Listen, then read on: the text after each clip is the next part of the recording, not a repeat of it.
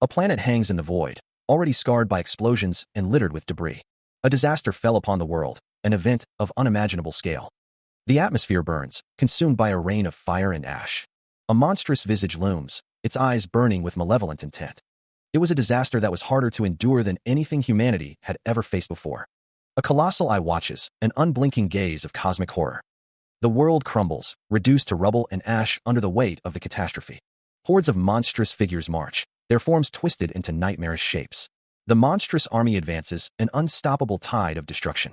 And humanity fell into its greatest chaos, yet against the overwhelming existences. The UN obstinately declines the unknown civilization's demands, even as protesters gather outside. A figure stands at a podium, his voice echoing with defiance. He declares that humanity will not accept the monster's demands to use humans as food. Humanity dubbed the unknown entities that appeared suddenly as calamities. A colossal monster looms, its form a grotesque mockery of life, casting a long shadow over the doomed city. Humanity, in its desperation, even resorted to using nuclear weapons against the overflowing calamities. The sky erupts in a blinding inferno as a nuclear weapon detonates, a desperate gamble against an insurmountable foe. However, it was as if they thought that the nuclear weapons were a bonfire. They destroyed the city as they danced. A monstrous eye, glowing with malevolent energy, surveys the devastation, a silent testament to humanity's failure. Amidst the ruins, a lone figure stands, dwarfed by the scale of the destruction, a haunting reminder of what was lost. With any sliver of hope gone. And, meanwhile, Jian Li stands amidst the wreckage, his gaze fixed on the monstrous forms looming in the distance, a silent vow etched on his face. As everyone waited for death, the world lay in ruins. A man held a child close, seeking solace amidst the devastation. Hope flickered in his eyes, a desperate plea for salvation. Then, they appeared, heralded by a blinding light. Blessed by what they called divine gods, beings of immense power descended. They were known as the 13 Zodiacs. These saints gathered, their power radiating from a central nexus. Although they used the power of the gods they were blessed by, a 13th human who awakened without a divine god's blessing appeared. That is, the memory begins with a man identifying himself as Li Jian. A monstrous figure, one of the calamities known as the Crimson Eyes, looms large. They gathered at the Demon Tower, where it lives. A figure, exhausted, exhales. The man asks if they should go to kill the key. The group advances. The narration mentions the 12 saints. A reporter asks what happened and why only 12 of them returned. Another reporter asks what happened to Korea's hero, Li Jian. A photographer snaps a picture. A man stands at a podium, addressing the crowd. The name Li Jian is uttered. He chose death for the sake of humanity. The memory stings, a close-up of his face revealing the extent of his injuries. A pained grunt escapes him as the memory continues to unfold. His expression hardens, a simmering anger bubbling to the surface. Yeah, this is bullshit. Though he did bet his life, he didn't sacrifice himself. What really happened was, a blinding flash of energy erupts. The monstrous form collapses, defeated. Sword in hand, he stands amidst the chaos. He recalls, we barely managed to defeat the Crimson Eyes, bastards. They really ran off and left me here. Clutching his sword, the hunter grits his teeth. But I barely managed to defeat Dash. The memory fades, leaving only the lingering pain of the battle. He gasps, the world blurring around him as a searing pain lances through his back. What? He manages to choke out, his voice a mere whisper against the encroaching darkness. What? Bull. He falls, the ground rushing up to meet him as his vision swims. The betrayal cuts deeper than any blade. Shit. One of the bastards that I thought had run away stabbed a dagger in my back. And trapped me in the worst place that I could never escape from, and as if to tell me not to get lonely. A monstrous eye opens, its gaze promising only despair. I was put together with all these large friends. He thinks, a hollow laugh building in his chest. Shit. My left arm is severed, and I can't even lift my right arm. Cuck. It's probably better to just die here. Phew. He clenched his bandaged fist, a surge of defiance coursing through him. A mirthless smile twisted his lips. Don't make me laugh. He stood, drawing his sword, a blue aura beginning to emanate from his form. You think I'll just go down like this? The air crackled with building energy. There's no surrender in his eyes, only a burning resolve. The hunter spat, his voice laced with venom. No way I'll die like this. A shockwave of power erupted from him, shaking the very ground. Before him, a horde of enemies, their eyes burning with malevolent red light, awaited. He was engulfed in a blinding light, his power reaching a crescendo. The energy surged, a promise of retribution. The blade hummed with power, ready to strike. A vow echoed in the air. Just you wait. Jian's name is displayed. A platter of fried chicken sits on the table. A voice commands, listen to me carefully. Li Jian stares intently, declaring, you're going to die tomorrow.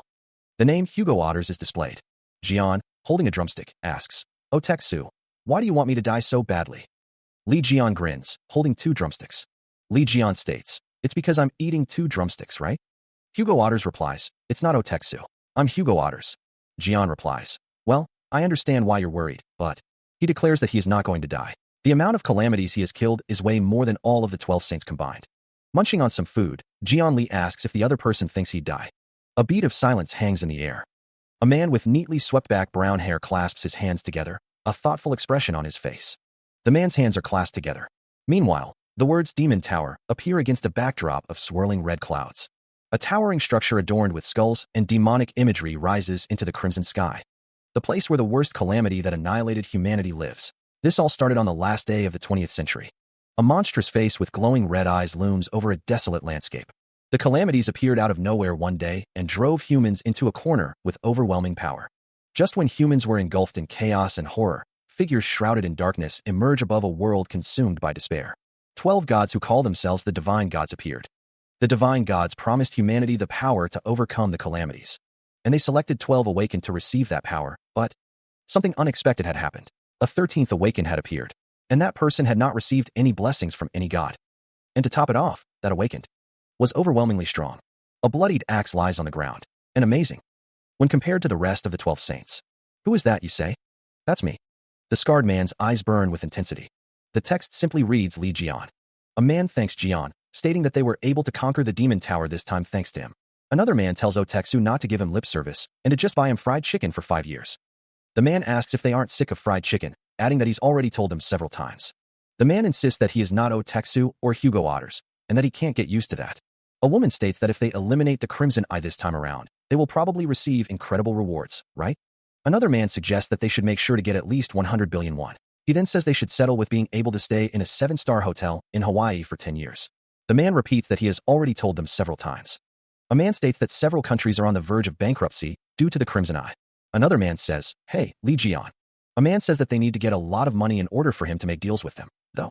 A man states that only then can they fix up their face that used to be handsome and their injured body. Isn't that right? He adds that when put nicely, they're called saints, but they're actually just thugs who care only about themselves. The group stands in a dimly lit area, the air thick with anticipation. 13th Awakened speaks, oh right, and a shadowy figure with glowing red eyes stands in the darkness, a sinister presence lurking nearby. 13th Awakened expresses his disgust, vowing to cut off connections after defeating the Crimson Eye. A cavernous space filled with stalactites looms, hinting at the challenges ahead. A man exclaims, this is, as the group prepares for the next encounter. The group looks up, their expressions a mix of determination and apprehension. The words, the Demon Tower's boss, appear, signaling the next formidable foe. A monstrous figure with horns and fiery breath stands amidst a battlefield, a terrifying presence. The words, Crimson Eye, are displayed, emphasizing the pressure felt from its gaze. A close-up of the Crimson Eye reveals its intense, glowing gaze, radiating immense power. The Crimson Eye unleashes a torrent of fire, a destructive force ready to be unleashed. A raw, untamed power begins to coalesce, the air crackling with unseen energy. The energy intensifies, drawing in loose debris as the unseen force grows stronger. The ground trembles, fissures spiderwebbing across the surface as the energy reaches a critical threshold. A figure is caught in the initial blast, their face contorted in a silent scream of shock. Skeletal figures are consumed by the radiant energy, their bones glowing with an eerie light. The energy expands outward, a wave of destruction obliterating everything in its path. Another figure is hurled backward, a mere ragdoll tossed by the cataclysmic force. Debris and fragments of energy scatter in all directions, a chaotic storm of destruction. A final scream is cut short as another figure is engulfed, their fate sealed in the inferno. The energy coalesces into a single, blinding beam, shooting skyward with unstoppable momentum. The beam strikes a towering structure, the impact shaking the very foundations of the world. Silence descends, broken only by the lingering hum of residual energy, a testament to the devastation wrought. The energy continues to surge outward, obliterating everything in its path. The force of the blast throws Jian Li and others off their feet. The destructive energy expands further, consuming all in its wake. The scale of the explosion becomes terrifyingly clear. The landscape is ravaged, reduced to smoldering ruins. The inferno rages, a testament to the raw power unleashed. The dust settles, revealing a scene of utter devastation. From the heart of the destruction, a monstrous figure emerges, wreathed in smoke and fire. Jian Li's eyes widen in terror. Ru, he stammers, his voice barely a whisper. His hand trembles, a visible sign of the fear gripping him. Panic sets in as the survivors begin to flee. Run away, someone shouts. Another voice cries out. How are we supposed to fight against something like that? Let's run. He recalled the taunt, the words dripping with disdain. You guys dare to call yourselves saints. The memory sparked a surge of frustration, but he clenched his fist, dismissing it. Well, it doesn't matter. His thoughts drifted to a looming battle. In any case, the person who'd be defeating the Crimson Eye would be. A monstrous figure loomed, its presence radiating immense power. The memory solidified, the warrior declaring, Me, Li Jian. His face hardened with resolve, a storm brewing behind his eyes. A glint of steel flashed, a sword poised to strike. Li Jian stood defiant before the monstrous entity, ready to face his destiny. His hand tightened, gripping the weapon with unwavering determination. His thoughts turned bitter. It's just bullshit. In the end, I got hit by a sword and fell into a trap. A wave of confusion washed over him. How much time has passed? What is it like outside now? He mused, lost in contemplation. Is the flow of time within the tower and outside the tower different? I'm too lazy to think about all of this. He thought, I just want to. The sound of blades slicing through the air echoed around him. Each swing was a desperate attempt to find an end. He continued to cut down the monsters that swarmed him. His face was grim, his eyes narrowed with determination. He thought, I must keep slashing. His thoughts continued, because this place is. The sound of his blades echoed through the cavern. The monster's red eyes glowed menacingly in the dark. They were a relentless tide of teeth and claws. More and more of the creatures pressed in, their numbers seemingly endless. He stood against the horde, a lone figure surrounded by a sea of red eyes. A special trap, designed to summon infinite calamities. He stood, a lone figure silhouetted against a crimson sky, surrounded by a seemingly endless horde of monstrous shapes. Do you think that? Just this would be enough to kill me? Just you wait. I'll definitely survive this. And tear off the damned heads. Of those fucking bastards. As time passed, 20 years. Later. Impossible. How did you reach this place? The large, braided figure loomed over the scene. You're the last one left, he declared, his voice echoing through the cavern. A grotesque monster, cornered and desperate, pleaded, Save me. Is there anyone out there? The braided figure's back muscles flexed, a silent promise of violence. The monster with the skull helmet roared, Scream all you want. Another monster, trembling, begged, Spare me. The screen flashed crimson, a brutal end. A lone figure, ragged and weary, gasped Hugh. The air hung thick with the stench of blood and ozone. The skull-helmeted monster, bloodied and broken, croaked, Is this finally over? The monster's face contorted in pain and fear. Surrounded by the fallen, the lone figure stood defiant, a beacon of hope amidst the carnage. An exclamation point hung in the air. The monstrous forms loomed, their jagged teeth and glowing eyes promising a gruesome end. Desperate, the figure lunged forward, clawing at the exit. Can I finally get out? Now. Elsewhere, a desperate cry rings out. Run quickly. One man scolds another. He barks. I told you not to go over there, didn't I? How could I have known? It was supposed to be known. How would I know that we'd meet high-rank calamities? Monstrous wolves with glowing red eyes appear. A man laughs, tears streaming down his face. Ha, we're goners.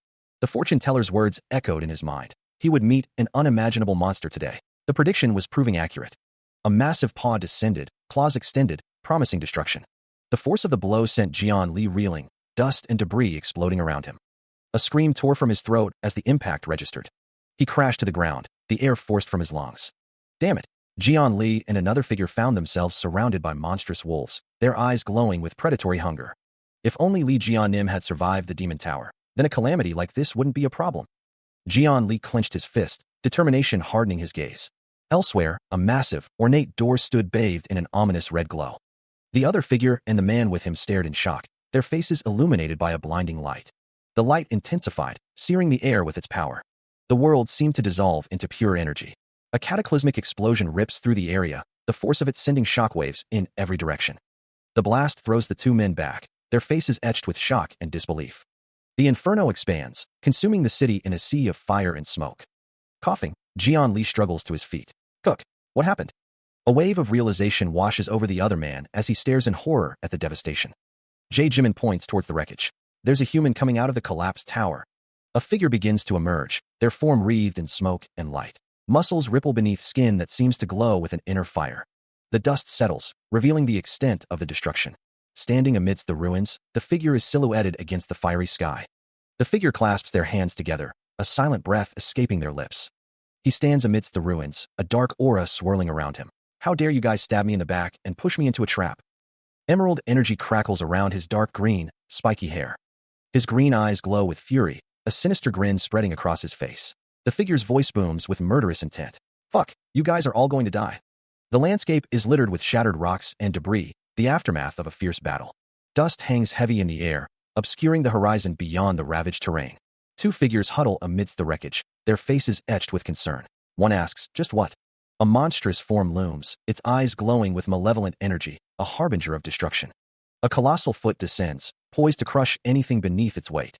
The two men stare in disbelief. I can't believe this, even though. A disembodied voice narrates. Those are orange-class calamities that even high-ranked awakened have trouble with. A lone figure stands against a horde of monstrous creatures, battling them with fierce determination. He's swatting them like bugs. The ground trembles as the battle rages on, the air thick with the stench of ozone and decay. A powerful warrior stands defiant, his gaze unwavering in the face of overwhelming odds. A question hangs in the air, a silent plea for answers in the face of the unknown. A dark shape plummets from the sky, growing larger as it approaches the earth.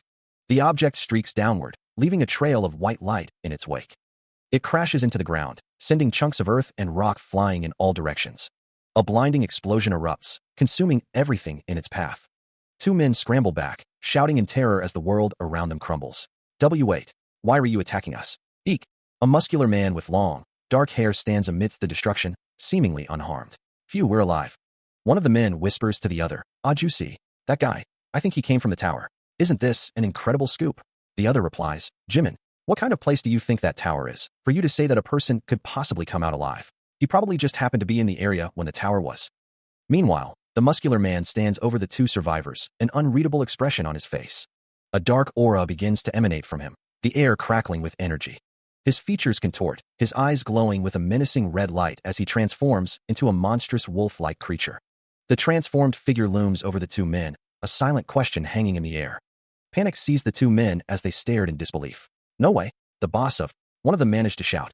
His expression grim, urged them to flee. Hurry up and run.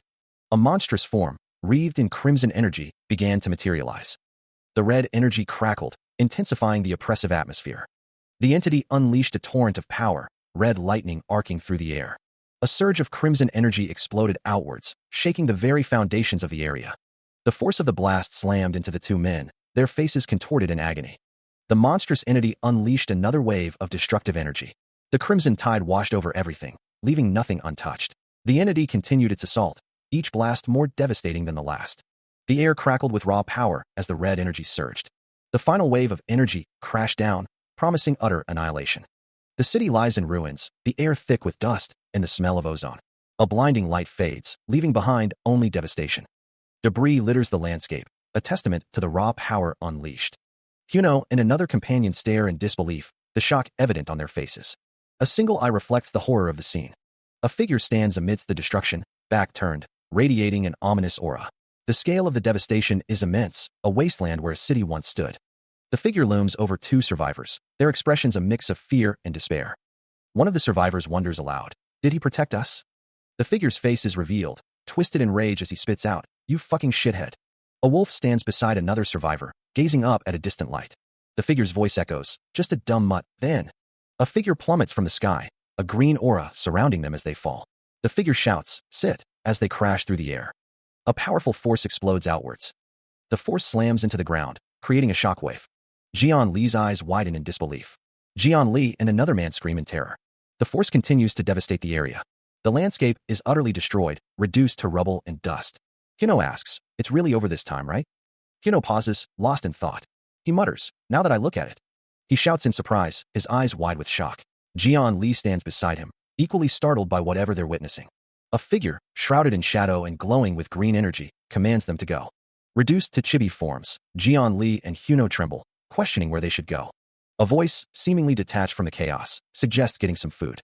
Surveying the ruined landscape, Hyuno and Jian Li stand amidst the debris, the silence heavy with unspoken thoughts. The suggestion of food hangs in the air, a stark contrast to the devastation surrounding them. A nervous laugh escapes Hyuno. The warm glow of Kimbap World beckons, the promise of a hot meal a welcome distraction from the recent chaos.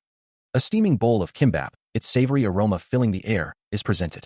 Suddenly, a chill runs down their spines as a ghostly presence manifests, sending shivers of fear through Hyuno and Jian Li. He is confronted about eating $10,000 worth of food at a fast food joint, consuming 120 servings by himself. A woman reminds him that he claimed to not have any money, so she held back a bit. A list is shown, presumably detailing the extent of the damage.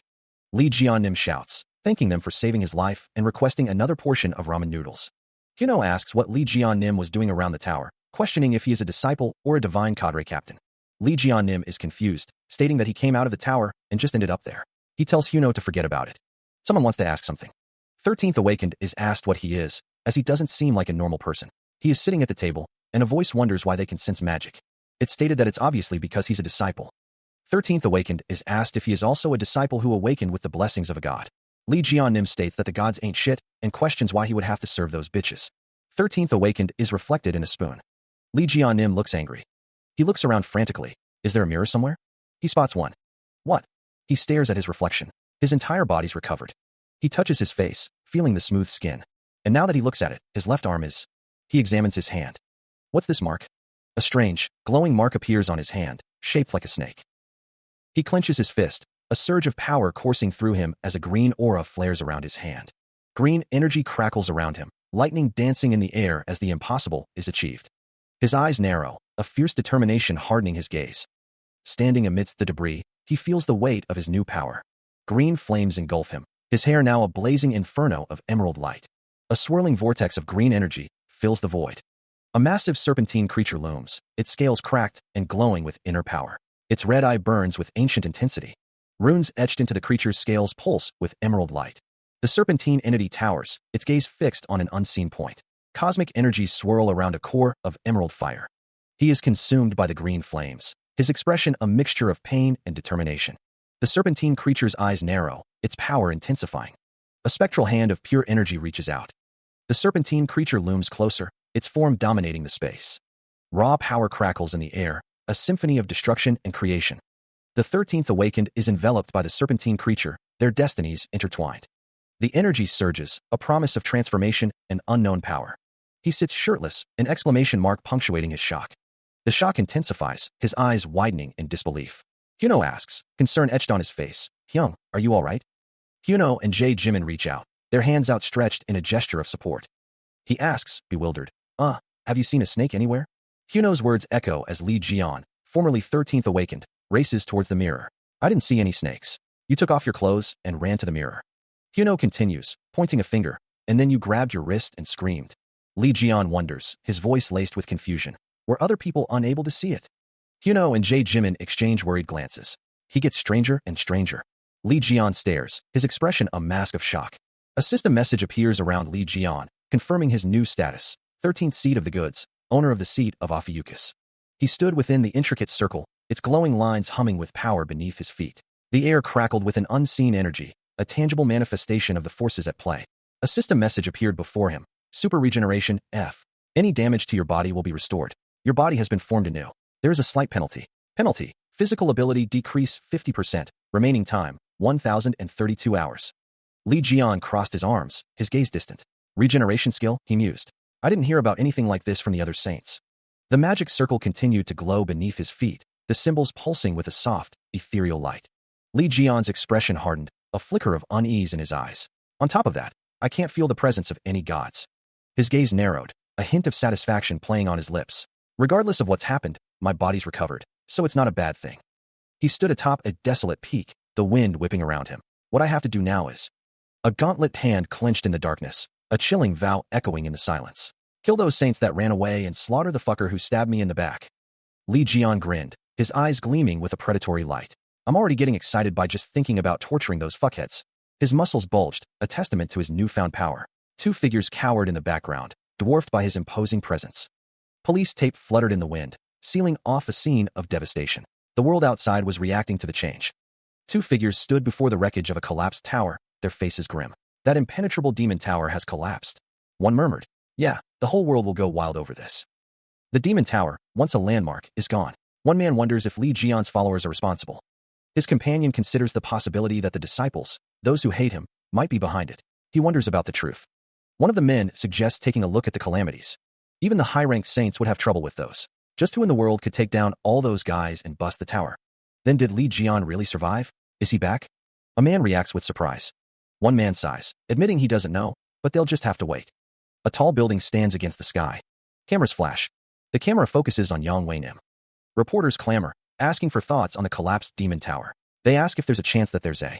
A man addresses the press, acknowledging the chance that Li Jian has survived. He stands behind a podium bearing the name, Aries Saint, Yang Wei. Yang Wei, wearing sunglasses and a suit, addresses the crowd. He states that he has to say no comment. The crowd erupts in murmurs, one person demanding to know what he means by no comment. Meanwhile, a sleek, white car speeds down a city street. A fist clenches, the rings on the fingers glinting in the light. The name, Li Jian, echoes in the darkness. Back at the press conference, Yang Wei raises a hand, asking for a moment. Elsewhere, Li Jian's face is partially obscured by shadow, his blue eyes glowing. He wonders if they are saying he is still alive. A towering structure looms in the darkness, a single eye glaring from its peak. Someone reflects on the fact that he survived for 20 years in that tower. The news is met with disbelief. No, that's impossible. Someone recalls that there were tens of thousands of evil beings there, all black-ranked. It's considered a miracle that he got out of there with just the crimson eyes. How could one possibly survive in there? His body's already been wrecked from the recoil of his powers. He hasn't received any blessings from the gods like us, 12 saints. Survived, then? Yang Weinim puffs on his pipe, lost in thought. But, if that guy really has, everything will be over. Now then, how about I crush this guy first? A flight of stairs descends from the aircraft, a welcome sign displayed prominently. The man muses to himself, thinking it an honor to meet one of the 12 constellations. Hugo Otters is the name. The man continues his descent. The name card identifies him as Hugo Otters, of the constellation of Sagittarius. The man asks where the Prime Minister is, as he continues down the stairs. He is informed that the Prime Minister is waiting at his residence, and that his vehicle has been prepared. 2 bodyguards stand ready. A voice mused, impressed by his composure. 2 men in suits looked ahead, their expressions unreadable. Li Jianim maintained a dignified silence. The car sped along the road. The vehicle continued its journey. He sat in the back seat, his expression thoughtful. The rhythmic hum of the engine filled the air. He wondered if it was the reporters again. They were always on about the conspiracy theories of Li Jian being alive. An unknown number flashed on his phone screen. Li Jianim thought to himself that it had already been over 20 years. The phone vibrated insistently. Li Jianim stared at the device, a flicker of annoyance crossing his face. A disembodied voice threatens that someone is going to die tomorrow. Li Jianim appears troubled, his brow furrowed with concern. His hands are clasped tightly together, knuckles white with tension. Oteksu, a man with a scarred face and wild gray hair, asks why someone is so hell-bent on dying as he holds what appears to be fried chicken. Close up on hands holding the fried chicken. During the Demon Tower raid, a figure battles amidst a horde of monsters. A voice narrates that they were taking care of the calamities outside the tower on Jian's request, and prayed that their prophecy was wrong. Li Jianim is seen with blood running down his face, a grim determination etched on his features. He looks up, a silent what? Forming on his lips. The narration asks what happened to Jian, and mentions the other divine beings that went alone with him.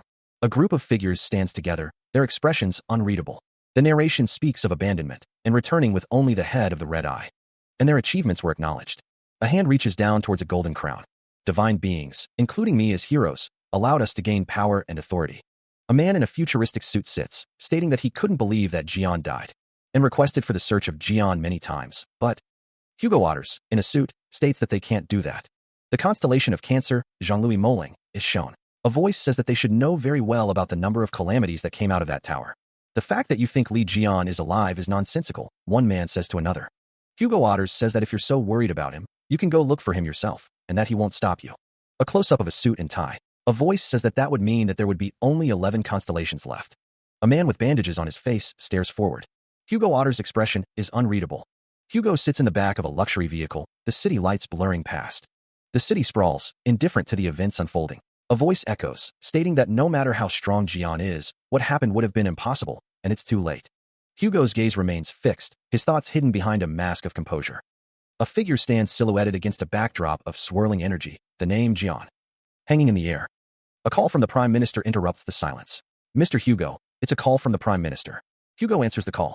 Mr. Hugo, are you there? The voice on the other end asks. Yes, what's the matter? He replies. The Prime Minister's image flickers on a small screen. You've heard the news too, right? That the Demon Tower has fallen. The news hits Hugo hard, his face etched with worry.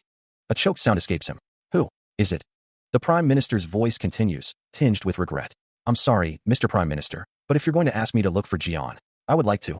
The stark truth is revealed. Jian died that day in the Demon Tower. The demon listens intently, his expression unreadable. The news arrives. The tower incident was likely caused by Jian's followers. He states firmly that he will not discuss the matter. According to the information received from the Korean government, the call line is. The demon sits back, listening to the report.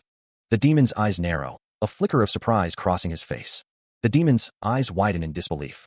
That call line for real? He exclaims. The driver reacts in alarm.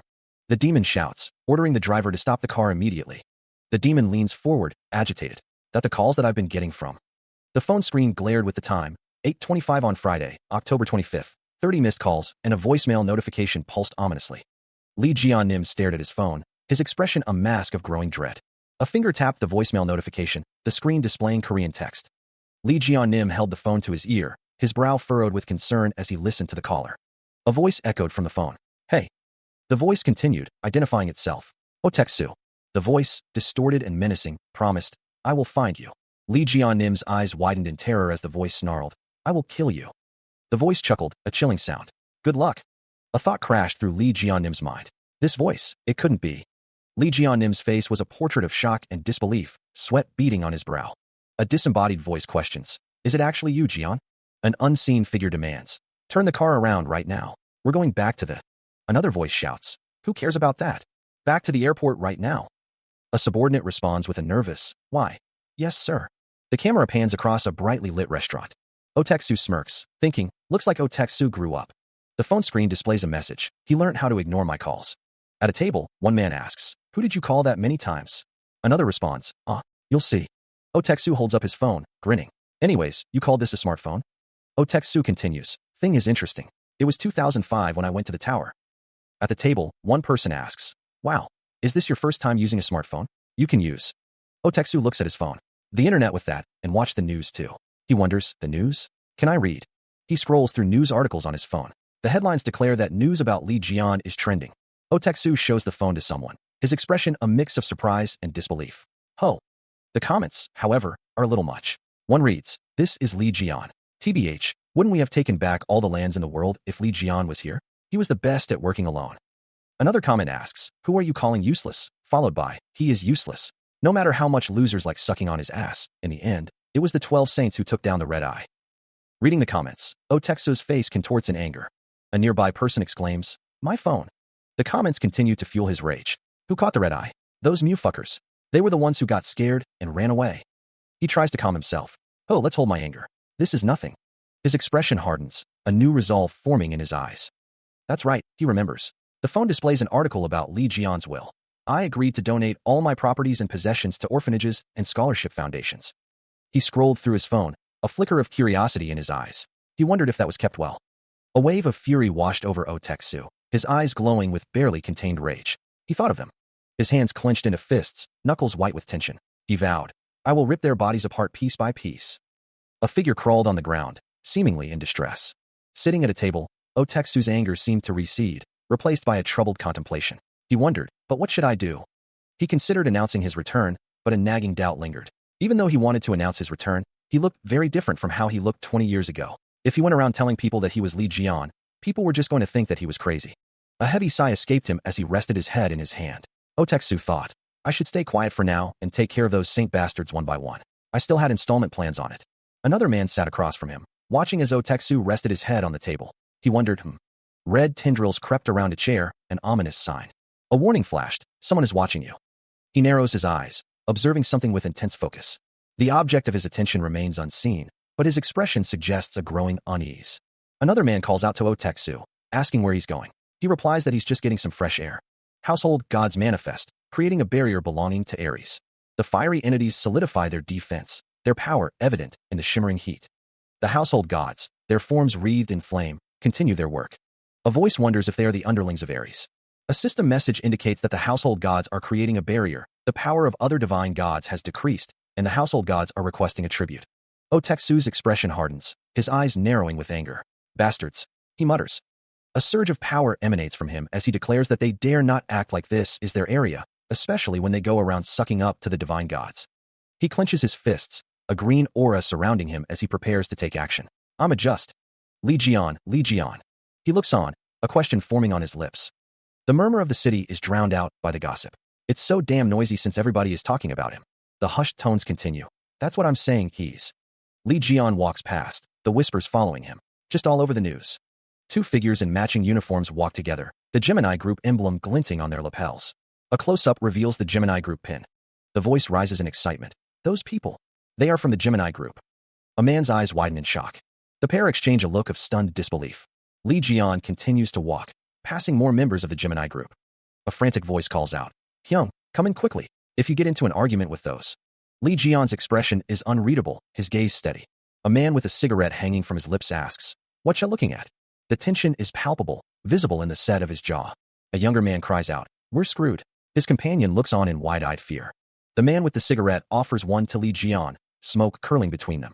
The shadowed face of Li Jian looms, the question hanging in the air, "Why? You angry?" His eyes narrow, a challenge issued. "If you're angry, come." One man tries to calm another, saying, Appa, let's just go, he's gonna piss his pants." The man spits out a single word, "Pussy." Two figures walk in the distance, one commenting, "Losers like those are the ones who likes Li Jian. For real." A character asks, seething, "Why do they like the weakest of the saints so much? Could it be that the fact that he's a saint is a lie?" Another voice says, "Hyung, good job holding your anger. Those guys are from Gemini. They're over it." He waves, a wide smile on his face, seemingly pleased with his current ranking. Li Jian's expression twists into a snarl as he shouts, "Hey, you roaches." A voice echoes, laced with despair, urging someone to just give up. Two figures lurk in the shadows, one whispering, "Did you?" Li Jian continues his tirade, his voice dripping with venom. "Yeah, the two of you. A couple of." His hands clench into fists, knuckles white with rage. The word hangs in the air, "Cockroaches." The sound of leather shoes echoes on the pavement. One man, face to face with another, snarls, "Say that shit again." Footsteps approach, one set in loafers, the other in sandals. A man's voice declares, "A mere regular person who I can't even feel a speck of mana from." A figure walks forward, the sound of their footsteps echoing. A man's face contorts in a silent scream. A violent impact. A woman screams in terror, "Kayak." Two men react with shock, their eyes wide. A figure raises their hand, energy swirling around it as they prepare to unleash an attack. A sinister smile spreads across a face. Holding a glowing orb, the figure says, "You think I wouldn't notice what you're doing behind me?" The figure's expression hardens. The figure prepares to strike downwards with their hand, energy emanating from it. A scream pierces the air. The 13th awakened clicks his tongue, a sound of annoyance or contemplation. A figure collapses to their knees with a heavy thud. The 13th awakened questions the use of abilities in the middle of the street. He asks what they are talking about. A voice from below states that they would have been dead had it not been for something. Two bystanders remark on how someone made a mess of A-rank disciples with only his finger. The 13th awakened looks down, his expression unreadable. The 13th awakened kneels over the fallen figure, a question mark hanging in the air. The figure lies prone amidst the rubble. The 13th awakened holds up a golden necklace, examining it closely. He continues to kneel over the figure, the necklace held in his hand. The 13th awakened realizes it felt weird hitting him, wondering if it's a divine artifact. A hand holds a golden pendant. Li Jian Nim wonders why these bastards have divine artifacts, stating that only saints should have them. Hino asks if he really doesn't know anything. Humanity almost went extinct from the calamities several decades ago. Humanity was only able to survive thanks to the divine gods and the saints that they chose. The entire world can't be protected by just 12 people, the saints. They gathered people to follow them and made divine cadres. The people who have awakened by being granted power from the saints are called disciples. An image of the disciples. The saints are ranked proportionally to their power. The saints chosen by the divine gods are the heads, and the 10 stars can be considered saint candidates. The strongest disciples that command the other disciples are called divine cadre captains, and the disciples. The power of the divine gods comes from the disciples' faith. Li Jianim explains that they have all sorts of competitions to get people into their divine cadres. Disciples are then given gifts from the divine gods. So that happened during the 20 years he was away. Hyuno calls out, "H. Young. Look over there." The selected. A man's eyes widen in horror. He caught. The attention of the household gods is mentioned. They're like the shadow of the divine gods. Opposing them is the same as opposing the divine gods. Hurry and do as they want. Jian Li laughs. Jian Li wondered why Yang Wei's goons were in a place like this. The demon clasps his hands together, his eyes glowing with power. For God's sake. The demon steps forward, surrounded by a swirling aura of energy. He hasn't changed at all. The demon prepares to stomp his foot, the ground glowing beneath him. The demon stomps, unleashing a wave of energy. The energy surges outward. A surge of blue energy erupts, tearing through an unseen barrier. The barrier cracks further, the energy intensifying as the unseen force continues its assault. The barrier groans under the pressure, a final cook, escaping as it nears its breaking point. With a final, shattering blast, the barrier is obliterated, the magical energy dissipating into the sky. Meanwhile, the city skyline stands silent, unaware of the magical event that has just transpired. The demon stares intently, his expression unreadable as he watches the aftermath. Faint traces of the destroyed barrier linger in the air, like embers fading after a fire. Elsewhere, a figure with long, dark hair sneers, demanding, "How dare you stand up to me?" The figure stands with hands on hips, radiating an aura of arrogance and power. A disembodied voice declares, the household gods of Ares ran away. One man exclaims, the barrier disappeared as well. Another man gulps, thinking, that Hyung, he's definitely not an ordinary person. A man with spiky dark brown hair is addressed. Han Jimin.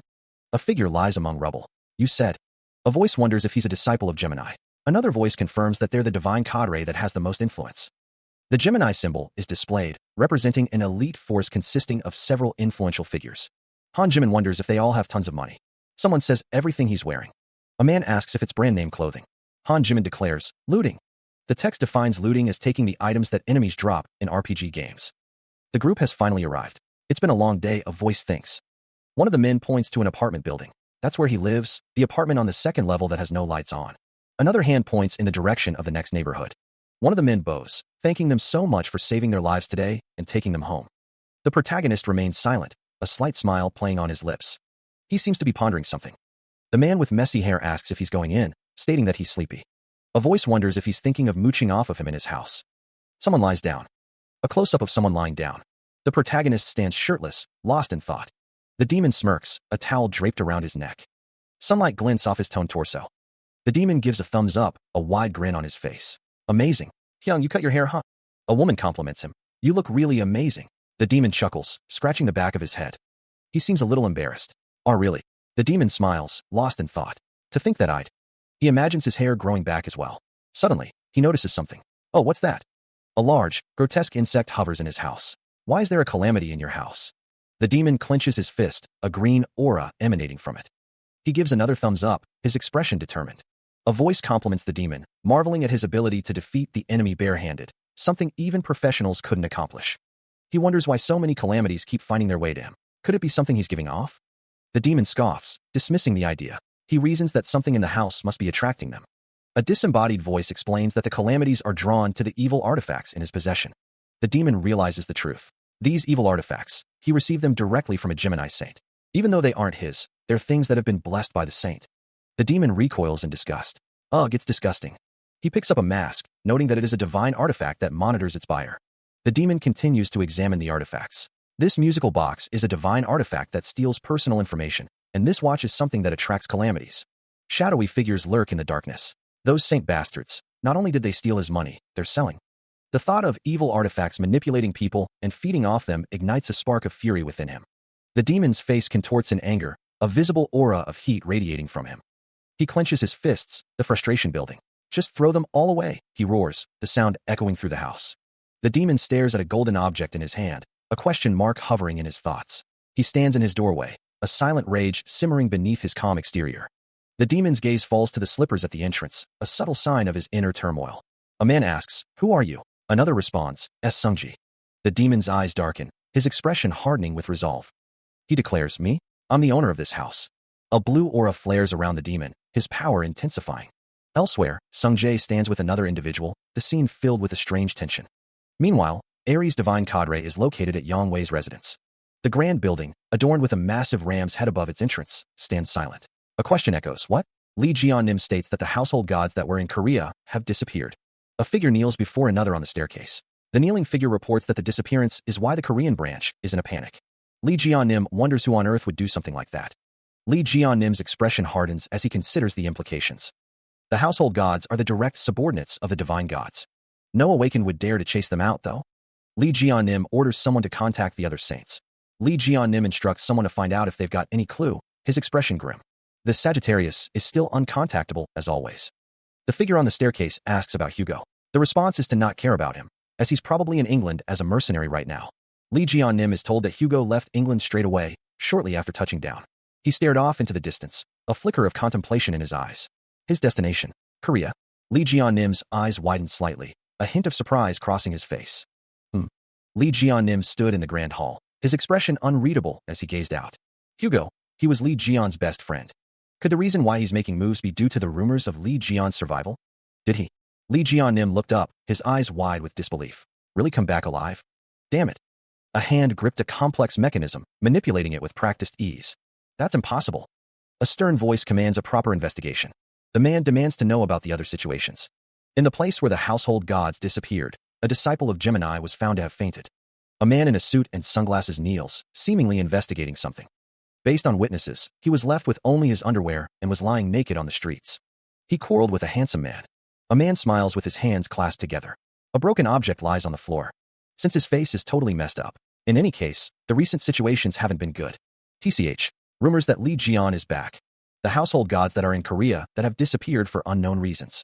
And to make things worse, we also failed in our conquest of the Spider Queen. A fist clenches, the owner contemplating the potential threat to his position. A man in sunglasses, sweat beading on his brow, orders his private jet to be prepared. A voice questions the decision to go there personally, receiving a terse confirmation. A man stands before a grandiose throne, his expression unreadable. The fabric of a suit shifts, rustling with unseen movement. A man with a stern gaze holds a cigar between his fingers, smoke curling around his face. A hand clenches into a fist, knuckles white with tension. The scene shifts to Korea. A large building stands silhouetted against the night sky. A person lies in a hospital bed, medical sensors attached to their chest. A close-up reveals a medical mask covering the patient's face, the air hissing softly. The elderly man, his face etched with worry, wonders aloud. Who on earth?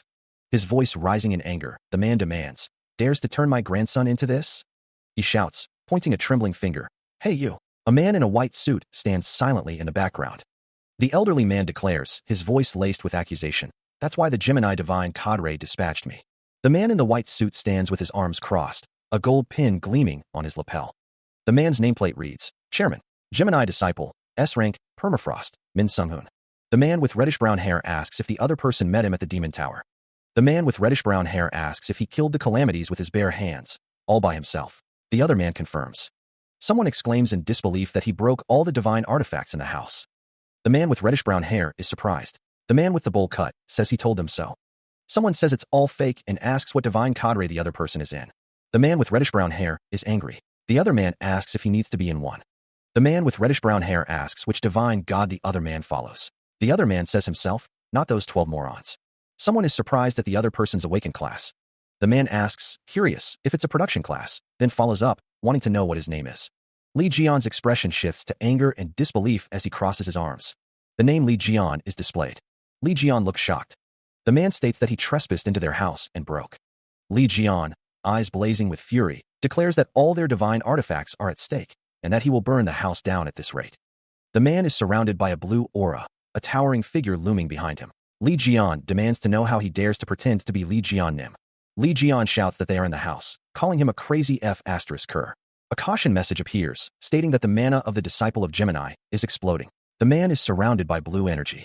A close-up of the man's eye reveals the activation of the skill gaze of a god.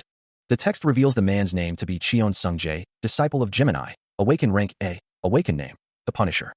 Cheon Sung-jae is surrounded by blue energy, and the text indicates that he possesses the skills which burning, S, and seal of perpetual snow, A. The list of traits includes genius, foresight, persistent obsession, and idol worship. A learning effect of 200% is also noted. It's remarked that he's already using a high-rank summon at such a young age. Sung-jae smiles, the words his trait appearing beside him. A summoned figure roars, the text indicating that he isn't a genius for nothing. Someone shouts to run away, revealing that Sung-jae is an A-rank disciple of Gemini. He's also a severe Lee Jian. The word fanatic is exclaimed. His eyes glowing with power, he declares that he doesn't want to die. A warning is given. You piss yourself at night if you play with fire too much. A close-up shows the details of his hoodie. A close-up focuses on his glowing eye. He falls from above. He plummets downwards, surrounded by a burst of blue energy. Lee Jian Nim stands over the fallen Sung-jae, as another man asks, you crazy bastard, the house is one thing, but you plan to burn the whole building down? Another man asks, Hyung, Sung-jae isn't dead, is he? One of the men pats the other on the back, saying, oh, he's fine, probably. Lee Jian Nim glances to the side, a slight frown creasing his brow. Sung-jae lies on the ground, foam bubbling from his mouth. Lee Jian Nim yawns, saying, I'll be heading to sleep first. I'll wake up when it's time to wake up. A door stands slightly ajar. The room is filled with people. A statue stands in the room. Someone exclaims, WTF, what are those? Another voice replies, I told you, Sung-jae is a Lee Jian fanatic. Lee Jian Nim stands with two other men, one of whom says, don't you dare. A voice declares that the room is filled with a Lee Jian collection that is valued more than life itself, adding that they should at least take their heads. A figure clutches something tightly, screaming about their Lee Jian Nim figure. Someone yells for the crazy fucker to stop. Lee Jian declares himself.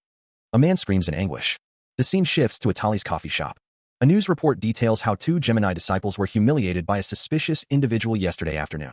According to witnesses, the suspect extorted all of the victim's belongings and clothes.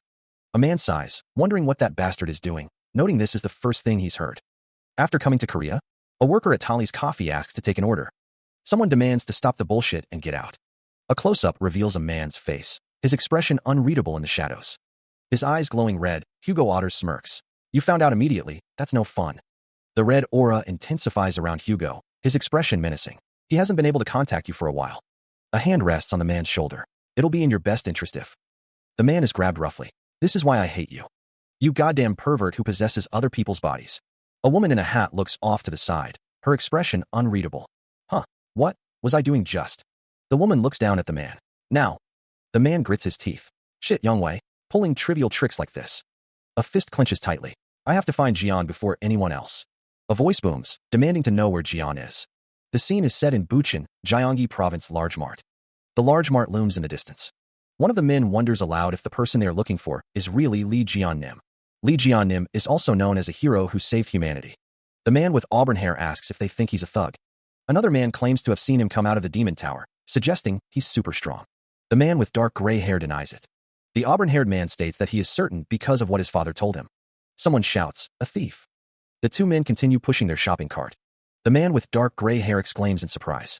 A figure sprints through the mart, weaving between shoppers and displays. The figure crouches low, a surge of energy blurring their form as they accelerate. The thief's hand glows, a faint blue light crackling around their fingertips as they channel their abilities. Cheon Sungjae watches the thief's movements, recognizing the enhanced speed. Cook. This speed. A Scorpio disciple, he wonders, gritting his teeth. The thief thinks, to steal. At this rate, all the items and wallets in the store.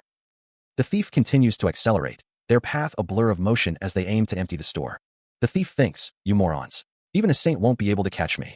The thief's eyes narrow, a determined glint in their gaze. Since I have enough, I'll head to the next location, they think. Sungjae intercepts the thief, a burst of speed and force bringing them crashing to the ground. Caught you, he declares. The thief's eyes widen in shock, their face contorted in disbelief. It can't be, they exclaim. Sungjae asks, Hyung, what are you doing here? He continues, oh, I forgot to tell you too. The thief lies defeated on the ground, dust swirling around them as Sungjae stands over them, a mixture of surprise and concern etched on his face. He observes the scene, noting the speed of the Scorpio disciples. Impressive, he thinks, they are hard to catch because they're so fast. A voice advises, seemingly to someone off-panel, that their energy feels like a regular disciple's. They should call the police next time. The ground rumbles. Cheon Sungjae wonders what's with this son of a bitch. The tremors intensify. Meanwhile, chaos erupts as people are thrown off their feet by the earthquake. The city is in disarray, with people falling amidst the destruction. A masked figure, taking advantage of the chaos, exclaims in disbelief at the earthquake. The masked figure thinks how fortunate they are to run away during the confusion. Cheon Sungjae watches as the chaos unfolds. The masked figure curses the strange bastard who caused them to get caught. The masked figure is grateful for the earthquake, as it gives them a chance to run. The figure sprints forward, propelled by an unseen terror.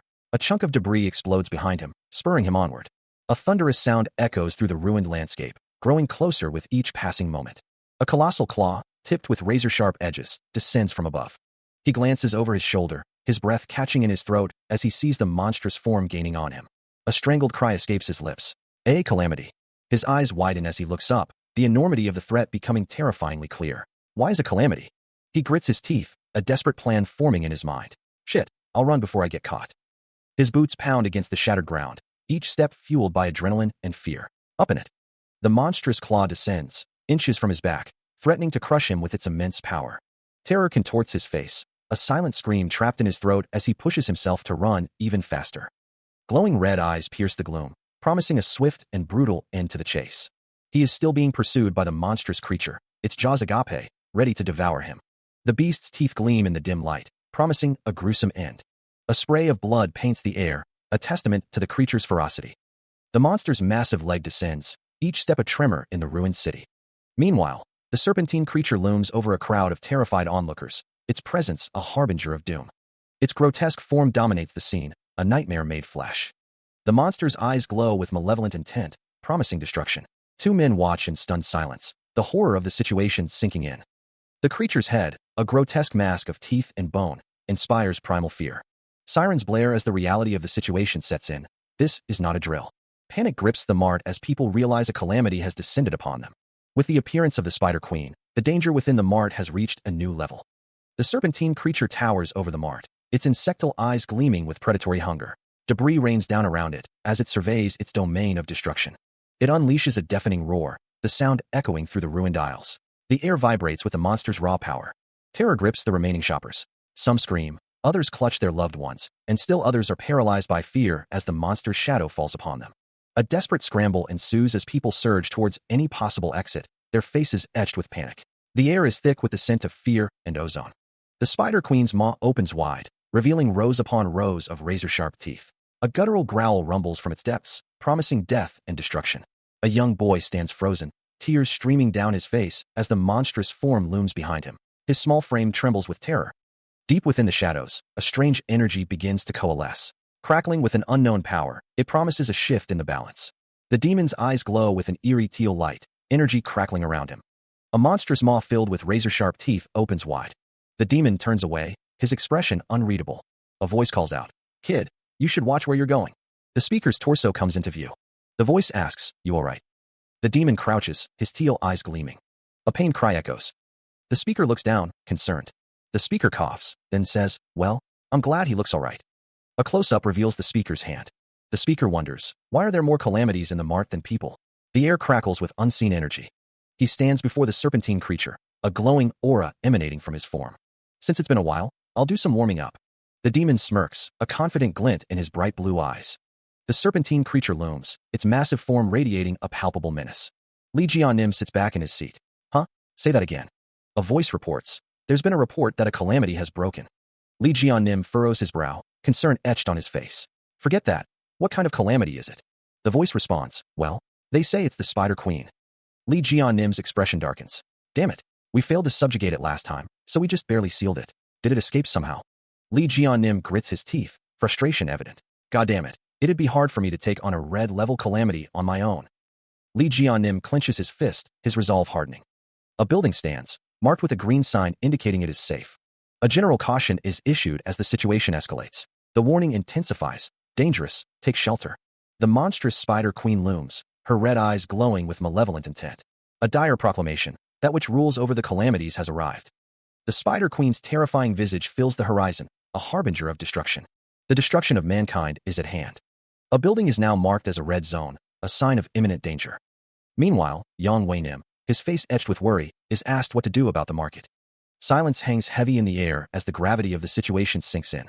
A figure in the car, their back to the viewer, gives a grim order. The order is given, tell them to bury it. A hand clenches tightly, knuckles white with strain. The order rings out, nobody must know. The man's face contorts with grim resolve. He commands that all the people there are to be declared dead. His expression shifts to one of distress, beads of sweat forming on his brow as he wrings his hands. The order is given to send disciples to bury the building whole. The building stands stark against a blood-red sky, the air thick with an ominous tension. A swarm of grotesque, spider-like creatures lurks in the shadows, their eyes gleaming with malevolent intent. A figure stands with arms crossed, a torrent of icy blue energy swirling around him.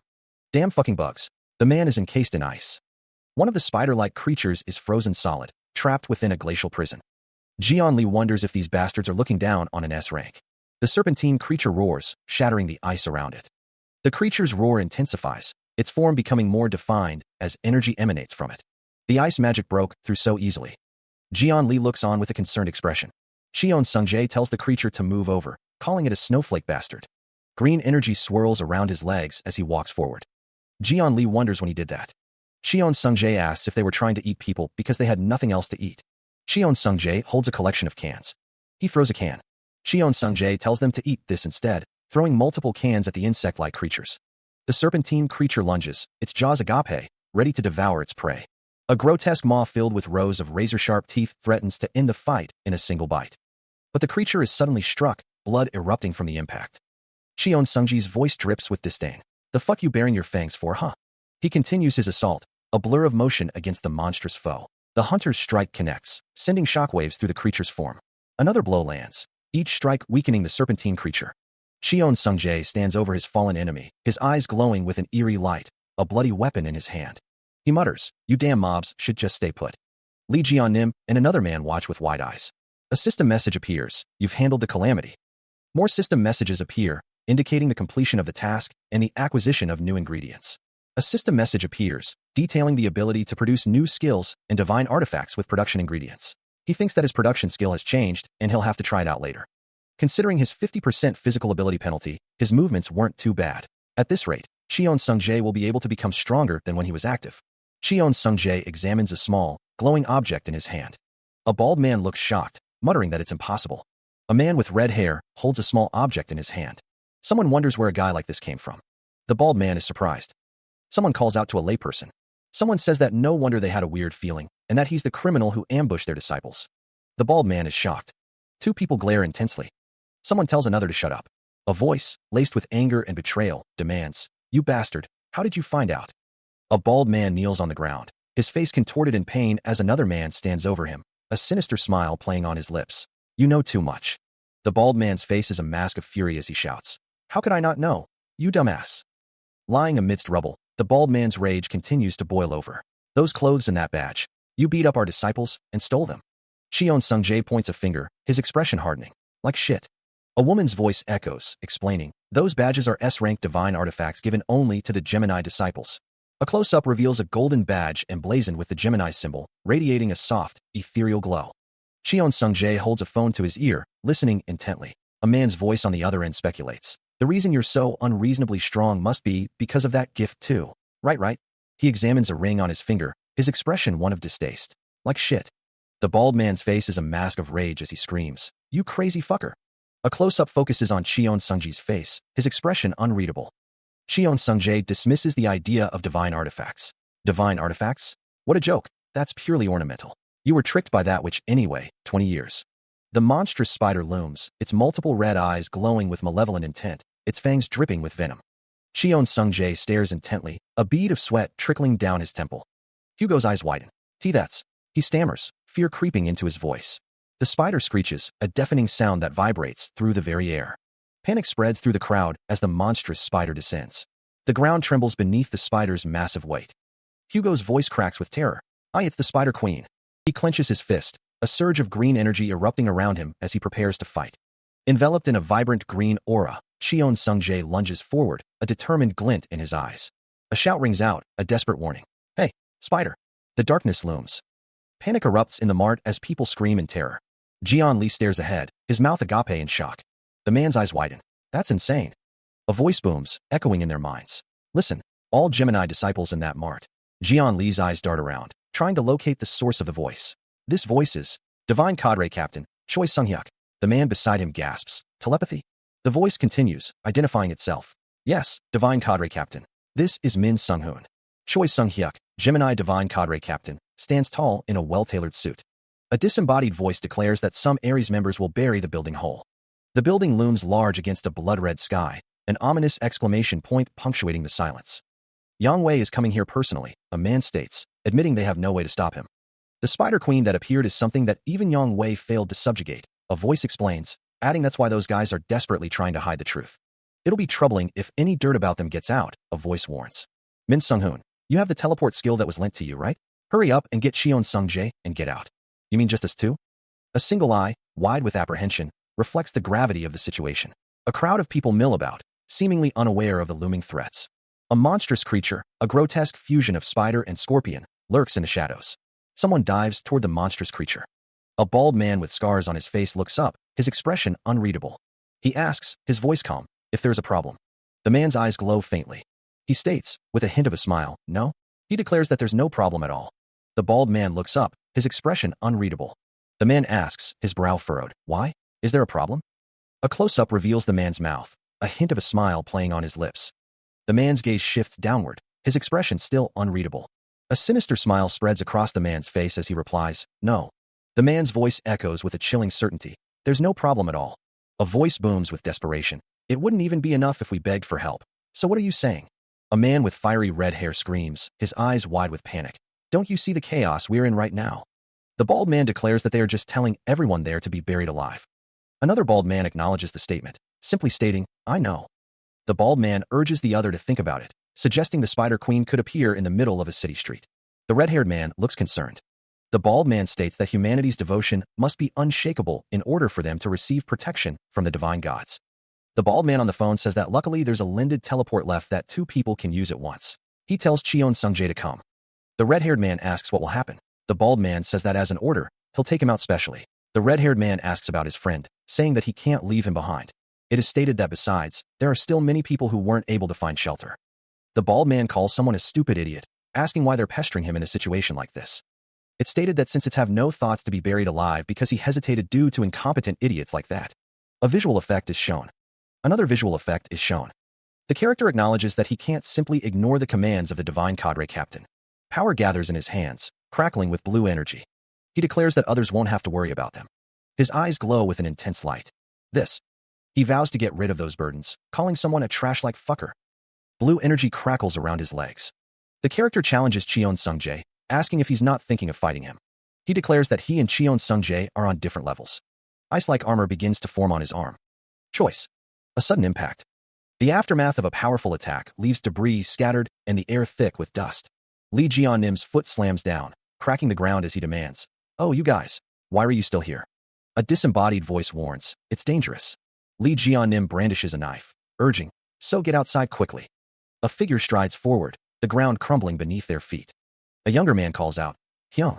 A voice explains, "We can't leave because the exit is being blocked by calamities." A character activates a teleportation device, stating, "We either have to use teleport." A monstrous, serpentine creature looms, its form radiating menace. The creature's voice booms, or get rid of all the calamities. The scene shifts to show injured people, a somber reminder of the stakes. Besides that, there are also many injured people. A voice reveals, and outside, the Ram Constellation guys are blocking it off. He mutters that the situation is honestly a real pain. Someone yells, calling another a damn beggar and questioning their audacity to trample them. A figure is surrounded by shattered debris, reacting with a confused huh. A voice shouts to shut up, demanding that others leave the people and escape alone. A group of people stand together, their expressions a mix of anger and frustration. Someone shouts at a group of idiots, telling them to try staying alive by themselves. An angry face stares intensely, holding a phone. A figure declares their intention to escape, no matter the cost. A figure stands amidst a chaotic background, their expression determined. A figure stands with their hands clasped, surrounded by an ominous presence. A monstrous creature looms, with a figure standing atop it. A figure stands amidst a scene of destruction, their posture suggesting resilience. A monstrous face fills the view, its skin a sickly pale color and its eyes burning with malevolent intent. Rows upon rows of razor-sharp teeth glint in the dim light, promising a gruesome end. The serpentine creature lunges forward, its claws extended, ready to tear through flesh and bone.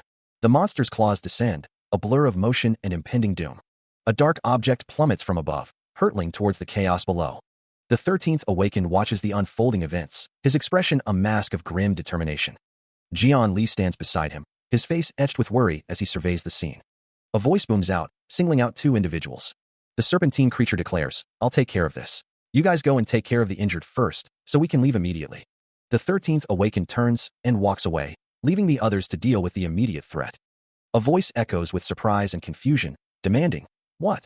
A figure stands before a monstrous entity, confidently stating that it will all be finished in an instant. A man in a suit, flanked by associates, inquires about the situation. He learns that the mart has been blocked off, and the entire building has been sealed. The man in the suit, Choi Sung-hyuk, observes that the situation is progressing too slowly, considering what started before he arrived. A disembodied thought questions why the seal doesn't feel like it's working properly. Choi Sung-hyuk and his associate stand with their hands raised, as if reinforcing the seal. A voice realizes that something is blocking the seal.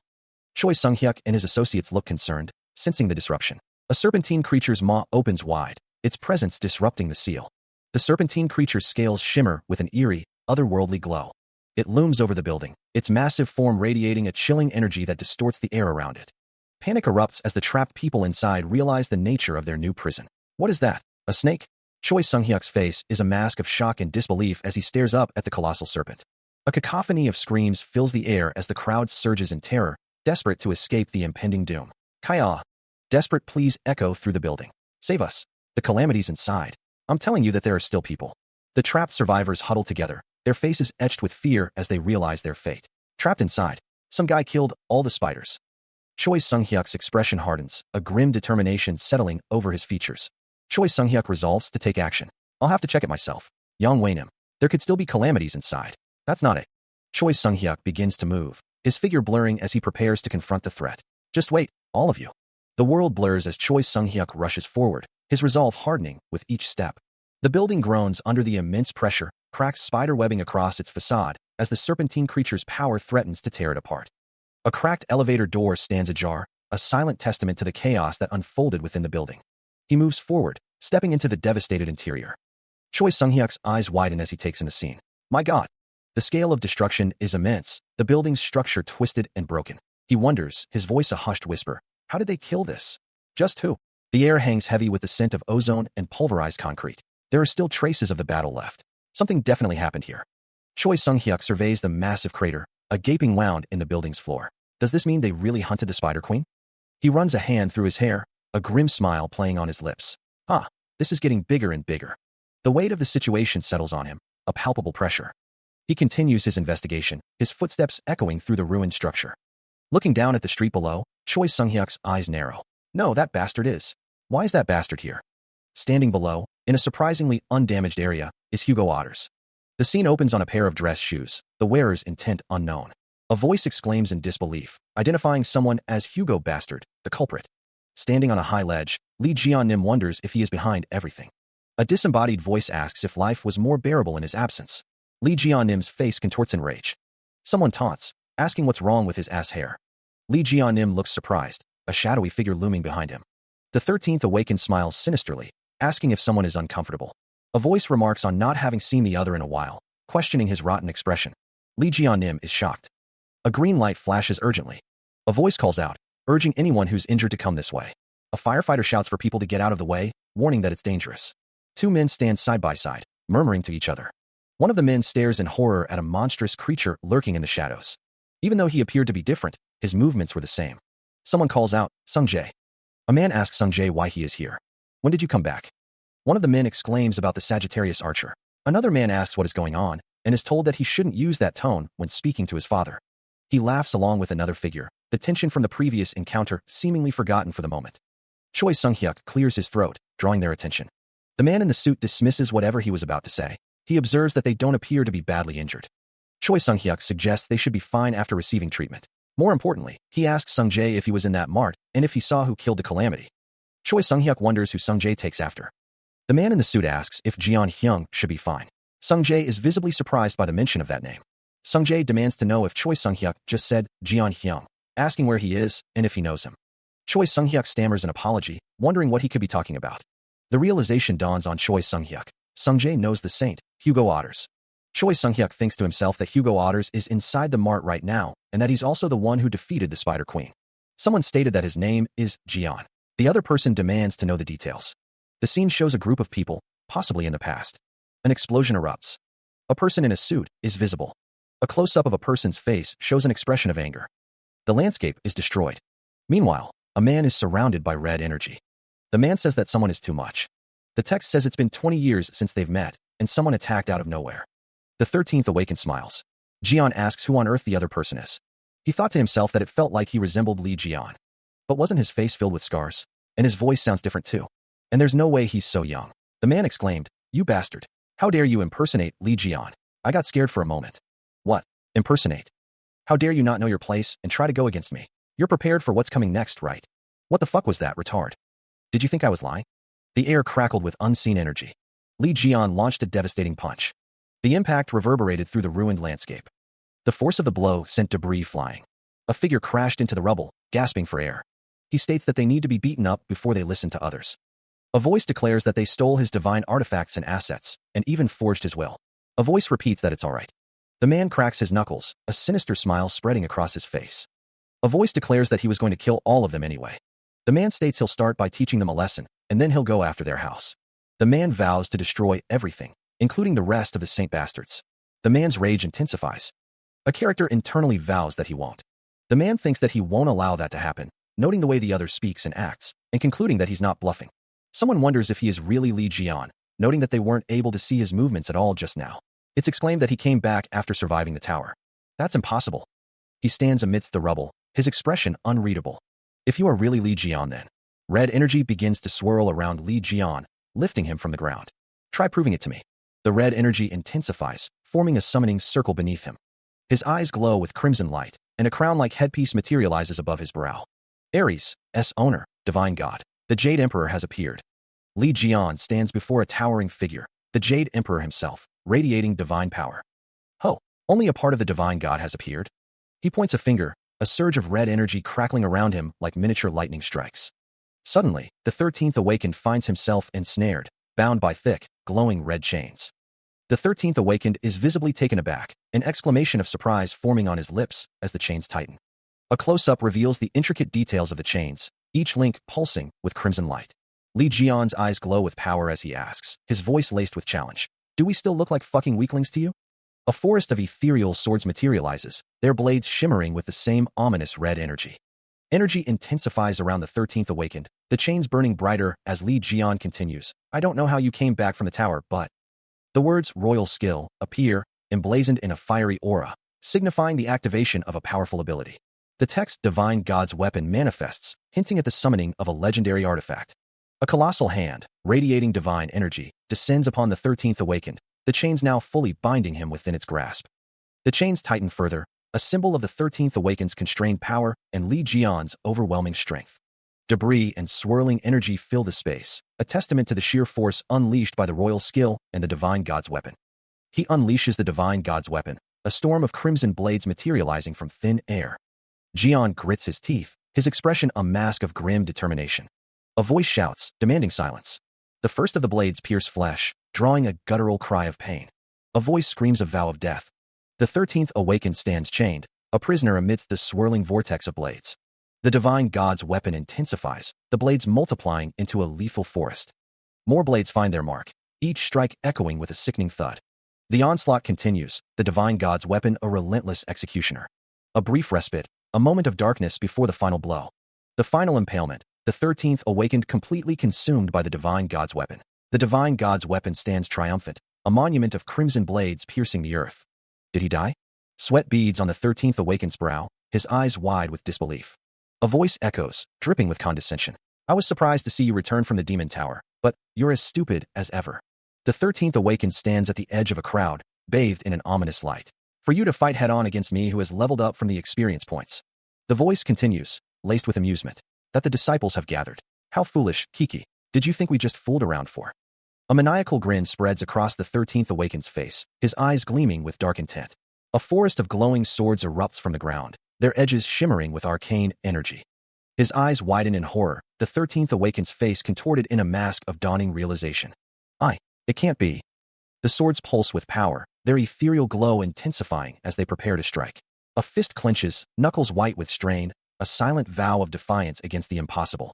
The swords launch forward, a blinding storm of steel and magic unleashed upon their target. Amidst the wreckage of the sword forest, a figure lies prone, seemingly defeated. How could he have survived that? The question hangs in the air as the camera focuses on the injured man's face, etched with pain and disbelief. With a surge of power, Li Jian rises to his feet. He smirks. Wow, you finally recognized who I am. A gasp escapes from an unseen observer, a sound of shock and pain echoing through the battlefield. Li Jian's eyes glow with renewed energy. Yeah, I'm really back. Li Jian's face contorts in disbelief, his eyes wide with shock as he struggles to comprehend the situation. Recognition dawns on Li Jian's face. Are you really? Li Jian? He wonders aloud. Sung Jae stands tall, a faint green aura emanating from his body, a silent testament to his resilience. Sung Jae roars, a surge of power coursing through him. That's right, I'm really back. A smirk plays on Sung Jae's lips, his eyes gleaming with newfound strength. Anyway, Sung Jae, now shirtless, examines his hands, a mixture of confusion and awe on his face. Just what happened? For even your weapons to smell like shit. Li Jian's expression is one of utter disbelief. That kind of restoration is impossible, even for Aquarius healers. The system announces the unlocking of a new skill. Sung Jae acknowledges the notification with a confident smirk. Oh, thanks, I've gotten stronger because of you. Sung Jae's eyes glow with an intense blue light, a sign of his awakened power. Now then. Sung Jae stands over the defeated form, his gaze fixed on the horizon. How about I try out a little something? The god, Ares, is astonished by Li Jian's resilience. He whimpers, questioning how Li Jian is still alive. The god, Ares, trembles, exclaiming that this is impossible. The god, Ares, disappears with a flurry of curses, uttering a desperate what? Another man shouts in disbelief, questioning why a god is disappearing. Maybe because he knew it was pointless from the beginning? Sung Jae's eyes glow with power as he states that he will only make the god feel how much pain he felt. This is a smile full of mercy. Elsewhere, a group of men in suits walks through a scene of destruction. One of the men asks what happened here. Another man stands surveying the scene. He senses a powerful energy. Something is clearly amiss. A voice cries out in shock. Yang Wei. One of the men in suits, shielding his eyes, says, this was definitely Li Jian's doing. Even if he's made a mess like this is. Another adds, something's wrong. Another man in a suit states, I can feel Yang Wei Nim's energy from here. Another responds, isn't his energy too weak to say that he's alive? He concludes, just what happened here? A man in a suit stands silently, observing the scene. A figure glows with golden energy, suspended in the air. The men in suits continue to discuss the situation, their expressions grim. The air crackles with residual energy. The figure falls from the sky, plummeting towards the ground. The figure continues to fall. Min Sung-hoon adjusts his glasses, his expression unreadable. Min Sung-hoon looks on, a hint of concern in his eyes. He stared down at the body, a crude sign resting on the corpse. Li Jian, that bastard, seriously? Approaching a grand building, Li Jian walked up the steps. Li Jian looked up, a thought forming. So the divine artifact that Yang Wei stole from me is in here, right? Inside, artifacts were displayed behind glass. He muttered, how that bastard? He's so obsessed with looking rich that he'd flaunt his wealth like this. Walking through the gallery, Li Jian continued his search. He paused, a sense of something familiar washing over him. I can smell my divine artifact over there. Li Jian observed the displays. But what's with all these fakes? He stops short, his eyes widening in surprise. A toothpick rests on a red cushion, encased in glass. A small plaque reads, a toothpick used by Li Jian. He presses his hands against the glass, staring intently at the toothpick. His thoughts echo with possessive fury. My precious bitch. An alarm blares. A woman speaks urgently into her phone, her eyes wide with alarm. A red emergency light flashes, bathing the room in crimson. A voice barks. All guards, move to area. Li Jian stands amidst the shattered glass, a grim expression on his face. His feet are surrounded by shards of glass. A sea of guards descends upon him. A voice booms, raise your hands. Another voice shouts, put down the item and surrender peacefully. He considers his next move, a soft hum escaping his lips. A reluctant thought bubbles to the surface. He doesn't want to. Jian raises his toothpick, a faint teal glow emanating from his hand. The toothpick pierces the air, drawing a line of shimmering energy. A surge of power washes over Jian, bathing him in a bright light. Jian cries out, the force of the skill unlock overwhelming him. Gotta use something you're familiar with. A pink, smiling mudball appears before him. It chirps, nice to see you again. Lime, a divine artifact has been discovered. With the creation of the imprinting skill, the traits of the mudball that creates all may be granted. The creation workshop is now available, including production, repair/strengthening, and disassembly options. He looks around, a confused expression on his face. Huh? Oteksu. Oteksu yells, his face contorted in anger. Li Jian, you bastard. A foot comes down with incredible force, ready to deliver a dropkick. Li Jian is sent flying backward from the force of the blow. Oteksu says, you bastard, guess you're a friend after. Oteksu's legs are shown as he approaches. Oteksu hugs Li Jian tightly, tears streaming down his face. He says, if you were alive, you should have come to me immediately. What are you doing right after coming back? Oteksu continues, his voice filled with concern. Is your leg all right? Your body isn't even in good condition. Where are you hurrying off to, you idiot? Li Jian's face is filled with anger. Oteksu dropkicks Li Jian, yelling, can't you remember a guy's face, you dumbass? The dropkick connects with full force. A perfect dropkick. Oteksu stands over Li Jian, saying, you want to get your ass beat? There's something else you should be confused over. Li Jian looks up, a confused expression on his face. Huh? That's... He kneels on the ground, gazing at the pink slime with a contemplative expression. A text box appears, declaring the slime to be Jian's divine artifact. The slime's surface glistens as a thought bubble appears. Could it really be? Oteksu, standing over Jian, asks if he needs to get his ass beat to get his head screwed on straight. Oteksu suddenly hugs Jian tightly, exclaiming his name. Feet pound the pavement, approaching rapidly. Tears stream down Oteksu's face as he cries out, asking if Jian is really alive. Oteksu hugs Jian even tighter, overcome with emotion. Oteksu is now on the ground, looking up at Jian with a mix of relief and disbelief. He asks how he could hug him out of nowhere. A notification appears. The god of Sagittarius, Apollon, has appeared. Jian stares in shock at the notification, the slime floating beside him. A blinding light erupts as Apollon manifests, his divine presence filling the area. The god of Sagittarius stands tall, radiating light. Li Jian looks up at Apollon, his expression a mix of surprise and awe. A wave of divine energy emanates from Apollon's eyes, causing those nearby to gasp in shock. Apollon's face is serene, his eyes closed as if in deep meditation. Golden light shines from the god's neck. Li Jian and the red-haired man stare up at Apollon, their faces etched with disbelief. Apollon's full form is revealed, a radiant figure adorned with celestial ornaments. The red-haired man wonders why Apollon is showing up here. A blinding light erupts, filling the space with raw energy. Li Jianim looks up, a flicker of concern crossing his features as the light intensifies. His eyes narrow slightly, reflecting the golden glow. The light washes over his face, highlighting the apprehension in his expression. 13th Awakened and Lee Jian-nim exchange a look of surprise, the air crackling with anticipation. A complex golden design shimmers into existence, intricate patterns woven with light. A figure emerges from the light, radiating power and ancient authority. 13th Awakened and Lee Jian-nim stand side by side, their expressions a mixture of awe and concern. "Why are you coming out here?" Lee Jian-nim asks. The two men stare in disbelief at the figure before them. Two figures stand together, the sunlight glinting off the polished floor. A system message appears. Apollon, the divine god of Sagittarius, is requesting to check if it is actually Lee Jian-nim. The god himself looks on with a concerned expression. A smaller figure speaks to a larger, imposing figure, bathed in golden light. Apollon, the divine god of Sagittarius, declares that something will happen if he shoots him with a flaming arrow and aims at Lee Jian-nim. Lee Jian-nim grabs Apollon's arm, questioning why that bastard is aiming at someone the moment he pops up. A voice assures that it's okay as long as he's fine, while another voice asks what's okay, stating that they need to pay him back from now. Apollon looks surprised, questioning the payback. A menacing voice declares, "I will kill you. Good luck." Lee Jian-nim points forward, his expression grim. A voice laments that when they came out of the tower, their house was sold, their will was fixed, and all their relics are missing. A towering figure looms over two smaller figures, casting a long shadow. A voice cries out in disbelief. No, wait, Jian. A figure, shadowed by the dim light, clenches his fist, declaring his intent to strike. The blow lands with brutal force, splattering blood against the backdrop of a clear sky. A voice calls out, relieved, "It is really Jian, thank God." A man with long blonde hair winces, admitting that he was hit hard.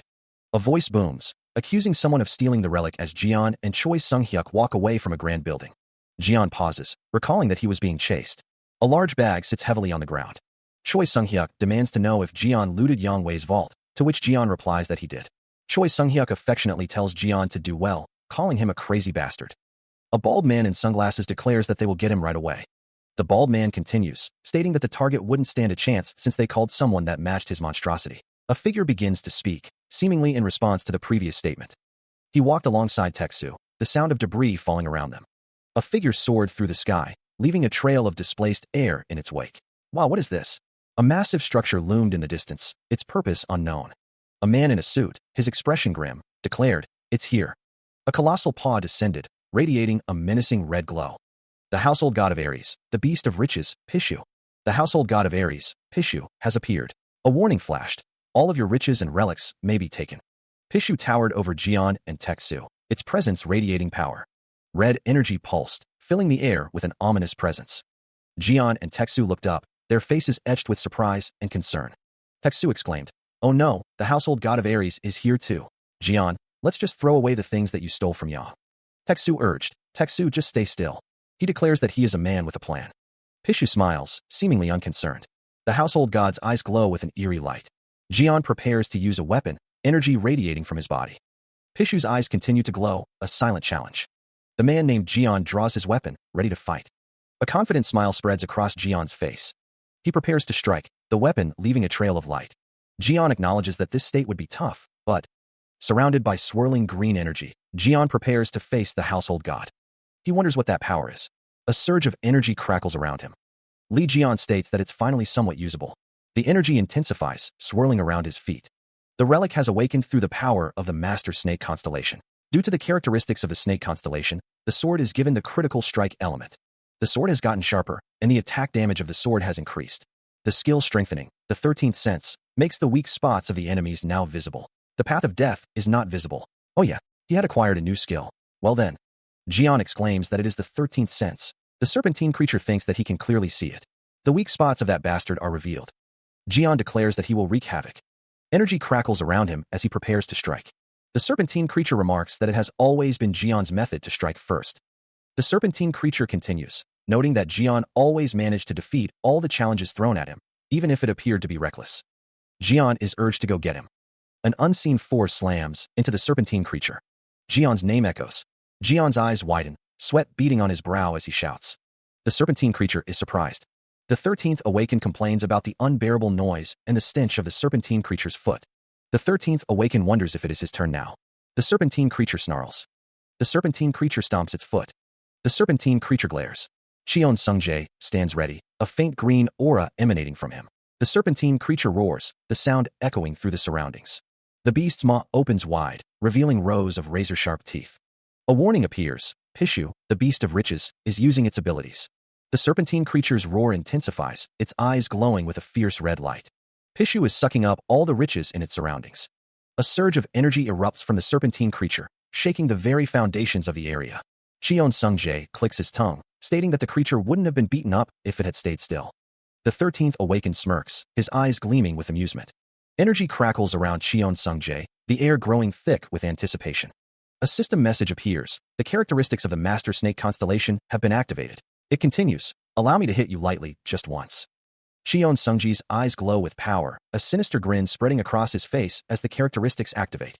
The Master Snake constellation unleashes its power, a torrent of emerald energy tearing through the surroundings. The word catch echoes as the attack intensifies, shattering everything in its path. The energy surges, a concentrated beam of destructive force. The attack continues its relentless assault, leaving nothing untouched. An explosion of raw power erupts, sending debris flying in all directions. The serpentine creature is caught in the blast, its features contorted in agony. The energy continues to lash out, a chaotic display of overwhelming force. The landscape is scarred and broken, a testament to the devastating power unleashed. The energy dissipates, leaving behind a scene of utter ruin. Min Sung-hoon stares in disbelief, his face a mask of shock.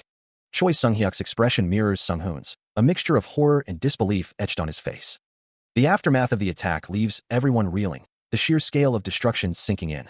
The landscape lies in ruins, a testament to the devastating power unleashed. All that power.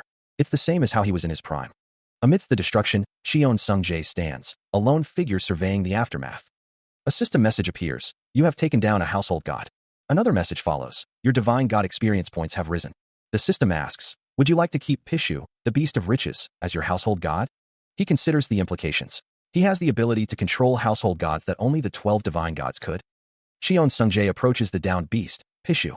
He reaches out, his hand resting on Pishu's flank. A surge of energy envelopes Pishu, a vibrant green aura swirling around the creature. Massive wings sprout from Pishu's back, feathers rippling with an ethereal glow. The beast of riches shrinks, its massive form compressing into a more manageable size. Cheon Sungjae holds the now miniature Pishu, his eyes widening slightly. Oh, a wide grin splits Cheon Sungji's face. Hell yeah, since he's the beast of riches, I can use him to store all my treasures. Meanwhile, Lee Jian-nim watches from afar, a thoughtful expression on his face. He turned a household god belonging to other divine gods to his own? What could have happened before his return for him to have gained such ability? A system message appears. You can give a name to Pishu, who has become your household god. Cheon Sungji's eyes widen in realization. Piggy bank. Lee Jian-nim watches with a concerned expression. A modern house stands silhouetted against a fiery sunset, the word traitor hanging heavy in the air. Lee Jian's voice cracks with worry. He demands to know if Sungjae realizes how concerned he was. He questions if he was wrong to assume Sungjae would marry, start a family, and enjoy his life while he was stuck in the tower. Sungjae, his face etched with frustration, thinks to himself about being stuck in the tower while his friend lived a happy life. He wonders if his friend even thought of finding him, questioning if this is what a friend is supposed to be like. He reflects on how Jian couldn't even recognize him after 20 years, musing that he might look cleaner now. He wonders if that's how a saint should act, feeling ashamed and sorry. Lee Jian guesses he won't be able to freeload off Sungjae in his house. Sungjae replies that it doesn't matter, he can stay there for the time being, revealing that he lives alone. Lee Jian realizes he said something unnecessary. He tries to cheer up his friend. Lee Jian stammers, trying to explain about his wife, but then decides to drop the subject. He asks Sungjae to tell him about himself and what happened in the tower. Sungjae covers his face, agitated. He thinks to himself that he shouldn't tell Lee Jian about the tower. The narration mentions Yuha and Lee Jian, noting that they are fanatics of Lee Jian. Lee Jian insists that he's not divorced, stating that there's a really sad story behind that. Sungjae, with a sinister grin, reveals that he got stabbed in the back and thrown into a trap. It was a place that was swarming with numerous calamities. On top of numerous calamities appearing, the dead Crimson Eye had also come back to life. Lee Jian asked if the Crimson Eye came back to life. He confirmed that the Crimson Eye they saw wasn't its real body. The real Crimson Eye was deep inside the tower.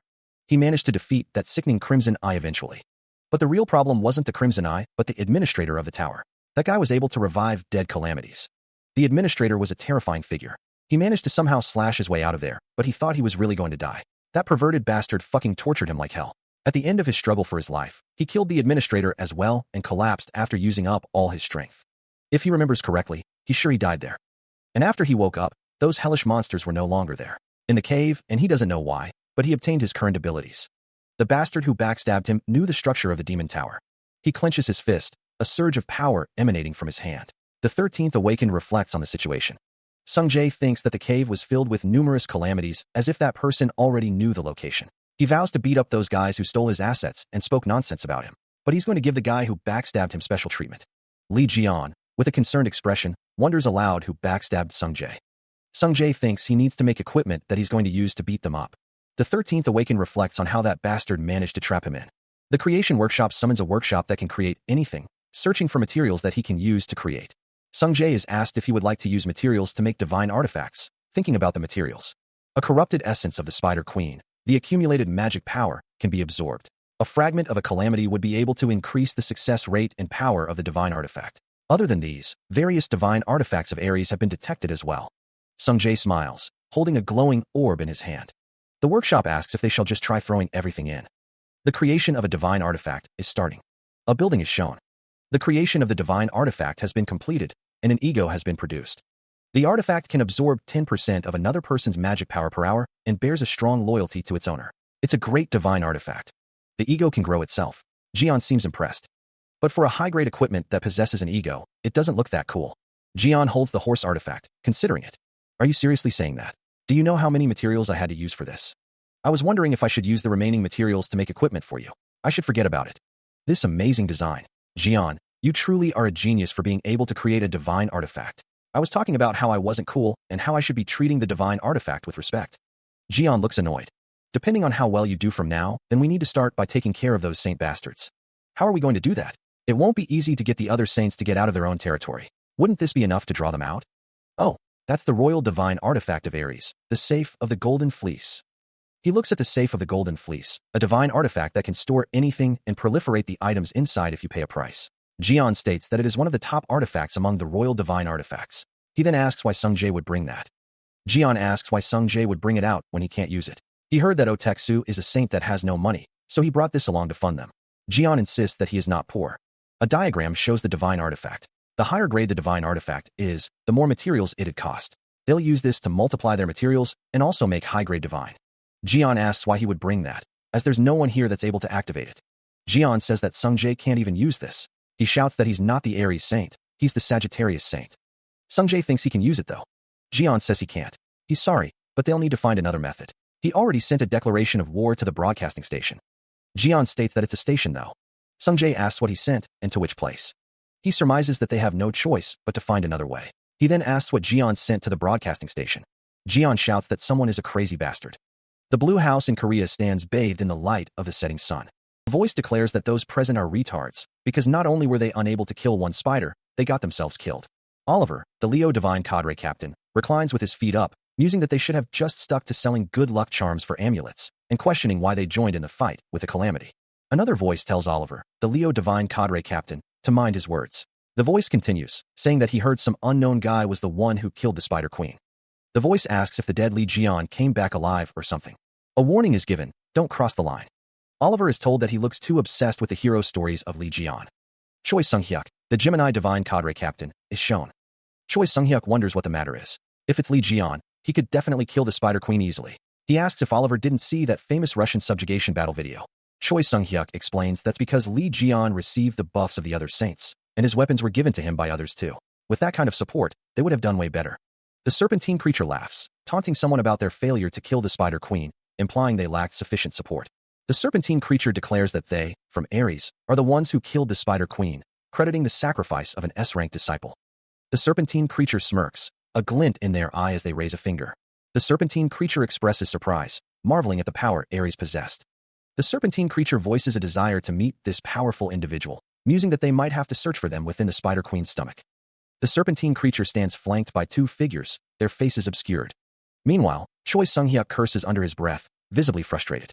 He wonders how the blue house has become a den of thugs. A staffer bursts into the room, exclaiming that something big has happened, addressing someone as President Nim. A news anchor urges viewers to watch the news now. The news anchor reports that their broadcasting station just received a mysterious package. The news anchor continues, stating that inside the package were pictures of whom they assumed to be Yang Wei, along with a short message. The news anchor reveals that handwriting analysis confirmed a 99% match to the dead Lee Jian. Choi Sung-hyuk shouts, his face contorted in anger.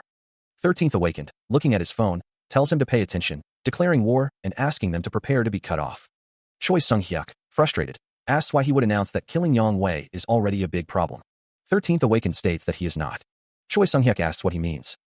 13th Awakened says that strictly speaking, Yang Wei is alive but not really living. Choi Sung-hyuk looks shocked. 13th Awakened reveals that this is Yang Wei. 13th Awakened smiles, holding up a stuffed animal. Someone shouts at Lee Jian, calling him a bastard. Lee Jian is shown with a glowing cube in his hand. Yang Wei struggles against his restraints. He cries out, demanding to be released. A man with a sinister grin states that it's now possible to restrain Yang Wei's soul. The teddy bear lets out a scream. The man holding the teddy bear dismisses the situation as unimportant, directing attention to a blade. A flashback shows a knife being stabbed into someone's back. The man holds the teddy bear close. The man holding the blade states that it was the blade that pushed Jian to his death. The man observes that the blade doesn't look like an ordinary one due to its engraving. Yang Wei is present as the man holding the teddy bear jokes about checking how cold the Han River is. He announces that he's going to drop by the Divine Artifact store for a bit. The other man questions why he would go to the Divine Artifact store. He explains that Ashair said he saw an engraving somewhere in the store. The man smiles. A voice calls out, offering him some clothes, saying he can wear anything in that closet. He tells the other man to guard the house, calling him slave number 2. He walks away, and the other man yells after him. The Divine Artifact store comes into view. The landscape lies in ruins, a testament to some past cataclysm. A group of figures in dark suits navigates the debris-strewn path. The woman in the lead, neutral Sophie Marty, pauses, her brow furrowed behind dark sunglasses. Saintesnim, the airy saint is not here either. I can't sense, she reports. Elsewhere, a figure reclines in a bath, a stream of water trickling from their fingertip. Is that so? The divine god's energy either. The bather muses. Then I wonder where he went. Sophie Marty adjusts her sunglasses, a hint of concern in her voice. Perhaps he disappeared with all the wealth? What a predicament. It'll be quite bothersome if he made a deal with another saint behind my back. The figure in the bath continues their internal monologue. Where did that bald piggy run off to? The bather's eyes narrow, a thought striking them. Saintesnim. Is it possible that the Lee Jian? Elsewhere, a figure's laughter echoes through a lavishly decorated room. Who just returned kidnapped Yang Wei? Ha ha ha ha. A voice sighs, huh? A figure whispers, sister. Sophie Marty, submerged in a bath, hears a voice. The voice declares that her jokes aren't funny. Someone reacts with a sharp intake of breath. An exclamation hangs in the air. The man apologizes, admitting he said something unnecessary. He states he will be heading to the Divine Artifact store as planned, and that preparations should be made. He adds that he has to sell off the Divine Artifacts to prepare the funds for the drachma auction. Sophie Marty walks away as others bow before her. Sophie Marty is shocked to hear that other saints have also applied to participate in the drachma auction. A voice cries out, what? Elsewhere, the entrance to Lion's Gym looms. 2 men react with awe. One of the men says, Stephen Nim. Stephen Nim lifts a heavy barbell. Someone mentions that Lee Jian's divine artifact will appear in the drachma auction. The muscular man's face is shown in profile, his expression intense. He stands tall, a dragon tattoo prominent on his shoulder.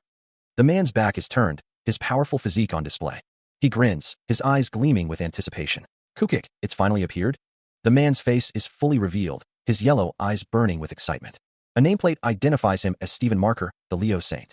A teleportation device hums with energy, ready for use. A foot steps onto the teleportation platform, ready to be transported. One man remarks that teleportation is quite convenient. The other replies that it's usually expensive, but free for Gemini affiliates. 2 men stand side by side, their legs visible from the knees down. The text reads, Divine Artifact Store Complex. 2 men stand on a city street, looking towards a building.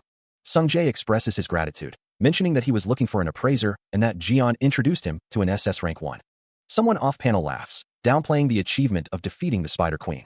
A man in a suit insists that they scout Sung Jae, no matter what, and promises to give him whatever support he needs. A phone screen displays messages from Bastard Boss, offering a free teleport for life and the best contract. Jian asks if Sungji's boss is bothering him after that incident.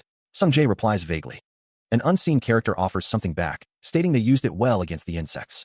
The skill Janice's Desire, A, is described, which summons 2-faced soldiers, a red soldier, sadist, and a blue soldier, masochist, and activates a random skill. Jian mentions something was rusted at that time, and that he fixed it, but the effects are a little different, so Sung Jae shouldn't be surprised later. Sung Jae thanks Jian for now, and then wonders if this is the place. Footsteps approach. The 2 men stand before the building, wondering if it's the place where the SS rank appraiser is. They walk up the stairs. He wonders what the reason could be. Odd whispers ripple through the crowd.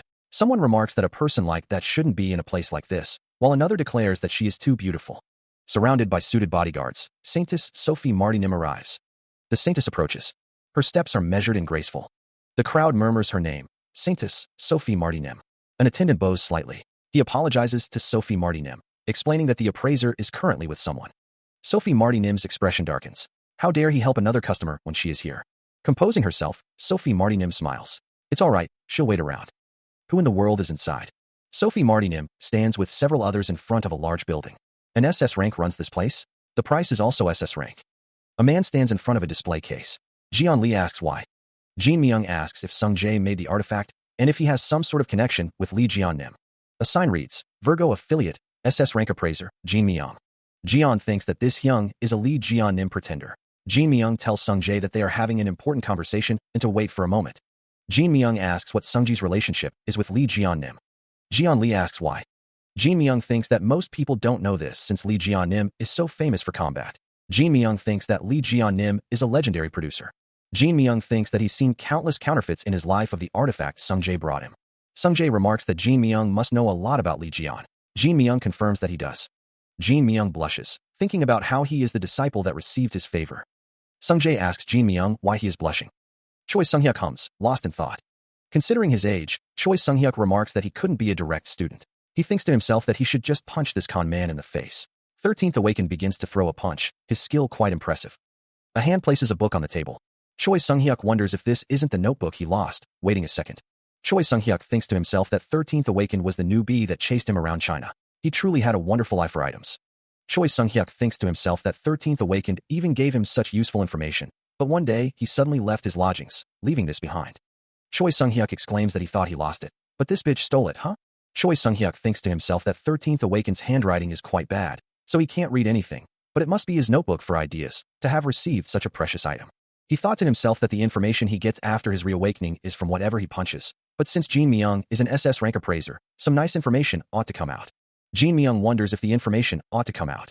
Jin Myung asks Choi Sung-hyuk to take the notebook as well. Choi Sung-hyuk realizes that he had some designs written down in the notebook, so it was a little disappointing when he lost it. The text explains that the sleeping notebook is reacting to its owner's magic power and that the notebook will evolve to a divine artifact as a result of Ophiuchus'. Jin Myung exclaims that the notebook is a memory-storing divine artifact and that Choi Sung-hyuk seems to have a skill that he has never seen before in his life. Jin Myung holds the notebook. Jin Myung tells Choi Sung-hyuk that something has happened. Choi Sung-hyuk asks what happened. Jin Myung asks what is wrong and states that the Saintess is outside. Choi Sung-hyuk wonders what they are. Jin Myung asks about the Saintess. A figure is seen. A disembodied voice expresses impatience, wondering how long the appraiser will make them wait to buy their divine artifacts. The Saintess wonders why the vulgar people are staring at her. A man with red hair wonders if the Saintess only appears in official settings, musing that even leaving the church is a complicated matter. The Saintess decides that waiting any longer is a waste of time and resolves to meet and talk with him herself. A disembodied voice repeats that the appraiser has to buy their divine artifacts at a high price to afford their auction funds, but questions how long he will make them wait. The Saintess fumes, realizing there's still a guest inside and questioning who this guest is for him to treat her like this. A voice declares that they should take a look at this guy's face. The view is obscured. The Saintess looks surprised. A close-up of a man's face adorned with flowers. Sparkling lights. The Saintess thinks the man is gorgeous and that she needs to get closer. A massive serpent looms, its fangs bared and eyes glowing with an eerie light. The serpent coils, preparing to strike with deadly precision. Jian Li calls out, Saintess, are you all right? The Saintess's eyes widen, a surge of magic power coursing through her. It felt as if hundreds of serpents had coiled around her. The Saintess, in a panic, thinks, I have to leave this place immediately. Jian Li calls out again, Saintess? The 13th Awakened observes, maybe she's feeling sick. A narration box states, one affiliated with the Zodiacs has approached Ophiuchus fearlessly. Your divine power has been sharpened by the divine power of Ophiuchus. Current divine power, 35%. The 13th Awakened wonders, divine power?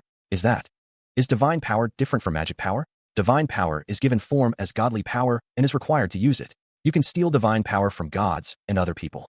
If your divine power reaches 0%, your zodiac will lose power, and if this state is prolonged, you will be weakened. I just get more and more stuff added on. Choi Sung-hyuk asks if that girl that just came in was the Saintess. Jian Li scoffs, asking if he doesn't even know her face, even though she's all over the disciple columns.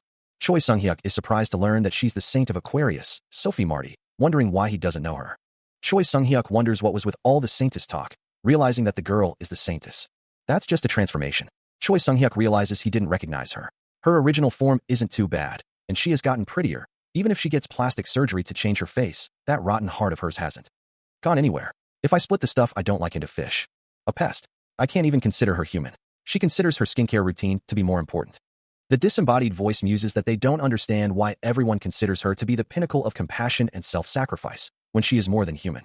Lee Jian smiles as the man with the monocle says she is really just a cruel, selfish person. The man asks if Jian knows a bit about her. The disembodied voice continues, explaining that this is all because she was Li Jian's physician. With that excuse, she attempted to collect the funds gathered under Li Jian's name. However, with the other saints after it, the government stepped in to manage it. The disembodied voice exclaims that these guys tried to touch the money gathered in their name. Li Jian's companion notes that it seems like he is using her name so casually, and asks if he is acquainted with the saintess. Li Jian replies that there's no way she doesn't know him, as they're old friends. Meanwhile, a narrow alleyway is lit by the glow of distant lights. Someone asks the saintess if she is all right. The saintess's expression is obscured by shadows. Her eyes wide with a mix of fear and determination, the saintess asks if someone really wants to die. A disembodied voice shouts for someone to come back, noting their overwhelming magic power. The saintess says that someone gave her goosebumps just like him, and asks if they have ever thought that dying would be better than passing out. Li Jian instructs someone to return to the pawn shop and discover the identity of a particular man. The other person acknowledges the order, then asks what to do about the appraiser. A figure refuses. The figure changes their mind. The saintess commands someone to kill them all. The saintess explains that the appraiser is valued by Virgo. Sophie Marty notes that they need to sell their items. The saintess expresses her displeasure at being put on the back burner and at the man who brought back her trauma, calling them both impertinent fools. The saintess offers her divine artifact and the god's power. She then addresses Sophie Nim, but the sentence is cut off, mentioning using power in a neutral district. The saintess asks if someone is saying they can't follow her orders. The saintess is shown holding a necklace. A character states that there's no way they couldn't. Sophie Marty, wearing sunglasses and a suit, declares that the saintess's will is the will of the gods. Sophie Marty kneels before the saintess. The saintess's will is the will of the heavens. Kneeling in what appears to be a pool of water, Li Jian holds a small, intricate object in his hands. There's no way I could disobey the will of the 12 heavenly beings that hold dominion over the world. A vision of a blue-haired woman materializes, her expression serene. The water reflects the image of the blue-haired woman as Li Jian remains kneeling. Where's this water leaking from? Choi Sung-hyuk stands in what appears to be an office, a look of concern etched on his face. Li Jian-nim takes a sip from his drink, the city lights reflecting in the clear liquid. He pauses, a puzzled expression forming on his face. What, he wonders. His gaze drops to the ground, noticing the puddles reflecting the neon glow. What's all this water when it's not even raining? He kneels, his hand hovering over the water. A strange sensation washes over him. This water, it's faint, but he feels mana from it. The serpentine creature looks up from the ground, its glowing eyes wide with confusion. It wonders. Li Jian-nim is startled by the sudden appearance of the water creatures. The water begins to churn and bubble as more of the serpentine creatures emerge from below. A massive, watery form rises from the ground, sending splashes of water in every direction. The ground ripples as more of the creatures force their way into the world.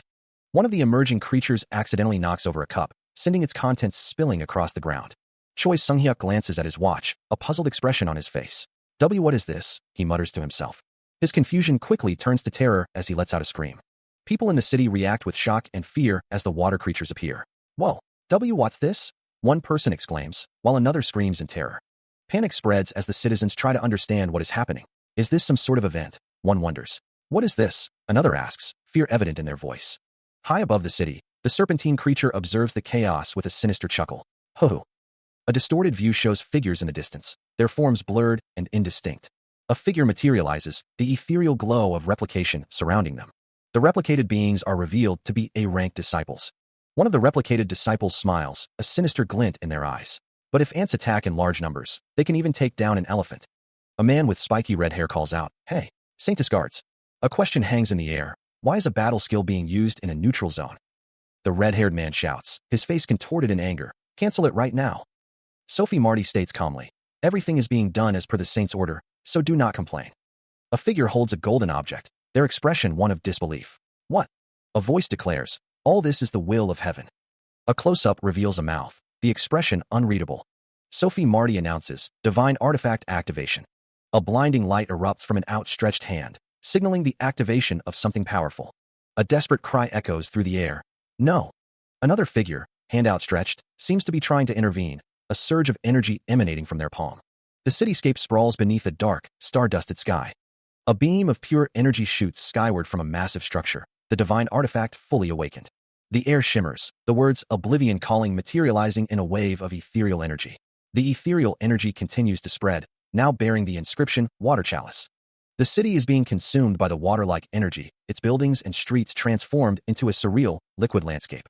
Figures are suspended within the swirling currents of the divine artifact's power. A voice declares, "All right, I will now go take care of the man in the divine artifact." A multitude of figures, seemingly drawn by the artifact's power, gather near the appraisal store. A figure in a dark suit and sunglasses observes the unfolding events, his expression unreadable. A voice instructs someone to capture the divine artifact appraiser, as the water-like energy pulses below. A man in a suit stands amidst the swirling, water-like energy, his expression unreadable behind dark glasses. Submerged in the strange liquid, a man gasps, realizing the situation he's in. He struggles against the current, knowing he has to escape quickly. Another man is encased in a sphere of the glowing liquid, trapped within its confines. His vision blurring, a man fights to stay conscious as the strange energy takes hold. The water-like energy swirls and pulses, its power evident in its chaotic movement. Distorted by the strange energy, a figure is partially submerged, their form wavering in the liquid. The glowing energy spreads, its touch leaving a shimmering residue in its wake. The man watches as the water-like energy flows through the city streets, transforming the familiar landscape. He stares ahead, his expression a mixture of concern and grim determination as the energy washes over him. The man in the jacket observes the unfolding events, his intentions still shrouded in mystery. Suspicious mana lingers in the air as Jian Li stands beside the 13th Awakened. Is something happening outside? The suspicious mana is lingering. The mana swirls around the 13th Awakened.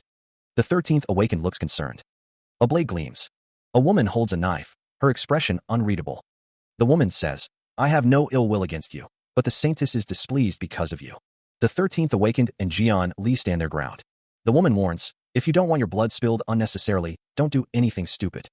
The woman continues, "The Saintess told me to kill both of you. But if you apologize for belittling the Saintess and buy our divine artifacts at a high price." The 13th Awakened is encased in water-like energy. The woman says, "I'll put in a good word for you to the Saintess." The 13th Awakened thinks, "Is it normal for people to swing around knives in public spaces nowadays?" The 13th Awakened's eyes widen, a bead of sweat trickling down his temple as he realizes the situation is escalating. Yang Weinim scoffs, declaring that in his time, no one would dare use weapons outside. The fabric of Yang Weinim's jacket shifts as he prepares for action. Yang Weinim instructs Jin Myung to have them pay for the damages.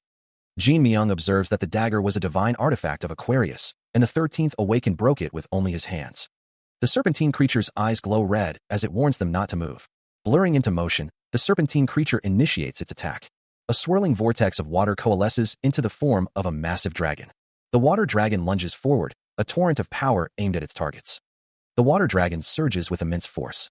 Jian Li cries out as the water dragon slams into him, the impact sending him reeling. The 13th Awakened smirks, asking Yang Weinim if he has any more of these, noting that they feel pretty nice to punch. Unbelievable, he destroyed an A-rank replication with one strike, Choi Sung-hyuk thought, adjusting his glasses. The Saintess expected. Choi Sung-hyuk thought to himself that he had to eliminate him here so that he doesn't harm the Saintess.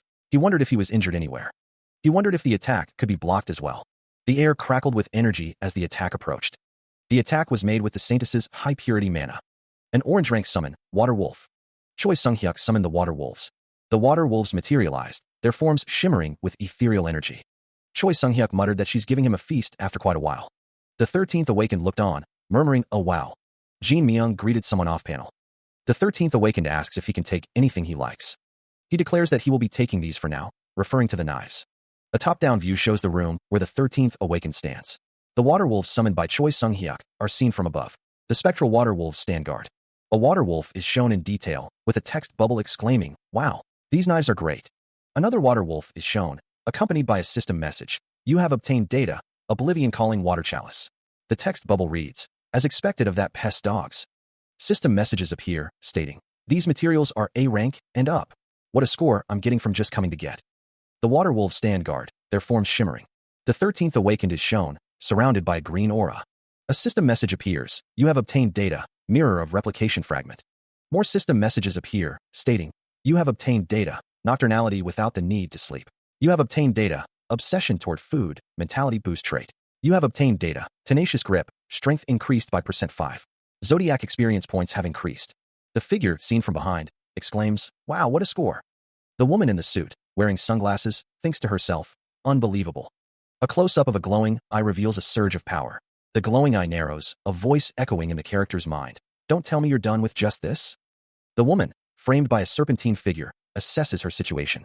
He's not someone I'm a match for. If I face him, I'll die. A figure flees down a corridor, shouting, "Shit, you won't get away with this." A man laughs, a sinister LOL escaping his lips. The figure thinks, people who say shit like that aren't scary at all. A man with a mustache and monocle thinks, this man, as I thought. He then asks, Juicy Hyung, are you okay? The Aquarius disciples have begun an indiscriminate attack.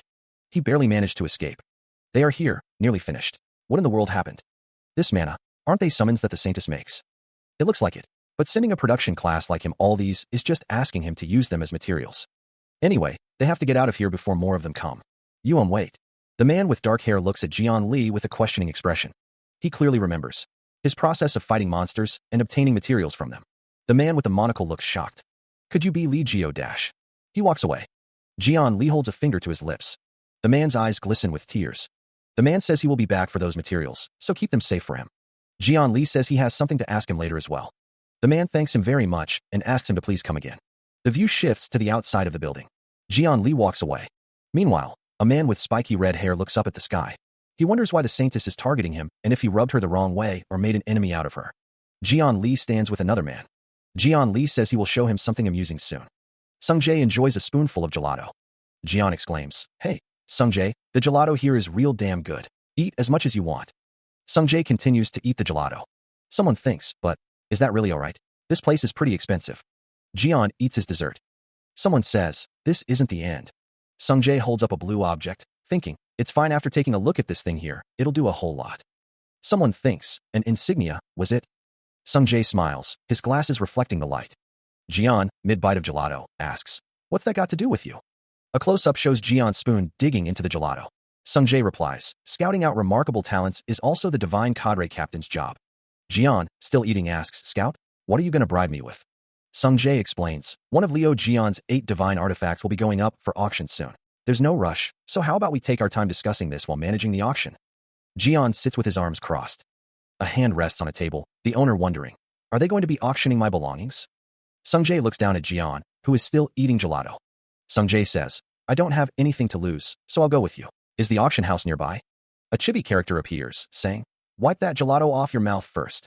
Jian responds, no, I'm afraid not. Given that these are some of the famous Li Jian's divine artifacts, they'll be auctioned off. At an appropriate location. The greatest auction house in the world, towering 16,000 feet in the sky.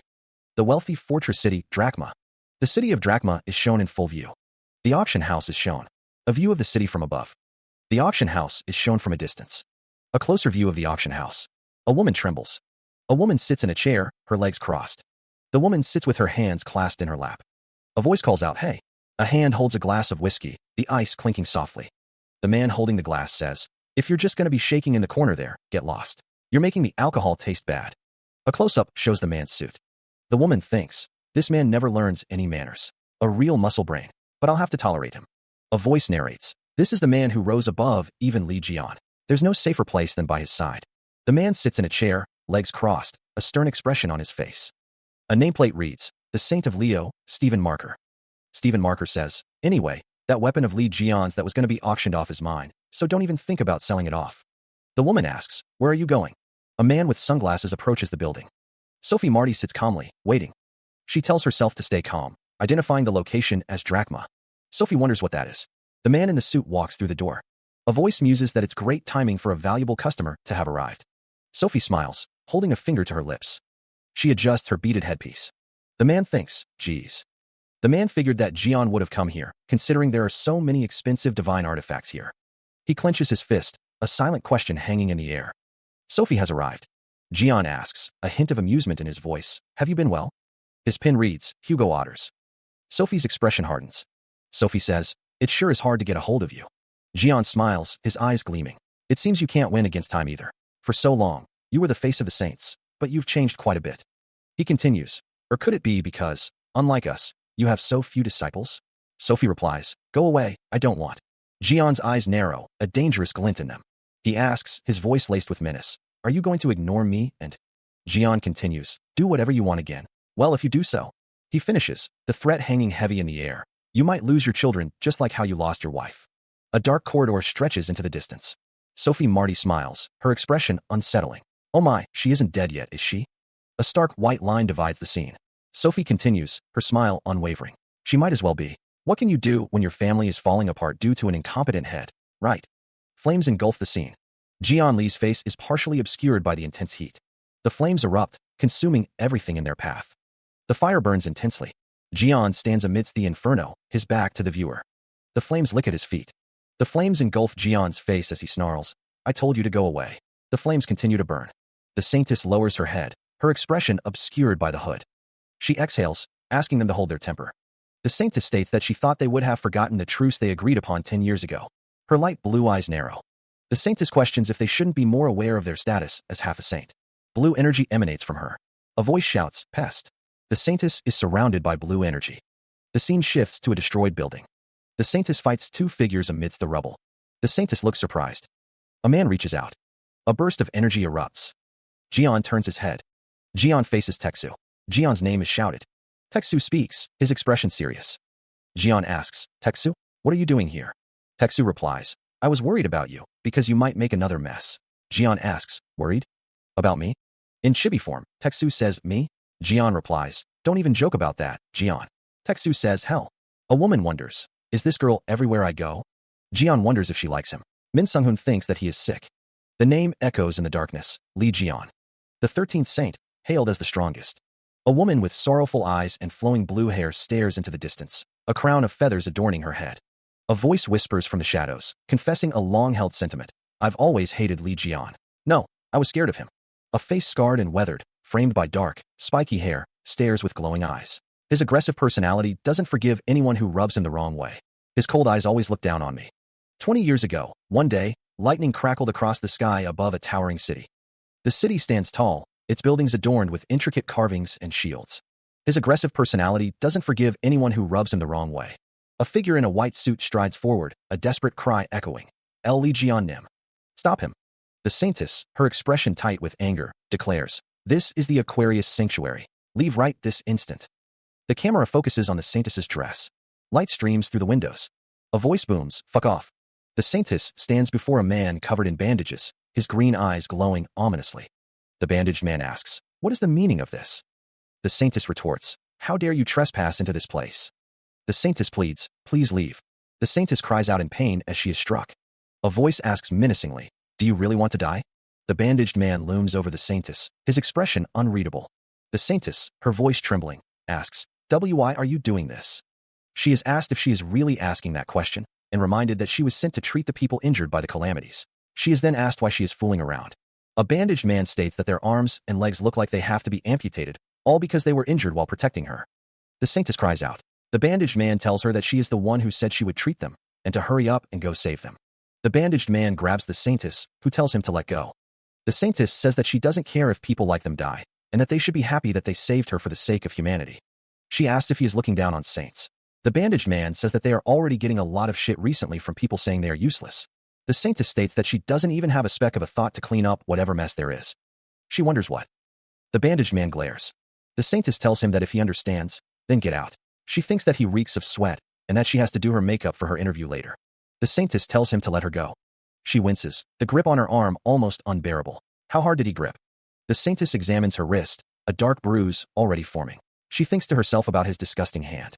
Her face contorts in anger, a vein throbbing in her forehead. Her wrist is now wrapped in bandages, a futile attempt to ease the throbbing pain. She looks down, defeated, the weight of her capture settling in. A grand building looms in the distance, its walls echoing with unseen activity. A voice explodes with fury. You fucking bastard. The voice continues, seething with resentment. Li Jian, that rude and irrational man. I really. Another voice declares, hate Li Jian. The same voice continues, dripping with sarcasm. You're sleeping quite soundly, pest. In the end, she was dragged there to treat the injured until she passed out. The saintess is tied to a chair, two figures looming over her, their intentions unknown. Tied to a chair, she demands to be released immediately. How dare they do this to the saintess? A voice notes that she hasn't changed at all in the last 20 years. One man says that's what he's saying. She thinks to herself, furious that they think she'll stand for this. She won't let things be the same as 20 years ago. The saintess plans to distribute acidic fluid on her hand to melt the rope that's binding her. She thinks that a restraint of this extent is useless on her. She thinks that if only she could escape and meet with Stephen Marker. She cries out, seemingly in pain. The saintess remains bound to the chair. The 13th Awakened holds out his hand, a faint glow emanating from his palm. He wonders aloud what the reason could be. The Saintess calls him stupid. The Saintess reveals that she has an acidic protection skill. The Saintess explains that the skill activates whenever someone strikes her body, and that acid magic will melt their entire body, starting from the hand. It is revealed that this is Aquarius's strongest protection skill. The 13th Awakened retorts that he will use his strongest fuck you, and activates full recovery. The Saintess wonders what's going on. The Saintess is shocked, exclaiming that she realizes that the melted part was healed instantly, and that it's not recovery, but something broken. Skill. Now, Pest, shall we go over everything that's happened between us? The Saintess, visibly shaken, asks what shit he was saying to Teksu earlier. 13th Awakened asks her to wait. He raises his hands. He declares that the wait is over. The Saintess cries out, begging him to wait. Jian sips his coffee, thinking that he hits everyone equally, whether they're a man or a woman. He thinks that they all give him a reason to. Jian wonders if he is imagining things. 13th Awakened's divine status is charging. He has dealt a strong strike to the Aquarius Saint and obtained special data. But which divine god's divine status is he increasing? He looks down at the Saintess, a question forming on his lips. The Saintess's eyes swirl, a clear sign of confusion. A system message appears. Divine status has been unlocked. Current divine status, minus 50% charging required. He stares forward, contemplating the implications of this new information. He asks, divine status? What's that? Explain it to me again. The system explains, divine status is a godly power for the purpose of manifesting and maintaining a divine god's power. You can steal divine status from the disciples of other divine gods. The system continues, when divine status falls to 0%, the corresponding zodiac loses their power and can lead to death if it remains at 0%. The system adds, so I can also gain divine status when I hit people. Did I not gain divine status when I hit Yang Wei because it wasn't unlocked at that time? He stares at the giant snake, a new idea forming in his mind. He thinks, anyway, it looks like I can get stronger. He thinks, Jian, shouldn't you ask her about the dagger as well? The group stands together, the implications of divine status hanging in the air. The man stated that she wouldn't dare to stab him, adding that he found someone who can investigate the dagger, so it's all right. He walked away, his back to the tied-up woman. His hand reached into his pocket. One of the men asked where the other got a phone, and the other responded that he borrowed it from someone he knows, noting that time has already passed by this much. Teksu stated that he has to head to the auction house now, so he'll leave the rest to the other person. The man suggested that the tied-up woman could just be thrown in a trash can somewhere, wondering what he should do with her. Teksu, standing on top of a prone figure in the elevator, said he'll contact the other person when the auction is over. A voice shouted, hey. The man with blonde hair looked on as the tied-up woman looked up at him. The elevator door opened. The elevator door remained open. He asks, his tone laced with curiosity. What? Did you forget something? The camera pans to reveal a woman tied to a chair, her expression unreadable. Li Jiannim clicks his tongue, annoyance flickering across his face. TCH. Of all people, why him? A close-up reveals a man with a thick beard and sunglasses, his expression intense. The man's back is shown, the text bubble revealing his name, Stephen Marker. The scene cuts back to Li Jiannim and the tied-up woman, Stephen Marker looming in the background. A closer view of Stephen Marker and the woman, the tension palpable. Li Jiannim's expression hardens, his eyes narrowed. The text, Hugo Otters, is displayed. Stephen Marker stands, crackling energy surrounding him. Stephen Marker demands, what were you doing here? The man is named Stephen Marker. Sagittarius remarks that it has been a while since they've met. But Sagittarius smirks. Leo declares that he is not in a state to share friendly greetings. Leo asks Aquarius why he is here, stating that Aquarius asked for an alliance. The speech bubble says it's his turn to answer questions. Leo repeats his question, asking why Aquarius is here. Aquarius responds that he came because he has business in the auction house, and it's none of Leo's business. Stephen Nim informs Leo that Jian's divine artifact would be in this auction. Leo asks if he really didn't know. Leo muses that it'll be at a price that he can't even dream of affording, so there's no point in knowing about it. He then asks if Stephen Nim is still collecting the divine artifacts that Jian makes. Leo smiles slyly. A voice reflects on never recognizing his strength the whole time and feeling inferior to him. The voice continues, reflecting on collecting the divine artifacts that he makes. A voice states that he's not thinking that by doing that it'll make him as strong as him. Leo is surprised. Stephen Nim observes that, as expected, Leo has flown off the handles when Jian is brought up. Leo is visibly agitated, a fiery aura beginning to manifest around him. Electrical energy crackles, building in intensity around him.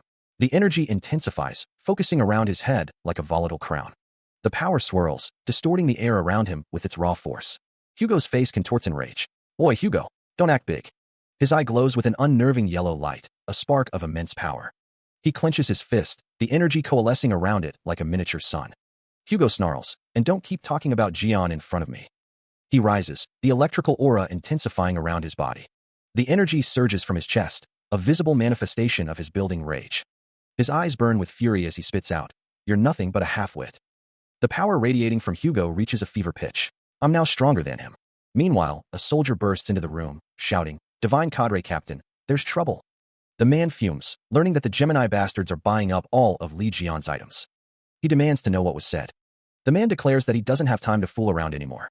He tells someone to do as they please with Aquarius. The man asks if someone isn't there to bring her away, stating that the auction takes priority and he is leaving. He adds that they are competitors when it comes to seeing who has more disciples, so there's no need for him to look out for her to that extent. Sagittarius is given advice as a former comrade to tame his personality and lay low if he wants to live. Sagittarius states that he is thankful he is about to cry. Sagittarius is seen from behind. Sagittarius curses. Sagittarius's hand is shown. Sagittarius stands alone. The Drachma auction house stands tall, its spire piercing the night sky. The auction house is a beacon of wealth and power. Its glass facade reflects the city lights. Inside, the VIP room awaits its guests. The VIP room is a sanctuary of luxury. A woman announces the divine artifact is also going to Gemini this time. The first session of the auction comes to an end, with the second session starting after a short break. A man shouts, "Yes." A man celebrates, exclaiming, "It's mine again." The divine cadre captain sits in a chair, saying, "Congratulations. You may buy as many as you want." A table displays a divine artifact. A man holding a bottle says, "Thanks for that. Not only did you invite me to the VIP room, you're also letting me buy whatever I want." The divine cadre captain says, "That's natural since we want to have a talent like you." Another man asks, "Divine cadre captain, is this really okay?" The divine artifacts look like they would add up to billions of won. He raises his glass, a smile playing on his lips. "It's all right. More importantly, Sung-jae." Choi Sung-hyuk apologizes, explaining, "I'm sorry, but could you settle the bill for the alcohol? I didn't bring the corporate card." Cheon Sung-jae thinks to himself, "How much has he borrowed already? But I can't say anything since he's my superior." He simply replies, "All right." Choi Sung-hyuk holds up a black card, a knowing smirk on his face. Cheon Sung-jae is surprised. "That's my black card. Since when?" Choi Sung-hyuk smiles, saying, "Like you're a little drunk, so I paid for it in advance." Choi Sung-hyuk thinks, one shouldn't make their subordinate pay, even if it's by mistake, right? I was just about to give him my personal card. Thank you for helping me too. Choi Sung-hyuk smiles at Cheon Sung-jae, thinking, he looks young, but he's trying to climb all over my head already. Choi Sung-hyuk continues to think, but this is the super rookie who killed the Spider Queen. Choi Sung-hyuk thinks, if I make good use of him, then whatever was just paid means nothing at all. All right, since we've had enough drinks. Choi Sung-hyuk leans forward, a serious expression on his face. Shall we talk about the main topic? He expresses that he thinks very highly of Cheon Sung-jae, certain that he has the potential to be an S rank or above. Choi Sung-hyuk continues, stating that if he also obtains the blessings of their saint, Aries, then he describes a mind-dominating fog that others aren't able to see. Choi Sung-hyuk clarifies that it doesn't force people to do anything. He adds that it's a magic that would make one trust him more if they even get a sniff of it. Choi Sung-hyuk explains that the successor of the saint could become one of the 10 saints. He exclaims, and that's not all. Choi Sung-hyuk promises wealth and honor. Trophies and medals are displayed. Choi Sung-hyuk promises that one would also possess the strong authority of the great magician, Saint Aries, all this for free. He offers his hands, saying that one would become one of the disciples of the. Choi Sung-hyuk exclaims, "Great Aries." A loud, booming laugh echoes through the room. Cheon Sung-jae sits on the ornate couch, a look of confusion etched on his face. Sung-jae wonders if he's being asked to become the lackey of a poor divine god. A sinister grin spreads across a man's face, his eyes gleaming with an eerie light. Choi Sung-hyuk, surprised by the sudden shift in tone, thinks to himself that he needs to change the topic. Someone believes there's been a mistake. Choi Sung-hyuk smiles, thinking the timing is perfect. A woman with her hair in a bun holds a clipboard and invites someone to come in. A hand reaches for a door, and a voice replies, "Yes. Please excuse me." Cheon Sung-jae receives a certificate of authenticity, but thinks to himself that it's a lot of bullshit. Choi Sung-hyuk asks if someone perhaps bought Li Jian's divine relic. He held up a golden necklace, its pendant shaped like an infinity symbol. "Want right." Choi Sung-hyuk admitted, "I wasn't looking for this specifically, but it's quite a useful divine artifact." A voice cautioned, "Steven is obsessed with Li Jian's divine artifact, so we shouldn't mess with it though." Choi Sung-hyuk apologized. "I'm sorry, but there's someone else who owns this." Suddenly, a blinding light erupted, sending debris flying through the air. A silhouette appeared amidst the chaos, a silent scream echoing through the room. The group, including Choi Sung-hyuk, reacted in shock to the sudden surge of power. An unseen figure recoiled, energy crackling around them. A voice boomed, laced with fury. "Who dares to lay his hands on my items?" Dust and debris settled, leaving the source of the outburst unknown. A blinding flash of lightning engulfs a figure, the air crackling with raw energy. A scream echoes through the chamber. A stunned silence follows the attack. The 13th Awakened stands with his back to the group, the others watching with concern. The man's face contorts in rage, lightning dancing around him. He roars, "Who dared to lay their hands on what's mine?" The man clenches his fist, the air thickening with palpable menace. Lightning continues to crackle, illuminating the scene with an eerie glow. The 13th Awakened turns his head slightly, his expression unreadable. Choi Sung-hyuk speaks calmly. The newcomer made a mistake without knowing much. "I will." The man retorts, "Return it to you right away." Choi Sung-hyuk replies, "Is that so? Well, it's all right." The man crosses his arms, his massive frame radiating power. He thinks, he just needs to admit it and return it. The man with glasses expresses his gratitude, stating that the other can take their time with the payment. A close-up reveals a man's face, his expression unreadable. Dive Cadre Captain Choi's voice booms, questioning if they truly believe they could get away with laying hands on what belongs to him. Captain Choi is surrounded by crackling electricity, his power palpable. Someone exclaims in frustration, realizing the gravity of the situation. He's planning on saving billions by using a mistake as an excuse. Captain Choi's voice cuts through the tension, demanding they stop bullshitting. The scene shifts to a man in a black shirt, observing the unfolding events. The man in the black shirt declares that he won it, so it's his, questioning why it would be theirs. He then offers to sell it at a premium of 200 billion. A close-up of Captain Choi's face reveals a calculating gaze. Captain Choi laughs, remarking that Gemini isn't full of cowards and that there's quite a bold one as well. The man with glasses is shocked, exclaiming that the crazy bastard wants to kill himself and doesn't know who Steven is. Captain Choi states that he likes the man, saying that a man needs at least that much courage. A man is struck, reeling from the blow. Two men stand facing each other, the air thick with tension. A man speaks, his words hanging heavy in the air. Meeting each other like this must be fate. So shall we introduce ourselves? Lightning crackles around the man as he continues. Whenever I meet someone I take a liking to, I introduce myself very wildly. The air crackles with energy. It'll be full of sparks. The man asks, "What the hell are you talking about?" "Steven, the bastard. I guess his skills have increased a tiny bit." A summoning circle glows with arcane energy, as expected of Leo, specialized for combat. A lion spirit roars, its power palpable. His battle spirit can't be compared with Ares or... The man speaks, his expression intense. "Aquarius." The man continues, his voice laced with menace. "Since you bared your fangs once, you won't be satisfied until you rip someone apart." A lion spirit and a snake spirit face each other, their power clashing. The snake spirit hisses, its eyes glowing red. What a temper. He prepares to strike, his hand crackling with golden energy. The blow connects, a blinding flash erupting from the point of impact. The force of the blow sends the serpentine creature hurtling through the air. The golden energy dissipates, leaving a cloud of dust in its wake. The serpentine creature is sent flying by the force of the attack. A man with glasses exclaims, "Shit, he really destroyed him."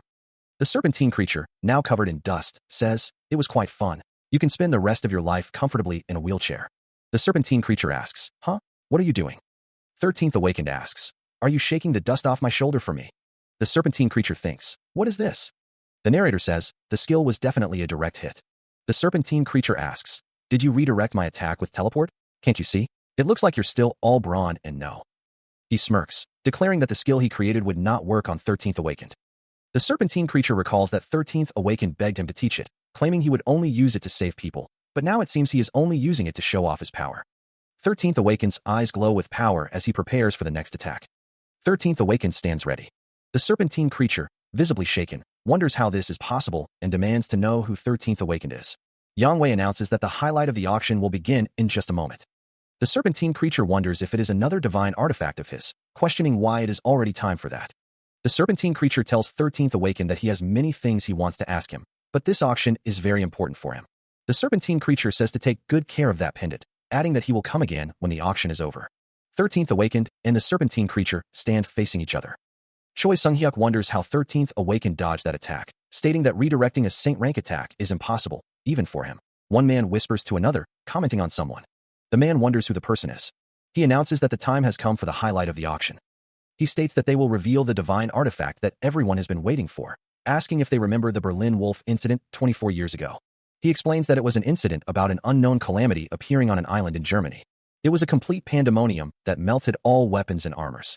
At the time, even the 12 saints were unable to clear it, so all the calamity subjugation attempts went down the drain. At that moment, the hero Li Jian appeared to defeat the calamity.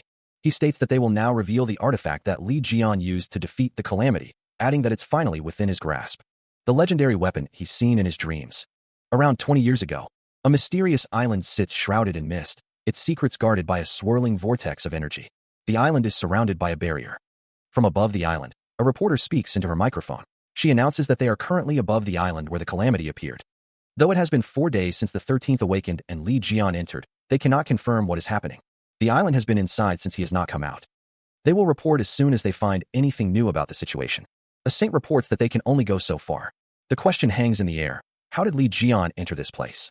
Choi Sung-hyuk wonders how he is battling the bastard when they cannot even enter the place. Choi Sung-hyuk thinks to himself why he has to feel like this because of some bastard who's almost dead without a divine god's blessing. And what is the difference between him and Li Jian? Choi Sung-hyuk wonders if it is power or subordinates that he is lacking. A saint announces that Li Jian is coming out from the entrance. Choi Sung-hyuk is surprised. A soldier's eyes widen in disbelief. Another soldier gasps, equally stunned. A voice booms out, announcing, "Everyone, it's Li Jian." The same voice continues, declaring that Li Jian has returned alive, having defeated the calamity that everyone thought impossible. The announcement rings true as Li Jian stands before them. The hero returned. One of the soldiers curses under his breath, realizing that Li Jian has stolen all the achievements again.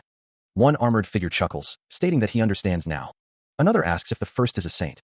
A figure walks away, dismissing the need for a weapon and offering it to the others. The soldiers watch Li Jian, their expressions a mix of awe and frustration. Li Jian smirks, declaring that he has found something even better. A soldier realizes what he is lacking compared to Li Jian. Li Jian's face contorts into a sinister grin, his eyes gleaming with anticipation. The text declares that it is a weapon. The text reveals that it is one of Li Jian's 8 great divine artifacts. The text promises to reveal the strongest divine artifact used in Berlin Wolf. Cheon Sungjae and another man stare in shock at something beyond the glass. Cheon Sungjae looks on with a questioning expression. Li Jian smirks, realizing something. The text reveals that he finally gets to see it once again. Li Jian's divine artifact, the thing that will make him the strongest. A weapon rests inside a glass case. A tall building stands against the night sky. The night sky is filled with stars. A monstrous figure looms over a building against the night sky. A tall building stands against the night sky. A monstrous face, teeth bared, looms in the darkness. A voice echoes, "I can feel it." The voice continues, revealing the source of its unease, Li Jian's divine artifact. The monster's presence looms, its words hanging in the air, "I can feel it." One of Li Jian's 8 great divine artifacts is about to be revealed. A white cloth is pulled back, revealing something underneath. The strongest divine artifact used in the Berlin Wolf incident is on display. A man stands holding a cup, looking at something with a serious expression. It will now be revealed. A man grins, anticipating the reveal. The strongest bone club is displayed. A woman pulls away a large white cloth, revealing the artifact. Big bone. Someone exclaims that they can't believe they get to lay eyes on it, having only ever seen it in history books. Now, it is the greatest divine artifact, both history-wise and utility-wise. Who will be the next wielder? A man announces the owner of Big Bone.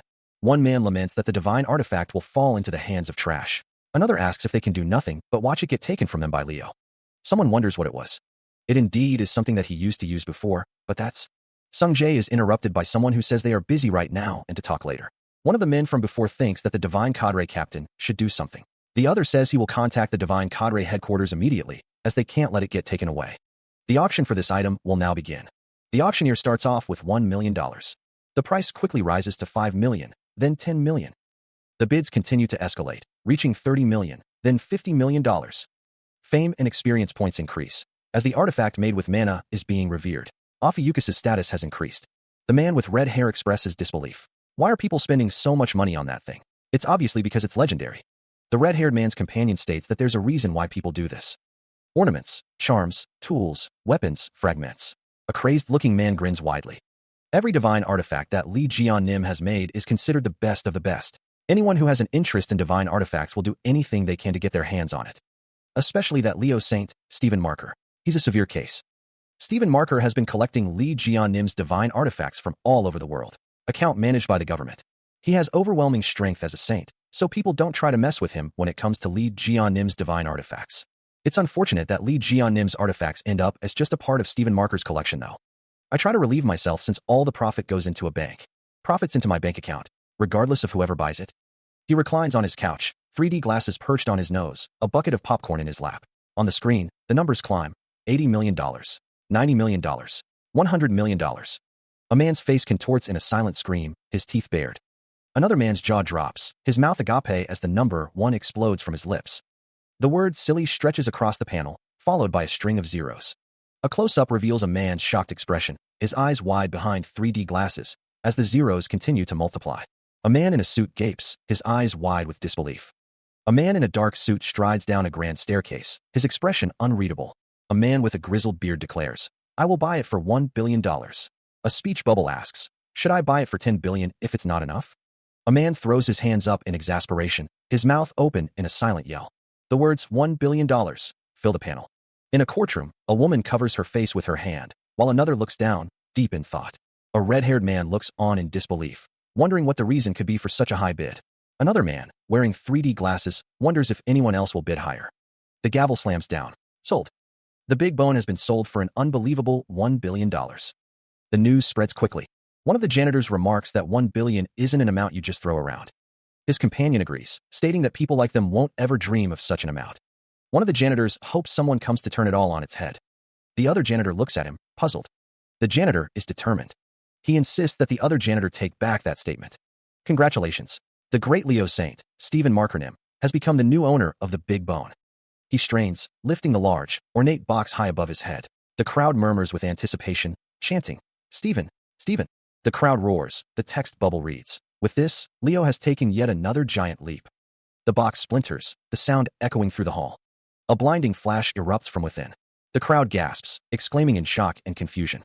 A swirling vortex of dark energy spills forth, tinged with an eerie blue glow.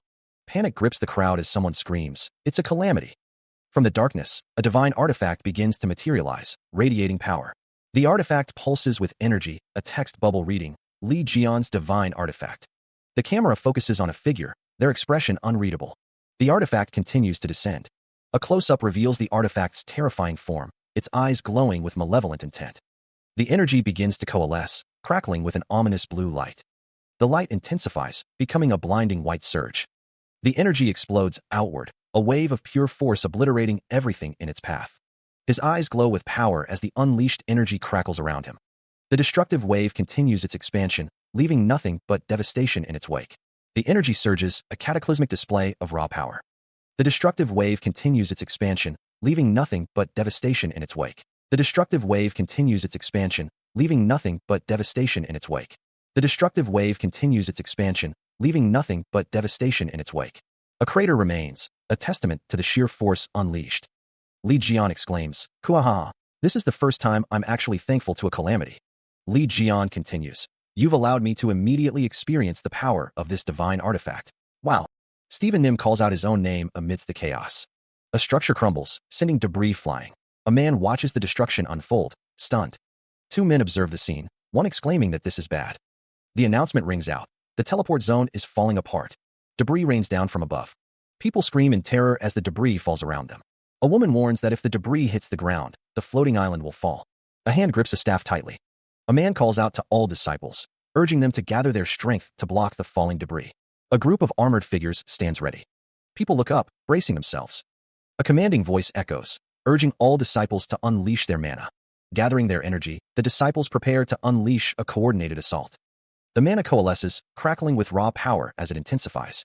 With a unified surge, the disciples unleash their combined mana towards a central point. The beams of mana converge, their intensity building to a blinding crescendo. They continue to fire, unwavering in their assault, as the mana surges forth. The combined force slams into the target, but the impact fails to yield the desired result. A massive beam of energy erupts, a desperate attempt to obliterate the looming threat. A chilling realization dawns upon them. Their efforts are futile. Even as they persist, a sense of hopelessness begins to creep into their ranks. Overwhelmed by the sheer scale of the looming threat, panic sets in. Driven by fear, the disciples break formation and flee in terror. Fury of Apollo. The fiery energy explodes outward. The disciples are caught in the blast. Someone cries out in shock, "Whoa!" A voice exclaims, "Unbelievable. They were burnt to ashes in an instant." That ability is. The Sagittarius saint, Hugo Ottersnim, stands amidst the flames. A voice scolds, "That moronic lion. Learn to control your strength." The crowd expresses their gratitude. "Hugo Nim, thank you. Thanks to you, we're saved. That was dangerous." Hugo looks down, his expression unreadable. A blinding light fills the area. A figure plummets from the sky. A monstrous creature looms. The serpentine creature looms, its skeletal frame a horrifying sight. Hugo, eyes wide with disbelief, exclaims, "Oh no, there was another one." The creature's skull-like head, with its glowing red eyes, stares menacingly. Its massive foot descends, crushing the ground beneath. A guttural roar echoes through the air. Panic erupts as people flee in terror, screaming, "What the hell?" Ugh. A close-up reveals a face splattered with blood, eyes wide with horror. Desperate cries fill the air. "Quark, help me." A figure, consumed by flames, roars, "Bastard, how dare you?" The inferno intensifies, engulfing the figure completely. The sound of the flames crackling fills the air. A figure clenches their teeth, engulfed in flames that lick around their form. A serpentine creature opens its massive maw, revealing rows of razor-sharp teeth and a glistening tongue. Flames dance around the figure, obscuring their features in a haze of heat. The inferno intensifies, consuming the figure in a vortex of fire. The flames continue to rage, a testament to the immense power at play. Jian yells, "Hey-oh." The man asks, "Aren't you still a saint when it comes to combat?" He fumes, wondering how anyone could be weaker than a production class. Jian Li feels uneasy. In chibi form, Jian Li points and shouts, asking if that's why 13th Awakened almost got killed by a calamity rot. He adds that 13th Awakened is being too much with what he just said. Jian Li and 13th Awakened stand side by side, the tension palpable. A figure descends, surrounded by crackling energy, and shouts, "Bastards." The figure, eyes wide with fury, demands if they are thinking of disrupting his divine artifact experience. A close-up reveals the figure's intense rage. The figure stands before a massive, skeletal dragon, radiating power. Below, a crowd of figures watches the unfolding events. Jian Li, standing next to 13th Awakened, remarks that the figure is here too. Jian Li and 13th Awakened watch the figure intently. The figure declares that no one will get in the way of him and Big Bone's performance, as the dragon looms over the crowd. Lightning crackles, signaling the start of a major confrontation. Jian Li, looking concerned, watches as Sungji's face is filled with rage. "Do not tell me again?" A surge of magical energy erupts, the force of it threatening to overwhelm everything. The magical energy intensifies, crackling with destructive power. A royal seal is unleashed, promising devastation on a grand scale. The battlefield is consumed by the magical storm, a testament to the raw power on display. This is a battlefield that's meant for victors. Through the chaos, Sungjae advances, his resolve unwavering. A sinister chuckle echoes through the storm. "Kakik, just wait there for a moment." Sungjae stands defiant amidst the unyielding storm. In a lightning storm that can't be destroyed. The hunter grips his blade, preparing to unleash a counterattack. Now been set. A magical creature materializes, crackling with power. "I was out of sorts just now, so I counterattacked with my magic power infused into it. But..." Sungjae prepares to unleash his summoned creature. "Now I want to see what Big Bone can do alone." Stephen Marker is cheered on by his companions, hailed as the strongest saint who has surpassed Li Jian. The serpentine creature roars, its allies shouting for it to send Stephen flying. Stephen advances, his footsteps heavy as he prepares to strike. Stephen declares that it's time for the serpentine creature to pay the price for going berserk, commanding it to brace itself. He swings the massive bone with all his might. The bone whistles through the air, a blur of motion. Stephen continues his swing, the bone arcing towards its target. The group watches with bated breath, their expressions a mix of hope and anxiety. The bone continues its descent, aimed squarely at the serpentine creature. Stephen presses on, the force of his swing unwavering. The bone hurtles towards the serpentine creature, a testament to Stephen's power. A resounding crash echoes through the battlefield. He roars, eyes blazing with power as Stephen Nim prepares to strike the serpentine creature. The attack lands, a burst of energy engulfing the creature. The serpentine creature is struck by the force of the blow. Anger flares across the serpentine creature's face. The serpentine creature screams in pain or fury. The serpentine creature thinks, "Ugh, this is strange. I'm sure my attack landed though." The serpentine creature is sent reeling. The serpentine creature wonders, why is Li Jian's weapon not working against it? The 13th Awakened thinks, "Nope, since it's a royal skill, I won't be able to destroy." Choi Sung-hyuk grits his teeth, thinking, "I won't let him go if we get out of here. That stupid lion." Choi Sung-hyuk says, "Then let's." An order rings out, prioritizing a specific target above all others. The monstrous calamity looms, surrounded by a horde of smaller figures. One of the men wonders if the smaller figures are also calamities. The crowd of smaller figures roars, their faces twisted in rage. The group realizes that these are people whose minds have been dominated by the calamity's power, likely being used as hostages. One of the men realizes that they won't be able to attack the calamity easily. The ground trembles beneath the feet of the calamity. A voice suggests that they need to go ahead. The group prepares to move forward, questioning what their next move should be. Someone calls out, telling another to wait a minute. Another voice shouts a warning, "Jian, in front of you, look in front." The sound of something approaching rapidly fills the air. The serpentine creature roars, its face contorted in rage. The 13th Awakened silences the creature with a devastating punch. The force of the blow sends shockwaves through the air. Despite the brutal hit, the serpentine creature laughs maniacally. Jian watches with wide eyes, stunned by the display of power. The 13th Awakened stands his ground, the serpentine creature reeling from the impact. The 13th awakened holds the serpentine creature, who appears to be unconscious. A chibi version of the serpentine creature is shown to be unconscious. A pool of blood spreads across the floor, a testament to the battle's intensity. Jian wonders how the 13th awakened did that. The 13th awakened stands tall, radiating power. With strength, he declares. The 13th awakened says he won't be able to do it then. Jian wonders what he is talking about. The 13th awakened stands over the unconscious serpentine creature, scoffing at the thought of failure. Hugo Otters smiles, a glint of anticipation in his eyes. The man says, "You're going to run in, right? I'll cover you." Xion Sungjae prepares himself, a green aura emanating from his body. Jian Li calls out, "Oh, Teksu." The man asks, "You've still got it, huh?" Xion Sungjae says, "Well then dash." The 13th awakened smirks, his eyes gleaming with determination. He challenges, "Try catching up to me." A voice assures, "You're going to run in, right? I'll cover you." A figure engulfed in flames stands alongside another, both poised for action. Green energy crackles around a hand as a voice exclaims, "Oh, Teksu, you've still got." A voice declares, "Well then."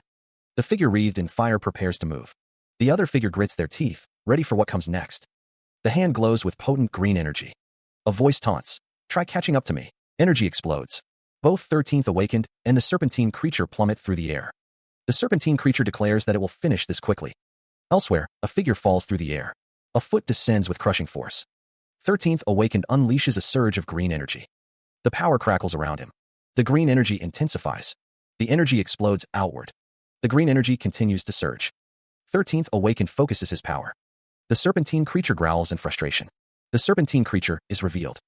Dark energy erupts from the serpentine creature, tendrils of shadow clawing at the air. The creature unleashes more dark energy, the shadows thickening around it. More dark energy explodes outward, the air crackling with its power. He wonders, glancing back at the people behind him, if they are the true target. The group stands firm, watching the unfolding chaos. The serpentine creature continues its relentless assault, the dark energy swirling with increased ferocity. The group remains behind him, their faces etched with concern. The serpentine creature unleashes a torrent of fire, the heat searing the air. The fire explodes in a blinding inferno, consuming everything in its path. The serpentine creature returns to its dark energy attacks, the shadows closing in. The aftermath of the creature's attack leaves bystanders reeling. The serpentine creature stands amidst the chaos. The serpentine creature's eyes glow with malevolent intent. The serpentine creature snarls, "How dare you? Nice one, as expected of my Teksu." The serpentine creature lunges forward, claws extended. 13th awakened narrowly avoids the attack. "Hey, Skullface, stop trying to put up a..." The serpentine creature continues its relentless assault. Again, 13th awakened dodges the creature's strike. Gathering energy, he prepares to counter. The serpentine creature is struck by a powerful blow. The attack continues, each strike landing with devastating force. The serpentine creature roars in agony. Another blow lands, further weakening the creature. He unleashes a burst of raw power, the energy radiating outwards in visible waves. The energy coalesces around him, a tangible aura of immense strength. Jian Li exclaims, "Whoa, you ended it in an instant." Jian Li continues to approach. Jian Li realizes, the people that were under his control should be back soon, too. 13th awakened seems surprised. He stares at his hand, a glowing symbol etched into his palm. "Huh? What's with this?" A crystalline structure glows with an inner light. System messages appear before 13th awakened and Jian Li, detailing the gathering of divine power. The system prompts him, "Would you like to use the divine power you have charged up to use Battle God Instinct, LV1? The system explains, Battle God Instinct. So it's a skill that can only be used after charging divine power past A. He thinks to himself that since he has a chance, he will try it out, referring to using a certain amount of something. 13th awakened accepts. The serpentine creature holds a large bone. The serpentine creature curses, realizing something isn't working. The serpentine creature is attacked, realizing things have come down to this. The serpentine creature wonders why the big bone isn't working at all, questioning if he is unable to bring out its true strength. The serpentine creature is shown. The serpentine creature wonders if he is still weaker than this thing. The serpentine creature groans as he is attacked. Stephen Nim is backed into a corner, prompting one of his companions to point out something. A green light appears. A yellow light appears. He gathers divine power, preparing to unleash Battle God Instinct. Energy crackles around him. The energy intensifies, a blinding light forming around his fists. The serpentine creature recoils, disbelief etched across his face. This can't be possible. His eyes widen, fear creeping into his expression. 13th awakened prepares to strike, thinking, this is dangerous. Instead of the divine artifact, I have to. He lunges forward, closing the distance between them with terrifying speed. The serpentine creature is struck, the force of the blow sending him staggering backward. The impact explodes in a burst of raw power, shockwaves rippling outwards. 13th Awaken's eyes burn with an intense, focused light. His hand glows, crackling with untamed energy. He presses the attack, relentless in his assault. The serpentine creature is hit again, the force of the blow visibly damaging his form. He shouts, "Shut it." The serpentine creature unleashes a piercing scream. He retaliates with a furious barrage of attacks, each blow carrying the weight of divine power. Jian Li watches from the background. An unseen force slams into the serpentine creature, sending it reeling. The creature is hurled backward, its massive form momentarily weightless. Another ear-splitting shriek tears through the air, a testament to the pain inflicted. The serpentine creature struggles to comprehend the source of such power. How could a human possess such authority? The creature's eyes widen as it stares at the 13th Awakened. Could it be that you? The 13th Awakened stands his ground, radiating an aura of unwavering resolve. Jian Li, watching the battle unfold, questions the creature's words. "Aren't human. The hell were you saying?" The 13th Awakened continues his relentless assault, his foot connecting with devastating force. Each strike is a surge of raw power, tearing through the creature's defenses. The serpentine creature is battered and broken, its once formidable form now crumbling under the onslaught. Dust and debris continue to fall after the devastating blow. The air hangs heavy with the scent of ozone and shattered stone. The serpentine creature's eyes widen in disbelief. Impossible. This just can't be. The creature's mind races, trying to comprehend the sheer force it just faced. But only that man could possibly possess such power. A bead of sweat trickles down the serpentine creature's weathered face, a testament to its growing fear. The air crackles with unspoken tension. 13th Awakened stands tall, his back to the light, radiating an aura of immense power. A smirk plays on his lips, a silent promise of what's to come. His eyes glow with an eerie light as he stares down at his opponent. "So glad to meet you, you lying bastard." The serpentine creature grits his teeth, fury warring with fear. "Seems like you've had a fun time shitting all over my name, yeah?" The creature struggles to rise, its legs trembling beneath it. There's no way. The realization hits the serpentine creature like a physical blow. No way you could be Li Jian Dash. He draws back his fist, preparing to strike. The serpentine creature's eyes widen. Sung Jae swings a massive bone with a snarl. His legs brace against the ground as he puts his full weight into the blow. The bone whistles through the air. The impact sends tremors through the very stone. The serpentine creature cries out, "Now." Sung Jae smiles, declaring, "It's just." The serpentine creature roars in pain. Sung Jae taunts, "You sure have been hitting me hard. How about we play fair and let me have a turn?" The serpentine creature curses, "Damn it." The bone shatters against its target. A cataclysmic explosion rips through the area, the force of it shaking the very foundations of the world. The shockwave sends a figure hurtling through the air, a ragdoll tossed by an uncaring giant. The sound of the blast echoes, a deafening roar that drowns out all other sensation.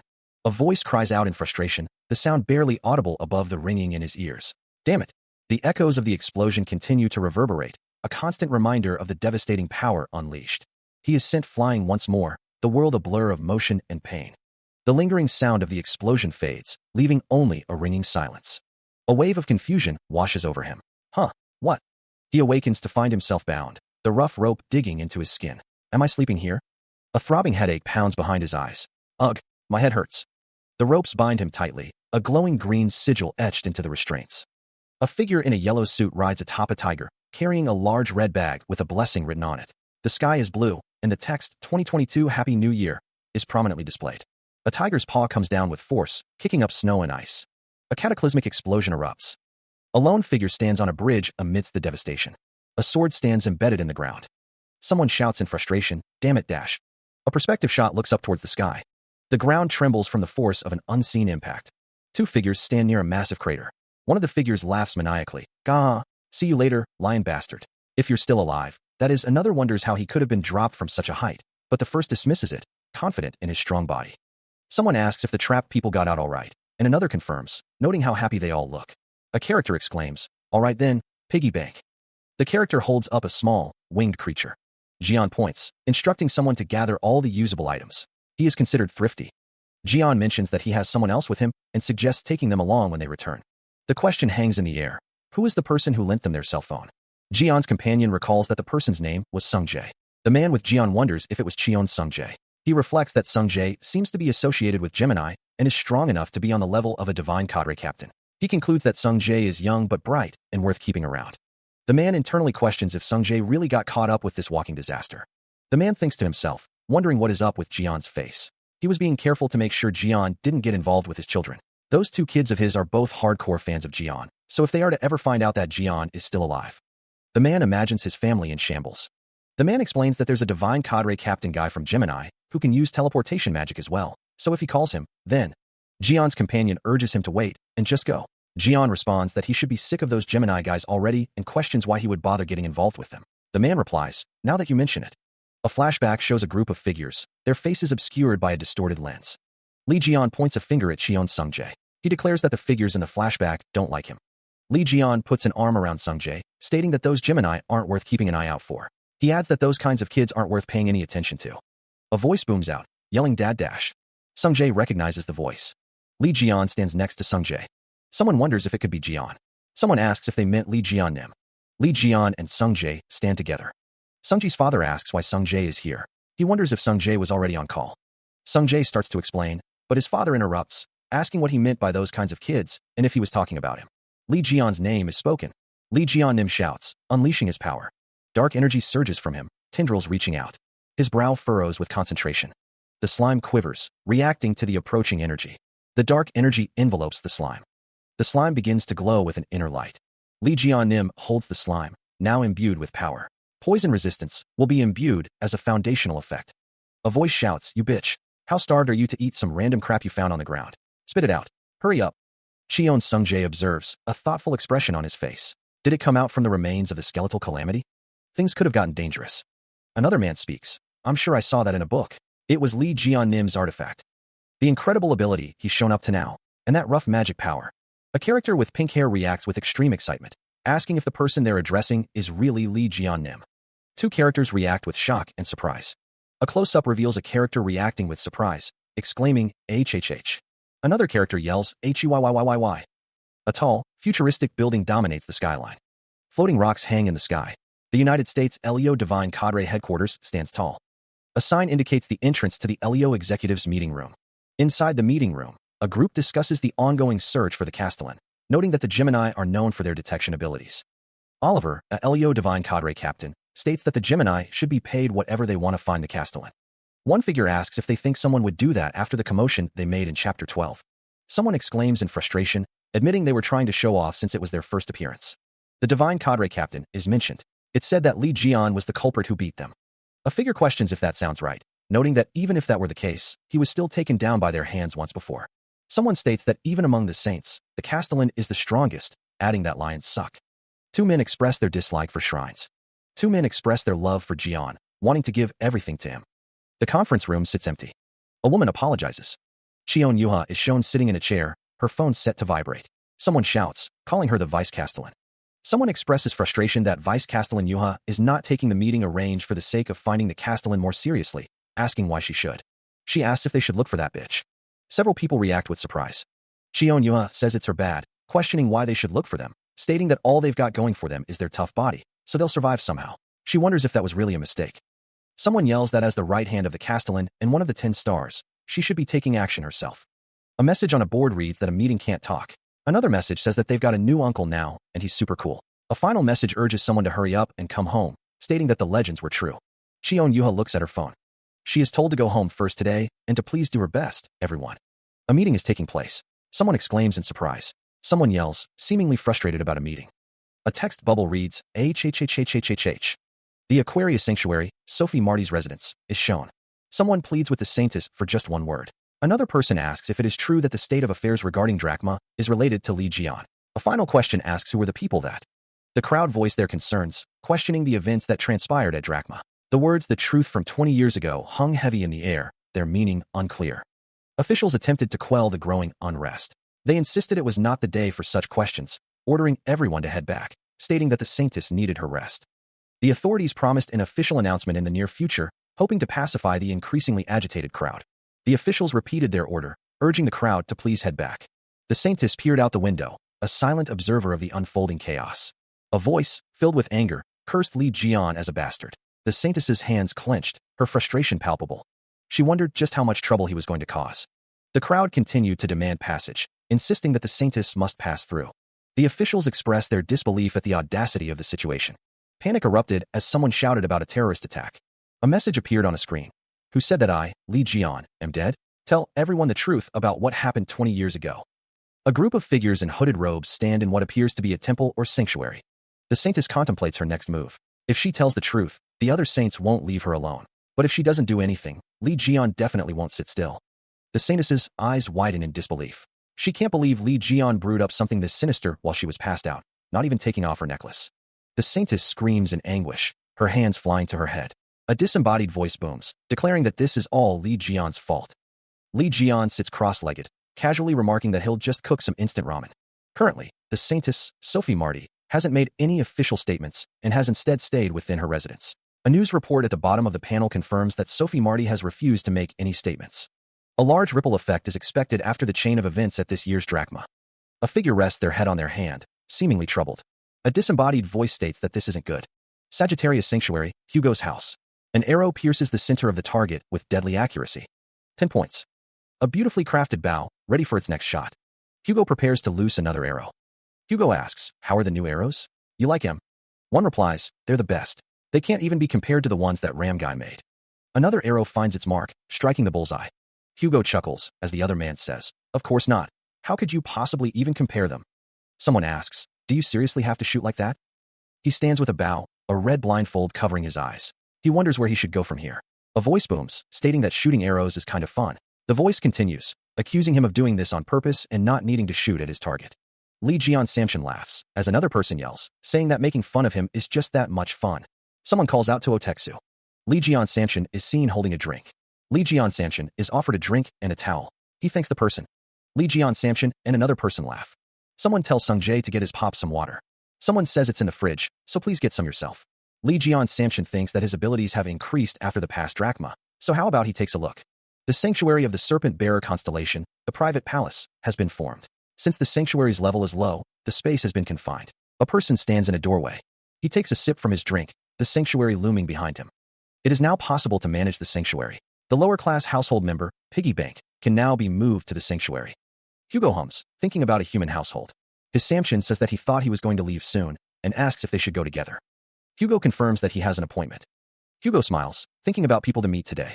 A close-up of Hugo's jacket. Elsewhere, a building called Red Eye Studio. A man is asked to join Gemini. A woman is surprised by how much a man is eating.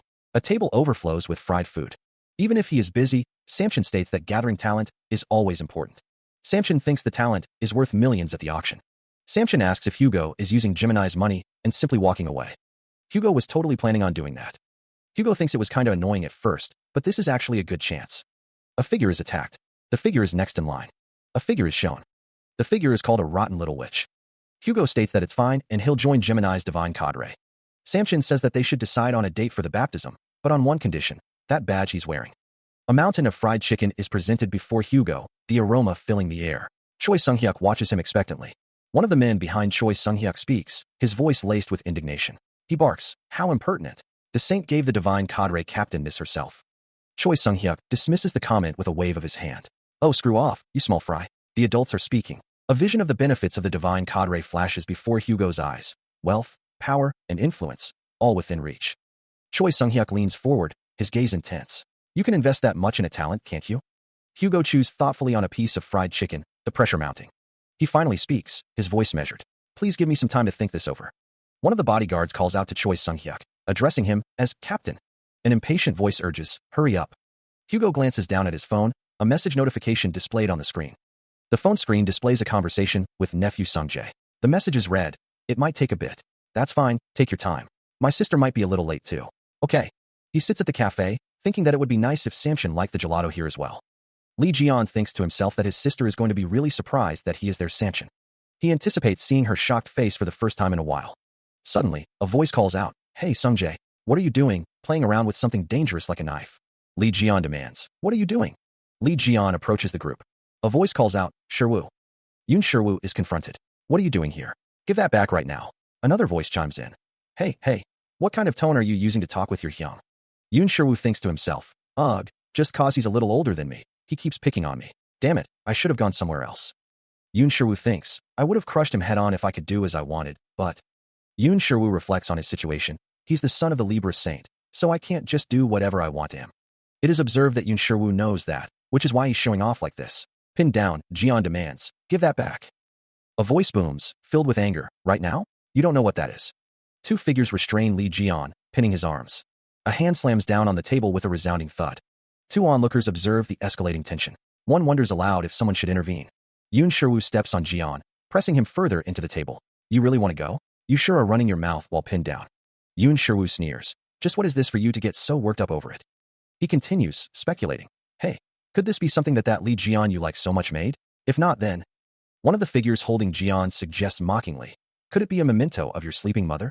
Jian, enraged, screams, you fucker. A system message appears. Divine artifact, Janice's desire, has responded to its owner being in danger. A random skill has been activated. Yoon Sherwoo recoils in shock, exclaiming, W what? Jian's eyes widened in surprise. Huh? Sungjae? He asked, bewildered. How did you know to come here? Cheon Sungjae grinned sheepishly. I was at a chicken place, but it looks like the consumable summon skill I left in the dagger was activated. Jian asks if the men tried to threaten Sungjae. A man surrounded by a blue aura declares that no one should touch his nephew. The man's eyes glow as he vows to ingrain in their bones what happens when they put their hands on what's his. The man clenches his fists, his anger palpable. Two figures react with shock and fear. A narration box states that the scene takes place at the chicken place, right before Lee Jian was summoned. Meanwhile, a man offers a badge, requesting immediate joining in exchange. Someone expresses their displeasure. The man thinks that it is nothing if he can haul in a big catch like him. He used millions at the auction anyway. Besides, after he joins the divine cadre, he can just recover it as a special. A hand offers something, warning not to use it too carelessly. A hand reaches out, agreeing to do their best. He sits across from Jian, who says, Now then, let's hurry and sign you up. Please take out the contract. A surge of magical energy emanates from the contract and the fried chicken. Jian continues to hold out the contract, a wide smile plastered across his face. Now then. Elsewhere, a group of patrons are planning a dine and dash. A waiter presents the bill, stating, Sir, the bill for the chicken is $790.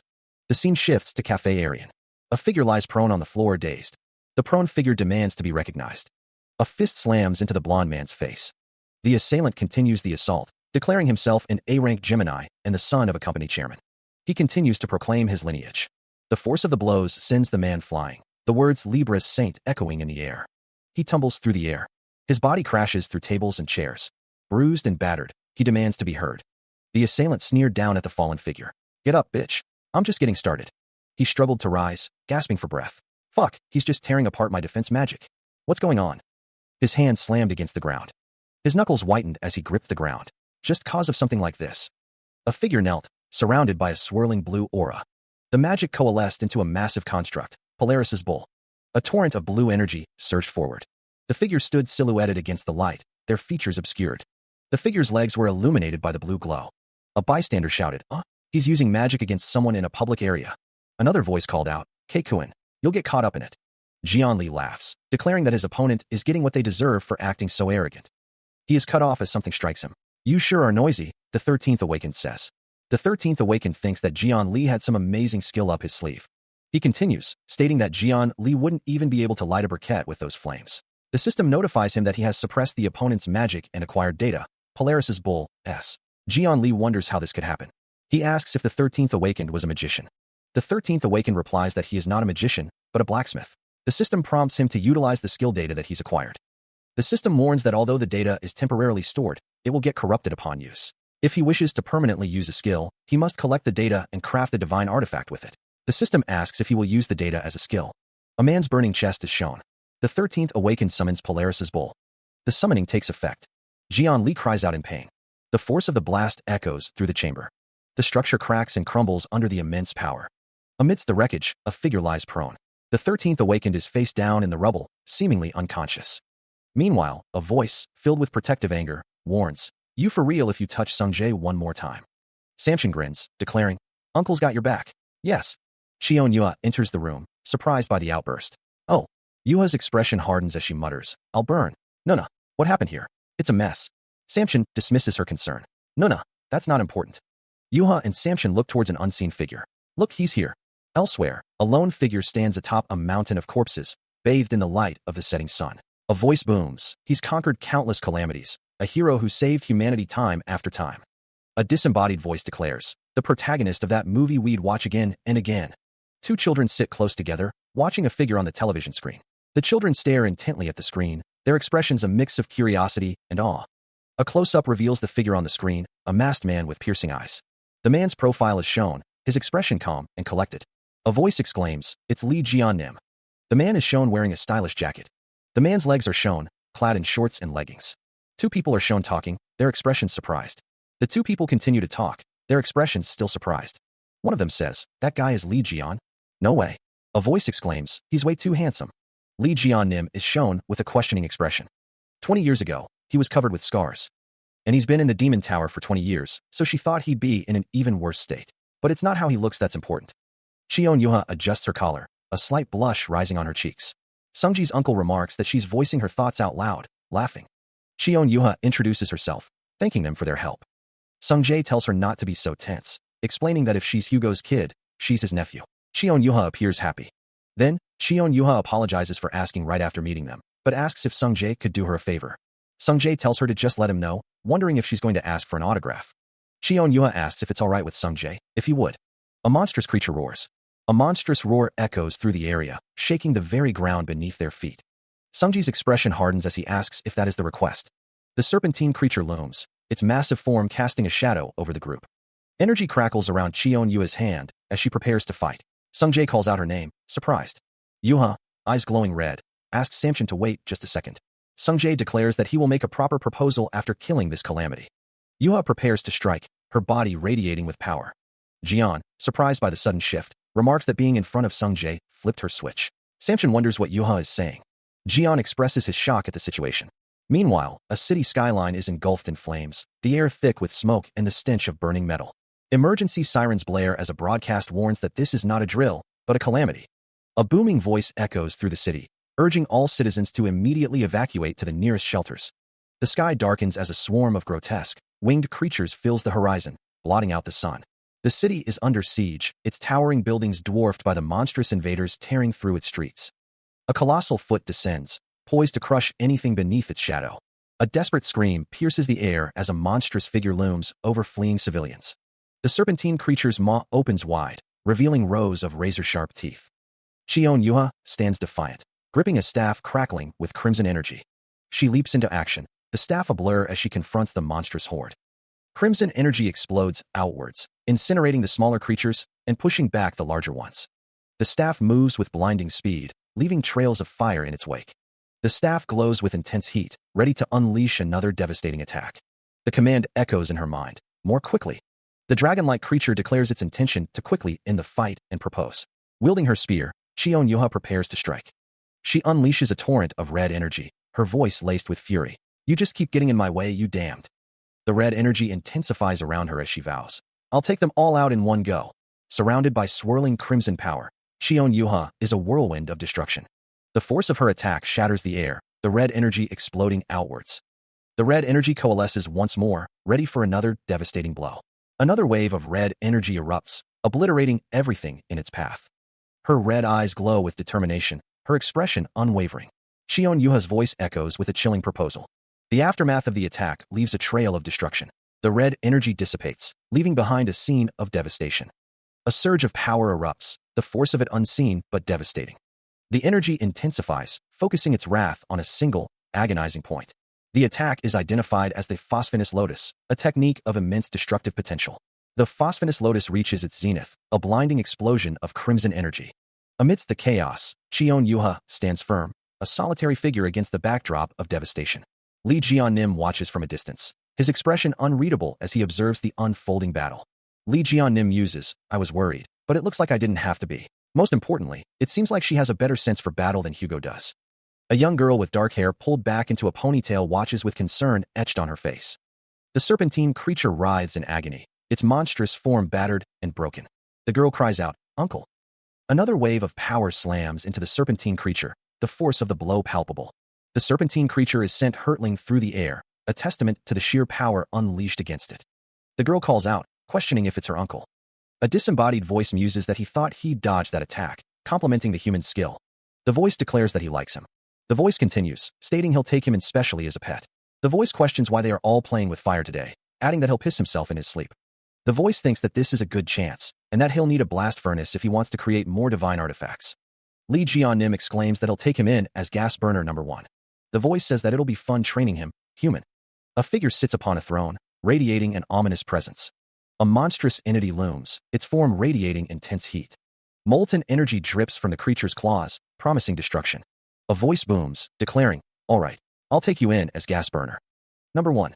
The man's eyes glow with an eerie light, a sinister grin spreading across his face. A devilish figure grins, promising, "Heh, it'll be fun training you, human." A woman with dark hair looks on, muttering, "Those guys are." A group discusses the fantasy race. The woman from before clutches her head, thinking, "I have to stop them. Why do you look so?" A man declares, "Leave this to your uncle this time. You guys can keep the surroundings safe." Another man smirks, stating, "I'm leaving this to you guys because I know you're strong. So can you guys also trust me and leave this to me?" A woman with dark hair smiles, a subtle glint in her eyes as she thinks, "To me?" The woman, flanked by 2 men, hears one of them exclaim, "Of course." A towering, glowing figure looms behind a man with spiky red hair. 3 figures are caught in a flurry of action, surrounded by swirling energy. Hands clasped together, a silent promise hanging in the air as a voice declares, "Let's have." A demonic figure, wreathed in red energy, seems to revel in the chaos. More. The demonic figure stands amidst a scene of destruction, demanding more. A figure stands amidst shattered earth, the word "more" echoing around them. The demonic figure, bathed in red light, urges, "Struggle even more." A figure is bound by tendrils of dark energy, their expression grim. The serpentine creature grins, a manic glint in her crimson eyes. "That makes it more worthwhile to train you." The city skyline is marred by streaks of crimson energy. Ares throws her head back, a chilling laugh echoing through the ravaged cityscape. "Ah ha ha." The city continues to crumble under the onslaught of power. A blinding explosion rips through the air, shaking the very foundations of the city. Amidst the swirling dust and debris, a figure stands defiantly. Jian Li, bloodied but unbowed, scoffs. "All style and no substance. Is that all you got?" Ares' expression twists into a mask of fury. The serpentine creature snarls, her voice dripping with venom. "Of course not." A vortex of raw energy begins to coalesce, promising unimaginable destruction. The figure braces, preparing to face the oncoming storm. Another cataclysmic explosion erupts, engulfing everything in its path. A symbol of destruction hangs heavy in the air, a stark reminder of the recent devastation. A massive, ornate statue stands sentinel, its blue glow a beacon amidst the chaos. The call to head to the shelter echoes as people hurry towards safety. "Thank you," someone shouts. A man stands before the statue, his hands clasped in what appears to be a gesture of gratitude or prayer. The man with the red hair reports the successful evacuation of the last of the civilians. "All right, it's a success here as well." A woman responds with a subdued, "Why? Yeah." Turning away, the woman prepares to leave, a determined look on her face. She considers the power of the enemies they face. They're at least above red rank, so even uncle will. The woman's uncle is shown, radiating power. Have a hard time. The woman's thoughts race. What if he's also suffering from any injuries or aftereffects from the demon tower? If that's the, I have to help uncle. No, uncle said not to come. With a determined leap, she declares, "I'll be right back. Sungjae, you hide somewhere here." A voice echoes, seemingly from the serpentine creature. "Fufu, did I rail you too hard? I didn't mean to turn you to ash." He roars, feeling the power surge through him. "This is it. Yeah, these flames should at least be this hot." That Gemini brat's flames were way too lukewarm. He declares, "I've chosen you as my forging flame, gas burner. You've acquired a flame that you can use in the creation workshop." Impossible. He survived in that fiery pit. "Now that I've got some of these flames, there's no reason to hold back dash." He has summoned a production hammer. A flame that you can use in the creation workshop has been detected. Creation workshop, LV.1, repair/strengthening. Attribute strengthening will begin. Random luck has been applied. Please choose your subject for strengthening. My subject for strengthening. A swirling vortex of orange energy materializes before the 13th awakened, crackling with raw power. Is this it? The serpentine creature observes the approaching energy, a flicker of confusion in its crimson eyes. Cook. It wonders what that is, but it won't let him finish. The creature's hands glow with a malevolent red light as it prepares to unleash its own attack. The serpentine creature activates a skill, the air around it shimmering with crimson energy. A devastating thunderclap attack erupts from the creature, a wave of force that threatens to tear everything apart. The serpentine creature roars, its monstrous face contorted in fury as the attack intensifies. The 13th awakened cries out in shock as the attack slams into him. The serpentine creature's eyes burn with rage. It dares to challenge it. The serpentine creature screams in fury, "Fuck OFF." Debris rains down as the force of the attack devastates the surrounding area. The 13th awakened is battered and bleeding, struggling to stay on his feet. The serpentine creature stands triumphant amidst the destruction, its monstrous form radiating power. A voice booms, commanding, "Devour her." The serpentine creature roars, a sound that tears through the air. It lashes out, its massive form crashing through a nearby building. The creature continues its rampage, leaving a trail of destruction in its wake. The 13th awakened looks up, his expression grim as he witnesses the devastation. The serpentine creature looms closer, preparing to strike again. The 13th Awakened shouts, "Where are you going? You gotta play with me." The serpentine creature's attack connects, sending shockwaves through the area.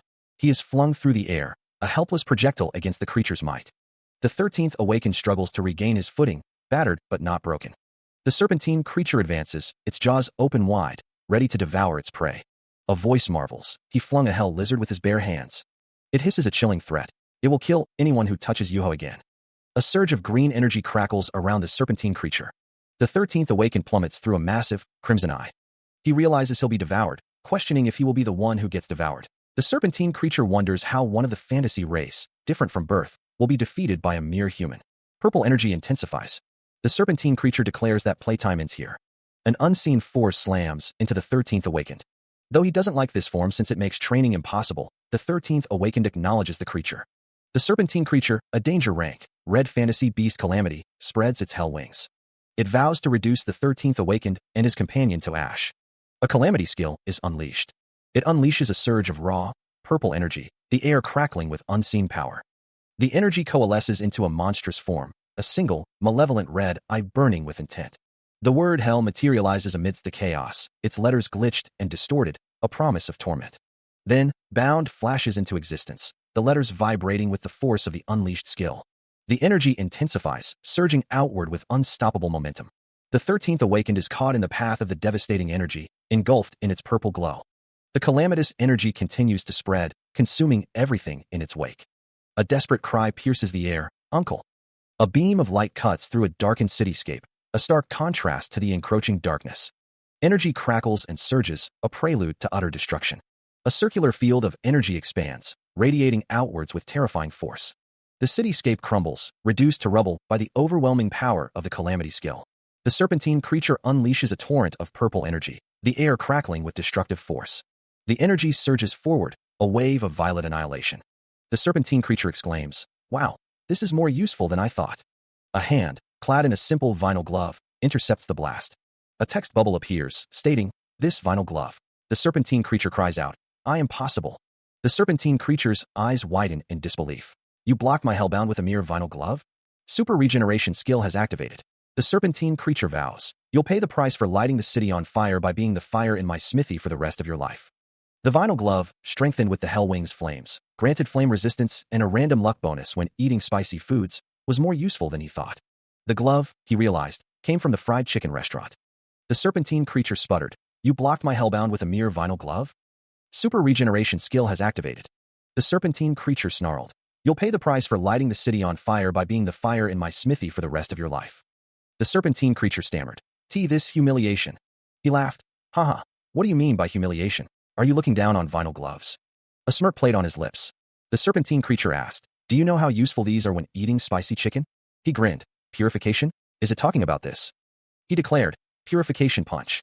He unleashes a purification punch, the force behind it promising to obliterate anything in its path. The serpentine creature, reeling from the blow, questions why it isn't being purified. The force of the punch sends the creature flying backward, crashing through the ground. A system message appears, stating that the subject has died and cannot be purified. Jian sighs, realizing the gas burner is broken and therefore useless. He takes a step back, observing the broken machine. Jian sarcastically asks the machine what it wants to be called, listing options like torch, burner, and even lilizard. A voice calls out, asking if he is okay. Yuha and Sungjae approach. Yuha assures him that they are all right. Before anything else, Jian states he has something to tell them, planning to make a proper proposal after killing this calamity. Jian's eyes widen in shock, exclaiming, "Oh shit."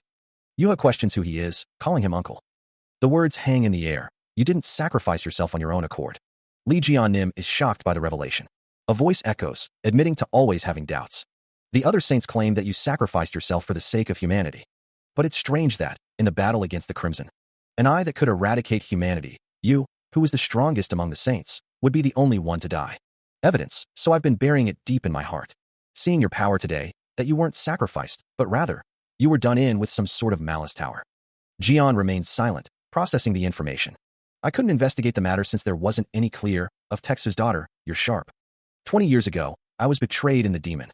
A monstrous figure looms, hinting at the betrayal. He stands, his shirt torn, revealing his muscular physique.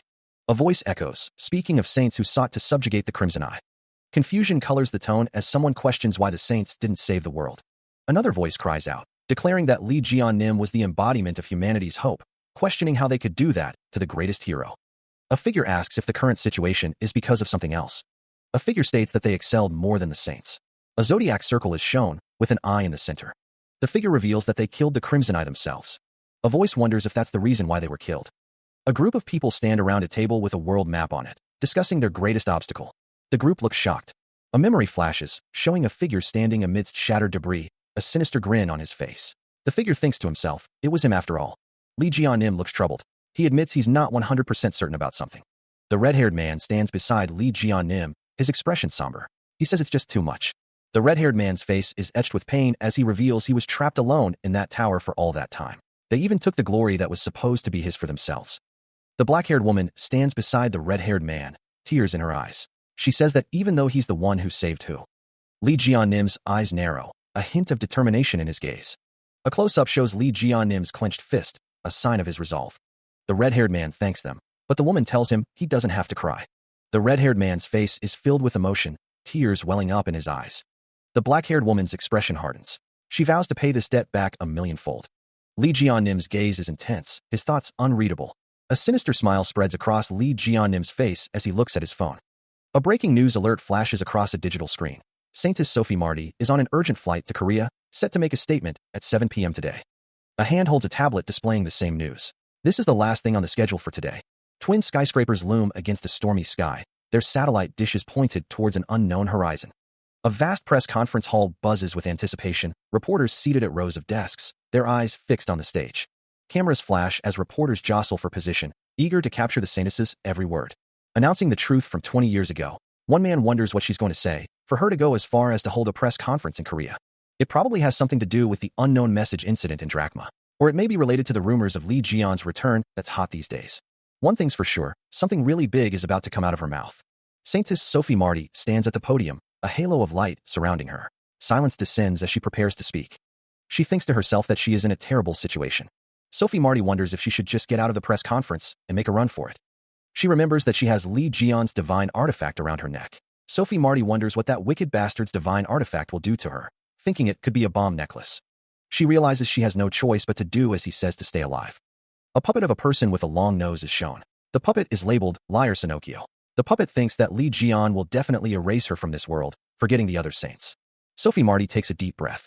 She thinks that the reason she has come here, as everyone expected, is to reveal the truth about the events of 20 years ago. Someone asks if everyone remembers the Demon Tower incident from 20 years ago.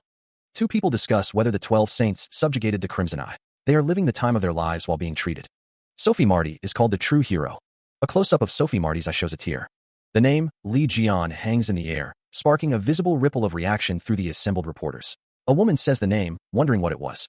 A reporter jots down notes, muttering to himself as he tries to piece together the puzzle. He says that he sees Lee Jian. The murmur spreads, more reporters whispering the name, Lee Jian, amongst themselves, a palpable sense of intrigue filling the room. The blank screen of a computer monitor reflects the growing tension, a silent witness to the unfolding revelation. The press conference stretches out before them, a sea of faces all turned towards the podium, waiting for the next bombshell to drop. A reporter demands to know if Sophie Marty is telling the truth. Another asks if Lee Jian was the one who killed the Crimson Eye, and not Stephen Marker. The reporters, leaning forward, plead for more details, their faces etched with a mixture of shock and morbid curiosity. One reporter exclaims, "Oh my God!" The accusation hangs heavy. Had they been lied to for the past 20 years? If the saints have been lying this whole time? The energy crackles around the podium as the implications of the revelations sink in. Then is Lee Jian also alive? Sophie Marty stands at the podium, a figure of quiet resolve amidst the storm of questions. A figure with long blue hair remains silent, their expression unreadable as the weight of the information settles upon them. The figure's eyes widen, a silent scream trapped in their throat. Yes, that's correct. How can that be possible? The saintess stands in a dimly lit room, a man in a suit visible behind her. She reels back, her eyes wide with shock. Why you are? The man's face is revealed, the text proclaiming, Jean-Louis Morin. Jean-Louis Morin stands tall, a sinister aura surrounding him. The Capricorn Saint logo appears, confirming Jean-Louis Morin's identity. Jean-Louis Morin remarks, "Man, you don't look too good, Saintess. It looks like it'll be hard for you to continue this press." His eyes glow red as he smiles, a cruel amusement in his expression. Conference for any longer.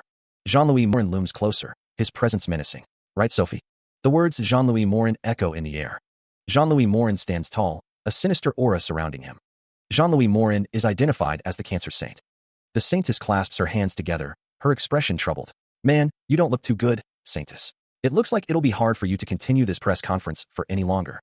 A cruel smile spreads across Jean-Louis Morin's face, his red eyes gleaming with malice. Jean-Louis Morin asks, right, Sophie? The Saintess's eyes widen in alarm as she presses a button on a small device. This is... Jean-Louis Morin's expression darkens. The command rings out. Shut up. Jean-Louis Morin looms over the Saintess, his voice dripping with menace. What the hell are you trying to say with the mic on? A disembodied voice demands. Do you not know your place? The man continues, questioning why all she had to do was act as the Saintess, as she's always done. What complaints could she possibly have to do something like this? If you don't want the... Jean-Louis Morin's eyes narrow as he says that if she doesn't want the world to see him tearing her mouth off live, then she should stay quiet. From confirming, he apologizes to the reporters. Jean-Louis Morin states that the truth is that the Saintess is currently being blackmailed and has given a false testimony. But do not worry. Jean-Louis Morin apologizes to all the press who have gathered, but says that they'll be ending the press conference. He adds that he will safely attend to the Saintess from now on. A reporter exclaims that if they end it like that, then what about Li Jian? Jean-Louis Morin's expression darkens. Jean-Louis Morin thinks that Li Jian died in the Demon Tower 20 years ago and asks what more explanation do they need. Jean-Louis Morin thinks that all Li Jian has to do is show himself, don't they think? Why isn't he showing himself? The reporters continue to speculate, one questioning who is blackmailing the Saintess. Another reporter wonders why the culprit is mentioning Li Jian's name. A reporter expresses concern that ending the press conference like this will cause suspicion towards the Saints to grow, asking if there is anything more to say. He, his face shadowed with rage, mutters about the damn insects. Dark energy coalesces in his hand as he commands them to know their place. He demands, his voice dripping with menace, if they're trying to get themselves killed. His eyes glow with a furious red light. A blur of motion indicates a swift, brutal attack. A wave of green energy explodes outward. He kicks one of the reporters with savage force. His face contorted with rage, he continues his assault. Another blast of energy rips through the room. A monstrous roar echoes as something is struck with immense force. The impact detonates in a violent explosion. A figure in a white and purple hooded robe cries out, "He's here." A man with dark hair and a suit mutters, "Kind of." A voice booms, "It's been a while, rotten crap." The voice continues, "Your face is as wrinkled as always." The voice declares, "Here's a gift for you." Another explosion rocks the area. The hooded figure gasps, That's a tail." A close-up reveals the glowing yellow eyes of a large, red creature. The creature, identified as Ophiuchus' slave, unarmed torch, lets out a whine. People on a city street stare at the Ophiuchus slave, a sign reading, "Please do not feed," hanging nearby. A man stands amidst the rubble, demanding to know if a conference is the right course of action. Someone speculates that the tail must belong to the fantasy race, Hell Lizard. The man stands over a body. The man angrily demands to know who is ending the press. The man wonders who could have figured out his division ability from just a glance. The man declares that he is Li Jian. Li Jian stands with a smirk. A group of people look on in shock. A pregnant pause hangs in the air. The crowd gathers, observing the man on the stage. Someone blows a raspberry in response to the man's claim. Laughter erupts as the crowd mocks his declaration. "He said he's Li Jian," one of them exclaims. "There's no way Li Jian is as young and handsome as you." The jeering continues. "That's the funniest joke of the year, mister." A man in a suit addresses the stage. "It seems you're quite skilled, but you seem to be delusional. If you're planning on impersonating someone, you should choose who you dash." With a roar, the man on stage flips the table. He lashes out with a crimson energy. The crowd gasps in shock as the man unleashes his power. The man continues his assault, yelling, "What the hell are you staring at?" He commands, "All of you come here." A man screams in terror. "A crazy fucker is chasing us." Panic sets in as the crowd tries to flee. "Save me," one of them cries. "I have to use this chance to run away." She is thrown back by an unseen force, crying out as debris explodes around her. Li Jian demands to know where she is going, insisting that she finish telling the truth. He continues, listing the reasons why she should reveal everything: her escape from the Crimson Eye, her betrayal, and the artificial nature of her face. The Saintess, seemingly under duress, says that she is already revealing everything. Li Jian reacts with shock, his eyes widening.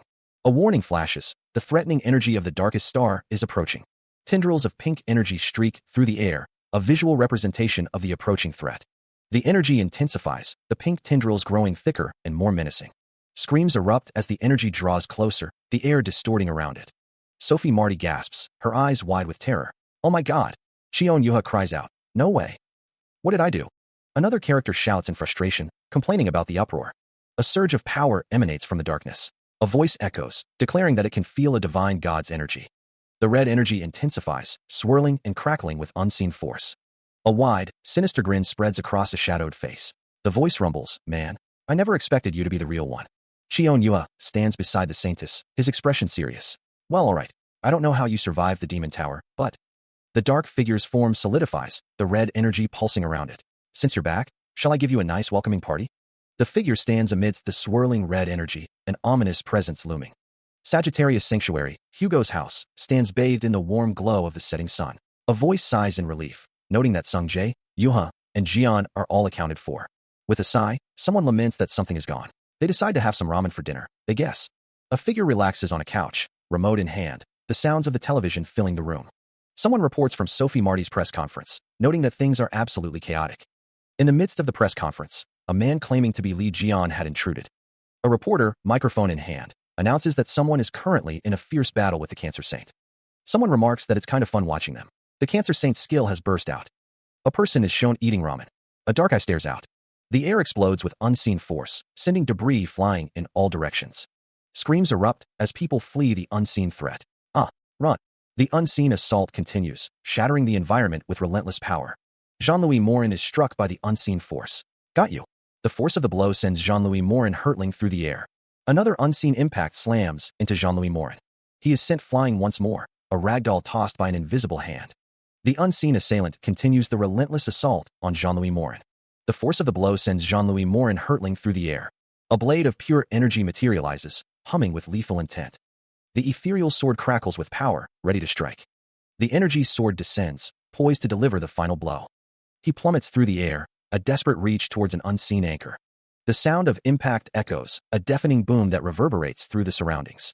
A collective gasp rises from the onlookers, their faces etched with disbelief and horror. Whoa-a-a-a. With a savage grin, the figure slams his fist downwards, the force of the blow promising devastation. His eyes blaze with an eerie light, a predatory gleam that speaks of cruel intent. The punch connects with brutal force, sending shockwaves through the air. Electrical energy crackles around him as he is struck, his body contorting in agony. A mask of pain contorts his features, blood splattering as the impact registers. Power surges through his arm, a conduit for the devastating force he wields. Holding twin orbs of darkness, the man sneers. "Guh, were you just practicing acrobatics for the past 20 years? He is sent hurtling downwards, a ragdoll tossed aside by overwhelming power. Standing amidst the chaos, he remains, a silent testament to his dominance. A devastating blow descends, tearing through the air with violent force. The attack connects, sending shockwaves rippling outwards. Jean-Louis Morin is struck, his face contorting in pain as blood splatters. Jian Li's face is a mask of fury as he screams. "Is this all you've got?" The hunter stands over Jean-Louis, a predator looming over its prey. Jean-Louis Morin screams in agony. Jian's eyes burn with a cold, electric fury. The force of the blow sends Jean-Louis crashing to the ground. Jean-Louis roars in defiance, his voice raw with pain and rage. He manages to choke out. I'll take that as a compliment. A door stands ominously in the background. Jean-Louis is surrounded by others, their faces a mix of concern and fear as he coughs up blood. He spits out a curse, wondering how anyone could clean up such a mess. Li Jian stands silently, observing the scene. Jean-Louis Morin mutters that he'll deal with it when he gets to it. He decides it's more worthwhile to use his crowd to his advantage and take care of Li Jian. Li Jian lets out a short, sharp laugh. Jean-Louis Morin asks if he was the one who stabbed him in the tower, hiding among his clones. The clones stand silently, their faces obscured. Jean-Louis Morin wonders if Li Jian was that obsessed with finding the culprit. He scoffs, thinking the hero who saved the world would hold such a trivial grudge, and that people would think he's merely a thug on the street rather than a saint. Jean-Louis Morin's expression is one of smug superiority. Li Jian retorts, impressed by how much Jean-Louis Morin can run his mouth for a shaking bitch. Jean-Louis Morin reveals that they aren't mere clones, but created by gathering the life force of the journalists here.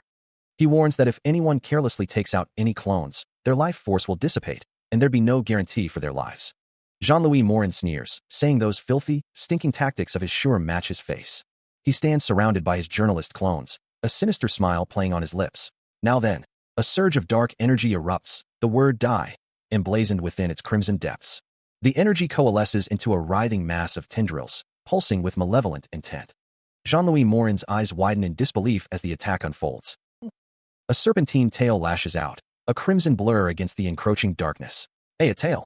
Jean-Louis Morin recoils, struggling to comprehend the sudden shift in power. How did this get here? This is a new skill I got a drachma.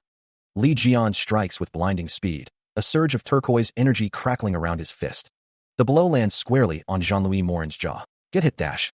The force of the impact sends Jean-Louis Morin staggering backward, his face contorted in pain and fury. In my place. A system message appears, detailing the skill Get Hit in My Place. You can summon a target of your choice to use as a shield for the Serpent Bearer constellation. Li Jian's eyes burn with an icy determination, the turquoise energy intensifying around him. He prepares to strike again, his voice laced with lethal intent. If I just drown you, the other clones will be taken care of. A system message appears. You are able to perceive your opponent's weak points. Jean-Louis Morin declares that Li Jian's methods are filthy and foul, adding that his rotten core is vibrating and he'd be a fool if he didn't notice. He shouts, "Jackpot!" Li Jian raises a pink gem, energy crackling around it. A blinding light erupts. Jean-Louis Morin cries out in pain, exclaiming that not even the Gemini constellation would be able to find the core with their sensing abilities. The pink gem glows intensely. Jean-Louis Morin is engulfed in a green aura. Text appears, describing a fragment of Cancer's core, containing 33% of a saint's soul and 20% of a saint's soul. A large crack has formed in the power of the Cancer constellation. The god of the Cancer constellation is greatly disconcerted. One can absorb the energy of the Cancer constellation. The magic power of the dark stars surrounding him has disappeared. Elsewhere, a group of people are gathered, looking concerned. Jean-Louis Morin asks what just happened to him in the tower, adding that he can feel the might of a god coming from Li Jian. Li Jian remarks that Jean-Louis Morin is talkative despite that beating, adding that he'll be retreating for now and still has cards left to play. A voice declares that they might end up causing some trouble for him. Jean-Louis Morin's face contorts into a sinister grin, a silent promise of the chaos to come. Li Jian holds a card in his hand, considering his options. He muses to himself that there's no way Jean-Louis Morin would quietly back off. Li Jian answers his phone, surprised to see Otexu's name on the screen. A distorted voice booms, warning that there's no time to explain and to get out of there as fast as possible. Someone watches the news, noting that Jean-Louis Morin's high-ranking schizants have been eliminated. A dire warning echoes. Missiles will fall right where they are standing. Jean-Louis Morin's eyes widen in alarm as the gravity of the situation sinks in. The air crackles with an ominous energy, a prelude to the impending destruction. A swarm of missiles descends from the inky blackness of space, targeting the Earth below. A warning beep pierces the silence as the missiles draw closer. The missiles hurtle towards the planet, their destructive potential a terrifying reality. The question hangs in the air, missiles? His eyes widen, a silent scream frozen on his lips as he gazes skyward. Streaks of blue energy tear through the atmosphere as something immense plummets from the heavens. The object grows larger, its metallic form now visible against the backdrop of stars. The Earth looms closer, the descending object now clearly a vessel of some kind. Beep. The vessel emits a sharp, electronic pulse as it continues its descent.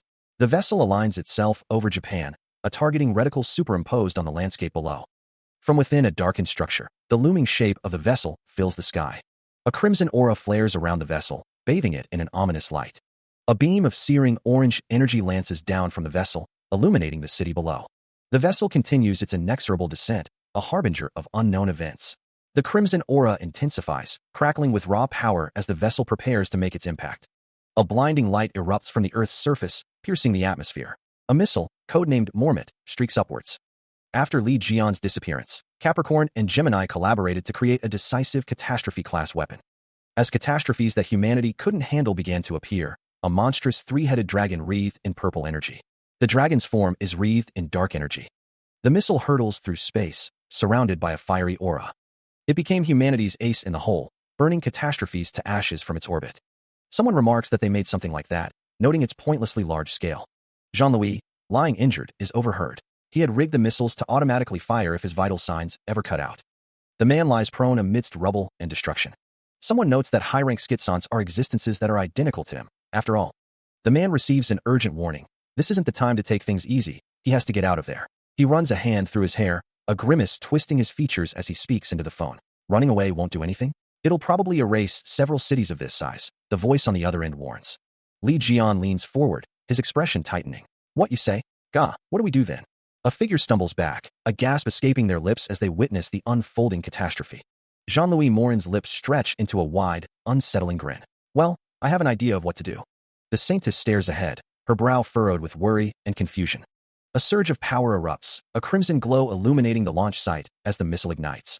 Streaking across the sky, the missile hurtles towards its unsuspecting target. The city lies in wait, unaware of the impending doom hurtling towards it. The Mormont missile is locked on its target. Targeting this location, everybody in this area must immediately flee to the nearby shelter. This is not a drill. A voice cries out, questioning why a catastrophe-class weapon is being fired at downtown Seoul. People scramble, a desperate plea echoing among them. Didn't someone rent a teleportation skill? A man, phone pressed to his ear, shouts that he's already out. A monstrous form towers over the fleeing crowds. A desperate cry rings out. They don't want to die, they need to take shelter. A figure wonders what's going on. A beam of light pierces the sky. A shadowy figure emerges from the chaos. Someone gasps, recognizing the looming threat. The streets are littered with debris, a testament to the devastation. A desperate voice calls out for Uncle Jian. Jian's eyes glow with an otherworldly light. A scream echoes through the city. A voice cries out in desperation, questioning what is being attempted. Gemini's divine cadre's authorities, float and teleport, have been activated. The text declares that he will teleport to the front of the marmot missile. Purple energy crackles as Jian prepares to teleport. Jian prepares to melt the missile. More purple energy surrounds him as he continues his efforts. A man's voice shouts, declaring that anything can be liquefied if one puts their mind to it, and commands the missile to melt away. Another voice cries out in panic, questioning how they are supposed to do that and lamenting that they are going to crash into the missile. A voice yells, calling someone a pest and demanding they turn around, adding that they spent 20 years just messing around and better step up to the plate now. The first voice screams, telling someone not to throw them, calling them a crazy bastard. The Saintess is launched forward with incredible force. Off you go, Saintess. Miracle time. Someone yells, Li Jian, you bastard. Aquarius's divine god has descended and is shocked by the situation. Aquarius's divine god is saying, Li Jian is insane, while cursing him to death. Someone shouts, Divine Godnim, please do something. Stop cursing. Just hurry up. Aquarius's divine god is casting all the buffs she can so that her chosen saint doesn't die, including magic power boost, stamina boost, mental strength boost, luck boost, and defensive power boost. Aquarius's divine god screams in frustration. Tears well up in Aquarius's divine god's eyes. The scene fades to blue. A drop of water falls.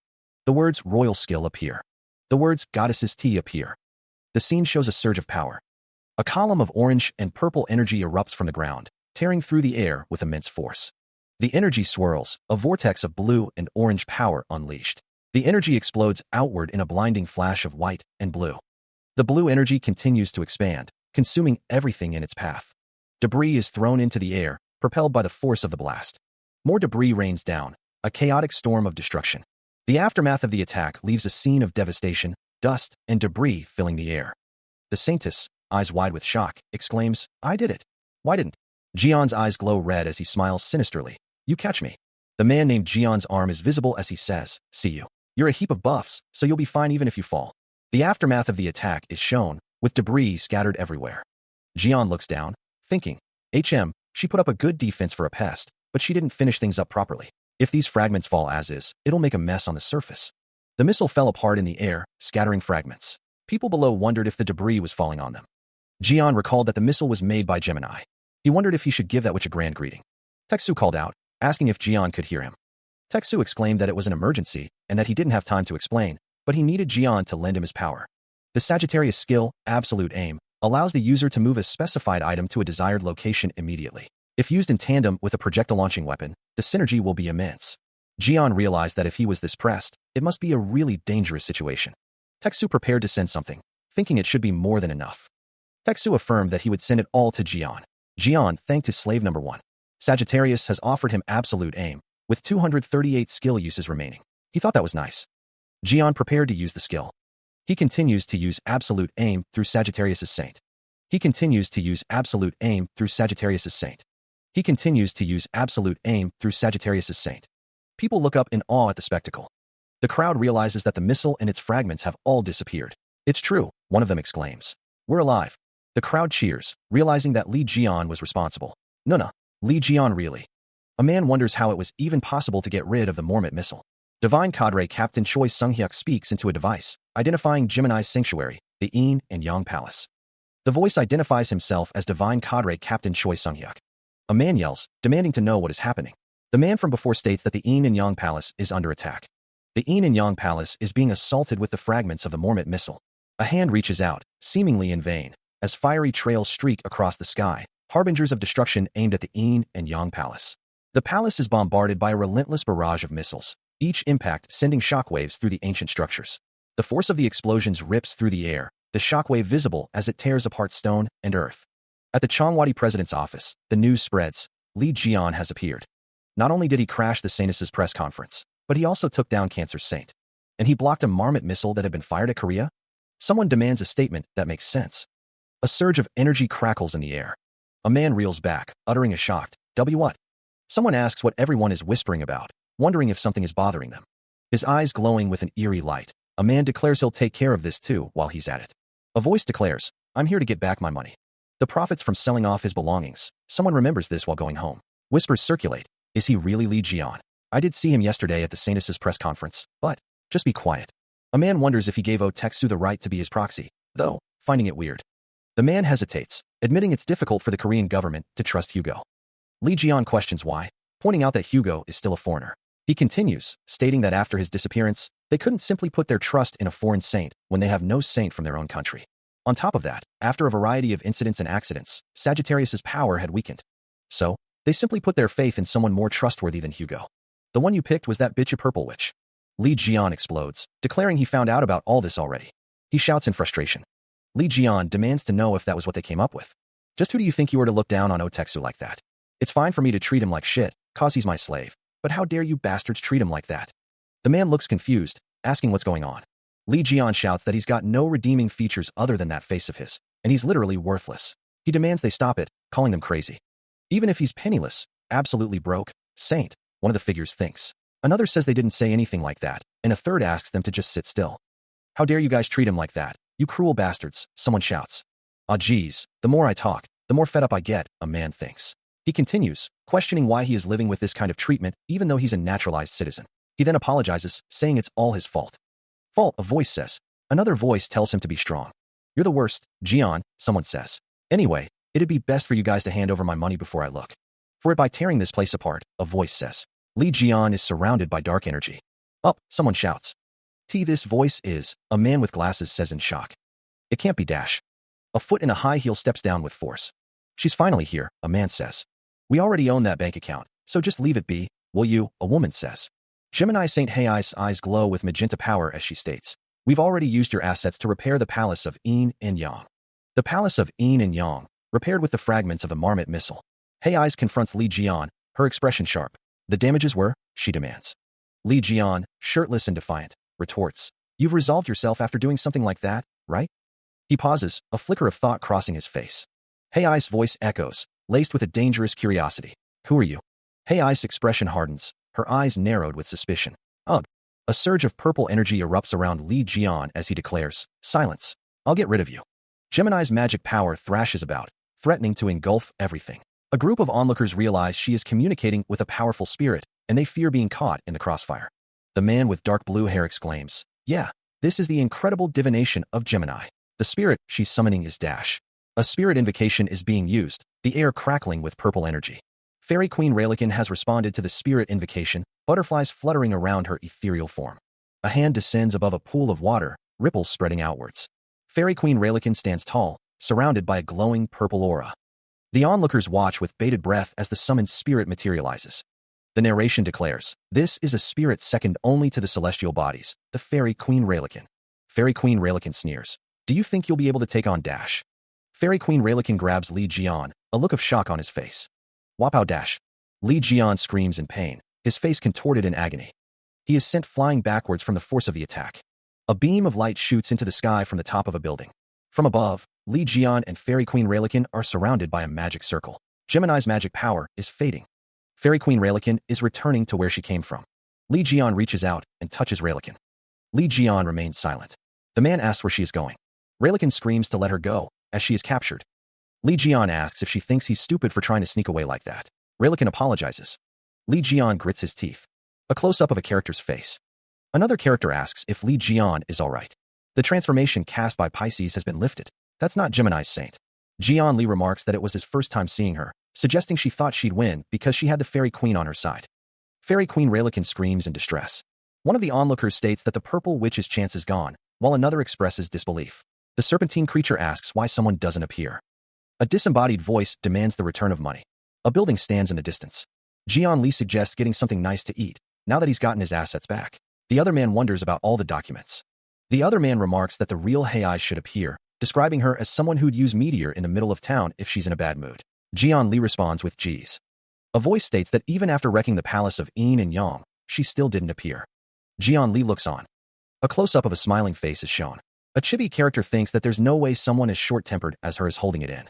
He stands with Raelican behind him, her glowing eyes piercing through the shadows. An unknown man speaks. I have a vague idea of where she is, so how about we? Cheon Sungji's house stands tall against the sky. Someone suggests eating while they work. Jian Li offers a hamburger. The hamburger looks delicious. Jian Li asks what the others think about Yuha. Someone expresses a desire for sanctions. Yuha is described as feisty. A cloaked figure laments that he's going insane and wonders if Teksu is coming. The group stands before a display case. Someone asks to start the interrogation. The Ares divine artifact is displayed in a hardy exhibition case. The serpentine creature, eyes wide with fear, stammers, "Why yes?" Choi Sung-hyuk, holding a book, smiles coldly. "Being trapped in my book, right? You better behave." Choi Sung-hyuk continues. "That short-tempered rude purple, which still hasn't appeared. Even you would think it's weird, right?" A disembodied voice echoes. "It's not that she hasn't appeared, it's that she can't." A voice declares, "Correct." Choi Sung-hyuk muses. "If that's the case, then she's trapped somewhere, and that's gotta be right here, at Sungji's house." Choi Sung-hyuk and Jian Li stare down at the book. Choi Sung-hyuk says, "I'll give you a chance. Where is she exactly?" The serpentine creature stammers, That's. Choi Sung-hyuk asks, his voice laced with menace, "You want to talk? Or should I?" Choi Sung-hyuk's expression hardens, his eyes narrowed with anger.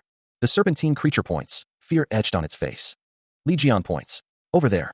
The camera focuses on a sculpture encased in glass. A close-up reveals a sculpture of an angel, visibly broken. Lee Jian holds the broken angel sculpture, a knowing smirk playing on his lips. "I knew it. I could smell that nasty stench wafting in the air." Lee Jian asks, "You said something about someone kissing this or whatever, right?" He continues, his gaze fixed on the sculpture. "That was probably magic to cast Coordi Dash." A flashback shows a saint kissing the sculpture. Although it isn't that, a saint had kissed and blessed. Lee Jian activates his 13th sense. 13th sense. A close-up shows Lee Jian's hand holding the sculpture as his 13th sense activates. The spiritual world is visualized, swirling with energy. You can interfere with the spiritual world. Someone exclaims, "How could you tell him?" A woman's eyes widen in shock, her mouth agape. The words echo, "The Gemini Saint Hei's?" Gemini Saint Hei's floats in a spiritual state, surrounded by a glowing aura. A voice cries out in frustration, "Damn it. I got caught by the one guy I can't afford to be caught by." The figure clutches their head, wondering how things came to this. A choked ugh escapes. A desperate thought. If only things just worked out properly that day, the day the demon tower collapsed. The demon tower looms, a skull-adorned gate standing ominously. The collapse begins, the structure fracturing. Dust and debris explode outward. The world is consumed by the destruction. A cup shatters, mirroring the devastation. She wondered what that energy was just now, a chill running down her spine. Hei's exclaimed Lee Jian's name in disbelief. She questioned if he was still alive. Coming back was a surprise, but the place he's going to is the house of his friend's son, Cheon Sungjae. This was a good opportunity. That place was already under her control. She would go there herself to confirm it. Using the Gemini Saint's special ability, only her soul would be transported to a designated location. She was using spiritual possession to safely transport her soul to a desired target, the angel sculpture at Cheon Sungji's house. Lee Jian's name was etched on the statue. A door creaked open. Using the sculpture as a medium for possession was fine and all, but a scream echoed. "Ah geez." A warning flashed. "Please be careful, as you cannot release yourself while using spiritual possession once the target of your possession has been destroyed." Things took. The sculpture's destruction proves to be a turn for the worse for Hei's. At this rate, she fears she'll end up trapped. Is there anything she can do? A man enters a room, seemingly unaware of the spiritual crisis unfolding. It's fine even if it's a garbage-rented restoration skill, Hei's thinks, desperately seeking a solution. If she can just restore the destroyed sculpture to its original form, then... A hand holds a tube of HOG glue, labeled Super. The person's legs are visible as they stand over the broken sculpture. Glue is applied to the broken sculpture. Hei's hopes it works. The glue sticks well. Hei's cries out in distress. The possession target is in tatters. She cannot escape. Lee Jian smirks, contemplating how to bully someone effectively. Rayleigh is urged to do something, to escape from her display case. Rayleigh refuses, fearing that escaping would only lead to being caught by Lee Jian-nim. Lee Jian expresses his impatience, not wanting to be made to do something meaningless. Rayleigh, visibly stressed, declares that she is going to go insane. Cheon Sungjae, Gemini's loyal disciple, issues an order as a celestial lord, attack Lee Jian. Rayleigh's expression is one of shock. Lee Jian questions the order, wondering why he is being targeted. The figure's expression is obscured. The minions express their disbelief, stating that Lee Jian is an enemy of their divine cadre. If you're a disciple of Gemini, then fighting Lee Jian is a given, the 13th Awakened thinks, scratching his head in contemplation. He places his hand on his hip, lost in thought. "Now then, hurry," and the 13th Awakened thinks, as Rayleigh watches. Rayleigh asks what he just said. "I am affiliated with Gemini, but Jian Samson is my hero," the 13th Awakened thinks. He reaches into his pocket, Rayleigh's spectral form watching him. If I have to become Jian Samchen's enemy because of Gemini, then, he thinks, holding a coin. I'll just leave Gemini, he declares. The coin slips from his fingers, falling towards Rayleigh. Rayleigh watches as the coin falls. The coin hits the ground. Meanwhile, Li Jian is in a room with Choi Sunghyuk and Rayleigh. Two figures stand in a room, seemingly unaware of the turmoil to come. A piercing scream echoes as a figure is engulfed in divine punishment. Cheon Sungji's face is marred with blood, a sign of the divine wrath unleashed upon him. A woman gasps, her eyes wide with horror as she witnesses the unfolding events. A man beside her looks on with a similar expression of shock. Sungjae is sent hurtling through the air, a victim of an unseen force. A voice urges Sungjae to beg for forgiveness, promising him succession if he attacks Li Jian.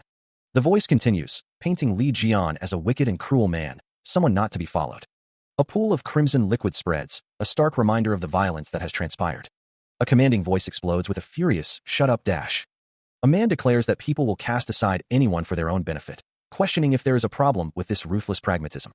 A man orders the burial of a place, claiming that everyone inside is dead, and instructing disciples to bury the location whole.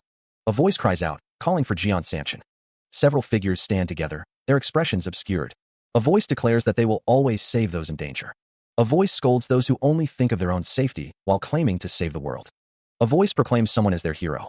Someone encourages Sungjae not to hold back when facing punks and to call out, assuring him that his Samchen has his back.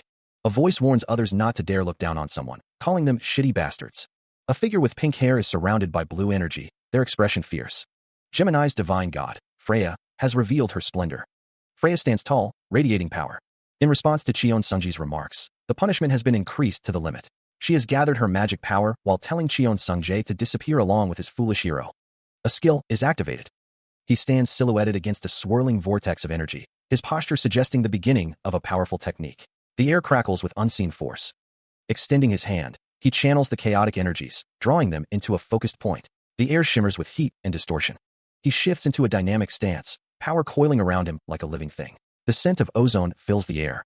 His face contorts with intense focus, sweat beading on his brow as he pushes his power to its limit. A low hum vibrates through the very ground. A blinding streak of crimson light tears through the darkness, leaving a trail of shimmering particles in its wake. The air crackles with residual energy. Activating a skill, Jian Li prepares for the coming battle. Fairy Queen Rayleigh is surrounded by a swirling vortex of energy. The Fairy Queen stands tall, her power growing. She raises her hand, ready to unleash her magic. Jian Li stands ready, his eyes glowing with determination. Rayleigh stares intently, her expression unreadable. Severing the abyss. A red line pierces through the darkness. The beginning palace of Yin and Yang lies in ruins. Hey, clear away this wreck with magic. Mages work together to clear the wreckage. The fire is under control. The order goes out to gather all those who can use water attribute magic. Water magic crackles with energy. Hugo pauses, a puzzled expression on his face. What's going on? Why can't he gather magic? Divine Cadre Captain Ken realizes something is wrong. A woman gasps, her eyes wide with alarm. She can't gather magic power, nor sense any magic power at all. Ken exclaims in disbelief.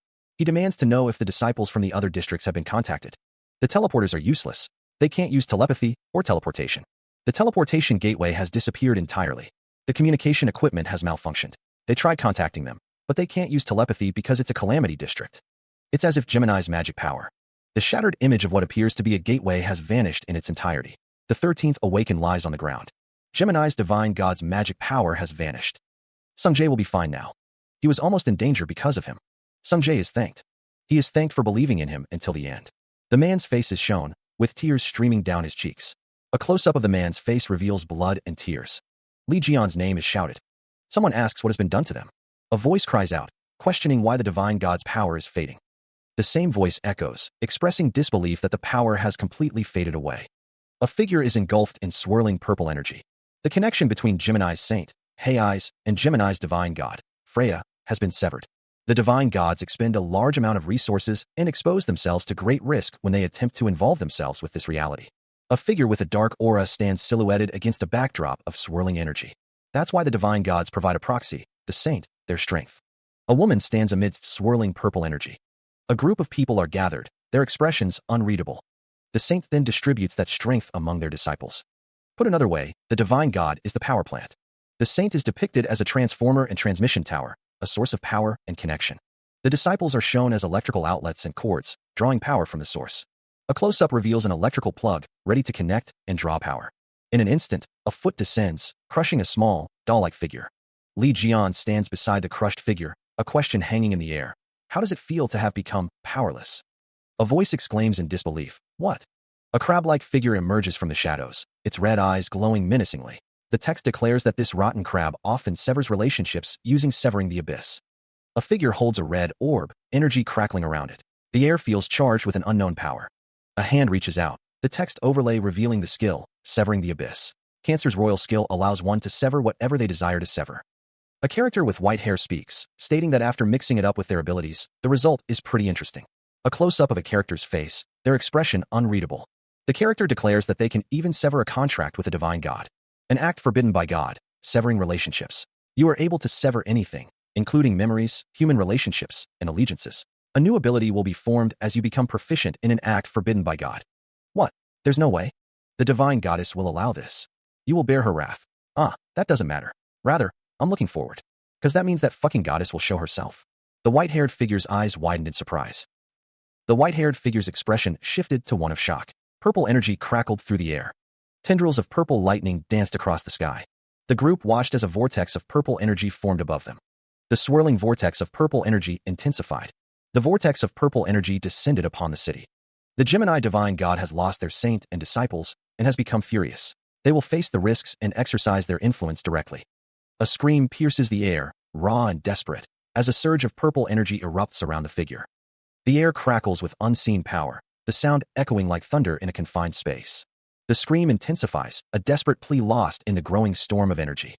The energy intensifies, distorting the very air around it with its raw force. A vortex of purple energy forms, a swirling gateway to an unknown destination. A figure plummets through the swirling chaos, a silhouette against the blinding light. Falling, the figure is consumed by the vortex, disappearing into the swirling abyss. From the shadows, a voice remarks, "This sure is one flashy entrance." At the heart of the chaos, a complex pattern of energy pulses with immense power. Tendrils of energy lash out, crackling with destructive potential. Glowing eyes pierce the darkness, revealing the source of the cataclysmic arrival. Standing tall amidst the destruction, the figure commands attention, a harbinger of change. A surge of raw power erupts, cracking the very ground beneath it. A stark warning flashes, the divine god's natural power is fluctuating dangerously. The energy intensifies, a palpable force in the air.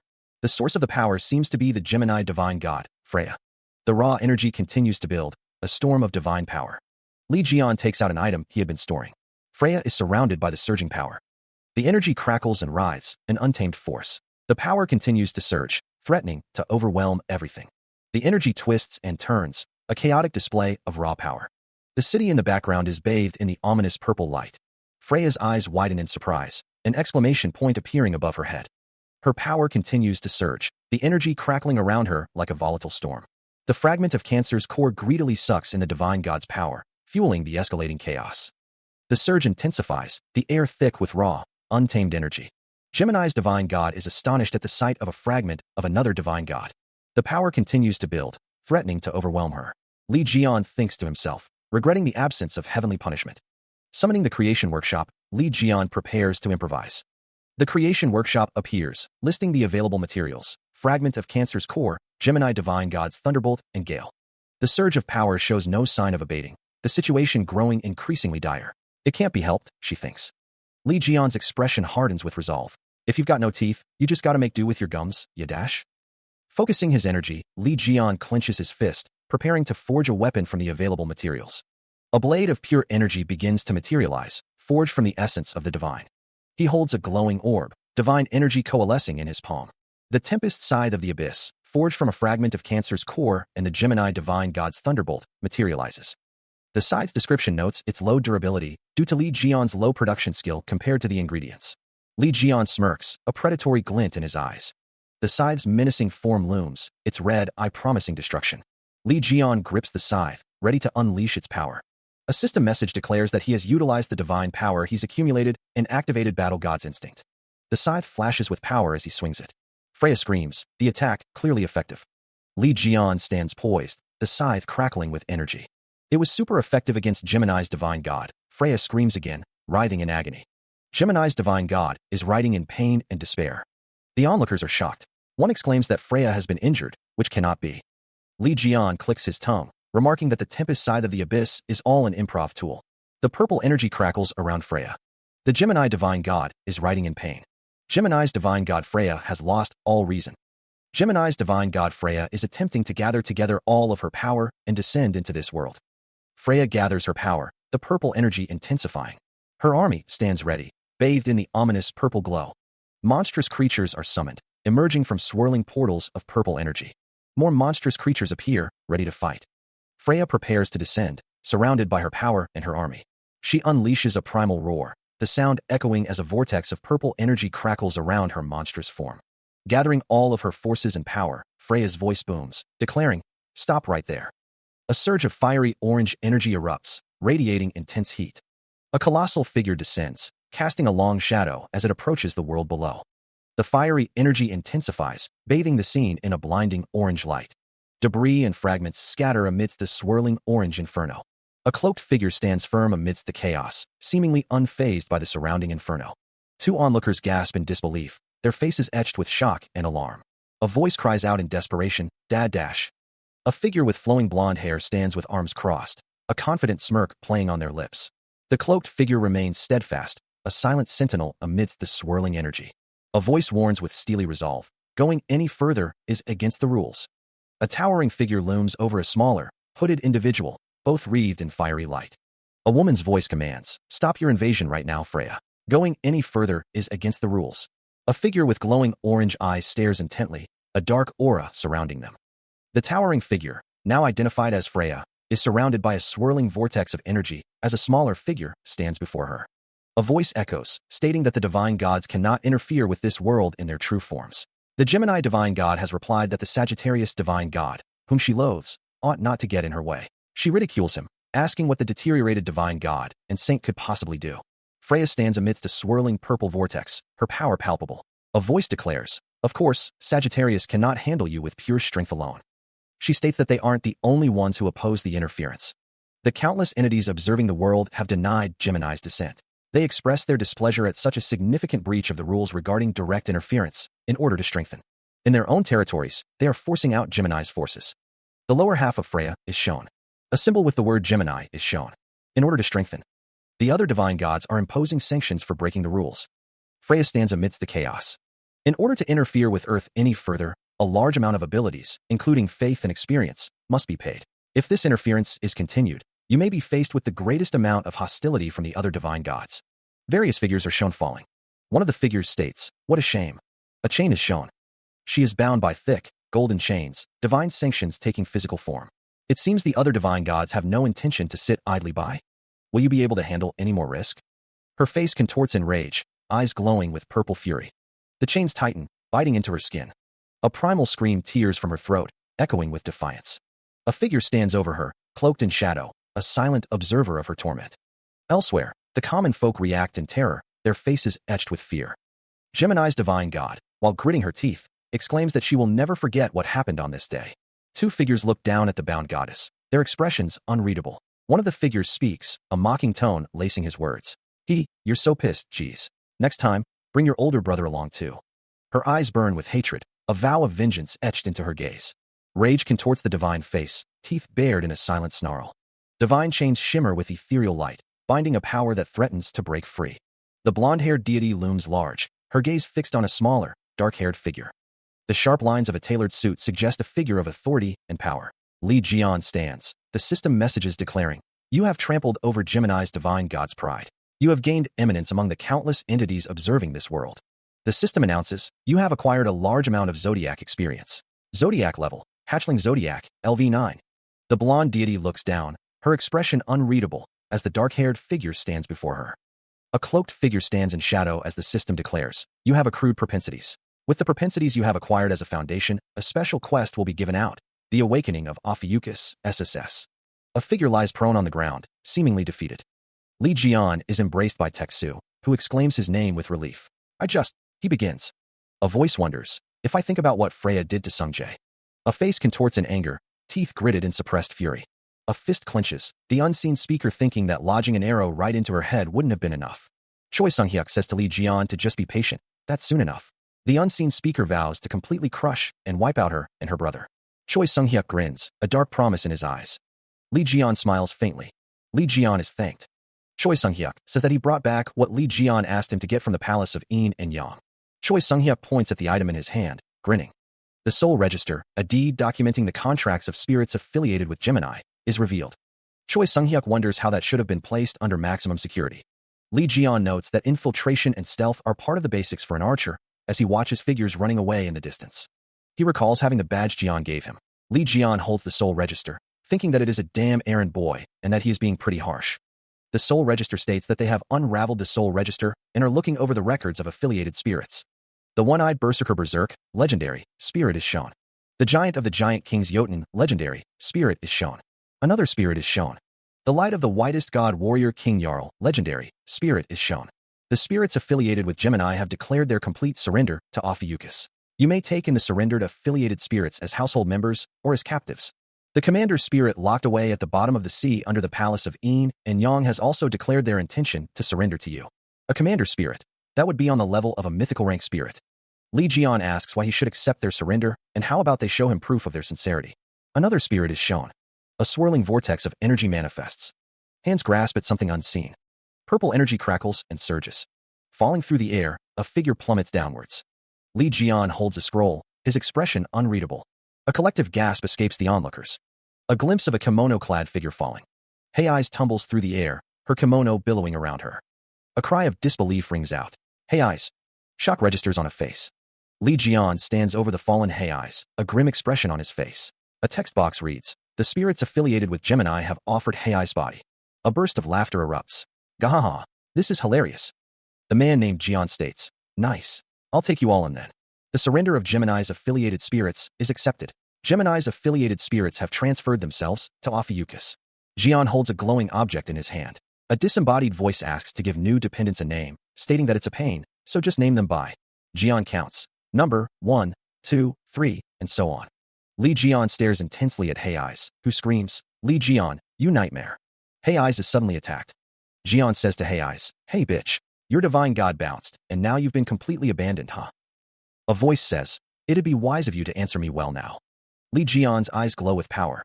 Hei's stammers, "Were you the one who stabbed me in the demon tower? I don't know anything. Who would stab dash?" Li Jian's face contorts in agony as an unseen force grips his throat. A pale hand, wreathed in ethereal blue energy, tightens its grasp. The energy intensifies, searing his very being. A strangled scream tears from Li Jian's throat as the blue energy constricts around him. A fragment of the Tempest Scythe of the Abyss, the same weapon used earlier, tears at his soul. Isn't it? Li Jian's face is a mask of pure, unadulterated agony. He chokes out, "I really don't know." A voice echoes, laced with cruel amusement. "Do you want to fade into non-existence after having your soul itself tortured?" The blue energy intensifies, promising unimaginable torment. Tendrils of dark energy lash out, coiling around Li Jian's hand like grasping claws. A searing pain shoots up his arm, each pulse a fresh wave of agony. He grits his teeth, a vein throbbing in his forehead as he fights against the encroaching darkness. "Virgo," he growls, the name a curse on his lips. It should have been Virgo. The tendrils tighten, their violet glow intensifying as they dig deeper into his flesh. The air crackles with unseen energy, a silent testament to the power at play. Each strand pulses with malevolent intent, a symphony of suffering etched into the very fabric of his being. The pain is a constant, gnawing presence. The tendrils writhe, fueled by an unseen force. Since Virgo has heavenly punishment dash, the disembodied voice echoes, a mocking reminder of his predicament. The violet energy intensifies, bathing his hand in an unholy light. The tendrils seem to burrow deeper, seeking to consume him from the inside out. The air shimmers with distorted energy, the very space around him warping under the strain. The tendrils are a conduit for something far more sinister. His eyes blaze with an inner light, a defiant spark against the encroaching darkness. The blue glow intensifies, a sign of the power he is desperately trying to control. The tendrils writhe and twist, their violet light casting grotesque shadows across his face. The pain is almost unbearable, a relentless assault on his senses. The violet tendrils continue their relentless assault, each pulse a fresh wave of agony. The air crackles with unseen energy, a silent testament to the power at play. His eyes burning with blue fire, Li Jian speaks, his voice strained but resolute. "You should have said that earlier. You wouldn't have had to endure such pain if you did so." His hand glows with the same ethereal blue, cradling a crystal that pulses with raw power. The tendrils seem to recoil slightly, sensing the shift in the balance of power. A cluster of blue crystals glows faintly. "All right, since you've let me in on something nice, I'll hand back your body." A voice whispers, "I survived." The figure stands on elevated sandals. A cheerful voice exclaims, "Thank you. Thank you for freeing me, even if it's like this." A woman with purple hair looks shocked, a question mark hanging in the air. Li Jian apologizes. "Sorry, I ended up giving relic in your body." A voice wonders if there's any point in searching for something to fix. The speaker questions the lack of a point, noting the toxic provisions and loopholes in the soul contracts. Li Jian declares that he'll go over them all and raise them to SS rank. Relican is told to do that. A sound effect echoes. Li Jian remains silent. More sound effects fill the air as Li Jian looks at a container of muscular figures. A character is crying. Li Jian and another character have finally joined Li Jian's household. He is being praised by his newest household members. They think it is an honor to join Li Jian's household. The summons are excited that Li Jian has turned to face them. They think merely witnessing his countenance is a sight to behold. Li Jian stands with his arms crossed, looking at his summons. Normally, the pride of household gods is through the roof, but this is the first time they are seeing something like this. The summons exclaims not to butt in. Li Jian nims, "Errand boy." The summons are looking at the errand boy. The words, "errand boy," are repeated. The errand boy is shocked. Li Jian thinks the summons are misunderstanding something. The summons says the errand boy is a slave. The summons is smiling and giving a thumbs up. The words slave and errand boy are repeated. The summons exclaims that the errand boy was a slave, and how dare a slave stand in front of Li Jian Nim. He gestures to the divine beings. "Let's leave that there and talk about you." Li Jian asks, "Guys, why did you guys abandon Gemini's divine god, and why did you come here?" One of the divine beings responds, "WL, we couldn't stand Gemini's divine god's tyranny." Another divine being adds, Actually, we saw you overwhelming Gemini's divine god, and..." The divine beings look on. Li Jian says, "I like how honest you are." A divine being states, "It's not just us. Other household gods and our commander also wish to become yours." The scene shifts to a location beneath the ocean. However, unfortunately, since they are locked away at the bottom of the ocean beneath the sanctuary, they are unable to come. Currently, because of the unknown civilization that fuels the calamities, humanity has lost over half of the world. At a glance, it might look like the saints and the calamities are doing a tough balancing act. A group of beings is shown. But in reality, we're in a spot where we can't take back the amount of land that has already been taken by the unknown civilization. He stands before a glowing, ornate portal, contemplating his next move. The inscription within the portal shimmers with an otherworldly energy. He thinks to himself that if it's at the bottom of the sea near the palace of Yin and Yang, then it must be in the Pacific. Li Jian's expression hardens with resolve. He realizes it should be right next to the unknown civilization, so he'll have to check it out to see the current state of things. Li Jian looks to someone off-panel, a question mark floating above his head. Regardless, just as they know to kneel before him, Li Jian Nim. A chorus of voices declares their unwavering loyalty. They swear their lives and allegiances to him. The group, a collection of diverse beings, offer their fealty. Li Jian smiles, a faint blue aura emanating from him. He thinks to himself that he hopes they get along. The assembled group exclaims that they are brothers. One of them notes that Jian really is their Sanchin. One of the figures remarks that he's slowly gathering high-ranked household gods too, and that it's so cool. The other agrees, stating, "Yeah, he is." A figure with long black hair and a choker smiles ominously, thinking to herself that she really... One of the figures states that they did a good job proposing to Sanchin. Li Jian and another man react with shock, their eyes wide with disbelief. One of them asks what the other is saying, confusion evident in his tone. The other man's expression contorts in horror, his eyes darting nervously. The word propose hangs in the air, a question mark punctuating the tension. The word is repeated, drawn out and emphasized, amplifying the shock. Li Jian's companion wonders aloud if Hugo would become Li Jian's father-in-law, questioning if that would be pretty shitty. A stuffed rabbit glows with an ominous orange light, a sign of building rage. Feet stomp forward, the sound of impending action echoing in the air. A furious scream tears through the silence as a bow is drawn, crackling with energy. Teksu is told to put the bow down for now, but his rage is palpable. His hand tightens on the bow, the weapon glowing with power as he prepares to unleash his fury. Teksu's inner turmoil explodes, lamenting that he never even got to hear his daughter say, "I like my dad" on Father's Day. Sagittarius's power surges to life, erupting from Teksu's hand in a blaze of orange and red energy. The unleashed power manifests as a destructive wave, consuming everything in its path. Jian recoils, sweat beading on his brow as the force of the attack washes over him. The raw energy crackles and writhes, a chaotic display of destructive potential. Teksu screams, his face contorted in rage as he unleashes the full force of his power. "Calm down, you crazy bastard." The energy intensifies, a swirling vortex of destruction. His eyes burning with golden light, Teksu declares, "Jian, I'm sorry, but you will die here." The 13th Awakened activates his stealth ability, fading from view. Jian's eyes widen in disbelief. Huh? Teksu's gaze intensifies, the power of a god flowing through him. Bastard, is he seriously this worked up? He perceives the magic power of Sagittarius's saint, Hugo Otters. Jian's expression hardens, a grim determination settling over his features. The magical energy surges, arcing towards Li Jian with lethal intent. The power intensifies, a concentrated blast of raw magical force. Runes of power manifest in the air, glowing with an ominous orange light. The energy slams into him, a blinding flash momentarily obscuring the world. He is engulfed, the magical flames distorting his form. The magic coalesces, taking the shape of a monstrous serpentine creature. The serpentine energy strikes, impacting him with devastating force. His face contorts in agony, sweat and blood mixing as the magic burns. The 13th awakened watches from the shadows, his expression unreadable. The magical energy begins to dissipate, the light fading. A final burst of energy explodes outwards. The 13th awakened remains, a silent observer in the aftermath of the attack. He is suddenly impaled from within, crimson spikes erupting through his flesh. A system message appears. You have humiliated Sagittarius.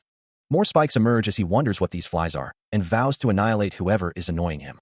Another system message appears. You have accumulated tendencies. A further system message appears. You have earned a large amount of zodiac experience. Jian screams in pain as the spikes continue to emerge. Someone observes that it's O Teksu's doing, as the words royal skill and the sun god's ring appear. The 13th awakened wonders if Teksu knows what restraint is. The spikes continue to emerge from Jian's body. O Teksu is shown using his skill, the sun god's ring. Jian screams in agony. He thought to himself that the way he's just burning down his house sure reminds him of another particular person, speaking of the poverty zodiac. Jian knew he had to calm him down.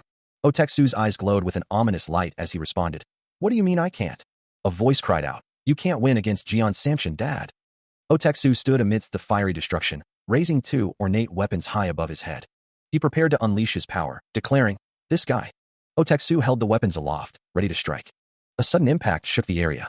O Teksu's expression was one of grim determination. The blonde-haired man asks, You up now? Li Jian asks, Why'd you get all riled up over some kids babbling around? You think I'm the kind of guy to go after my friend's daughter? The blonde-haired man looks at Li Jian. A narration box states, They have trouble expressing their feelings toward you, but they think about you plenty in their own ways. Didn't you know they bought a present for you too? The blonde-haired man and the black-haired woman are holding trays of food. The blonde-haired man asks, Huh? Are you awake now? The black-haired woman says, We bought the Yurgachev coffee and the cake that you love, Dad. Li Jian is crying. Li Jian yells, You guys. The blonde-haired man says, Samson, we sent the video of your fight to the reporters, just like you told us. The black-haired woman says, Good job.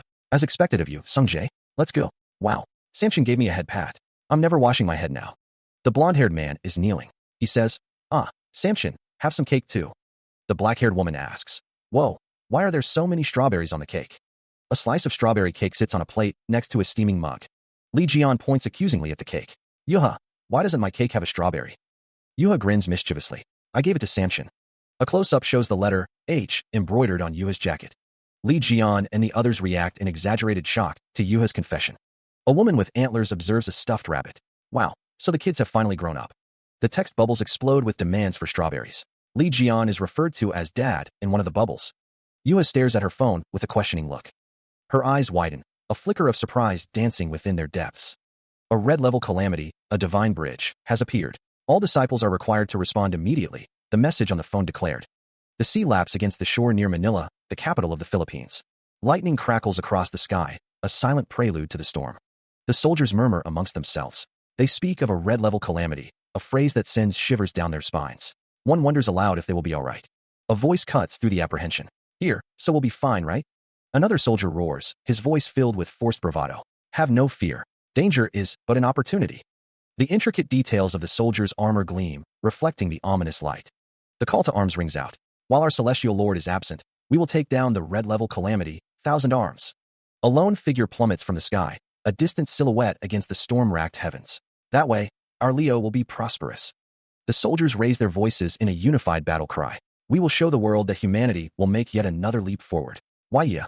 The soldiers cheer, their voices echoing with a mix of fear and determination. Whoa! One soldier, his face obscured by his helmet, whispers a different sentiment. I want to go home. I want to see Samson. A large building stands under a stormy sky, guarded by soldiers in gas masks. The soldiers stand vigilant, their presence a silent promise of protection. A man sits calmly, his words laced with disdain. Geez, those men are simply barbarous, being so pointlessly boisterous. Are they trying to hide their fear with brute strength? Well, it's not. The man muses, wondering if the gift he sent has arrived yet. Elsewhere, A woman arrives at a building marked with a sign that reads, "Danger of collapse." "Oh, you're here," a voice calls out. A man in a hard hat greets the woman with a wide smile. "Sagittarius Hugo's secretary, Unyeren." Unyeren replies, "Long time no see, Celestial Lord. Have you been well? Why's the house like this? What happened here?" "Don't ask. It was a necessary measure." "Yeah, Yuha has been deployed there." Li Jian holds a hard hat while a woman with glasses stands behind him, carrying a box. Li Jian asks what's inside that box. Someone shouts, "Where's Li Jian?" The box and hard hat fly through the air. A magic circle glows with an ethereal light. Energy crackles, a surge of raw power unleashed. A man with dark hair and a light-colored apron holds a hammer, exasperated. How many times has this happened now? The broken remains of an item lie on a workbench. He thinks, damn it, is this the limit of the production hammer? It's a real shame that I lost the hammer that grants achievements. The man reflects, I have no clue where that thing could have gone during the past 20 years. The man is sleeping soundly with a small creature. He dreams, it's hard to make anything higher than mid-tier divine artifacts with lime, and I'll need to stockpile decent weapons before I fight with Virgo. A contracted member of another zodiac has secretly entered the sanctuary in which the revered Ophiuchus and the insignificant Sagittarius dwell. Li Jian glances to the side, a flicker of curiosity in his eyes. The 13th Awakened wonders if the one over there is Hugo Otters of Sagittarius. A voice booms from within the box. Long time no see, Hugo. I am Sergeyevich. Another man retorts. You have a terrible hobby, you goat. The man continues. This is something Yongwei would do. Someone mutters. I heard someone secretly crawled into this sanctuary, but it was... Sergeyevich greets Li Jian. Long time no see, Li Jian. It's a relief that you look so healthy. The ram-like creature declares. I am Capricorn Sergeyevich Vladimir Ivan. The man asks. Do you remember me? Sebastian. Sergeyevich shouts. I said I'm Sergeyevich. The text explains that Sergeyevich Vladimir Ivan is the saint of Capricorn, and, similarly to Li Jian, he specializes in production. After Li Jian's disappearance, there hasn't been a single prominent weapon in the world that hasn't passed through his hands. Sergeyevich stands with a grin, surrounded by a green aura. Various mechanical parts float in a field of crackling energy. The robot head sits on a pedestal, surrounded by green energy. A speech bubble indicates someone is relieved. A gloved hand places the robot head into a box, accompanied by an apology. The 13th Awakened stands in a room, thinking about forming a new cooperative relationship. Li Jian holds a tool, ready to work on the robot head. He wonders what cooperative means. Li Jian is struck by something, with the sound effect strike. The 13th Awakened asks if it's alright not to hear him out, stating it'll be bullshit either way. The robot head lies on a table, surrounded by tools and energy. Someone wonders what ingredients are meant by cooperative. Sergeyevich is shown in a dark room, thinking that someone is as short-tempered as always and a pain in the neck. The robot head sits on a pedestal, emitting a green glow. Sergeyevich tells someone it's time for them to come out. A gloved hand adjusts a sleeve, the wearer wondering if it is already that time. A voice wonders what that 1,000 arms looks like, suggesting a look. Capricorn Saint Sergeyevich Vladimir Ivan is shown. A woman announces to everyone that this is Manila in the Philippines. The massive calamity that Li Jian eradicated 20 years ago, 1,000 arms, is shown. As powerful as the red-level calamity, 1,000 arms is, many powerful divine cadres have gathered here as well. Vice Celestial Lord Cheon Yuha and Divine Cadre Captain Oliver are the wild beasts of Leo in charge of this battlefield. Another 1,000 arms that appears to be of the same. The saintesses of the battlefield who are able to deflect a nuke with their holy powers, Aquarius. A figure stands in the center of a room, light cascading down upon their shoulders. Capricorn has taken up the role of producing and strengthening the variety of weapons required for the battle. A multitude of divine cadres have been deployed here for the sake of joint strategies. Additionally, the Capricorn Saint in particular has appeared. The hell's that geezer doing? It seems Capricorn Saint is attempting to do something. The Capricorn Saint raises his hand, preparing to summon his weapon. A massive hammer materializes in his grasp. The Capricorn Saint prepares to strike with the hammer, energy crackling around him. Jian asks, Hey, isn't that what you used back in the day? Jian and Un Yeren observe the Capricorn Saint's actions. The production-specialized saint, the celestial lord of Capricorn, will strengthen the divine artifacts possessed by these forces with his hammer. Capricorn's celestial lord's strengthening abilities are world-renowned. Cut the bullshit. That's mine. Jian's face contorts in fury, a vein throbbing on his forehead as he screams. A man in the crowd, holding a glowing hammer aloft, bellows about stolen items. Jian clenches his fist, his anger palpable. He vows to punish the thief before heading to Virgo. Someone declares they are leaving immediately. A blond man, spurred by the unfolding events, rushes away. Jian, his expression grave, announces that it has appeared. He notes that something massive is emerging from the depths of the vast ocean. A bag with a bare face is visible. The ocean's surface cracks as something immense begins to rise. Water explodes upwards as the colossal form continues its ascent. The serpentine creature's head breaches the surface, its red eyes glowing ominously in the rain. The massive creature fully emerges from the ocean, dwarfing everything around it. Thousand arms. It's thousand arms. The soldiers look up in stunned silence at the sight before them. A massive tentacle descends from the watery mass. The thousand arms reveals its monstrous form, its red eyes burning with malevolent intent. A system warning flashes. Thousand arms. Danger level. Red. The captain barks. All units, prepare for battle. One of the soldiers notices something hanging from the end of Thousand Arms' tentacle. The Thousand Arms seems just as surprised as the soldiers. A soldier screams in terror. One of the soldiers exclaims, is that, dash. Another soldier cries out, Stephen Marker? The serpentine creature's multiple red eyes gleam ominously. Stephen Marker, upside down, grits his teeth. Let go of my. The man is clearly frustrated, muttering about someone's obsession with the bone. Someone questions Divine Cadre Captain Oliver's actions. Divine Cadre Captain Oliver stands with another figure, seemingly unfazed by the question. A figure with bandages covering their face wonders if they are just going to wait there. The figure acknowledges that they may be a saint, but someone else should take charge since they have as much power as Leo. Someone thinks about a sly old man coveting command. Divine Cadre Captain Oliver states that he was just about to give commands, seemingly to steal the credit. Leo is instructed to use the potion that Capricorn gave to strengthen his physical abilities. Pisces is told to use spells to improve water maneuvers, with the command Haste on Sea. The team is communicating with the waves, preparing for battle with the breath of the current. Aquarius is instructed to focus on giving battle and survival-oriented buffs.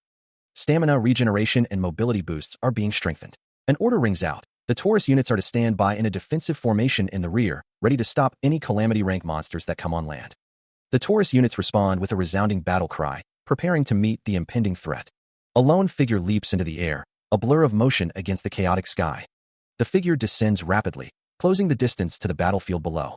Landing with earth-shattering force, the figure kicks up a cloud of dust and debris. A voice booms across the battlefield. The Leo units are ordered to unleash their full power against the beast bastards. The Leo units surge forward, crackling with energy as they prepare to charge. A roar tears through the air as a Leo unit cries out the order to charge. The lone figure clashes with a massive monster, the impact sending shockwaves through the air. Amidst the chaos, the figure battles relentlessly, a whirlwind of motion against the monstrous foe. A glimpse of armored legs reveals the intensity of the battle, each step a testament to the figure's determination. The monstrous foe looms large, its red eyes burning with malevolent intent as it prepares to retaliate. The serpentine creature's form writhes, its scales shimmering in the dim light. Its monstrous form continues to shift, energy crackling around it. Streaks of light tear across the battlefield as the battle intensifies. The Leo units activate their skill, a surge of power coursing through their ranks. Beastification takes hold, contorting the faces of the Leo squad. Beastification has been activated, granting them enhanced strength and ferocity. The serpentine creature is surrounded by the transformed Leo units, their bestial forms ready to strike. The transformed hands of the Leo units clench, ready to unleash their enhanced power. The Leo battle squad has used beastification, their forms now monstrous and powerful. The disciples stand ready, preparing to unleash their magic. The disciples release their magic, a torrent of energy aimed at the serpentine creature. The Divine Cadre prepares their alliance skill, a powerful technique that could turn the tide of battle. A blinding light erupts as the Leo units begin their transformation, a spectral lion taking shape amidst the radiant energy. The disciples watch in awe as the power of beastification unfolds before them.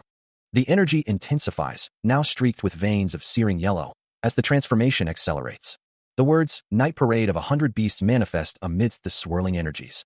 The lion's form solidifies, its features becoming more distinct within the radiant aura.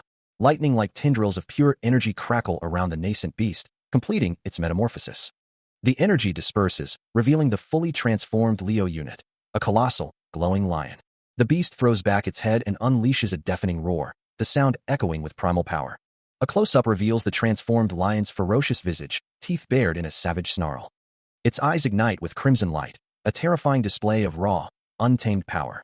Another earth-shattering roar rips through the air, a declaration of the beast's dominance. The transformed Leo unit stands triumphant amidst a swirling vortex of energy, ready to unleash its full might. The night parade of 100 beasts had worked. The transformed Leo unit roars, signaling the beginning of their assault. Now is the time. The Leo unit unleashes a flurry of claw attacks, tearing through the enemy forces. The transformed beast continues its rampage, slashing at the disciples with brutal efficiency. Another earth-shattering roar echoes across the battlefield as the Leo unit presses its advantage. The Leo unit continues to tear them all up, leaving a trail of destruction in its wake. The transformed beast crushes the enemy forces underfoot, its immense size and power overwhelming all resistance. The Leo unit unleashes another devastating attack, sending shockwaves through the battlefield. The transformed beast continues its relentless assault, leaving a scene of carnage in its wake. One of the disciples yells at the others, ordering them to stay back until he takes out Big Bone. A figure cradles another in their arms, their expression unreadable. The bear-like creature, straining with effort, roars, "Dude, I've almost got it. Sense and stay still, please." One of the figures shouts, "Damn it, just leave behind that darn bone." Another replies, "Shut up, just a little more, and I'll be able to pull it out." A third exclaims, "If you guys keep doing that, all of our people are going to die." One of the figures sighs, "Sigh, that stupid man." Hey Eyes, holding a spear, asks, "Huh? Vice Celestial Lord Cheonyua, you're still here?" The figure strides forward, declaring, "I don't need to do anything to save Steven, after all. Seeing how pathetic they are, I'll have to step in." Footsteps echo as the figure advances. The figure, surrounded by red energy, states, "Wait, you need to get buffed first." Then, with determination, "I don't need buffs." The figure's eyes glow with intense red energy. Surrounded by a blazing aura, the figure shouts, "Godspeed." A battle cry echoes. A massive wing beats with incredible force. Trapped within a viscous bubble, the serpentine creature struggles against its confines, its face contorted in frustration. Suddenly, a surge of crimson energy erupts, tearing through the scene with violent force. The blast slams into the serpentine creature, sending it reeling from the impact. A voice echoes through the chaos, declaring, "Rescue successful." Launched from the bubble, the serpentine creature plummets downwards.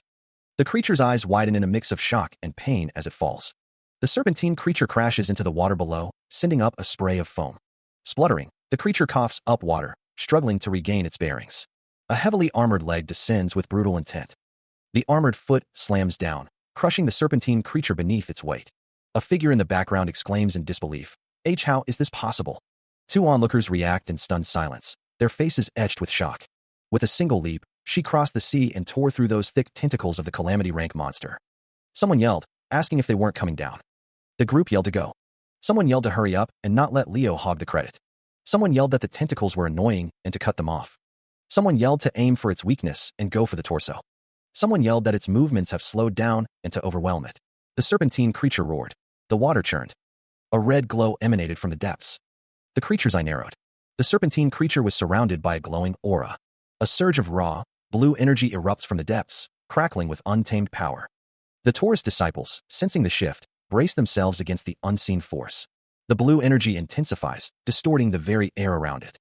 Panic rising, one of the armored figures barks, What's going on all of a sudden? Stop it."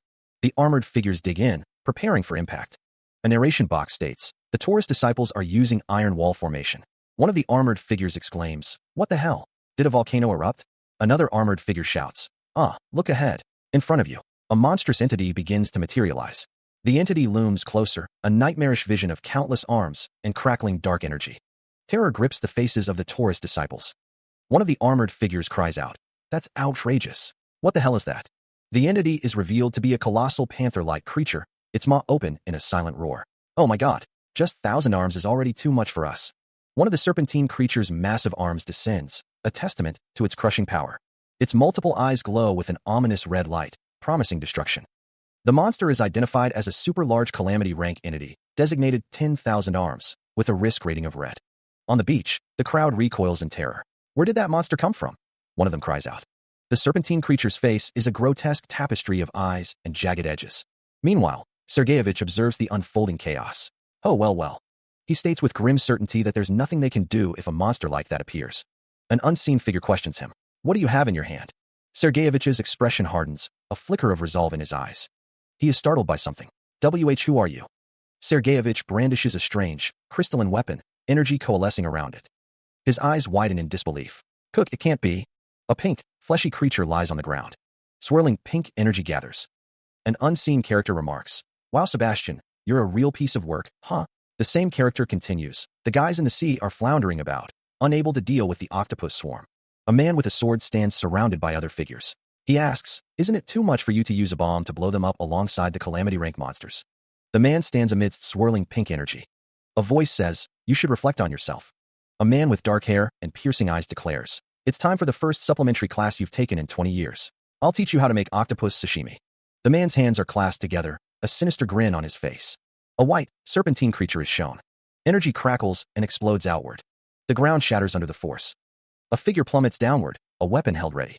The air vibrates with raw power. Everyone fought with all their might against the 1,000 arms and no longer have much strength left. A voice declares, "I'll take care of the smaller ones later." Another voice states, "I need to take down the strongest one first." The attack is unleashed. Godspeed, Lotus Thread. He thinks to himself, "I've watched Uncle Jian's 1,000-arm strategy video so many times that I've memorized it." The flow travels so lightly that they can walk on a lotus leaf. In the past, he subjugated numerous disasters, and among them, one of them was recorded. Even the disciples who were jealous of him used the recording like a Bible. That is, the 1,000-arm strategy. Suppressing the insignificant tentacles with speed. SFX. Li Jian moves with blinding speed, a whirlwind of motion against the serpentine creature. A red aura flares around him as he strikes. Then, a blue aura envelopes him, enhancing his speed and precision. The serpentine creature lashes out with its many tentacles. Li Jian continues his assault, and then cutting the tentacles that can't be ignored in one strike. The tentacles are severed, energy crackling in the air.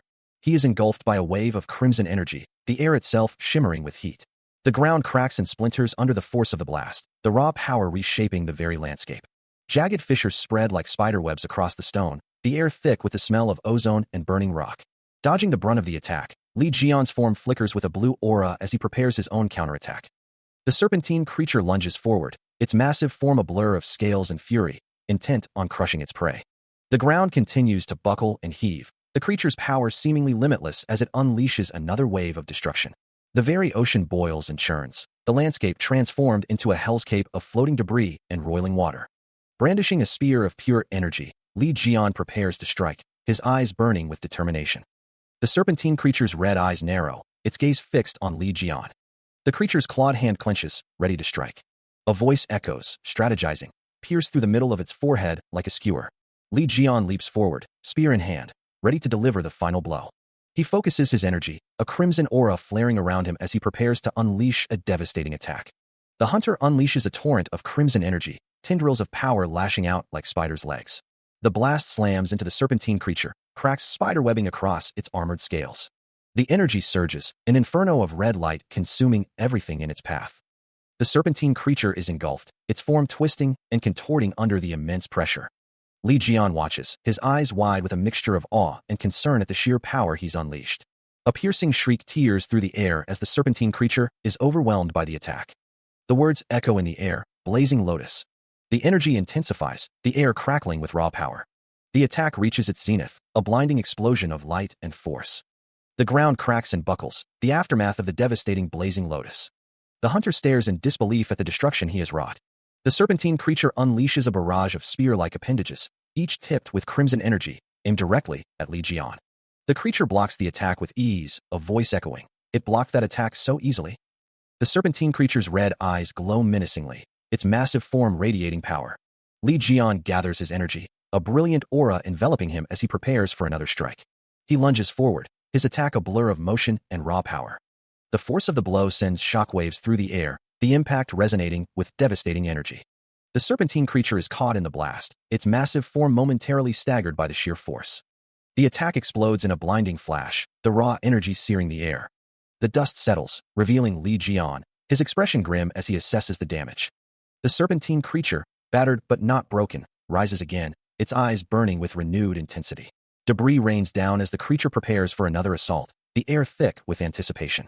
Li Jian's face is etched with determination, muttering, "Just what the hell?" The armored figures continue their assault, one crying out in desperation. Another armored figure curses, urging his comrades to keep fighting. One of the armored figures screams for help as the serpentine creature looms over them. A voice wonders what Uncle Jian would do in this situation. The narration describes how he would have flown around with his greatsword. A close-up shows Li Jian, his expression determined. Someone exclaims in surprise, calling out for Uncle. Jian rushes forward, a determined look on his face. He attacks the serpentine creature with a flurry of blows. The attacks continue, the creature reeling from the force. He continues his assault on the serpentine creature. He begins to channel a surge of energy, preparing to unleash a devastating strike. The energy intensifies, focusing into a blinding point of light. The concentrated energy erupts, slamming into the serpentine creature with tremendous force. Li Jian follows through, his body a blur of motion as he presses the attack.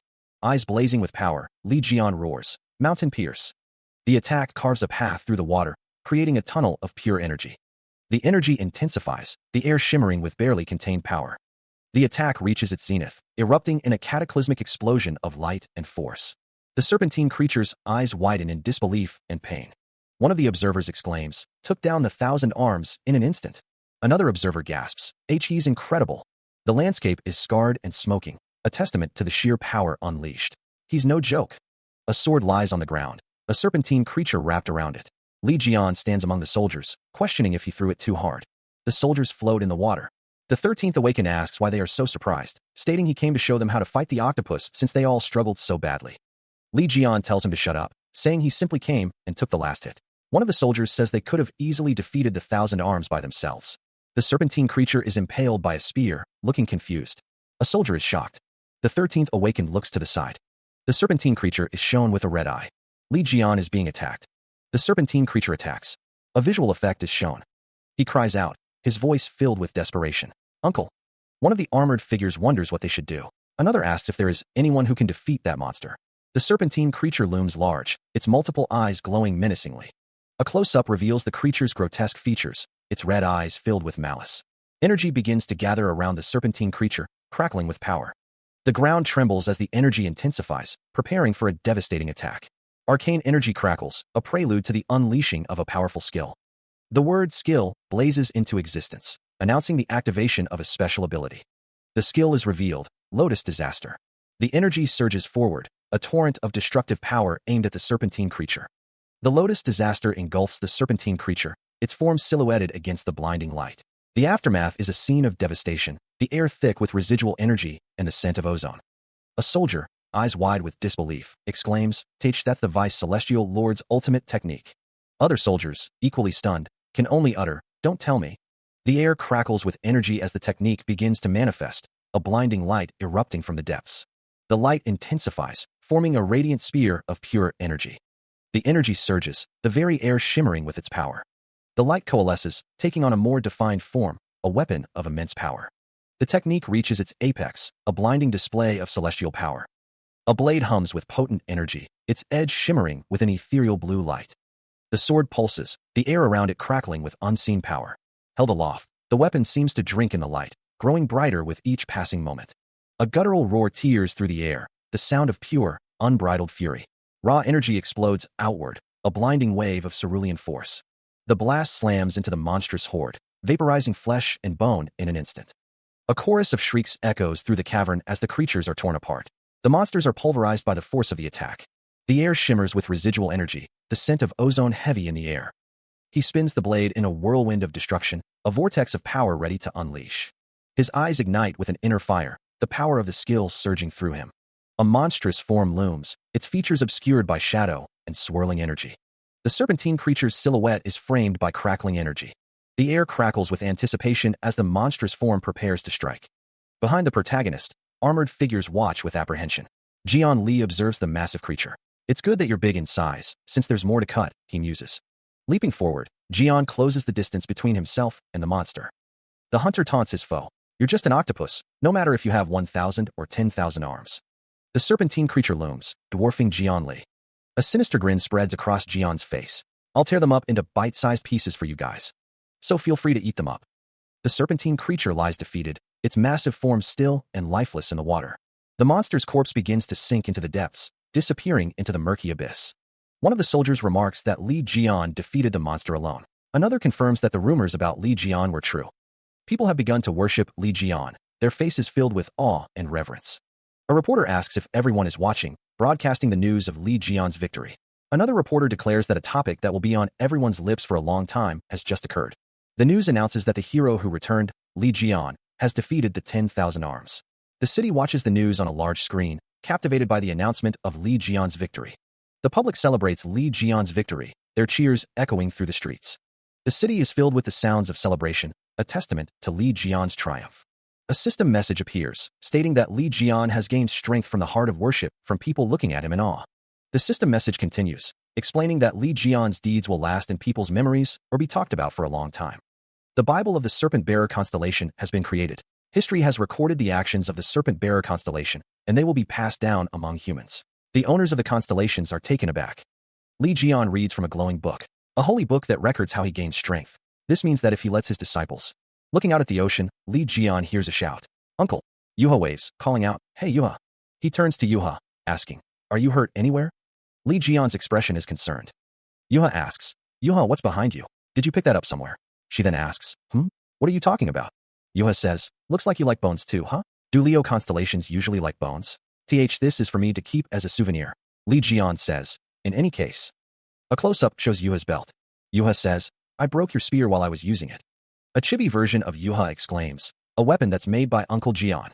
Lee Jian's face contorts in a furious yell, spittle flying as he unleashes his rage. Three simple figures stand silhouetted against the darkness. The man named Lee Jian, face red with fury, demands, Are you nuts? Why did you suddenly shout, you empty-headed bastard? A voice booms, declaring that Cheon Yuha belongs to the Leo constellation and is his direct subordinate, questioning why she is being made into a weapon. Yuha points a finger, her expression unreadable. Lee Jian's face is twisted in a wide, angry grin as he shouts, Doesn't that mean you'll make me a weapon too? A voice declares, I can't help but be happy since I'm going to get a new weapon. Sungji's brow furrows, his expression a mix of anger and disbelief. He was in charge of making the divine artifacts for U.S. Saints 20 years ago. Sungji's anger intensifies as he insists that he ought to be made a new weapon since Lee Jian broke the big bone that he bought. Sungji's face is a mask of fury as he shouts that he'll be generous and forgive Yuha for stepping on his face and stealing the big bone just now. Sungjae points a finger, his face contorted in rage. The air crackles with unspoken fury. A massive explosion of green energy erupts, filling the area with blinding light and concussive force. The explosion expands outwards, the shockwave rippling through the air. That's ridiculous. You're able to create explosions by just shouting. The man with the dark hair yells, That wasn't me, you idiot. The explosion continues to rage, consuming everything in its path. Caught in the blast, figures scream in agony. A desperate cry pierces the air. Save me. A figure in armor braces against the force of the explosion, exclaiming, Damn it. All of the forces that stood in front were caught up by it. One of the armored figures cries out, What just happened? Another armored figure reacts in shock. A monstrous figure caught in the blast asks, Hey, what's wrong? Another figure is caught in the explosion, their face contorted in pain. The man grits his teeth, his expression a mask of fury. The Leo constellation troops descend, a horde of monstrous figures. The Leo constellation troops continue their assault. A woman watches the chaos unfold. The Leo constellation combat troops are attacking Taurus troops. What's that explosion? A man observes, Those are the beautiful flashes of the guinea pigs that I had prepared. An explosion erupts.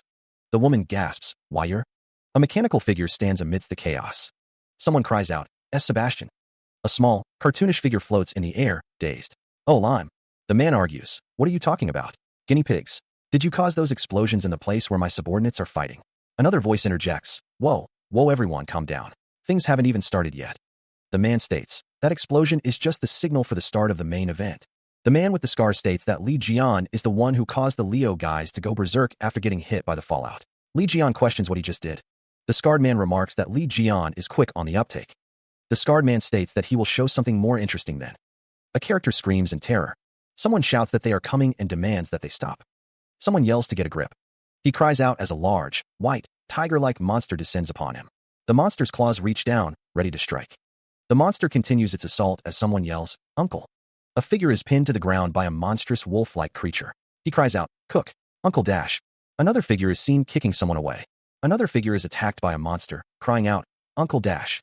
A man with white hair and a monocle smirks. The wolf-like creature continues its assault. A speech bubble reads, Since you went on a rampage excitedly to deal with the calamities, I'm sure you no longer have the strength to resist. It's checkmate. Monsters gather on a beach. A figure stands triumphantly over a downed mech. A voice says, It's nice to see you on the ground. I never thought it'd feel this good to take you down. Someone shouts, Darn geezer. What the hell did you do to my subordinates? A muscular man yells, Why aren't they listening to my orders? The man with the monocle says, Did you and Cheon Yuhan not drink my potion? It's a shame you aren't affected. The potion that. The voice explains that the subordinates are responding excitedly to his masterpiece, Mormot, and that in their current state, they will only listen to instructions given through his flute. Someone shouts, telling the angry person not to get angry. A figure states that if they want them to return to normal, they should hear him out to the end. Someone comments that he made it himself. A figure declares that he'll make an offer Stephen Marker can't refuse. The text says to kill Lee Jian. Someone asks why they are trying to get rid of him all of a sudden and why they should follow their orders. Someone says that they have no choice but to follow what he says. Someone asks if they don't want their subordinates to be normal again, and then says it's all right since they're in a position where they can understand. Sergeyevich, sporting a new monocle, shares a sentiment. They are connected to each other. The camera focuses on Sergeyevich's hand. A close-up of a shadowed figure's eye reveals a shared connection. We have something in common, don't we? A muscular figure stands powerfully, a scar marking his chest. The weight of their inferiority complexes in regards to Li Jian hangs heavy in the air. The muscular figure, standing over Sergeyevich, warns, "Don't fuck around." He questions why they are so obsessed with Li Jian's weapons, suggesting it's evidence of struggling to overcome their inferiority complex. The feeling of the gap in strength between them and Li Jian is palpable. A figure sits in shadow, surrounded by swords. The gap in creation ability between Li Jian and the figure is felt deeply. The more they struggled, the more they realized how high and sturdy those walls were, walls they couldn't overcome. A glowing figure stands tall, surrounded by clouds. A lone figure stands atop a snowy mountain peak. Stephen Nim shouts, declaring this to be the opportunity of a lifetime. A voice declares that they are not messed up like Li Jian, and that these aren't empty words. A figure stands amidst rubble, their form obscured by the dust and shadows. Stephen Nim, eyes gleaming with determination, promises to back someone up. A voice promises to make someone the strongest weapon that has never existed before. A voice suggests that if they join forces, they can overcome Li Jian, and that it's only a matter of time before they become the strongest among the 12 divine cadres. The figure is urged to pick up that sword and get rid of someone. A sword, glowing with an eerie green light, lies ready for the taking. Dust and debris fall as the figure considers their next move. A voice warns the Celestial Lord not to do that, stating that it's obviously a trick, and that Sergeyevich isn't a trustworthy person. A voice calls out to the Celestial Lord, asking if they can hear. A voice declares that if someone touches Uncle Li Jian, they won't be forgiven. Two monstrous wolves flank a figure, their eyes glowing menacingly as one of them is declared the strongest. A muscular man raises a weapon, its blade crackling with energy. A man with glowing eyes screams, "End him." A close-up reveals the intricate details of armored gauntlets. A surge of power erupts, marked by a stark exclamation point. A figure unleashes an attack, a burst of energy accompanying the motion. A woman's face is contorted in a mix of fear and determination. Another man, eyes glowing with power, shouts, "Cook. You fool. Are you throwing away the opportunity of a lifetime? Shut up." A roar of fury echoes, the sound vibrating with raw emotion. The man demands, "Do you think I'll listen to someone who turned my brothers into what they are right now?" He declares, "And I've resolved myself to overcome Li Jian. I have no time to waste on feeling inferior to him." A figure retorts, "Unlike you, I don't have the slightest intention of taking Li Jian's place by getting rid of him with such dirty tactics." A clenched fist, muscles taut, radiates with barely contained fury. Pinned and helpless, the serpentine creature's face contorts in rage. The serpentine creature spits out, "Also, I've already surpassed Li Jian." The serpentine creature continues, "I just needed a weapon. Do not think that I'm like you." The serpentine creature, eyes blazing, demands, "Wants to do that? And you want to make me a weapon? The guy who can't surpass Li Jian in the first place wants to do that." The serpentine creature roars in defiance. The serpentine creature's fist clenches tighter as he shouts, "How the hell would a weapon made by you be better than what Li Jian made? You darn geezer." The serpentine creature finishes his tirade, calling the other party a darn geezer. Sergeyevich, his face a mask of fury, spits out, "Cook. How dare you?" The serpentine creature, eyes narrowed, threatens, "You'll regret this." The serpentine creature stands tall, radiating defiance. A surge of power crackles around the serpentine creature. It is struck from above by a concentrated beam of energy. The armor buckles as the energy sears through its defenses. Smoke rises from the point of impact, the metal glowing white-hot. Armor plating shatters, unable to withstand the relentless assault. Another blast rocks the mech, the cockpit shaking violently. Inside, the pilot is thrown against his restraints, blood trickling from a gash on his forehead. "Don't be." The pilot grits his teeth, his face contorted in rage. Conceited. The mech screams in defiance as the barrage continues. "Ah!" Muscles tense, the pilot prepares a counterattack, missile tubes sliding open. The targeting system locks on, each missile glowing with lethal intent. Missile launcher? With a deafening roar, the mech unleashes its full payload. Full launch. A dark shape looms against a stark white background. A surge of greenish-yellow energy begins to coalesce. The energy intensifies, crackling with raw power. A voice booms, declaring that even the almighty Leo is nothing before his masterpiece. The energy begins to take shape, forming the head of a majestic lion. The man stands amidst the swirling energy, his expression one of grim determination. Darkness looms. A voice echoes, admitting to a strong inferiority complex 20 years prior. The lion's head glows intensely, its fangs bared in a silent roar. The voice continues, revealing that he has overcome his broken past and tested numerous limits. The single thought of surpassing Li Jian fuels the energy. The energy fully manifests as a radiant, roaring lion. He erupts with power, a mane of golden fire engulfing his head. His hand transforms, morphing into a fearsome claw crackling with energy. A barrier shatters before the onslaught. His face contorts with savage intensity, eyes burning with dark purpose.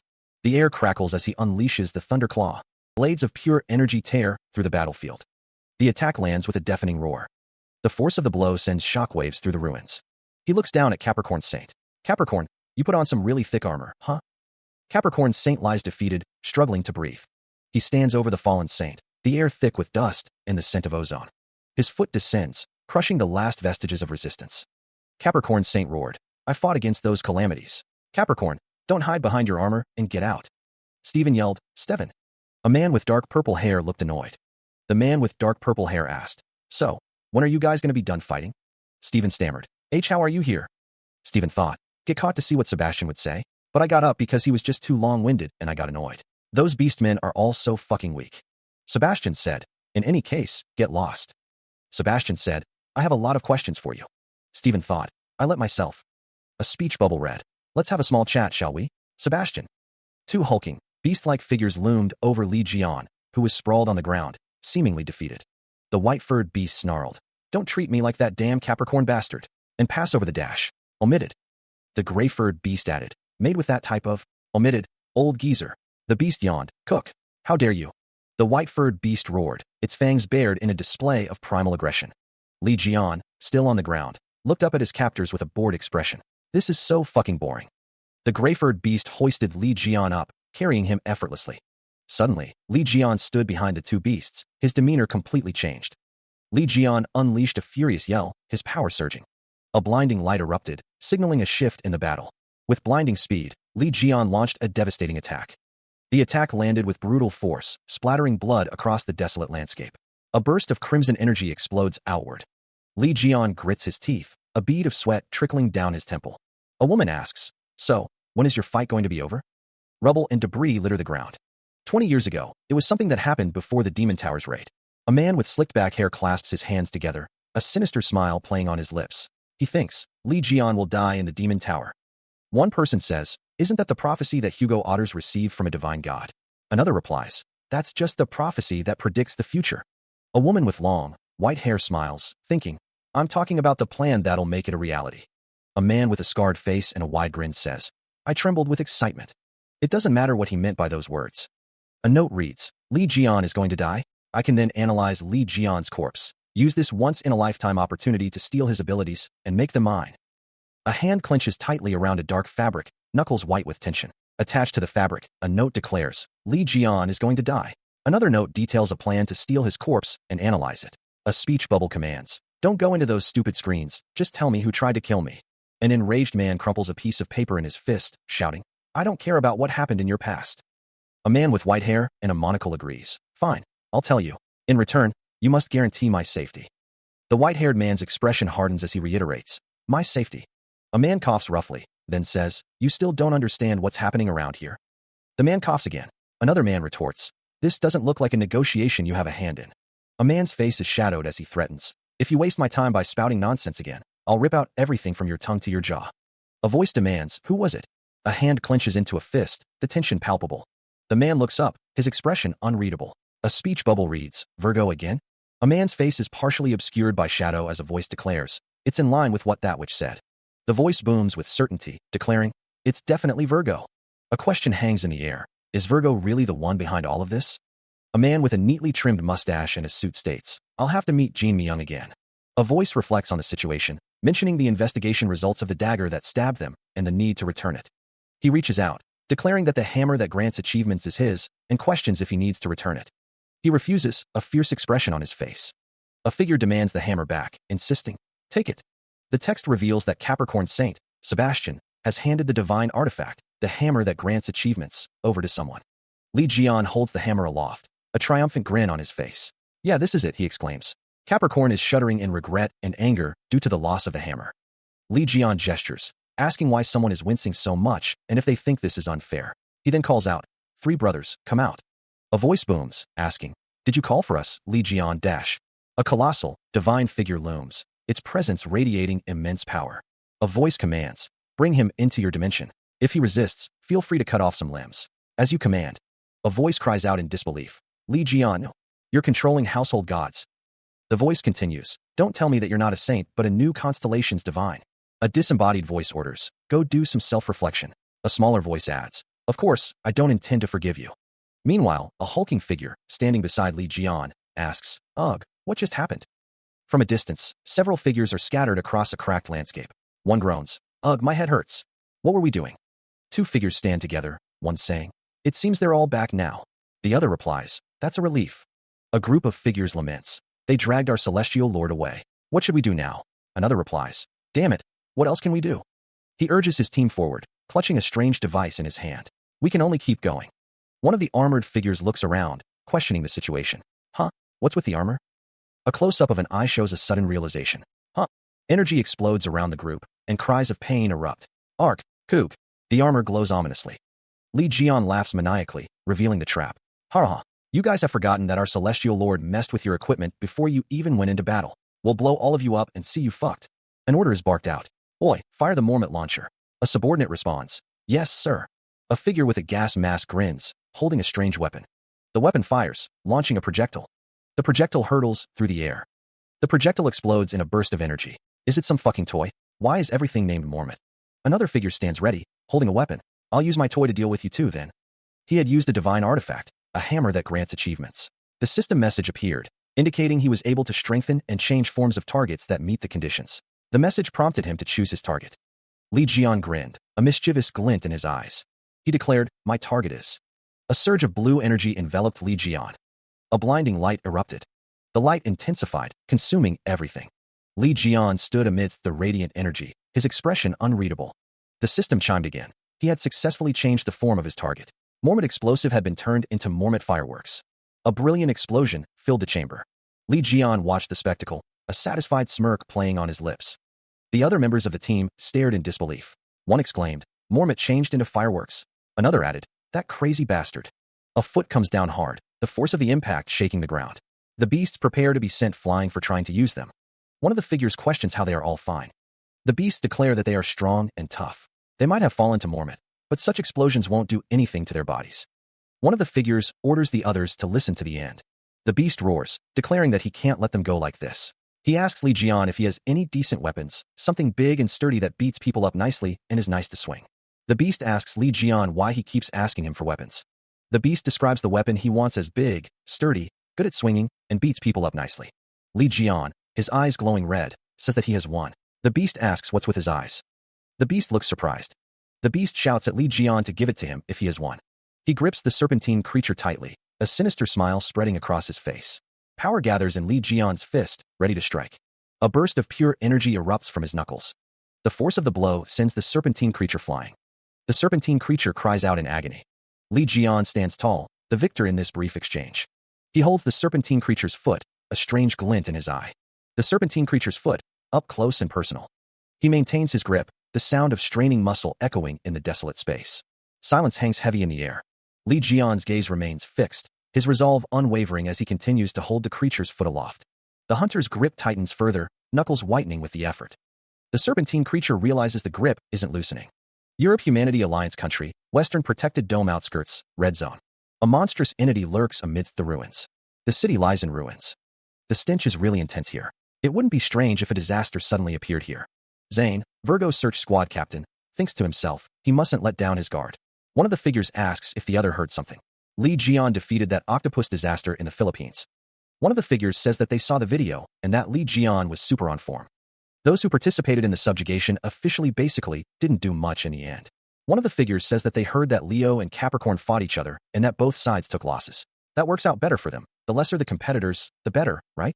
The man with red hair demands silence, questioning if they intend to keep chatting in the middle of a mission. A voice apologizes, as the group is reminded that they are not here to play, but to find missing personnel on the outskirts of the dome. The group acknowledges the reminder, agreeing that it's hard to search because of the thick crimson fog, and they must make sure not to get distracted. Another voice confirms, acknowledging the order. A desperate plea echoes through the ruined city. Please.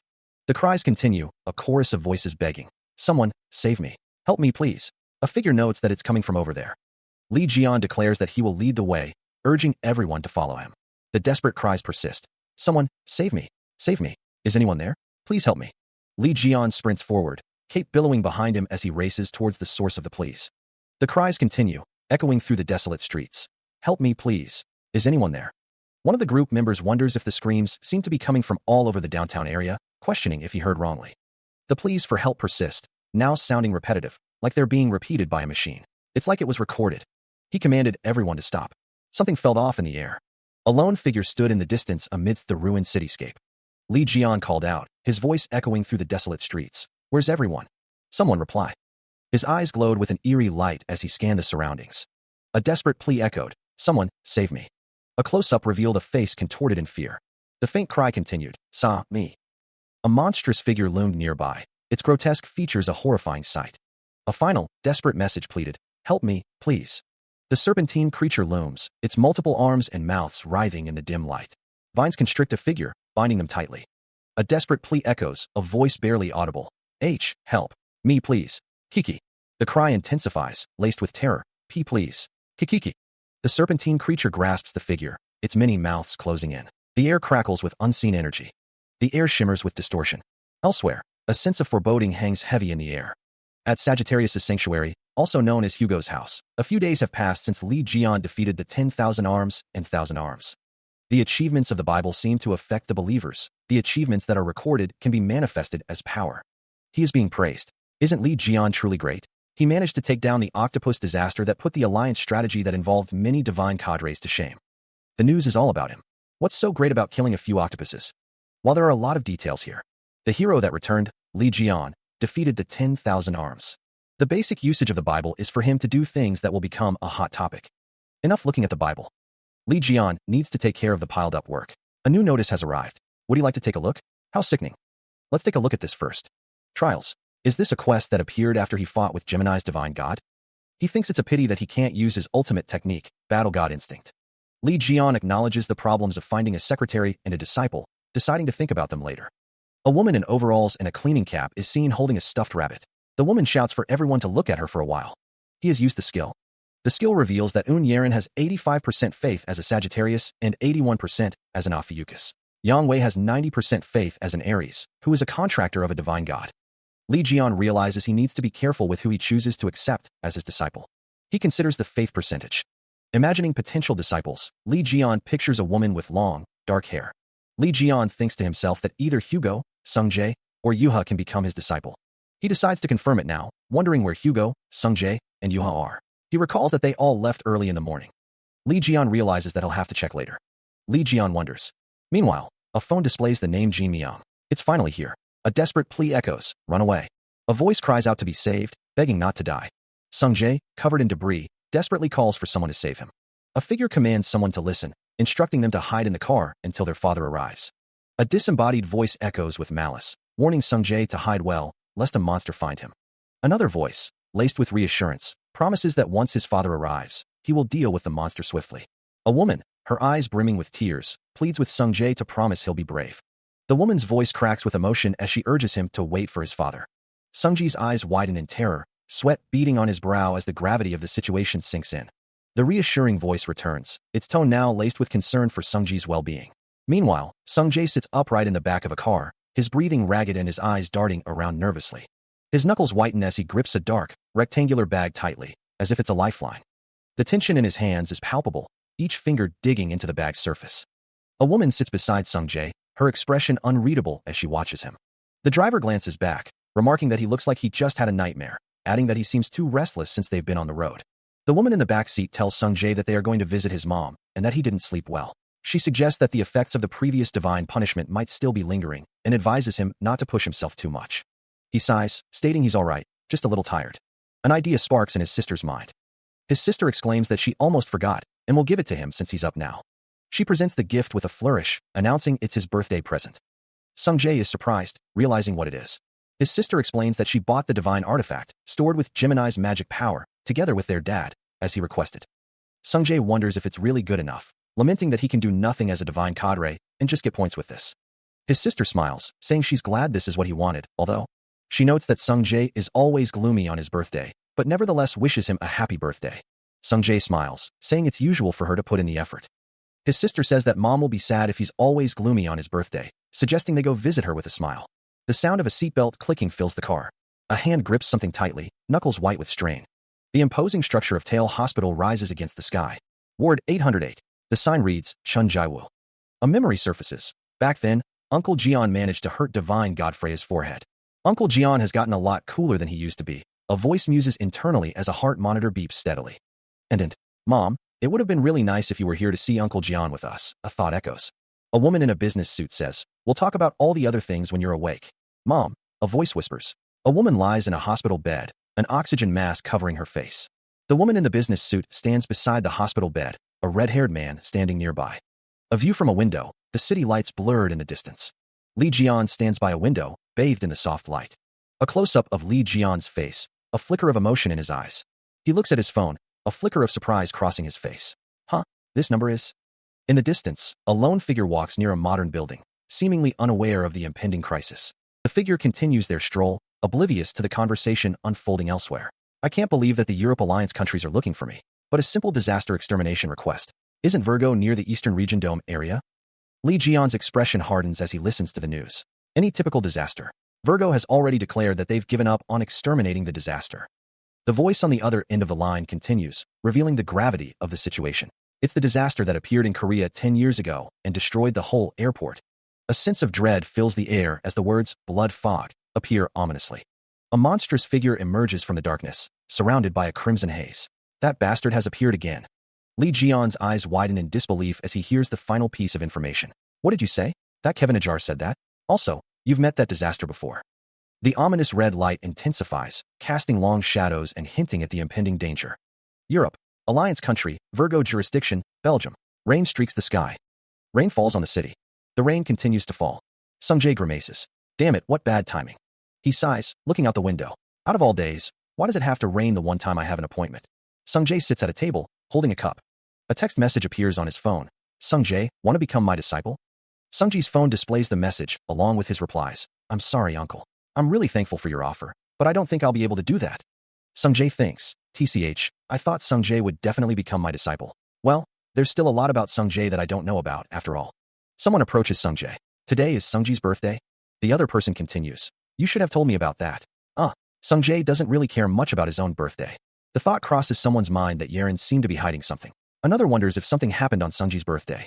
The hooded figure stares off into the distance, lost in thought. The hooded figure is greeted by someone. Oh, you're here. Li Jian tips his hat. See, Li Jian.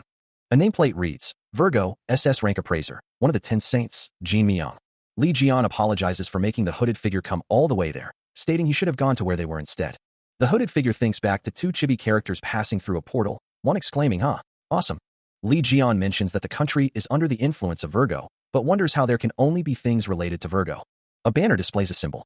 The area has been heavily influenced by religions. After the appearance of the divine gods and divine cadres established themselves in the world, Europe became a huge theocratic country. And above all, a protective dome shields the land. A church steeple pierces the sky. Since they see the dome that's protecting them, it's normal for their faith to become stronger. Is that so? While you speak with so much pride about the divine gods, a figure's eyes glow with an intense blue light. Your faith level seems to have weakened a lot. The man's faith is dropping.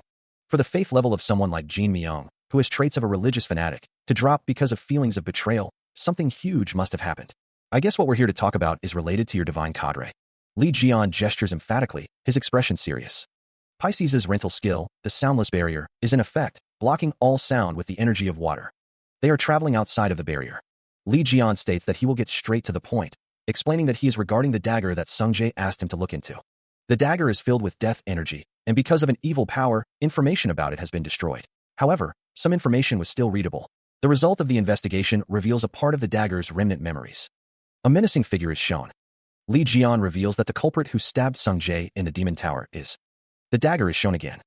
The Saint of Virgo whom I serve, Kevin Ajar. South Korea, Sagittarius' sanctuary, Hugo's house. Raylikin, Sung-jae rejected my offer to become my disciple. But he's still with Gemini, even after that last incident. I'm sure there's a reason for it. Here's an assignment for you, Raylikin. Find out why Sung-jae is with Gemini and what happened to him in the past. Also, find out what a secretary does in the divine cadre. Yes, sir. I'll ask Yahweh or Hey Eyes about secretary next time. Shall I start with looking into Sung-jae first? Raylikin, I'm here because I have a favor to ask of you. I'm so lucky. He came at the right time. Sure, what is it? Please help me open up the passageway in the Gemini's magic library that leads to the secret library. Gemini's magic library is a place where information on the best magics in the world, including Gemini's, are kept. Especially in the highest place, the secret library, where only the highest-ranked disciples are allowed to visit, there exist forbidden grimoires. The interior of the library is vast and filled with countless books. Jian Li explains that he is unable to enter the library because he previously threw away his disciple badge and also can't enter the secret library because he's an A-rank disciple. Raylikin is asked to help find something out within the magic library.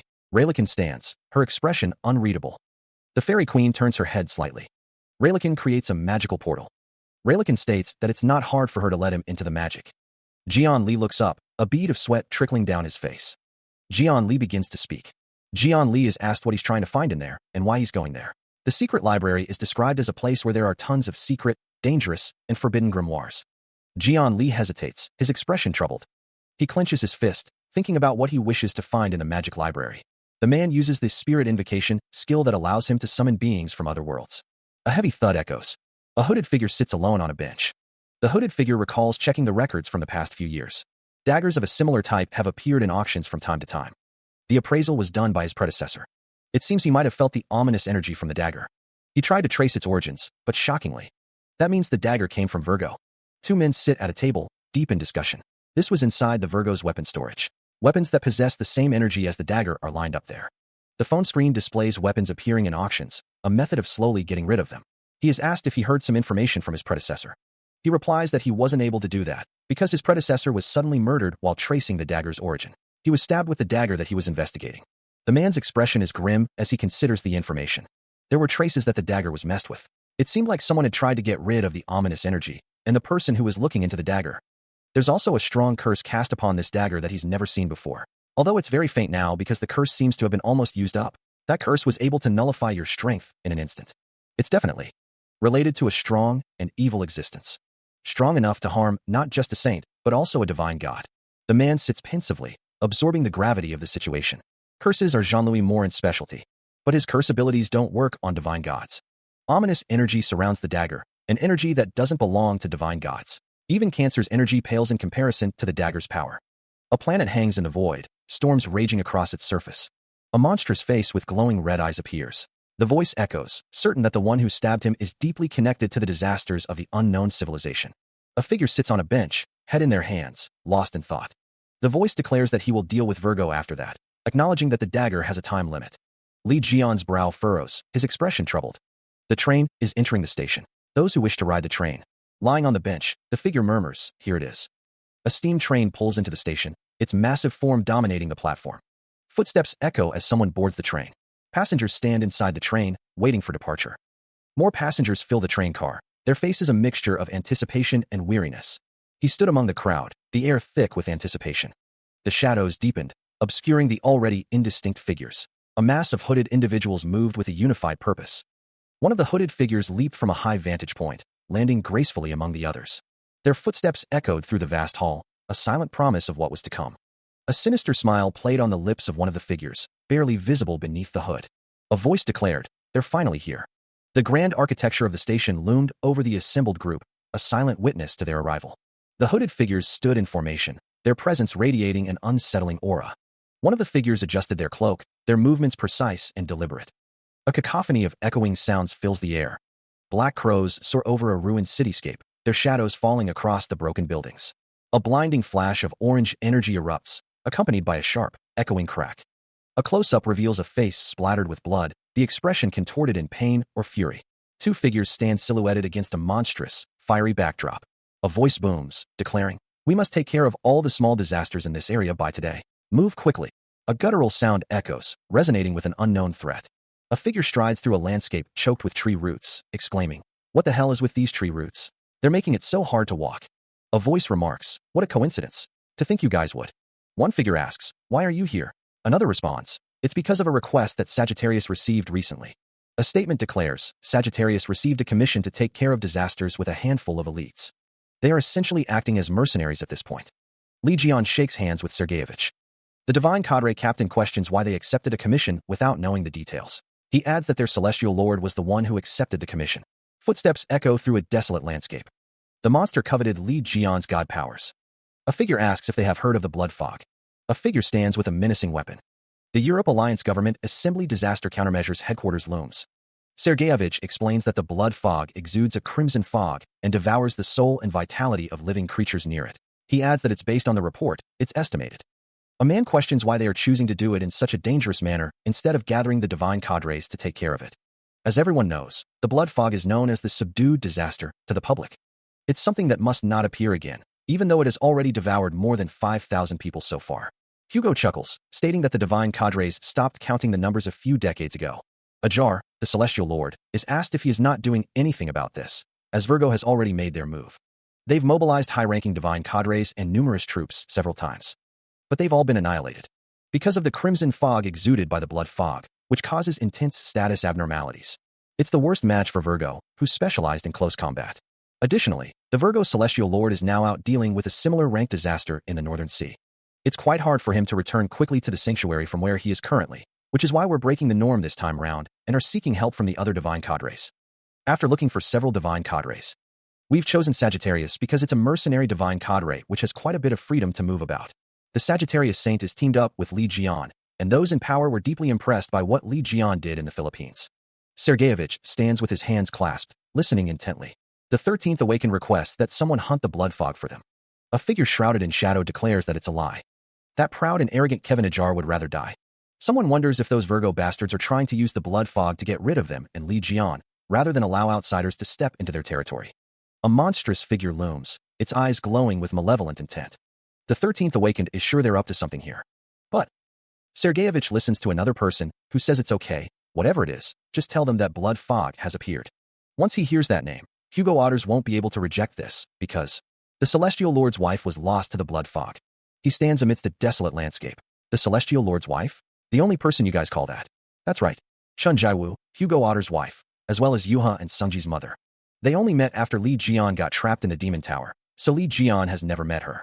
While she tried to protect Sung Jae from the blood fog, she and the first disciple, who was also a divine cadre captain, died. The first disciple? Could that be Li Jae-won? Yes. Did you know him? Of course I do. He used to carry stuff for us 20 years ago behind me and Hugo. No wonder Hugo avoided talking about his family. I can't believe he went through something like that. Cheer up, you rascal. Divorces are common these days. I didn't go through a. What kind of a disaster is the blood fog? Honestly speaking, Hugo isn't like he used to be. Fooling around has made him weak. I know how good he is since I taught him how to fight. At his prime, I had entrusted him with my back. You're expecting me to believe that such a guy was defeated by some disaster I've never even heard about? The past Hugo. The scene opens with a group of figures, their faces obscured by shadow and distance. The group stands against a backdrop of swirling cosmic energy, their expressions unreadable.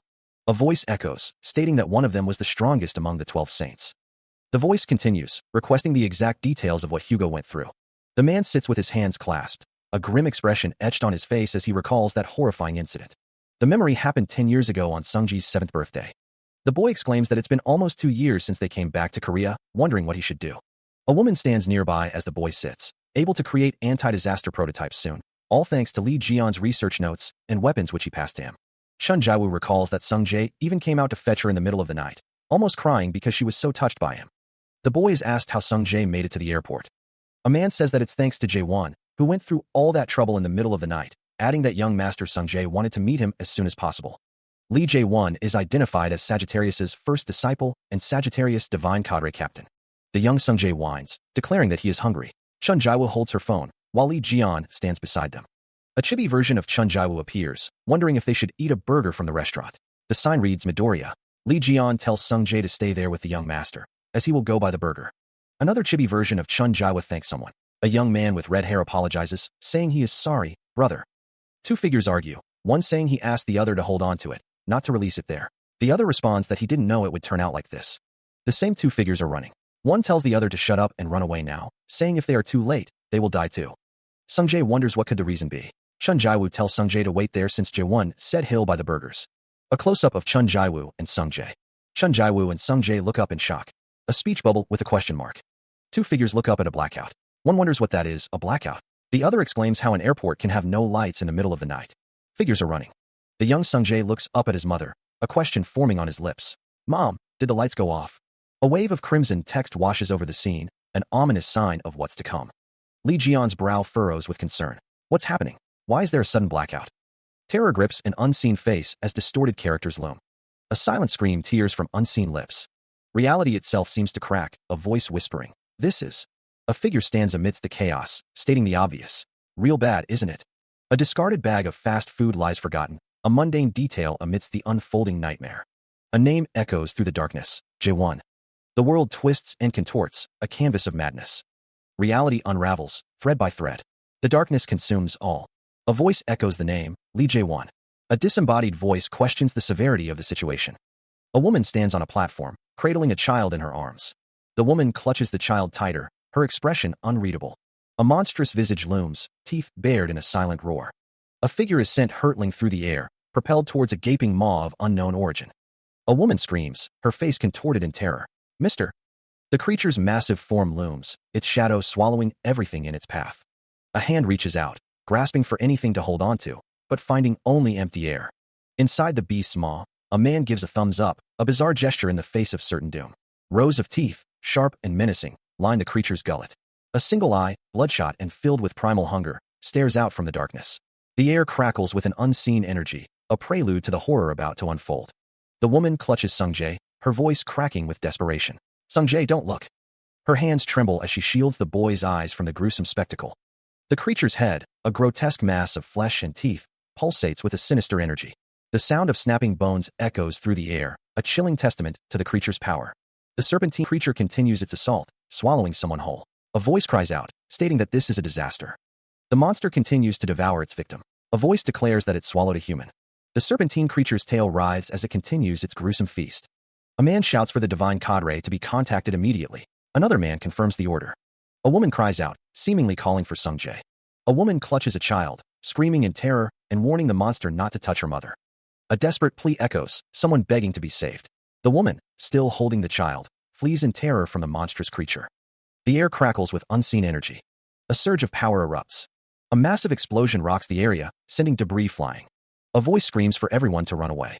A desperate cry pierces the air, someone is begging to be saved. A voice pleads for help, trapped beneath the rubble, not wanting to die. Another voice cries out, begging to be saved. Chun Jae-woo urges Sung-jae to hide inside the car until his father arrives.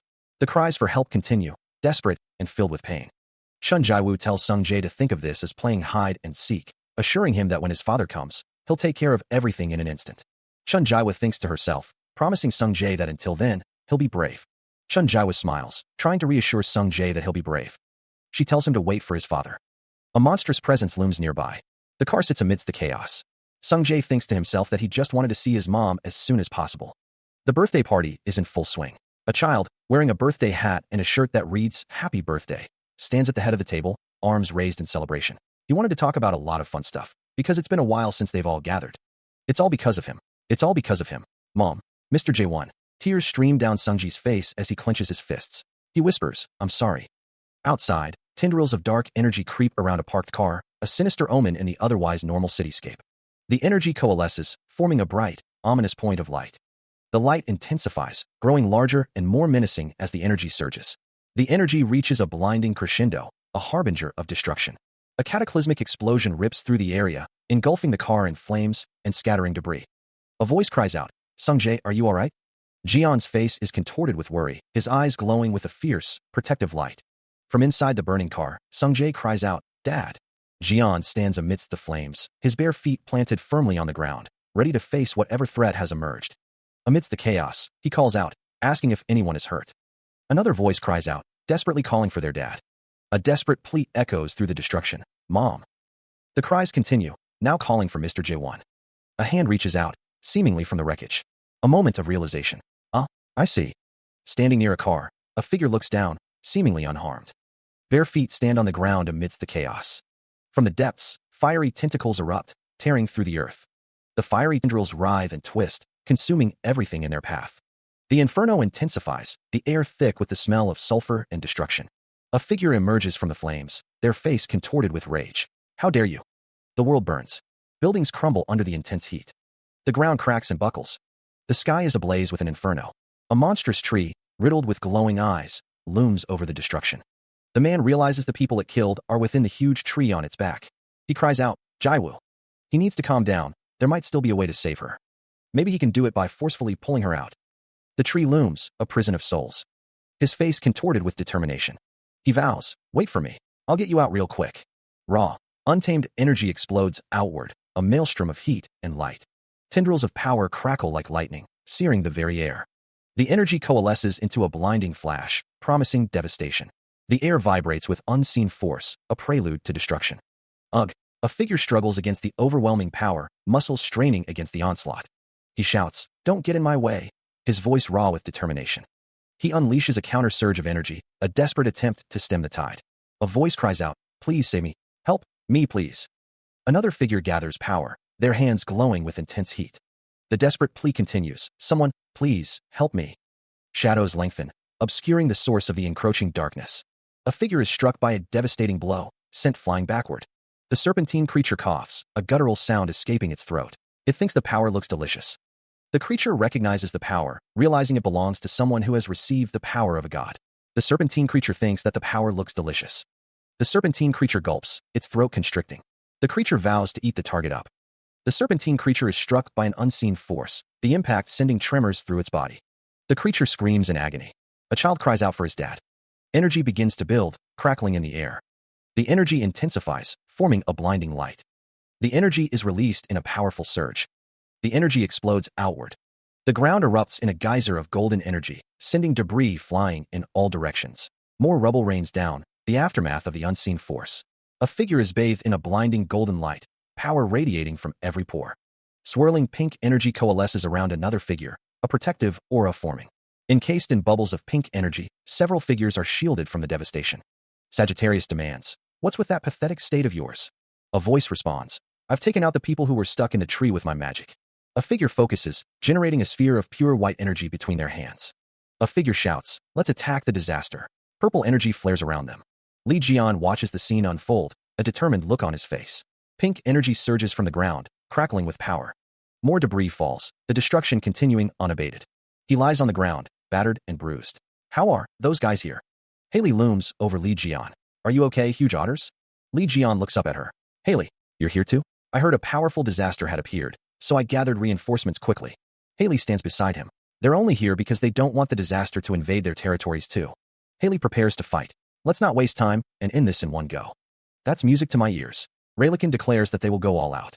The energy attack intensifies, crackling with power. The air vibrates with the force of the attack. The energy explodes outward, consuming everything in its path. Li Jian, carrying an injured woman, is shocked by the display of power. The details of the clothing are shown. The characters look up at the battle, their faces etched with concern. One of the characters exclaims in disbelief, questioning if their attacks were devoured. A voice curses, realizing that the enemy's injuries are regenerating. A monstrous face looms, its eyes glowing with malevolent energy. Someone shouts to deploy the barrier. Li Jian prepares to deploy a magic barrier. He unleashes a torrent of raw magical power, the air shimmering with violet energy as the attack surges forward. The serpentine creature's form becomes briefly visible within the chaotic energy, its red essence fueling the destructive force. The magical energy intensifies, forming concentrated beams that tear through the very fabric of space. A close-up reveals the raw power of the energy as it carves a path of destruction. The attack slams into the surroundings, causing explosions of energy that obliterate everything in their path. Debris and scattered energy particles fill the air, a testament to the sheer force of the serpentine creature's assault. Grunting with effort, Li Jian struggles to maintain the magical barrier, cracks beginning to spiderweb across its surface. The barrier skill activates, golden light emanating from his hands as he channels his power. A close-up reveals the intricate geometric patterns of the barrier, glowing with a protective golden light. The barrier is identified as Golden Rule's branches, a testament to its power and complexity. Straining against the onslaught, Li Jian grits his teeth as the cracks in the barrier widen, threatening to shatter it completely. A gasp escapes from an unseen observer, the situation growing dire. Figures descend from above, one asking what everyone is doing. The entity stands tall, radiating power. A voice expresses disappointment, stating that saints shouldn't be so easily flustered by this disaster. The entity is identified as Libra's Saint Giselle Lawrence. Someone shouts, "El Libra." A woman states that she only called those three to help. A close-up reveals a menacing expression. Another figure orders Gemini to use teleport to send that disaster flying. A woman exclaims, "What?" upon hearing that Libra was called. Someone explains that the disaster devoured their attacks and can steal their powers like it did to Sagittarius. A figure insists on teleporting it far away, not caring if it's underground or into boiling lava. A woman worries that if they do that, it'll appear again eventually. She remains unfazed by the unfolding events. "So what?" she asks, her voice echoing with an unsettling calm. "What matters now is that it won't be here anymore." Li Jian's face contorts in fury. "No, that bastard devoured human souls," he roars, his voice laced with anguish. "Those people only have their bodies. We need to." The souls of the devoured float helplessly within glowing spheres. A voice declares, "Defeat it and get their souls back." And there could be more people whose bodies are stuck inside. I'll help out as well, so let's take it down. The 13th awakened grits his teeth, blood trickling from his mouth. I still can fight. The glowing figure remains a beacon of eerie calm amidst the rising tension. A shift in the atmosphere, a palpable sense of dread settling over the scene. A monstrous eye, bloodshot and malevolent, stares out from the darkness. Ah, the restraints. A voice booms. Raylikin struggles, her face etched with strain. I'm reaching my limits, she gasps, her power flickering. A desperate cry rings out. Hey Ice, there's no other way. Use your teleport, Telesi. The monstrous maw opens wider, revealing rows of jagged teeth. A deafening roar tears through the air, shaking the very foundations of the world. Ki. Raylikin cries out in pain, her body racked with agony. Ugh. Gemini Saint. Hey Ice, uses the skill teleport. A desperate cry echoes. Someone screams for them to stop. A figure stands poised, bathed in an ethereal glow. The system confirms the teleportation was a success. On that day, everyone criticized his father. Only the saints who sent the disaster flying to an unknown place were praised. Next up, we'll be reporting on the blood fog incident. Early this morning, the blood fog that destroyed the airport was stopped by the saints. The news reports, blood fog incident. 10's dead. However, until the saints had appeared, quite a number of people were injured. Giselle Lawrence, the Libra saint, stated, "We just did what we were supposed to do. However, we do feel upset that we weren't able to reduce the number of victims." On the other hand, Sagittarius, which has been protecting Korea, has been harshly criticized by the citizens. Not only did they not stop the disaster, more victims were incurred because they handled the situation inadequately. I heard that he couldn't protect his own family and even got injured as well. Isn't he too incompetent? That's why people can't trust him.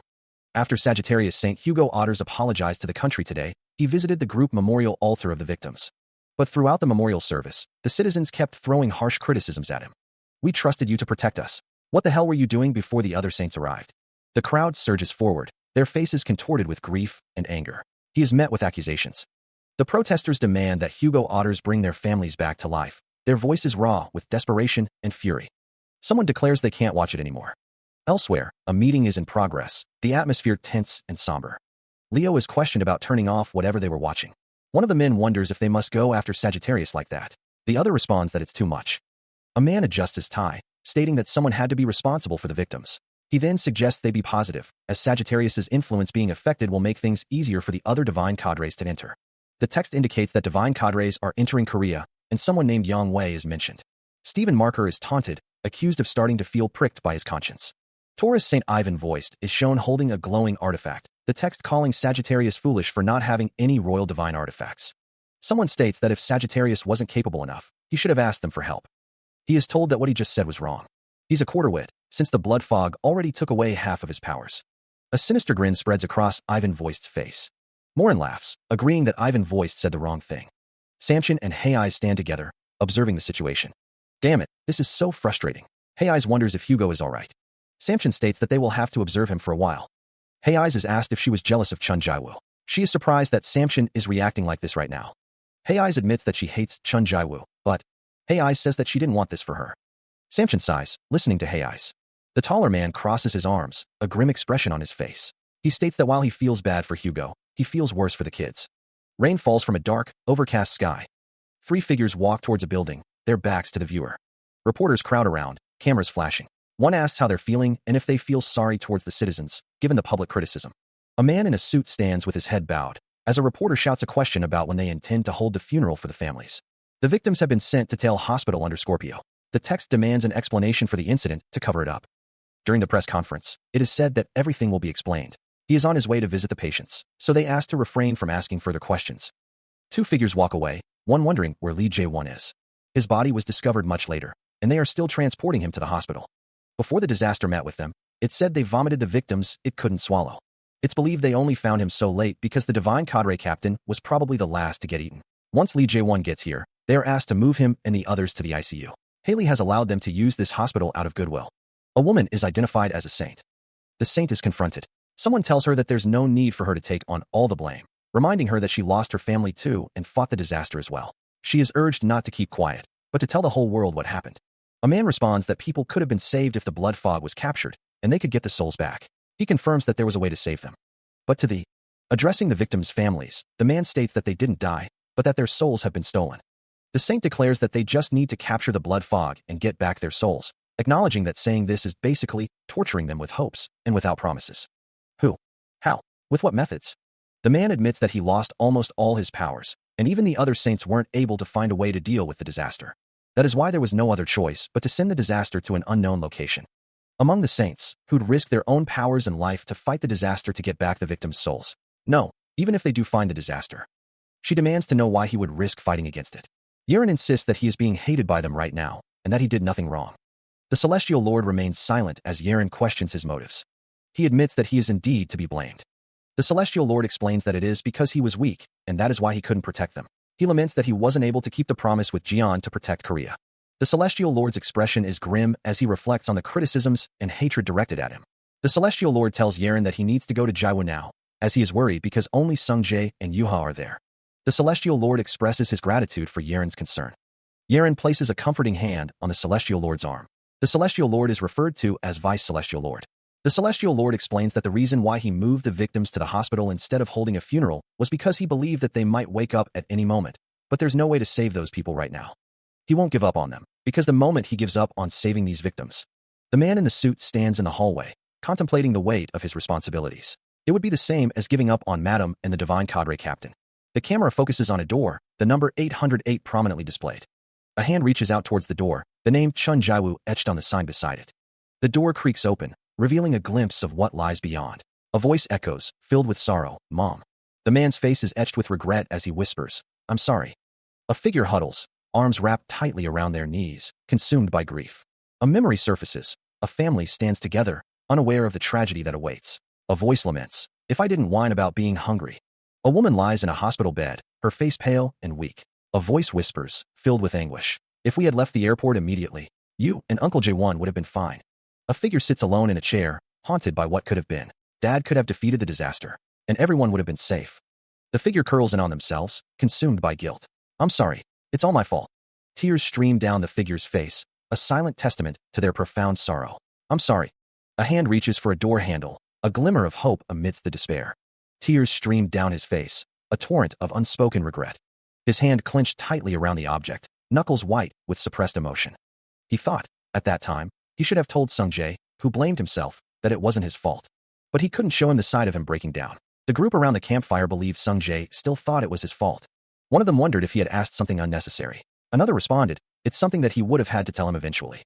He admitted that although he was a little flustered when he was asked to tell about the past as soon as he came here after work. One of the chibi figures said, "Capricorn, stop crying while he's talking. It's annoying." Another responded, "What can I do when these tears are surging up?" In any case, now that the blood fog has appeared again, he declared, they needed to resolve the old debt. He sat, legs crossed, a determined set to his jaw. He vowed, he'd destroy it once and for all this time. He'd make sure of it. He stared ahead, a grim resolve hardening his features. The remaining powers of the Sun God. Come, to me by itself. Since the Snake God's power has come to this place as well. I will swallow. Has come to me by itself. Gathering the new disasters in one place, a voice commands to burn them all to death, ensuring none survive to cause trouble later on. Celestial points forward, issuing orders. A subordinate asks Celestial Lord to drink while commanding the fights. A hand offers Celestial a red can. Celestial is offered gifts. Celestial is offered a box of chocolates. Celestial replies, "Huh? Ah, thanks." Celestial is offered more gifts, with subordinates thanking him. Celestial is overwhelmed with gifts, stammering his thanks. "What is up with you guys? Are you taking care of me because I shared about my sufferings?" the blonde-haired man asks. His companions reply, "No, we just wanted to give these presents to you." The blonde-haired man is loaded with gifts. One of his companions says, "We'll widen the search radius and look around. Just eat these while they're giving them to you." Lee Jian hears a voice. Lee Jian, it calls. He wonders, this voice. Raylikin. Raylikin says, "Lee Jian, I just finished talking to Sungjae." She continues, "I wanted to update you about things I found out about him. Are you available to talk about it now?" Lee Jian is inside a building. He thinks, "Oh, so you found out something, huh? What's Sungjae doing?" Lee Jian thinks, "I'm finally in." Text appears. "You have entered Gemini Magic Library's secret library." Lee Jian clenches his fist. The thing he wants to find in the magic library, Lee Jian wonders, is the spirit invocation skill that's able to summon otherworld's beings. Although he had said he'd quit Gemini, Lee Jian reflected that the reason he chose to stay on was so that he could learn more. Since the spirit invocation is a skill that can summon otherworld's beings, it'll be able to summon a human soul as well. A figure lies in a hospital bed, connected to life support. A voice echoes, stating a desire to do whatever it can, as well as the other people who got sacrificed on that day. He vowed to get all their souls back. Raylikin stands, surrounded by magical energy. Authority confirmation completed. It's possible for you to enter the secret library with Fairy Queen Rayleighan's authority. Sung-jae exclaimed, Rayleighan, thank you so much. Rayleighan responded, Sung-jae, it must have been hard for you to share that story with me, but I'm grateful that you did. I hope you won't push yourself too hard. Rayleighan gestures, confirming Sung-jae's authority to enter the secret library. He thinks to himself that this is a chance that's really hard to come by, and he mustn't let this go to waste. A click echoes as he interacts with something. A system message appears, asking if he would like to loan the World Trees Grimoire, SS, stating that he needs 187,000 Divine Cadre contribution points to loan it. It also states that he currently has 157,483 Divine Cadre contribution points, and is unable to view this because he has insufficient points. The message also says that he is able to gain Divine Cadre contribution points if he offers divine artifacts. Sung-jae declares that he'll donate this bracelet to the Divine Cadre. He thanks his sister. A system message appears, stating that he has obtained 30,000 contribution points by donating the magic bracelet. It also states that he currently has 187,483 Divine Cadre contribution points, and has loaned the World Trees Grimoire, SS. Currently, he has 483 Divine contribution points. Sung-jae holds the grimoire. The knowledge from within the grimoire is pouring into his head. He thinks about what he needs, which is page 1467, Spirit Invocation, Conversation with the Dead. Magical symbols swirl. Sung-jae stands in the library. He is surprised by something. He perused the difficult book. Yoon Shirwoo remarked, Wow, Sung-jae, you're reading such a difficult book. Yoon Shirwoo demanded, Damn it, you again? Yoon Shirwoo wondered, what's a guy who didn't even show up when things were chaotic in Gemini doing in a place like this? Yoon Shirwoo insisted, I've got no time to waste with you. Give that back to me. Sung-jae replied, Why are you getting all angry? All right, I'll give it back. I will. Yoon Shirwoo asked, Oh, I wonder which of these is the book you want dash. Yoon Shirwoo said, You? Seriously? Yoon Shirwoo stammered, Gosh, you're so scary. The reason why you're able to act all cheeky with me is because you have Lee Jian backing you up, right? The pendant glowed. Yoon Shirwoo exclaimed, But oh gosh. Yoon Shirwoo stated, It seems your father and uncle are about to get ripped apart. Two figures stand amidst the devastation, the air thick with the scent of smoke and ash. One holds a bow, ready to fire. An arrow streaks through the air, leaving a trail of light in its wake. The arrow explodes in a burst of light.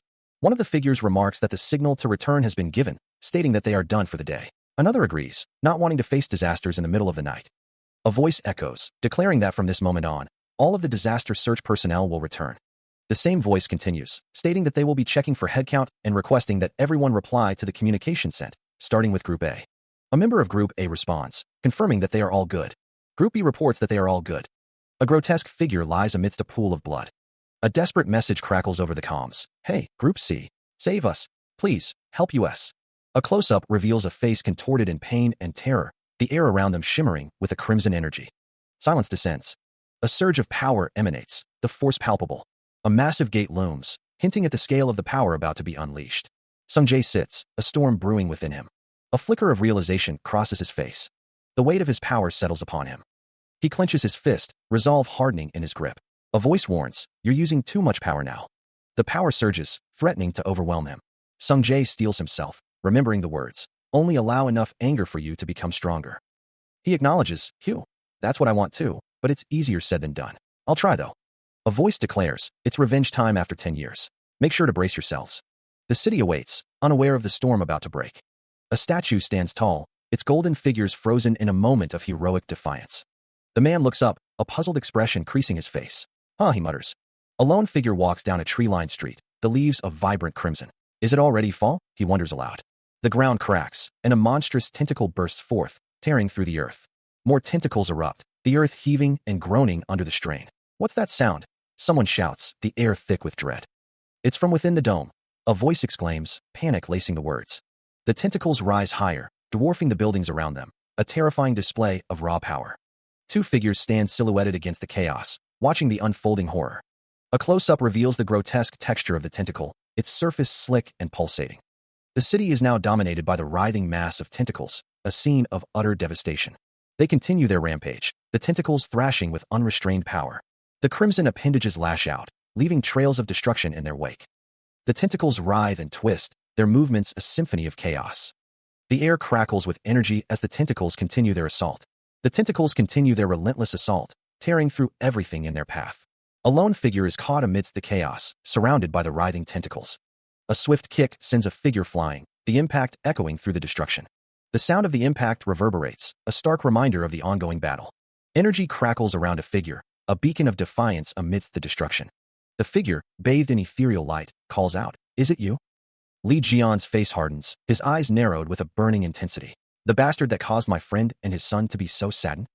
The energy intensifies, a promise of retribution hanging in the air. He brings his foot down with crushing force. The impact sends tremors through the creature's body. Li Jian's expression hardens. The serpentine creature is pinned, uttering a pained wow. Its red eyes glare up in defiance. Li Jian stands over the defeated creature. "I guess you aren't just some small fry disaster, huh?" Li Jian remarked with a smug grin. "Gosh, you're so scary. The reason why you're able to act all cheeky with me is because you have Li Jian backing you up, right?" The man's expression shifted, his eyes widening slightly. "But oh gosh." Li Jian held out a scale, a sinister smile playing on his lips. A voice declared, "It seems your father and uncle are about to get ripped apart." A figure stood with a glowing fist, energy radiating outwards. The man's face contorted in a silent scream. The figure's fist glowed brighter, ready to strike. A close-up of an eye filled with fear. The figure unleashed a powerful blow. Exclamation point. An unseen presence triggers a silent alarm. His eyes widen, a sudden dread washing over him. The words echo in the air, "Be blood fog." Li Jian sneers, a cruel amusement twisting his lips. "I told you, didn't I? Li Jian and Sagittarius will both die." A voice booms, filled with dread. "That blood fog is super obsessed with devouring Constellation's powers." He grits his teeth, a grim determination hardening his gaze. "I guess you aren't just some small fry disaster, huh?" The figure takes a step forward, the ground trembling beneath his weight. A monstrous voice echoes with ravenous hunger. "Your power. I will devour it." He stands alone against the encroaching darkness, a lone figure against an impossible threat. He smirks, a dangerous glint in his eyes. "Devour my power? You sure have big dreams." Power crackles between his hands, a tangible force ready to be unleashed. Hei's watches, a flicker of concern in her eyes as the monstrous entity muses. Does it think that anything that appears in front of it can easily be eaten? Kneeling amidst the shattered earth, he gathers his strength. A surge of energy courses through him, a vibrant blue aura crackling around his form. The ground erupts in a blinding flash as his power reaches its peak. A system message appears. Super regeneration has been activated, and his wounds begin to mend. He plants his foot firmly on the ground, the force of his stance cracking the earth beneath him. The 13th Awakened faces a monstrous figure looming behind him. "Hey Toad, it seems you're intending to devour humans and cities alike." A notification appears. Divine artifact has been summoned. A group of figures stands ready, weapons drawn. One declares, "We're here to spoil your meal." One of the figures speaks. "It seems you've been eating tons of things that you're not supposed to be eating this whole time." The 13th Awakened points forward, a fierce determination in his eyes. "I'll rip apart that stomach of." A surge of power emanates. He leaps into the air, preparing to strike. The 13th Awakened swings the hammer down with immense force. A fierce grin spreads across his face. The hammer is described as one that grants achievements. The hammer glows with power. He continues his descent, hammer leading the way. The air crackles with energy. The 13th Awakened plummets towards the ground. The hammer slams into the earth, creating a shockwave. The impact point glows with power. Debris flies as the earth cracks. He plummets into the serpentine creature's gaping maw. The impact reverberates with raw power. A spear manifests, poised to strike. Golden energy streaks through the air. The energy intensifies, searing the creature from within. The serpentine creature recoils, writhing in agony. The golden energy continues to bombard the creature. The attack proves effective. The 13th Awakened prepares for another assault. He summons a second volley of arrows. The 13th Awakened activates the Ares rental skill, dimensional weapon storage. It absorbs the mana of constellations. He declares that he must use divine artifact arrows, and not arrows made with skills. The bow is drawn back, readying the shot. The bowstring is pulled taut, the arrows aimed. The arrows are fired. The divine artifact arrows streak towards their target. The serpentine creature's eyes widen as the arrows approach. The arrows strike, a burst of light erupting on impact. The serpentine creature is impaled, the force of the arrows driving it back. More arrows find their mark, piercing the creature's flesh. The serpentine creature curses the roots, finding them a pain. The 13th Awaken's eyes glow with power. The serpentine creature is further impaled, the arrows sinking deeper. A surge of energy crackles through the air, the world momentarily blurring. A system notification appears. The divine artifact, Omnificent Mud Ball, has been summoned. A small, pink, blob-like creature materializes. A hand reaches out, as a voice calls out, "Lime dash, scissors dash." The omnificent mudball jiggles, its surface adorned with images of scissors. The mudball's star-shaped mark glows faintly. A weapon with a glowing blue blade materializes, crackling with energy. The wielder grips the weapon tightly, preparing to strike. The blade descends, a flash of blue light cutting through the air. The weapon continues its downward arc, the force of the swing immense. A figure with white hair grins menacingly, declaring, "Shall we do some pruning then?" The glowing blade hurtles downwards, poised to strike. A furious voice cries out, "Bastard!" The serpentine creature's face contorts in a silent scream, its red eyes blazing with fury and pain as an unseen force slams into it. Energy crackles around the creature as the unseen assault continues, leaving trails of blue light in its wake. The blows rain down relentlessly, each impact sending tremors through the creature's massive form. Suddenly, the 13th Awakened descends from above, his sword crackling with azure energy as he prepares to strike. The hunter's blade hums with power, ready to cleave through flesh and bone. With blinding speed, he unleashes a flurry of slashes, each strike aimed with deadly precision. The 13th Awakened's sword dances through the air, a whirlwind of lethal force. The serpentine creature roars in agony as the hunter's blade finds its mark, the sound echoing through the chamber. Its face twists in a grotesque mask of pain, the red energy intensifying as it struggles against the onslaught. The creature writhes under the relentless assault, each strike driving it closer to defeat. Blades of light tear through the air, leaving the serpentine creature battered and broken. He unleashes a final surge of power, the energy crackling around him. The serpentine creature recoils, its form distorted by the force of the attack. A beam of pure energy pierces through the creature, leaving a trail of destruction in its wake. The energy intensifies, burning away at the creature's flesh. The beam continues its relentless assault, consuming the creature from within. The 13th Awakened stands tall, the battle seemingly won. The serpentine creature lies defeated, its massive form surrounded by smaller figures. "We defeated it," one of them exclaims. One of the observers remarks, "It's easier than I thought though." Another wonders, "This is it? Is it because Li Jian is too strong?" Li Jian, observing the scene, thinks to himself, "Something's off. There's no way this would end so easily." The narrator states, "Disappeared as well." The narrator warns, "It's still too early to think that this is over." The victory is declared. Uncle and Dad have defeated the blood fog. Li Jian stands in the background, observing the aftermath of the battle. A voice taunts Yun Shiwu, remarking that he put in the effort to plan this, but Uncle and Dad are stronger than he thinks. Choi Sung-hyuk smirks, a glint in his eyes. A voice chuckles, stating that an eagle is better than a young crow. Li Jian admits that he underestimated them, but the real fight hasn't even started. The man asks if they know why the blood fog is so obsessed with eating. The answer comes, it's because it's able to turn what it eats into its own power. Choi Sung-hyuk reacts in surprise, his eyes widening. A voice invites someone to enjoy the show. A close-up reveals a hand adorned with golden bracelets. A strange symbol glows with power. The serpentine creature's body erupts with energy as it begins to regenerate. A man looks on in disbelief. Impossible. It's regenerating. The celestial lord's face contorts as the regeneration continues. Look at the dome. The onlookers watch with growing concern. The man's eyes widen in shock. The dome shimmers with an ominous glow. A figure stands silhouetted against the dome's light. 13th Awakened prepares to strike, energy crackling around him. He unleashes a powerful attack. 13th Awakened's eyes widen in surprise. He wonders, "I was wondering how it got past the dome." 13th Awakened stands before the shattered remains of the dome. It used The diagram reveals the insidious method. Plant roots, snaking through the underground, were used to indirectly erode the dome's integrity. Li Jian's eyes widen in disbelief. "Everyone," a stern voice commands, "raise your bows again." The serpentine creature looms, a monstrous visage of hunger and malice. A voice, dripping with insatiable hunger, echoes, "I'm still hungry. I need to eat more." The serpentine creature stands tall, a silhouette of dread against the ravaged landscape. A chilling laugh pierces the air. "Caw! Even the blood fog needs some time before it can devour the whole city." A figure, bathed in the eerie glow, throws back their head and laughs maniacally. But now, that dome is no longer a shelter for humanity. Rather, it's the blood fog's ration storage. A red-haired man stares ahead, his eyes wide with a mixture of fear and anticipation. The blonde man grins, his eyes gleaming with cruel amusement. "Since there's way more people there than at the airport, we can look forward to a good show." A hand clutches a silver cross, a silent plea against the encroaching darkness. A disembodied voice declares, "Now it's time for scene 2.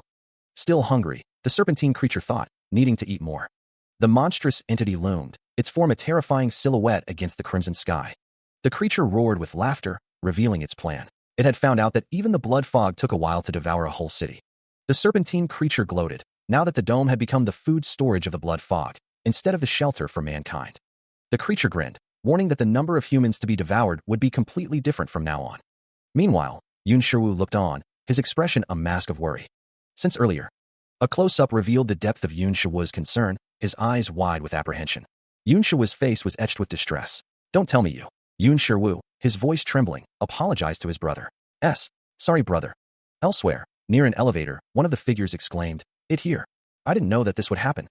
A figure in a dark hoodie approaches a set of elevator doors. A man with blonde hair, his face contorted in anger, demands, "Did you cause that incident back then as well?" The man with pink hair looks up, his eyes wide with shock. A close-up shows the man's dark suit jacket. The man's fist clenches. A sinister chuckle echoes. The blonde man continues, "Wow, you finally figured it out. I don't know if you're smart for figuring it out, or stupid for only figuring it out now." The pink-haired man remains silent, his back to the viewer. The blonde man sneers, "I almost died of frustration trying to hide it for 10 years. Congrats, you fucking idiot." A hand holds a golden scale. A close-up of a hand.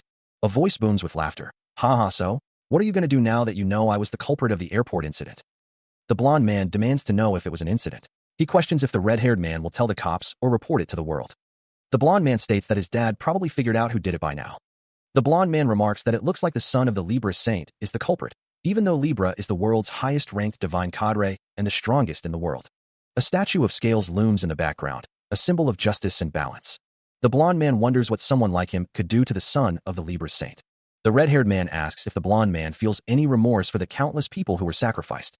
The blonde man asks if he is implying that he should be punished in any way, his expression hardening. The red-haired man dismisses the sacrifices, stating that they were just unlucky. The red-haired man, his eyes blazing with anger, calls the blonde man a son of a bitch. The blonde man is taken aback by the sudden outburst. The red-haired man, a sinister grin spreading across his face, asks if he is scared. The red-haired man declares that there's no way he's going to summon Li Jian right here. The blonde man, surrounded by his men, asks what about the blood fog.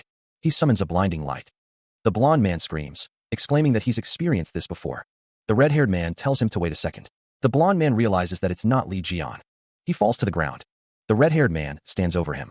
He scoffs, calling it simple light magic and calling the blonde man a fucking pussy. The red-haired man says to take all the grimoires and run before he wakes up. The blonde man's hand twitches. A ring is visible on his finger. He stands over the 13th awakened, who is lying on the ground. It is revealed that Yun Shiwu used something to revive the blood fog. This should be able to be used to take down the calamity as well. The 13th awakened realizes that he would have to get to Europe, where the blood fog is at. Li Jian wonders what he can do when he can't even use skills without divine artifacts. The 13th awakened is deep in thought. Li Jian thinks that worrying is only going to waste time. A hand holds a book. The 13th awakened thinks that if he uses the mana from the grimoires, he can use teleport. Magic circles appear. The book glows with magical energy, indicating the use of the skill teleport. Explosions erupt in the distance, shaking the very foundations of the city. Buildings crack and crumble under the force of the unseen assault. A voice shouts, "Fire!" A rain of fire descends, each droplet a miniature inferno. The sky is ablaze with a rain of fire. A figure is engulfed in the fiery onslaught, their silhouette outlined in burning light. A voice declares, "Skill dash." A surge of blue energy heralds the arrival of slashing branches. The air crackles with power as the slashing branches skill takes form. The slashing branches tear through the city, leaving a trail of destruction in their wake. Buildings are reduced to rubble as the slashing branches continue their relentless assault. The city is consumed by the devastating power of the slashing branches. The battlefield is littered with debris and the remnants of a fierce battle. Massive destruction is everywhere.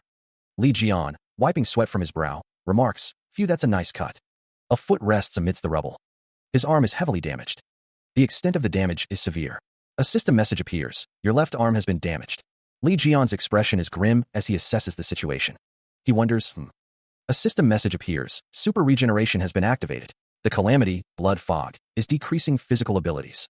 Another system message, "The effects of super regeneration is reduced to half." A visual effect indicates the activation of a power.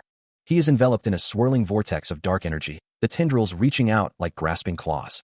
The darkness intensifies, a suffocating blanket woven from pure, unadulterated power. A blinding light erupts, banishing the shadows as it consumes him in its radiant embrace. A voice cries out, "Jian, get back." The light explodes outward, a supernova of restorative energy. The radiant energy pulses, a tangible force of healing. He clenches his fist, the surge of power coursing through his veins. Bathed in golden light, he feels the familiar strength returning to his body. A system message appears, "Left arm has been restored." He focuses, channeling the restored energy into his fist, now crackling with blue power. The light intensifies around his arm, solidifying the restoration. His arm glows with renewed vitality, ready for battle once more. A blinding surge of electric blue energy crackles and explodes outward. The energy intensifies, forming a vortex of light and power. The electric blue energy continues to pulse, its raw power palpable. A sharp tch escapes Jian's lips as he observes the phenomenon. Jian's eyes widen, a sudden realization dawning on him. That ominous aura, it has to be. That's right, It's the aura of the army of the Crimson Eye that we could only see in the Demon Tower. 20 years ago, the Demon Tower appeared with the major invasion of the Crimson Eye. The Demon Tower looms, a monstrous structure of bone and shadow. There were many speculations about its purpose. Some said it was an arc that the Calamities traveled on, or that it was the base camp of an unknown civilization. One thing for sure was Dash. A swarm of grotesque demons writhes in the darkness, their eyes glowing with malevolent intent. The Calamities inside the Demon Tower were a whole different class than the average Calamities. A swarm of monstrous eyes and gaping maws filled the darkness. A hulking, shadowy figure lurked in the gloom, its form barely visible. A grotesque creature with multiple eyes and jagged teeth emerged from the shadows. It was pointless to give them ranks such as red or black. They were impossible to rate. A colossal, monstrous face loomed over the scene, its teeth bared in a terrifying grin. Li Jian stood before it, facing the horror. Activating 13th sense. Assessing the enemy's weakness, Li Jian muttered, "Huh." A swirling core of energy pulsed with ominous power. It has 3 cores. The most active core is a clump of the soul and life power of its victims. And it's accumulating more soul and life powers from elsewhere using its branches and roots. Where is it getting? From where are they getting them? The city is trapped within the dome, which means the 13th Awakened realizes that the dome has been taken and is being used as storage. They need to destroy the dome, as it's being used as a prison, holding all the people inside. The 13th Awakened orders all Sagittarius forces to fire at the dome and destroy it. The soldiers respond, "Yes, sir." A monstrous entity declares that it won't allow it. Trapped within the dome, a man screams in terror as he is constricted by tendrils. The 13th Awakened calls out to his comrades. Energy rains down upon the dome. The dome is bombarded with attacks. A desperate plea for help echoes from within the dome. The trapped souls writhe in agony. The faces of the trapped souls are contorted in terror. The trapped people beg to be saved. A chorus of desperate voices echoes, each plea a stark reminder of the dome's true nature. "I don't want to die," one cries out. The cries intensify, a cacophony of terror as the trapped souls realize their fate. "Ach, mom," a voice wails. The pleas become more frantic, a desperate scramble for salvation. "Get me out of here," someone screams. A hand reaches out, a silent plea for rescue amidst the chaos. "Save me," a voice whispers. The terror reaches a crescendo, a primal scream of anguish tearing through the air. "Please," the voice begs, before erupting into a blood-curdling shriek. A voice filled with dread cuts through the noise. "That fucking monster." The monster's face is revealed, a grotesque mockery of its victims. It is mimicking its victims. Sung Jae leaps into action, his eyes burning with righteous fury. "This fucking calamity," he growls. He grits his teeth, his resolve hardening with each passing moment. The monster really knows how to piss someone off. The monster grins, a predatory gleam in its red eyes. "I'm gonna kick its ass." Sung Ji's eyes glow with power, his gaze locked onto the monstrous figure before him. The dome looms, a prison of despair and a battleground for survival. A swirling vortex of energy tears open the sky above a European city, the clouds themselves bending to its will. He plummets headfirst through the chaotic rift, the world spinning around him in a dizzying kaleidoscope of light and shadow. A strange, crimson tree pulses with an unnatural energy, its leaves rustling with a sound like whispered secrets. A guttural groan echoes from its depths. The ground slams into him, pain shooting through his limbs. "Gah, that hurts," Sung Jae groans, pushing himself up. "Where am I?" He clutches his head, trying to make sense of his surroundings. "Damn it, the Libra Rosary changed my teleportation coordinates." Sung Ji's eyes widen, a flicker of confusion crossing his face. "Huh? What's this?" He stares at his hands, a golden bracelet gleaming on his wrist. What's happening to this? Sung Jae looks around, a growing unease settling in his stomach. Is something there? His eyes dart around, searching for the source of the disturbance, a bead of sweat trickling down his temple. The crimson tree looms, its branches reaching towards the sky like skeletal fingers. The tree's trunk glows with an eerie light, its roots twisting and writhing like living serpents. Sung Jae stares at the tree, his expression a mixture of awe and apprehension. Wah, what the hell is that? A tree? Li Jian stands in a courtyard, the ground stained with a crimson residue. His eyes widen, a flicker of alarm crossing his face. A colossal tree looms, its branches a mass of crimson leaves. The tree's roots writhe like monstrous tentacles, pulsing with an ominous energy. Li Jian's gaze shifts to a golden statue, its surface marred by the same crimson stain. What's that? He exclaims. A speech bubble reads, a tree? Li Jian stands before the crimson tree, its presence suffocating. It seems I came to the right place, though, he mutters.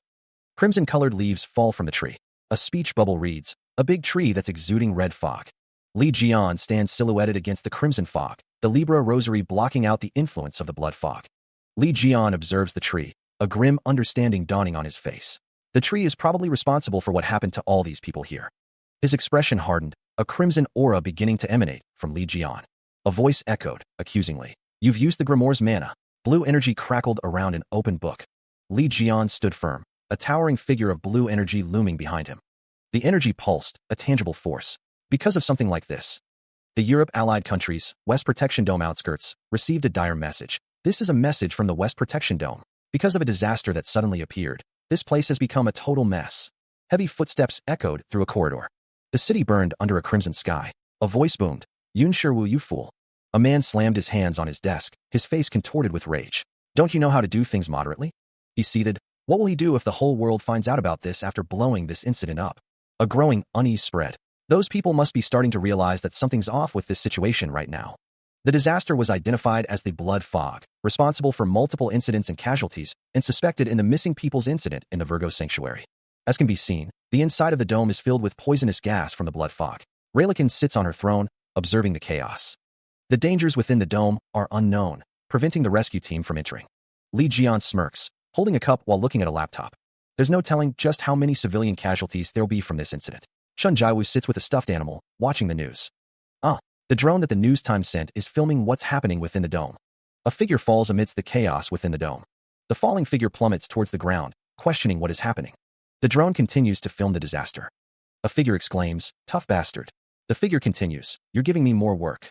The falling figure is seen from a distance amidst the destruction. The figure shouts, "Jian dash." A voice cries out, warning that the celestial lord is in danger and to look behind him. Li Jian stands firm, gripping a spear as a looming threat descends. The unseen force crashes down. The impact sends debris flying. A figure reels back, eyes wide with shock and pain. Another figure cries out in agony. The air crackles with unseen energy. Someone shouts, calling out to Teksu. The divine artifact, Blade Wind that protests against spider webs, has been destroyed. A figure's face is contorted in a scream of anguish. Another figure is caught in the blast, their expression one of pure terror. A final scream echoes as the destruction intensifies. He is caught in a vortex of dark energy, tendrils lashing out and throwing him off balance. Li Jian grits his teeth, frustration etched on his face. Damn it, he exclaims. He realizes he's been caught by a technique. It's definitely one disgusting technique, he thinks. The tendrils intensify their assault, tearing through the air with violent force. The attack explodes in a shower of debris and raw power. A desperate cry rings out. Sir Li Jian. A group of figures finds themselves surrounded by the same menacing tendrils, their faces etched with concern as they look up. A voice, dripping with arrogance, echoes through the space. Cuckoo. You're all weak, as expected. The unseen entity continues, a promise of annihilation hanging in the air. I'll devour all of you. Raw energy begins to coalesce, crackling with blue electricity. A strange symbol flares into existence, wreathed in red lightning. A collective gasp rises from the group. A monstrous figure looms into view, its red eyes burning with malevolent intent. The monstrous figure's eyes glow with malevolent intent. He snarls, "Someone is messing with my branches." A wave of destructive energy erupts. The monstrous figure's rage intensifies. A surge of blue energy emanates from the captain. The air crackles with power. The captain stands before a spectral figure, ready to unleash his skill. Something like this. He clenches his fist, determination etched on his face. Because of something like this. Tears well in her eyes as she looks up. She cries out, "My mom dash." A shadowy figure is surrounded by an ominous aura. She sobs, and Dad dash. A figure plummets through the air, the words, "And Uncle Jaewon," echoing in the void. A surge of energy crackles, the air thick with unseen power. The words, "and all those innocent people," hang in the air, heavy with unspoken tragedy. A towering, blue-skinned figure raises an arm, power radiating from its form. The falling figure continues its descent, the words, "just because of something like this," a desperate cry against the inevitable. The blue figure is now engulfed in a swirling vortex of azure energy. The blue figure strikes, the impact shattering the air itself.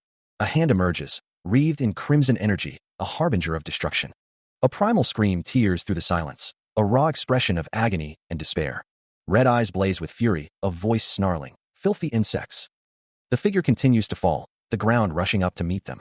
The descent continues, the city looming below like a concrete abyss. A surge of power emanates from an unseen source. A monstrous figure, eyes burning with crimson light, charges forward with terrifying speed. One of the observers points, shouting, "It's suddenly running towards the dome." Another asks, "What is it up to?" Lying amidst rubble, a figure coughs up blood, urging, "Damn it, do it." A voice echoes, "You think we'd let you get away?" Another figure shouts, "Goat, lend me your bow? I'll be using what we prepared." Understood. The air crackles with anticipation. The monstrous figure hurtles closer, a red aura intensifying around it. The air vibrates with raw power. The monster slams into the dome, the impact point glowing with intense heat. Golden light erupts as the dome is struck, cracks spider webbing across its surface. The force of the impact explodes outward, sending debris flying in all directions. A monstrous figure looms, its massive teeth bared in a silent roar. Li Jian grits his teeth, drawing back the string of his bow. I couldn't use it earlier because I feared it'd get in Jian's way, but I'm finally able to take it out. The text box reads, "How do you feel, having an arrow that's the size of a pillar getting stuck in your body? You've taken out the divine artifact from the dimensional weapon storage." The air crackles with energy as the arrow begins to glow. Li Jian's eyes burn with determination. I felt like a small arrow wouldn't be sincere enough, so I prepared a huge one. The Axis arrow streaks through the air, leaving a trail of fire in its wake. The arrow hurtles forward, a blazing spear of divine energy. The text bubble reads, "I'll make sure to skewer your limbs to the ground." The arrow explodes on impact, sending shards of light and energy in all directions. The Axis arrow pierces through the monster's flesh. Li Jian declares, "Now's the time. Fire." The arrow continues its devastating path, leaving a trail of destruction in its wake. The Axis arrow found its mark, piercing deep into the monster's flesh. The golden arrow impales the monster's head. A guttural roar of pain and fury echoes through the chamber. "It's been binded. Grab on tight," someone shouts. "No need to be too ambitious, just keep it restrained." The divine cadre captain struggles to maintain his grip. "Damn it, it's hard to keep it still because of its size. Why is it so strong?" A voice booms, urging the team to use their strength enhancement skills. Another voice cries out, "Damn it, are we doing this correctly? If you have the strength to complain, then use it to grab onto this tightly." A dire warning follows. "This monster will keep regenerating." The divine cadre captain grits his teeth, his face contorted in effort. The monster's face is a mask of rage, its features twisted in fury. Its crimson eye burns with hatred. "Why, you filthy insects!" A surge of dark energy emanates from the monster, a sign of its relentless regeneration.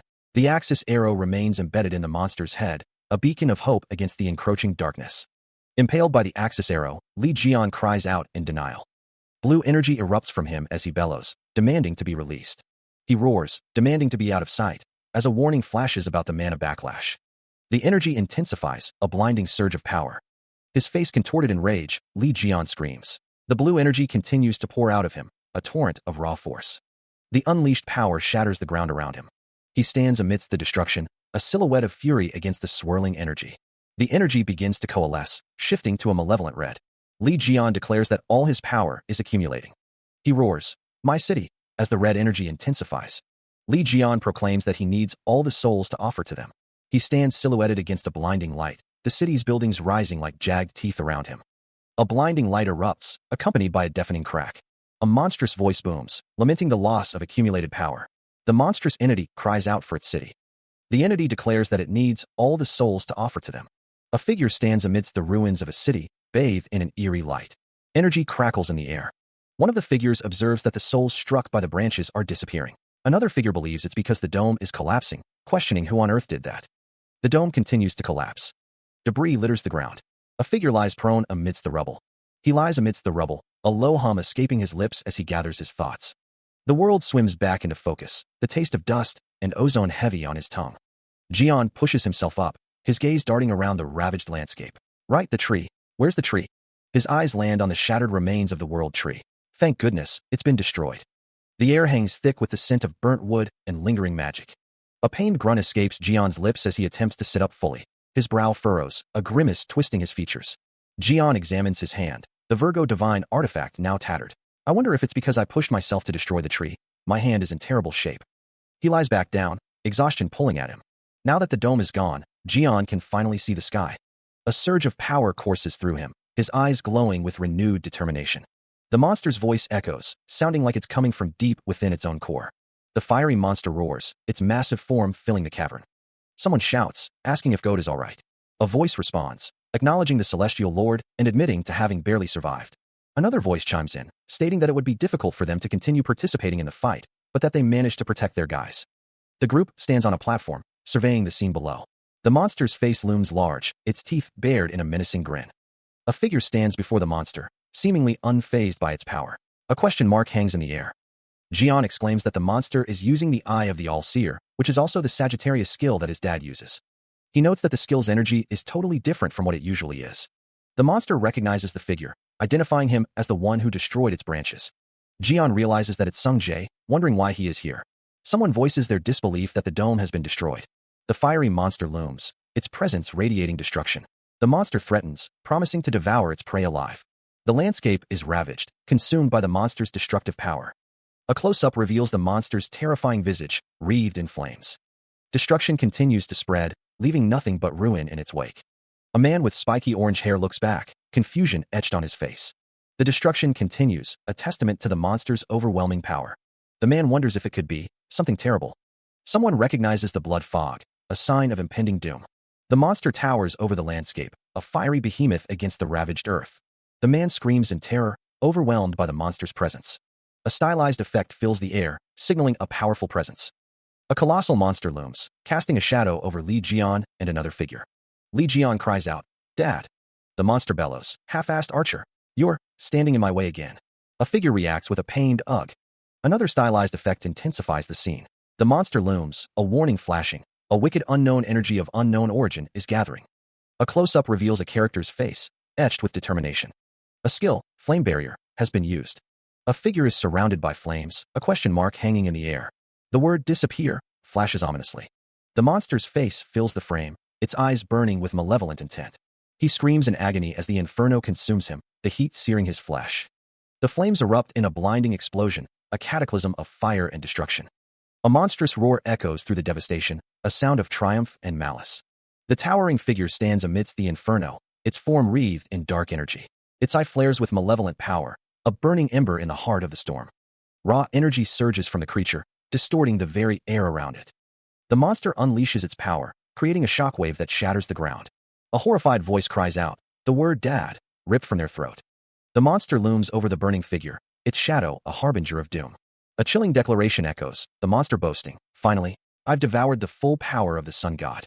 The monster's silhouette pulsates with stolen power, a terrifying display of dominance. Jagged spikes of energy erupt from the monster, a testament to its newfound strength. The force of the monster's power sends shockwaves rippling outward. Its eye glows with terrifying intensity, a beacon of destructive energy. The energy explodes, a cataclysmic eruption of raw power. A voice cries out in disbelief, "No way." The explosion continues, consuming everything in its path. The destructive force intensifies, a maelstrom of pure energy. The monster unleashes a skill, the air crackling with anticipation. The monster activates Bingsu Mixer, a technique of unimaginable power. The monster's voice booms, declaring its triumph. The remaining powers of the sun god have become its own, and it vows to devour its opponent as well. It proclaims itself the master of the snake, its power reaching a terrifying crescendo. The energy continues to surge, a destructive wave threatening to engulf everything. The explosion intensifies, a blinding flash of pure power. A voice, strained and desperate, cries out to itself, urging it to pull itself together. A crimson eye watches from within a swirling vortex of darkness. The swirling darkness tightens around a figure, tendrils reaching out like grasping claws. Hugo cries out his own name, his voice echoing with despair. "Am I, inside the disasters? I can't even take my revenge against the blood fog." Stomach? He wonders if he can feel anything at all. The darkness closes in, the tendrils seeming to tighten their grip. He thinks to himself, "I wasn't able to do it in the end. I couldn't save Jaiwoo and Jae-won. All I did was show my pathetic self to Sung-jae and Yuha. Is this how it ends?" The light fades, leaving only the encroaching darkness. The tendrils writhe, closing in on their prey. The vortex intensifies, a swirling inferno of red and black. He recognizes the power, a fragment of what was stolen from him. That power he wanted back so badly is right in front of him, yet he can't believe he's unable to do anything. If he could get that power back, he could fight the blood fog again, though. His consciousness begins to fade. His memories are becoming faint. Is this how it ends? Well, he's fought pretty well thus far already. I guess this is it. What is he fighting for? A memory surfaces, a family photo, radiating warmth amidst the encroaching darkness. The scene shifts to a brighter, more peaceful time. A hand holds the family photo, the image slightly blurred with age. A voice echoes, remembering the moment. "Wow, it's been a really long while since we took a family picture." A woman and a young girl stand together, gazing at the cherished photograph. He is asked, "What do you think of it?" The smaller figure stares up at him. A voice echoes, "Darling, we all look good in it, don't we?" He reaches out, his hand trembling. He grits his teeth, thinking, "Did you think I'd fall just like that?" He thinks, "If I let things end like this, I'd be too ashamed to meet my family and Jian." He vows, "I can't let my family and Jian see this pathetic side of me." His hand clenches, determination burning in his eyes. He thinks, "I need to." His resolve hardens. He urges himself, "Reach it." The fire within him intensifies. He pushes forward, thinking, "Come on." He strains, thinking, "Just a little more." He grits his teeth, the strain evident in every muscle. Orange energy crackles around Li Jian's outstretched hand, the fragment of the sun struggling to break free. A warning flashes. He has touched the fragment of the Sagittarius divine god, the master of the great light. The fragment of the sun is trying to become the source of his power again. A disembodied voice booms. The energy intensifies, swirling into a vortex of raw power. Another warning blares. The fragment of the sun has been exposed to an unknown wicked power for too long. Backlash effects are imminent. Li Jian strains against the overwhelming force, his body trembling with the effort. His face contorts in a grimace of pain and determination, sweat beading on his brow. Damn it, his body can't hold on any longer, he thinks. The energy surges, cracks spiderwebbing across the very fabric of reality. He is engulfed in a blinding inferno, the power threatening to consume him entirely. A cataclysmic explosion erupts, a shockwave of pure energy obliterating everything in its path. Hugo, he screams, the force of the explosion threatening to consume him. The air crackles with energy as Hugo Otters is thrown back. Amidst the inferno, a figure is silhouetted against the blinding light, their form obscured by the swirling flames and shattered debris. Through gritted teeth, Li Jian challenges his unseen opponent. There's still a ton of things for you to do. How long are you going to stay down for? A hand, bathed in golden light, reaches out from the chaos. A voice calls out, desperate and urgent. Grab my hand. Li Jian, battered and bleeding, stares towards the outstretched hand, his face a mask of pain and determination. Darkness descends, punctuated only by the embers of the fading explosion. Two hands clasped together, a lifeline in the face of oblivion. The world fades to white, consumed by the aftermath of the blast. Debris rains down, a chaotic symphony of destruction. A crimson energy surges, a sign of the power unleashed. The red energy intensifies, a vortex of raw power. He is enveloped in a surge of crimson energy, lifted from the wreckage by an unseen force. Blood streaks the air around him as a bright light flares. Debris rains down as the unseen force continues its work. 30 years ago, in Saudi Arabia, colossal, worm-like creatures descended from the sky, blotting out the sun as they approached the city. A figure plummeted towards the ground, a scream tearing from their throat. The impact was imminent, a final, desperate ugh, escaping their lips. Hitting the ground hard, the figures scrambled to their feet, crawling through the dust and debris. A look of shock and disbelief crossed their face. Another scream echoed as they were lifted into the air. A monstrous head descended, its jaws agape. A final, desperate shriek. The world tilted as the monster's maw closed around them. Surrounded by the monster's flesh, the person thought, damn it, is this how I die? The person never thought they'd die as a monster's meal. Trapped, Jian thinks to himself that he is dying without even getting married, lamenting what a messed up life he has. The sound of tearing flesh echoes around him. He is shown being consumed by the monster. A sense of urgency hangs in the air. A voice calls out, wondering who this idiot is. The voice continues, questioning why he looks like he's given up on the world when he's still alive. A hand reaches down towards him. The man declares that since he's already here, he'll get him out. A close-up shows the rescuer's leg. A narration box states that Jian always did this. The rescuer reaches out his hand, ready to pull him out. The man being rescued is revealed to be Hugo Otters. A figure plummets through a shattered barrier, engulfed by swirling flames. Li Jian looks up, his face etched with concern. There's still a ton of things for you to do. How long are you going to stay down for? A voice calls out, Jian dash. He'd always appear in front of me and look all concerned. While reaching his hands out to me, a hand reaches out, fingers outstretched. He is urged to wake up. Dad, wake up. One of the figures declares, I'll take a look. Cheon Sungji's eyes glow with an inner light. He has absorbed the sun's fragment, which was polluted by the energy of an unknown civilization. As he completes his absorption of the energy that he recovered and purifies the polluted energy, he may experience some backlash. Did he recover the power that was stolen from him when he was in that frog's stomach? One of the figures says, need to worry about him. He'll recover with time. It's because he ate something that fell on the ground. That fell on the ground? Another figure says, you know that he's not someone who'd go down just like this, right? In any case, please help too. He faces his unseen opponent, asking, what about you? A surge of energy crackles in the air. Fairy Queen Raylikin appears, surrounded by a malevolent aura. He thinks to himself, a burning resolve hardening his gaze. I need to beat the living hell out of that bastard. The Fairy Queen's energy pulses with dark intent. Raylikin's expression is unreadable. Cheon Sungji's eyes narrow, his resolve unwavering. Another surge of power erupts. Cheon Sungji's voice cuts through the tension. Oi, frog. The world looked down upon my friend because of you. Raylikin remains silent. Cheon Sungji's expression hardens. Because of that, my nephew has never had a decent birthday. You ought to pay the price for causing those things, right? Raylikin finally speaks, her voice dripping with disdain. You? Are you running out of energy? Looks like it's getting hard for you to even regenerate. He channels power into the divine artifact, the hammer that grants achievements, causing it to glow with intense blue energy. The hammer pulses with contained power, its surface shimmering with arcane symbols. Sungjae roars, the sound echoing with desperate resolve. The only thing left is your true core. The energy intensifies, crackling and expanding outward in a blinding wave. The surge of power reaches its peak, engulfing everything in a brilliant, ethereal light. A deafening crack echoes through the air, the sound of raw power unleashed. Raylikin's voice trembles, laced with disbelief. I can't believe it. Her eyes widen in horror, her face contorted in a mask of shock and denial. She continues, her voice barely a whisper. Cuckoo, all right. Master of the snake.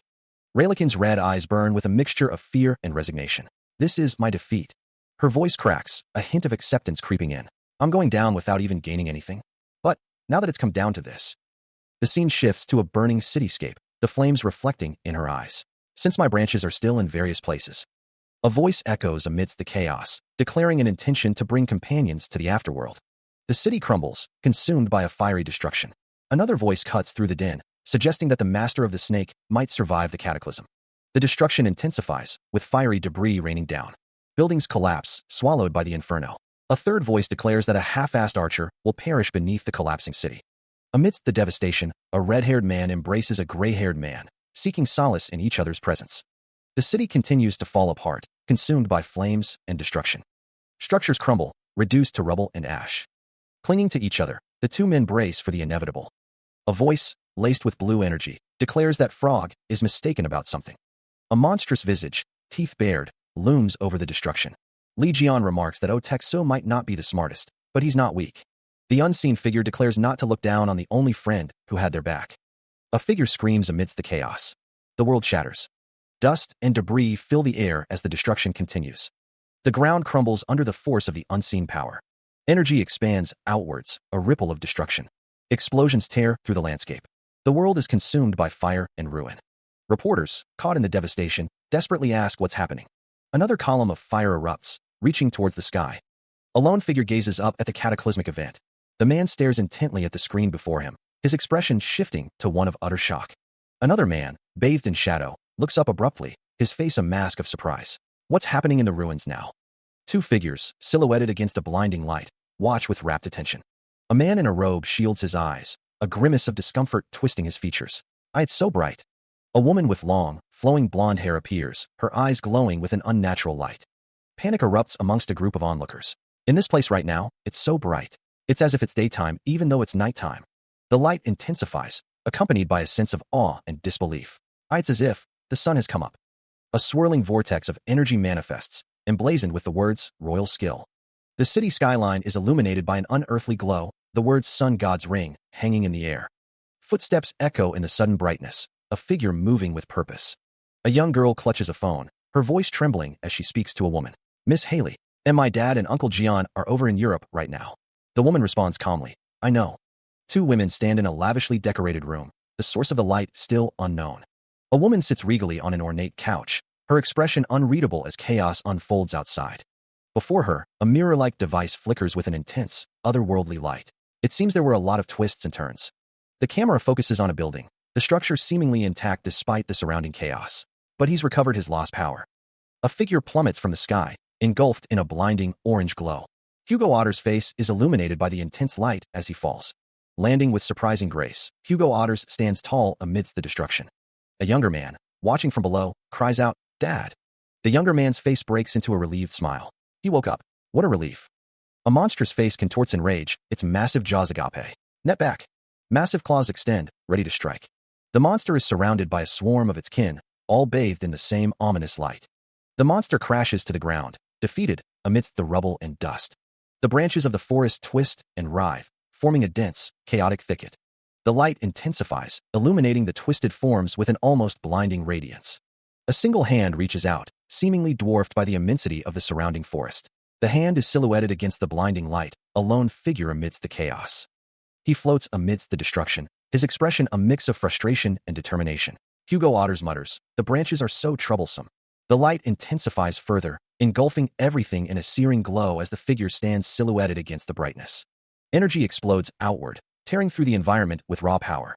The city crumbles and burns, consumed by the overwhelming force. The words skill and natures appear amidst the chaos, hinting at the source of the destruction. The word splendor is emblazoned across the scene, a testament to the raw, untamed power being unleashed. The forest, now a twisted mockery of its former self, looms over the devastated cityscape. The narration declares, Hugo's skill, nature's splendor, burns everything it rejects. He sneers, his hand clenched. Too bad for you, frog. You wanted to devour everything, but... Li Jian's expression hardens. You weren't able to take anything away from us. Hugo Otters's eyes gleam with malice. I'd love to kill you just like this, but the one who'll get rid of you isn't me. The system announces, Get hit in my place has been activated. The system displays, switch locations with a target that you have recently been in contact with. Li Jian is surrounded by a fiery aura, his power surging. A resounding whoosh fills the air. A figure stands in the distance, bathed in the fiery light. A leg is shown amidst the destruction. Hugo Otters's face is contorted in a savage grin, his eyes burning with intensity. He shouts, Finish it. The camera focuses on Li Jian's neck and shoulder, the tension palpable. A heavy foot descends, the impact sending tremors through the earth. The ground ruptures, a cataclysmic force unleashed. A monstrous roar echoes, a sound of pure destruction. A figure is impaled, a brutal end amidst the chaos. A memory surfaces, a single word echoing in the darkness, Mom. A hand reaches out, a desperate attempt to grasp what's lost. A whispered apology hangs in the air, I'm sorry. A figure stands in the shadows, a silent observer of the unfolding tragedy. Guilt gnaws at him, if he hadn't whined about being hungry. A family stands at the airport, unaware of the impending doom. If they had left the airport quickly, both you and Uncle Jae-won would have been fine. Dad would also be able to kill the calamity. Everyone would have been fine. I'm sorry.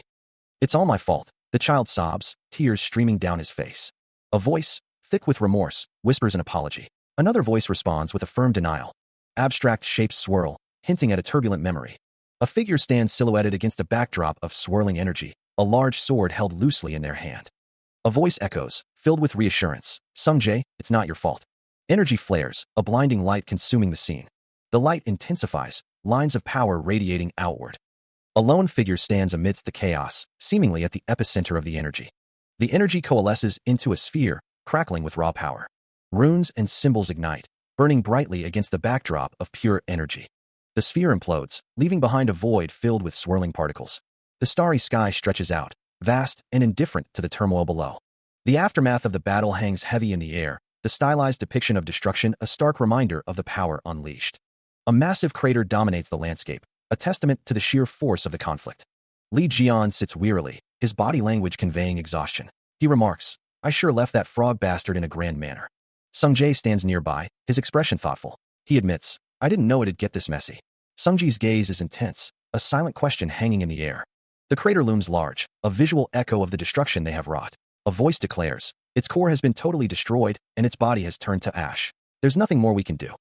A disembodied voice muses, if it could revive after all this, then it wouldn't have to come all the way here to eat souls. Sung-jae's expression hardens, a flicker of annoyance in his eyes. Jian sighs. It would have gotten a high position among the calamities while acting all arrogant about it. Li Jian's face is partially obscured, but his weariness is still evident. Li Jian smiles faintly, acknowledging Sung-jae's efforts. In any case, you helped me a lot this time around, he says. Sung-jae looks down at Jian, a complex emotion flickering across his face. The exclamation point in the bubble suggests surprise or realization. Sung-jae smiles, a hint of amusement in his eyes. You're only thanking me with words? He asks, before adding, well, I'll praise you for what you did today. He bumps fists with Jian. Sung-jae tells him, you did great, you rascal. Jian replies, you too. Sung-jae looks at Jian with a questioning expression. Jian holds up a glowing orb. He says, look at this. I found this when I was looking for the frog bastard's real core. Sung-jae wonders how Jian took something that huge out of his pocket. Jian says, oh right, I found something while fighting that frog. That frog bastard had been saving up quite thriftily. Sung-jae asks what he means and what it is. Jian tells him to wait a moment, and he'll show him. A system message appears. 13th sense and gaze of a god have been activated simultaneously. Jian holds the orb in his hands, which is glowing with a bright blue light. A system message appears. Soul Seal Jade, the sealing crystal where the calamity stored the souls it absorbed. Jian infuses the power of Ophiuchus into the Soul Seal Jade. A system message appears. There's a high chance that the Soul Seal Jade won't be able to last. Cracks have appeared on the Soul Seal Jade. The Soul Seal Jade cracks. A system message appears. It is no longer able to trap the souls any further because of the cracks. The souls that were trapped have been released. The freed souls ascend, streaks of blue energy rising into the dark expanse. A figure looks up, his face etched with shock. What is this? He asks. Below, the ground cracks as the souls rise, leaving trails of blue energy in their wake. He gazes upward, a complex mix of emotions playing across his face. All the people that were unconscious because of it should wake up soon. Li Jian stands with another figure, both watching as the souls ascend. Will they be able to wake up? One of the figures asks, his voice filled with hope and trepidation. A voice responds with certainty, of course they will. The souls continue their ascent, streaks of blue light piercing the darkness.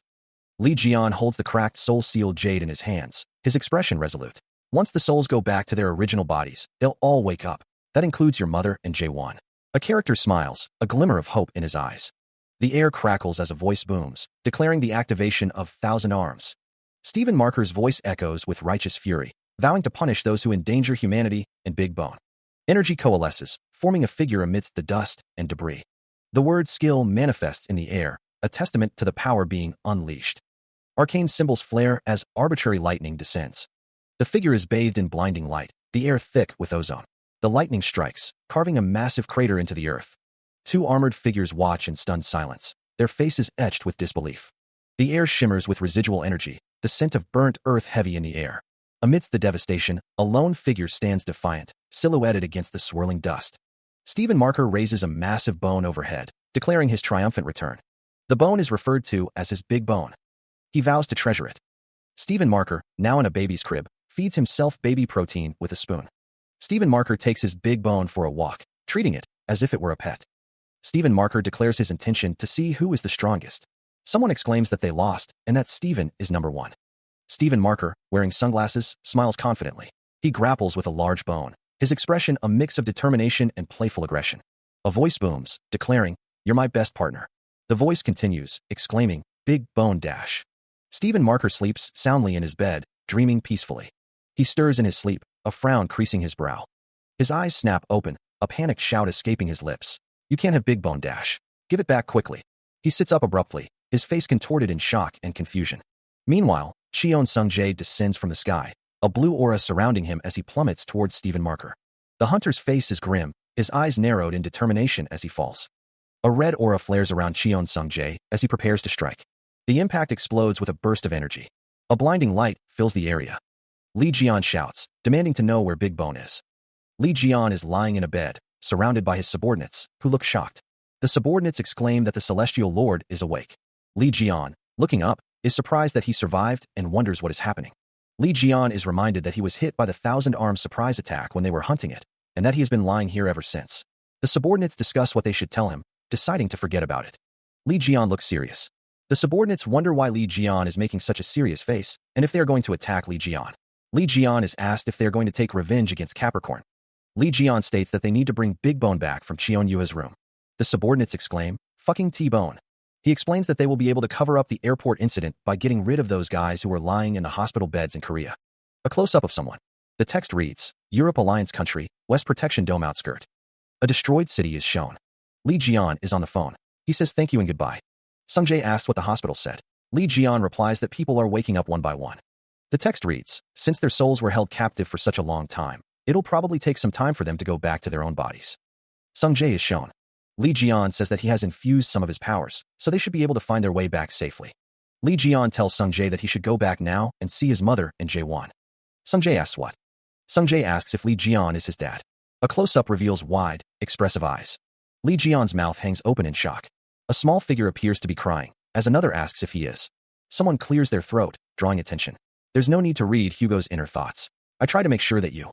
Li Jian says, Sung-jae is looking out for me. We were safe, but as the celestial lord of a divine cadre, I had to keep my dignity. I'm glad that everything's back to normal. I'm also really glad that you had thought of me first. It seems that you were respecting me, and had though. I was cool dash.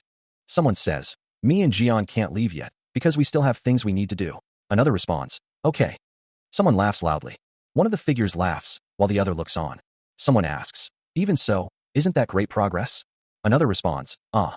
The Tail Hospital stands tall. 13th Awakened stands in front of the hospital, surrounded by a blue aura. He is surrounded by a faint blue aura. The aura intensifies around Cheon Sung-jae. Sung-jae thinks to himself, just a little more, and he'll be able to see his mom and Uncle Jaewon. He takes a step forward. Cheon Sung-jae wonders if he shouldn't go empty-handed. He decides that he'll go get some flowers at least, and starts running. The street stretches out before him. Li Jian thinks that Scorpio sure has a pretty decent hospital, which is unexpected. The street continues. Li Jian thinks that although it's shit compared to the Libra Divine Cadres, it's still not too bad. Li Jian continues, you should have chosen your patients carefully. Why let people who were in a coma lie in your hospital for 10 years? Someone wonders where that darn brat is. Well, there's sure Hill. He holds a bouquet of red flowers, a faint blush rising on his cheeks. A diploma, tied with a vibrant red ribbon, is carefully held. A figure bows deeply, voice cracking with remorse. Sorry for being late. The Western Dome, where the Europe Alliance calamity occurred, now lies in ruins. Rescue workers attempt to deal with the aftermath of the calamity and the collapsed areas. A man speaks into a microphone, declaring, I am so happy that we took down the calamity. A medic calls out, hey, lend me a hand here. All the injured, come this way. Inside a building, the injured lie on makeshift beds. The injured fill the building, seeking refuge. Someone sits at a bar, commenting, phew, that was tough. I know, how chaotic. The 13th awakened stares at a screen displaying system messages. He thinks, now, I have the trial of fame and intelligence, where I have to find myself a capital and a scribe. But that's not important right now. He didn't expect this thing to come out again. From the core of the frog, this shard that resembles the unknown civilization was found along with the sealing orb, the souls that I have to offer to them. The fact that this came out of the body of the frog means that the one who stabbed me in the demon tower and the one who was controlling the frog is the same person. All the evidence that came out so far points towards Virgo being the culprit. But it all makes too much sense. A team member gives a thumbs up. The man smiles, a glint of determination in his eyes. The answer will show itself if I beat it out of them. Are you done with organizing the site? Yeah, I'm helping out with leading them as much as I can. I guess we can go and hunt Virgo now. Let's take a break. Not everybody is on. He sits with Lee Jian, who remarks that Sung Jae is in invincible mode. Lee Jian explodes, reminiscing about a time when they didn't even have time to breathe because of the calamities. Sung Jae wonders why Lee Jian didn't follow him. A moment of realization. Lee Jian laughs, calling the kids these days weak. Lee Jian thinks he'll have to prepare his mind for that. Sung Jae reflects that there are still a lot of things that need to be settled. He still doesn't have the courage or the right to see Jaiwoo and Jaewon's faces. Sung Jae looks at his bandaged hand. The issue with Libra 2. A close-up of his bandaged hand, stained with blood. And a figure sits upon a grand throne, their voice echoing with command. Choose, Hugo. A sinister smile spreads across a face, hinting at a dangerous game. It goes either way. The blonde-haired individual speaks, their words carrying a weight of unresolved issues. It's a separate issue from the happy ending of taking down the blood fog. Determination hardens the speaker's features, a vow etched in their voice. I have to find the culprit behind these acts. If what Sung Jae told us is true, there should be more people behind this. I'll make sure to bring light upon the ones who made my family suffer. Sung Jae holds a glass, his expression unreadable as he contemplates the swirling liquid within. The man on the right kicks his leg up in celebration, as the man on the left says, I'll gouge a hole through all of their foreheads. Ha, nice. It's been a while since I've seen your fighting spirit. Sung Jae exclaims, a surge of relief washing over him. Can go back to Korea now. Medical supplies are laid out, hinting at recent injuries or preparations for future battles. A top-down view reveals a group of figures, their plans seemingly still in motion despite recent events. But we still have things scheduled. A voice speaks of shared experiences, the weight of the past hanging heavy in the air. Our history. A figure declares, their words laced with dismissal and strategic intent. Distraction when we go to take down Libra, so I don't need you. The man orders everyone except the one with the slick-back hair to leave. He wonders if he was accepted as a useful member by those two. The men exclaim that someone is a goat. The man asks if Sung Jae was sent back to Korea alone. The man exclaims that he didn't think about that. He holds up a coin, wondering what it is. It's a coin? The man says to take this, Cheon Sung Jae. Cheon Sung Jae asks what it is, uncle. It's another birthday present from him.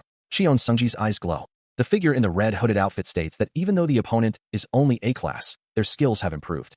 The character with pink hair and blue eyes shouts, asking what the other person is doing out of a sudden, stating that this is a hospital with civilians. A woman in a hospital uniform states that she knows very well that this is a hospital. A man in a hospital uniform states that this is a ward where they put the bastards who got taken down by the blood fog. Another woman in a hospital uniform asks who. The figure in the red hooded outfit asks if they asked them to wake up, stating that they should have just stayed down. Action lines. Action lines.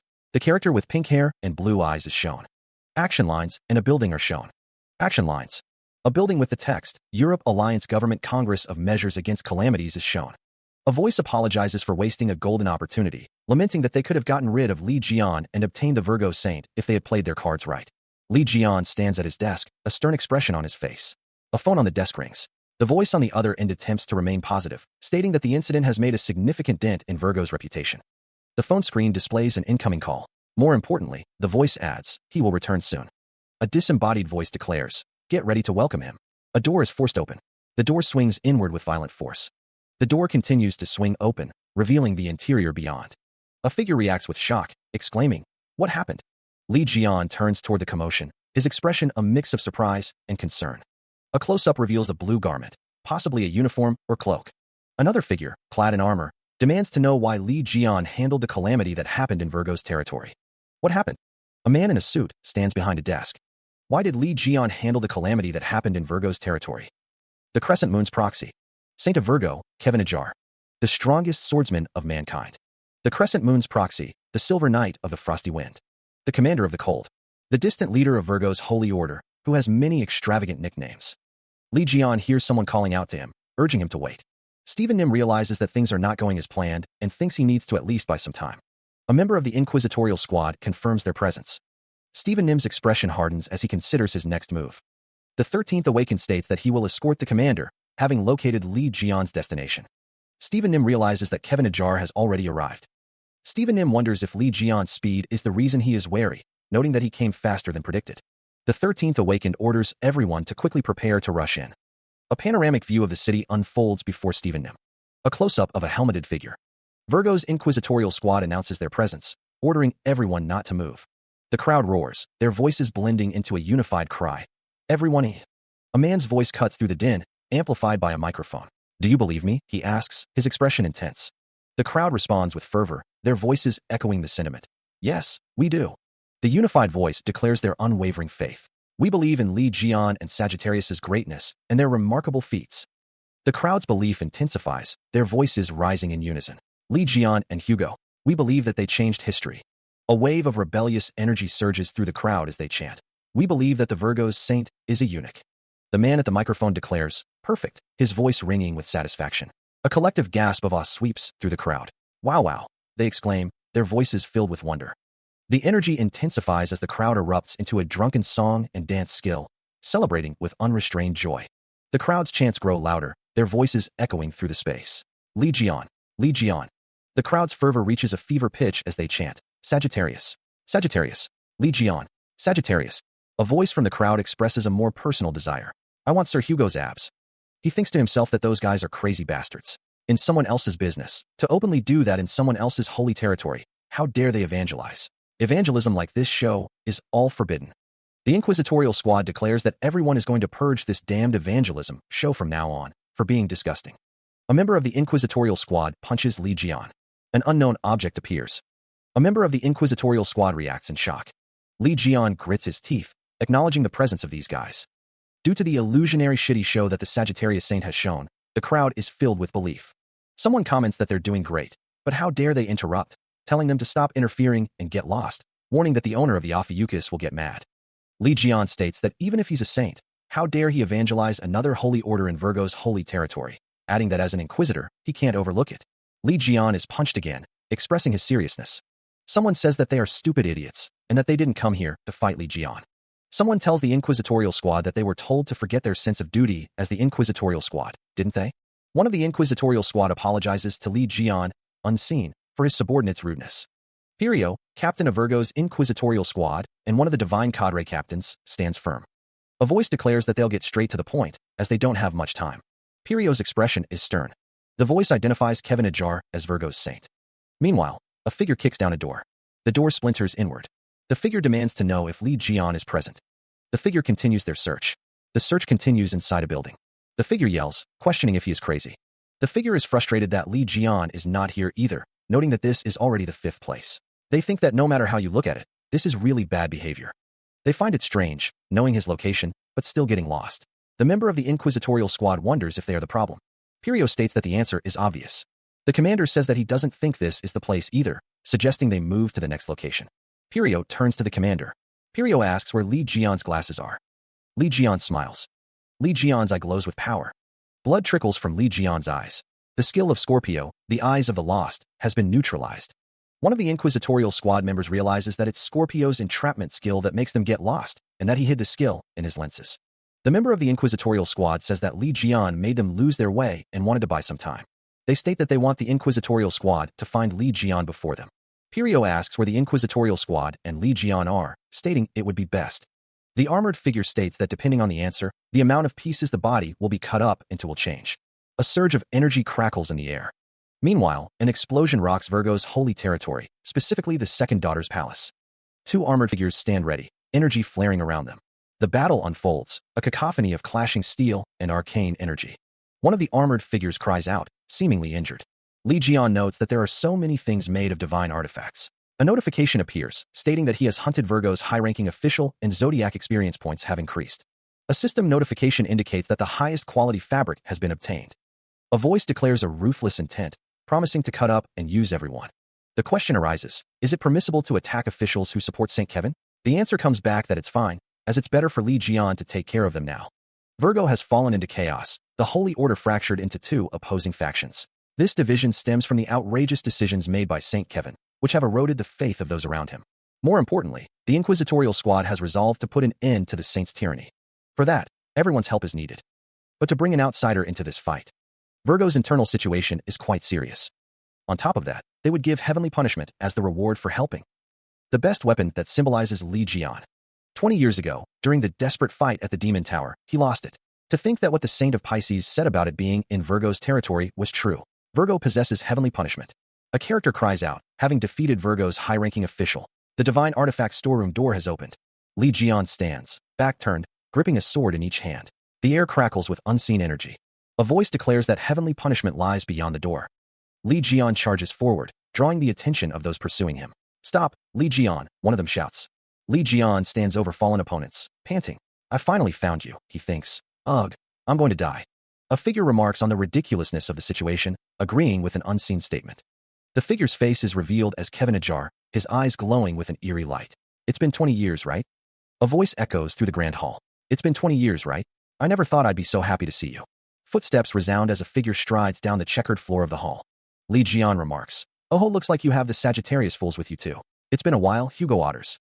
A man in a hooded robe exclaims with fury. You even have the traitor that betrayed me. Were you planning on teaming up with Li Jian to get rid of me? The silver-haired figure states. It's a relief that I don't have to look for each one of you separately. I'll be sure to take care of all of you here. The silver-haired man's expression hardens, his eyes narrowing. The group stands on a checkered floor, surrounded by discarded ribbons and broken mannequins. A woman with white hair shouts, Who the hell dash? A gauntlet fist clenches, ready for a fight. One of the figures exclaims, Who's the bastard that did that to our household god? The group is in disbelief. I can't believe these bastards. He declares that he has one more reason to defeat Li Jian. The 13th Awakened launches his attack, shouting for Jian to take it. The force of the blow sends a shockwave rippling outwards. The energy continues to spread, tearing through the environment. The attack reaches its peak, bathing the area in blinding light. The energy continues to surge, obliterating everything in its path. The attack culminates in a massive explosion, leaving nothing but destruction in its wake. The force of the blast sends shockwaves through the surrounding area. The 13th Awakened stands amidst the devastation, ready for what comes next. From a distance, a group of onlookers reacts to the sheer power of the attack. Pirio remarks that Oteksu is still hungover. He heard that the 13th Awakened had regained his powers. A surge of energy crackles around Li Jian as he prepares for what's to come. Li Jian declares that the 13th Awakened shouldn't think he can be stopped with whatever he's planning. Energy coalesces in Li Jian's hand, forming the tip of a formidable weapon. The weapon takes shape, glowing with intense power. Li Jian knows that you never know until the very end. Li Jian has summoned the divine artifact, the Axis Arrow, from the dimensional weapon storage. The Axis Arrow materializes completely, radiating immense energy. Li Jian cries out, preparing to unleash the power of the Axis Arrow. The Axis Arrow is fully charged, ready to be fired. Li Jian aims the Axis Arrow directly at the 13th Awakened, his expression determined. He asks if he really thinks that tricks like this will work on him. The 13th Awakened's face contorts in a snarl, his eyes blazing with power. With a final surge of power, Li Jian fires the Axis Arrow. The Axis Arrow streaks towards its target, leaving a trail of fiery energy in its wake. He knew the 13th Awakened was the real deal. Li Jian declared that the warm-ups were over. A sword slammed into the ground with tremendous force. Li Jian announced that he would allow himself to go all out. The sword began to glow with an intense blue light, its power surging. The weapon pulsed with energy, its form becoming more defined as its power grew. The sword radiated a blinding light. One of the men exclaimed in disbelief, recognizing the weapon. He finally pulled it out. Another man noted that it had been a while since he'd seen that icicle. The sword was surrounded by a swirling green aura. The sword's power continued to build. Li Jian stated that it was a weapon that he shouldn't bring out often. The words Royal Divine Artifact glow with an ethereal light. A close-up reveals the intricate crystalline structure of the artifact. The silver-haired figure wielding the artifact declares, Now then, this is round 2. The words Frost Winter appear, etched in ice. Li Jian, kneeling on the ground, is asked, How are you feeling, Li Jian? The silver-haired figure taunts. Seems like you let your guard down, Li Jian. Looks like your skills have deteriorated while you were trapped for 20 years. The silver-haired figure prepares to strike, shouting, "Take this." The attack lands, the force of the impact echoing through the room. Kevin Ajar exclaims, "Jian, what now?" Kevin Ajar and the other character watch in horror as the attack connects. Li Jian cries out in pain. The silver-haired figure appears shocked, uttering, "How can this be?" A system message appears, indicating the skill "Get Hit in My Place" has been activated. Pirio is struck by a blast of blue energy, the force of the blow sending him reeling. "Pirio," he cries out, questioning the sudden assault.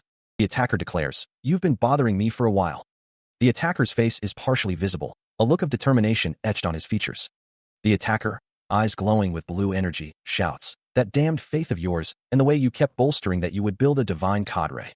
Pirio, blood trickling from his mouth, looks up in shock as a system message displays his faith levels. Faith in Virgo, 3%. Faith in Libra, 97%. The words "home run" appear as the attack intensifies. A massive explosion erupts, shattering the surrounding area. The attacker exclaims, "Oh," as the attack reaches its climax. The attacker declares, "There it is," as the final blow lands. The words "the heavenly punishment" appear, signifying the ultimate nature of the attack. A structure of chains and crystals descends, seemingly imprisoning Pirio. The 13th awakened, eyes blazing with power, roars, "Shut up. I won't allow you to insult me any further." His armored hand clenches into a fist, energy crackling around it. The 13th awakened's expression hardens, a cold resolve settling over his features. His armor gleams, a testament to the power surging within him. A dark thought crosses his mind. This is why things should have ended with the blood fog. Golden ropes erupt from the ground, ensnaring the 13th awakened in their radiant embrace. He grits his teeth, recognizing the skill. Libra's skill, golden rules branches. The 13th awakened hardens his resolve. Now that things have come down to this, I have no choice but to get rid of everyone here. A figure with glowing eyes holds aloft a golden scale, a symbol of balance and judgment. Libra's exclusive skill, equivalent exchange, has been used. Please choose what you will use as payment to the divine god of balance and justice, Estrella. The golden ropes tighten, the air shimmering with divine energy. Surrounded by the golden scale, the 13th awakened is poised to make a terrible choice. A golden ring hangs in the sky, surrounded by floating debris. Before them rises a colossal staircase, leading to an imposing structure. The group surveys their surroundings, confusion etched on their faces. One wonders what on earth this space is, while another questions how this could be happening. The 13th awakened recognizes the dark and unpleasant energy, a sensation he's felt before. He wonders if it could be this side of hell, as he hears a kukuku. A figure stands with arms outstretched, declaring that this is where they will all die. Two figures, clad in armor, brandish their swords. One shouts, demanding silence and accusing them of causing the saint to cut off his own arm and offering it up to a divine god. He vows to make them pay. One of the armored figures swings their sword, a blue arc of energy crackling around the blade. The two armored figures stand ready, their swords glowing with an eerie blue light. A voice booms, declaring that this is Virgo's highest-ranking skill. Another swing of the sword sends a wave of blue energy hurtling forward. The words "Frost Crescent" appear in a burst of icy energy. The battle commences before the towering structure, the clash of steel echoing through the strange space. The 13th awakened is shocked by the sudden change in their surroundings. Li Jian questions why they are in this place. The inquisitorial squad looks around, concerned. One of the inquisitorial squad members realizes that they cannot garner their strength and that their link to their divine god is cut off. The inquisitorial squad realizes that it is the same for them, and they cannot use the power of their divine god either. They wonder how a mere disciple could be able to use such a high-level authority, and that this is the isolated dimension made from Libra's authority. Massive hands loom over the group. The 13th awakened and his group are thrown back by an unseen force. Someone shouts in pain and then laughs maniacally. Pirio laughs, stating that this is the isolated dimension made from Libra's authority and that in this place, they won't be able to receive those divine god powers that they trust so much. Pirio continues, saying that it doesn't matter if they are a saint, they are nothing but a normal human here. He tells them to experience their own powerlessness and disappear from this world. One of the inquisitorial squad members cries out in pain. One of the inquisitorial squad members is thrown into the ground. He plummets into the depths. The descent continues, the air growing colder with each step. Li Jian prepares himself for what lies ahead. Monstrous arms emerge from the darkness, pulsing with crimson energy. The arms lash out. Li Jian grunts in pain. These darn arms. The monstrous appendages close in. This is no ordinary calamity. A voice booms, taunting Li Jian. Haha, Li Jian. How about saying hi to your old enemies? The voice continues, dripping with malice. Have you forgotten them? These arms were the ones that harassed you for 20 years. They're the ones that dragged. Li Jian narrows his eyes, recognizing the threat. You to the gate of death within the demon tower. So that's what this is. The voice continues its gloating monologue. Also, this isn't some half-assed undefeatable like the blood fog, which had forcefully activated its power. The monstrous arms writhe with power, crackling with red energy. The voice concludes its taunt. These are the true undefeatables that were with the Crimson Eye in the Demon Tower. He is surrounded by the undefeatables, their many arms and eyes glowing with malevolent energy. The monstrous eyes focus, their gaze piercing. The undefeatables loom, their presence suffocating. A surge of power erupts as the attack begins. Meanwhile, the scene shifts to Korea. The Scorpio Calamity Incident Specialist Hospital stands damaged, a testament to recent events. Back in the darkness, Lee Jeon curses under his breath. He struggles to comprehend how his attacks are being so easily nullified. A figure with golden hair declares that it's useless. Another surge of power slams into Lee Jeon. Bound by ropes of energy, Lee Jeon is suspended in the air, a voice echoing that the difference between an A rank and an S rank cannot be overlooked. He cries out as the attack lands, the force driving the air from his lungs. He is struck with immense force. The blow sends him hurtling through the air, wreathed in crackling energy. A strangled scream tears from his throat as he flies. He crashes through a wall, the impact echoing through the structure. Lee Jeon groans, sprawled amidst the wreckage. Dust settles, revealing the extent of the destruction. Lee Jeon's eyes widen as he takes in his surroundings. This place, he exclaims. He stares at the familiar hospital bed, now mangled and broken. His gaze falls upon the floor, and he realizes, it's Mom's hospital ward. A man with slicked-back yellow hair stands nearby, a small flame flickering in his palm. Wow, this is your mother's ward, he remarks. Lee Jeon curses. Damn it, my grimoire. I can't believe I got knocked into this place. The man laughs, a cruel sound in the ruined room. Huh. Meanwhile, a figure approaches, their hand outstretched. He coughs, blood splattering from his lips. The man holding the grimoire asks, do you even know what this grimoire is? It's not just a pile of papers that gives out mana, you know? The man continues, stop struggling and give up already. He sneers. Make sure to grab onto your mother's hand as you go to the afterlife. Debris explodes outward. Lee Jeon is sent flying through the air. A red slash tears through the air. He continues to fall. A purple slash follows. Thrown through the air, he became a projectile amidst the shattered remains of the building. The ground rushed up to meet him. A scream tore from his throat. This. He plummeted, the wind screaming past his ears.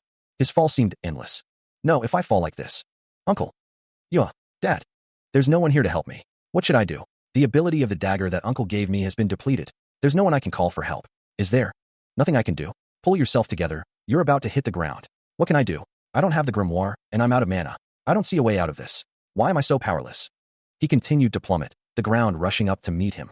Cheon Sungjae, you idiot, he thought to himself. His uncle, Jeon, never gave up in the Demon Tower, and his dad never gave up in the blood-fogged stomach. He mustn't give up either. He was the one. Cool. He continued to fall, the wind screaming past his ears.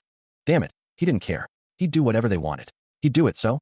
He lies face down, a desperate plea escaping his lips. Just once, he wishes for the power to protect someone. The silent plea echoes, a raw desire for strength. A figure plummets, the world blurring around them. The fall continues, a descent into the unknown. He crashes to the ground, a silent question hanging in the air. Meanwhile, Lee Jeon pauses, a flicker of confusion crossing his face. What was that? He still had mana left? Lee Jeon carries a woman in his arms, his expression unreadable. Elsewhere, someone stands amidst the rubble, a silent exclamation hanging in the air. A monstrous voice booms, filled with cruel laughter. Both the saint and Lee Jeon are nothing much. The monster coughs, a curse escaping its lips. Damn it. Lee Jeon can't believe this is ending so easily. The unseen entity thinks it is so stupid for making so many preparations. The entity says that even insects wriggle when they get stepped on, demanding that he show them how he struggles. The entity guesses that he would only look sad for struggling, since he can't even use his ability, asking what about Lee Jeon. The entity asks if he will struggle or give up. The entity thinks that although giving up when it won't work is much better. The entity thinks that he seriously talks a lot. A sinister smile spreads. He asks if he will give up. Lee Jeon looks up. He fought until his body got battered even though he had no divine god supporting him, when he had to fight the Crimson Eye alone, and when he had to wander everywhere in the Demon Tower for 20 years alone. He thinks to himself that never for a single moment in his life has he ever thought of giving up. A voice asks if he is being asked to give up just because of something like this. The voice continues, incredulous that he thought he'd win just because he brought along some undefeatables. He is called a brat. Stephen Nim finds the situation so fucking cute. 13th awakened, his eyes glowing, warns not to be mistaken. He roars a challenge. A voice groans in annoyance. Stephen Nim tells him to stop acting tough, promising to grant his wish if he wants to die so badly. Stephen Nim raises a golden scale. A voice declares that it is according to the will of Libra. The hands of the enemies reach out. He grits his teeth, his eyes burning with determination as he winds up for a devastating punch. Blue energy crackles around him, a visible manifestation of his power.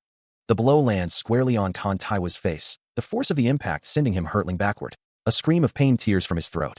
Kan Taiwu is thrown through the air, a helpless projectile against the protagonist's overwhelming strength. The blue energy trails behind him like a comet's tail.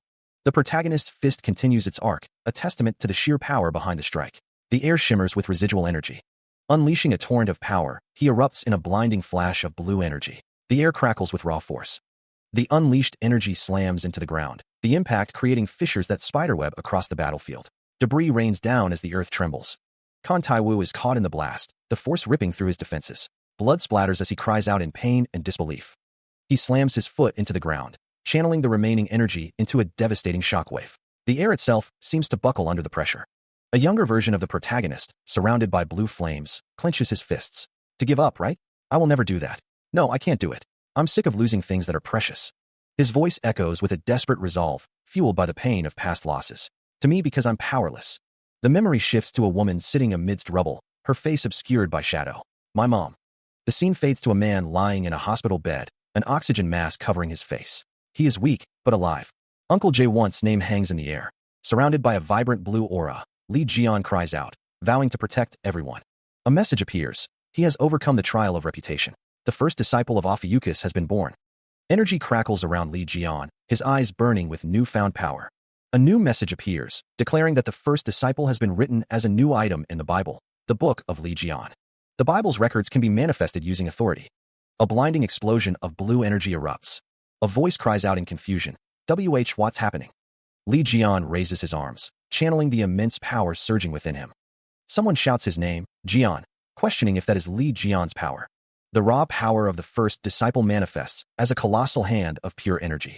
A surge of blue energy crackles across the desolate landscape. Deep within a cavern, shadows dance around the edges of the light. Blue energy emanates from the 13th awakened as he asks, what are you doing? Lee Jian, lying prone, retorts, aren't you one of those people from the famed Libra? Even insects wriggle when they get stepped on. Show me how you struggle.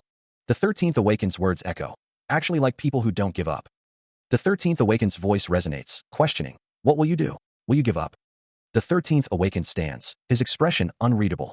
The 13th awakened's voice booms, or will you struggle? The 13th awakened's eyes glow with an intense blue light, a smirk playing on his lips. Muscles tense, the 13th awakened prepares for action, his body radiating power. Stephen Nim shouts, stop him. All of you are to stop him.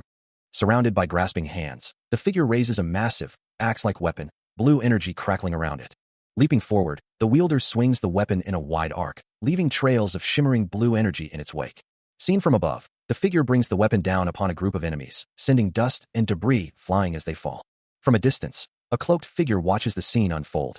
Plunging the weapon into the ground, the figure creates a circular shockwave that cracks the earth. He raises his weapon, a dark aura surrounding him. Yes, that's how it should be. The weapon is raised high, the dark energy intensifying around it. Despite the blood covering his face, Sungjae laughs maniacally, his eyes glowing with an eerie light. Cuckoo. The laughter continues, a chilling sound amidst the carnage. Sungjae prepares another skill, blue energy swirling around him. 7 moons of meteor. He channels another skill, orange energy radiating from his body. Heavenly punishment splendor. The divine cadre combination skill activates, unleashing a powerful surge of golden energy. The skill storm splendor unleashes a torrent of blue and white energy. A voice booms, declaring, the unknown dimension has been broken, and the link with the divine gods is back. A figure with long, flowing blue hair and a determined expression stands ready. 2 figures raise their arms in unison. 2 warriors, Virgo and Sagittarius, stand ready for battle. A voice booms, declaring, we're back. Sungjae, looking annoyed, hears someone say, took you long enough to come back. Your poses look lame too. He retorts, shut up. A figure in a brown cloak stands amidst a swirling, cosmic background, thinking, we're just the sacrificial lambs for the sake of story development. How is he able to do all of this? The link with the divine gods should have been cut off, though. A voice declares, this won't do. I need to get away first. The speaker exclaims, Piryu. A figure's leg moves swiftly. A powerful force emanates. A voice declares, this is for my right arm. The figure in the brown cloak stands amidst the swirling cosmic energy. Energy crackles intensely. A blinding light erupts, signaling a sudden, devastating attack. The force of the blow registers on a close-up of an eye, wide with shock and pain. KUGH.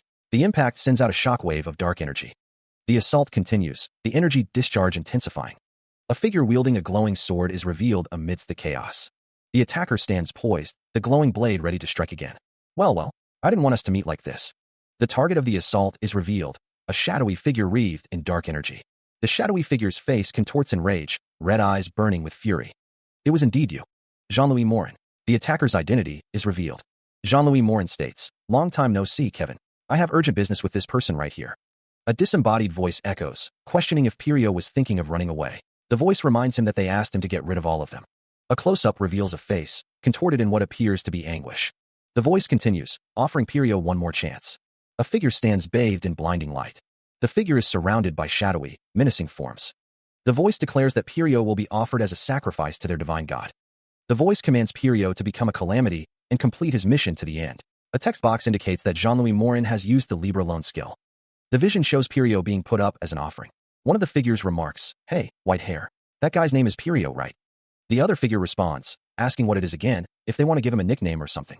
The figure suggests, "How about Great Pirio?" The first figure expresses their annoyance at the other's lousy naming sense. The man with the white hair thinks to himself, "I don't know how Sagittarius is able to play along with it.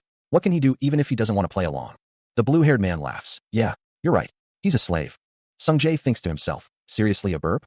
That's so gross. Why am I overflowing with power? Is it because of the physical strengthening?" A system notification appears. Physical strengthening in progress. Progress 85%. You have exceeded 80% in progress. The side effects of physical strengthening have disappeared. You are able to experience strengthened physical abilities. Sung-jae thinks, "I definitely swung my sword lightly just now. To think it'd have such power." He wonders, should I test out a heavy swing then?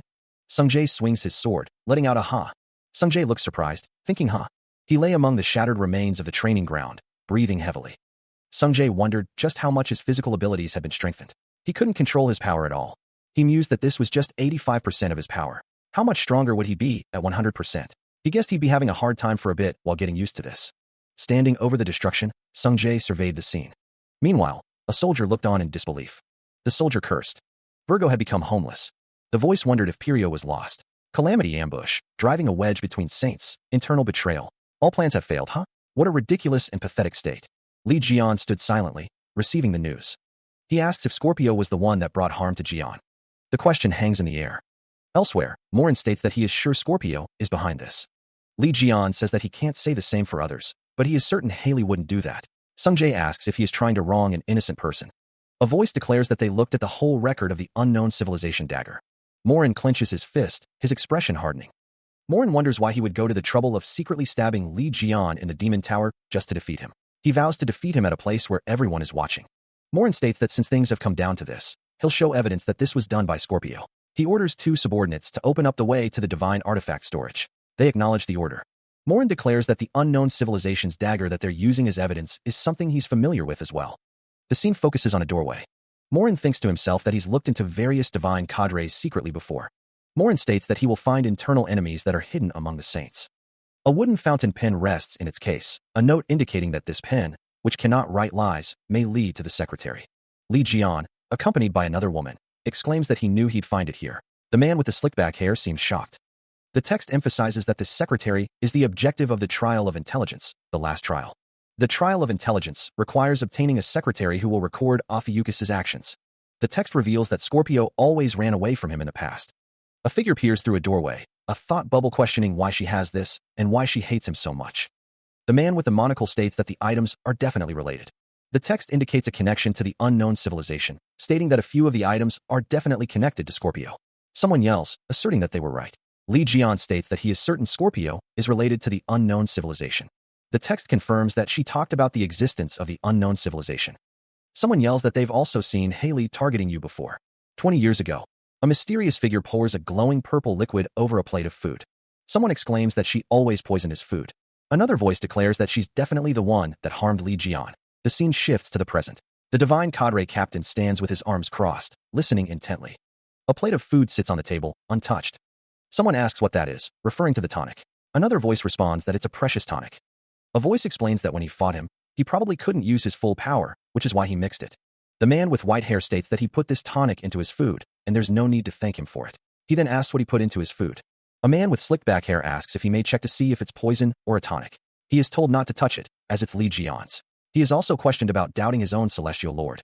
Someone says that he is so mean. A system message indicates that the level of faith has dropped a little. Another voice says that his body doesn't take well to herbal tonics, and he is told to put that into his mouth. Li Jian expresses that he is ashamed of himself, and he can't believe that he colluded with other divine cadres. Despite being part of the Heresy Interrogation Association, he stands with others. The atmosphere is tense. A voice declares that they foresaw it already.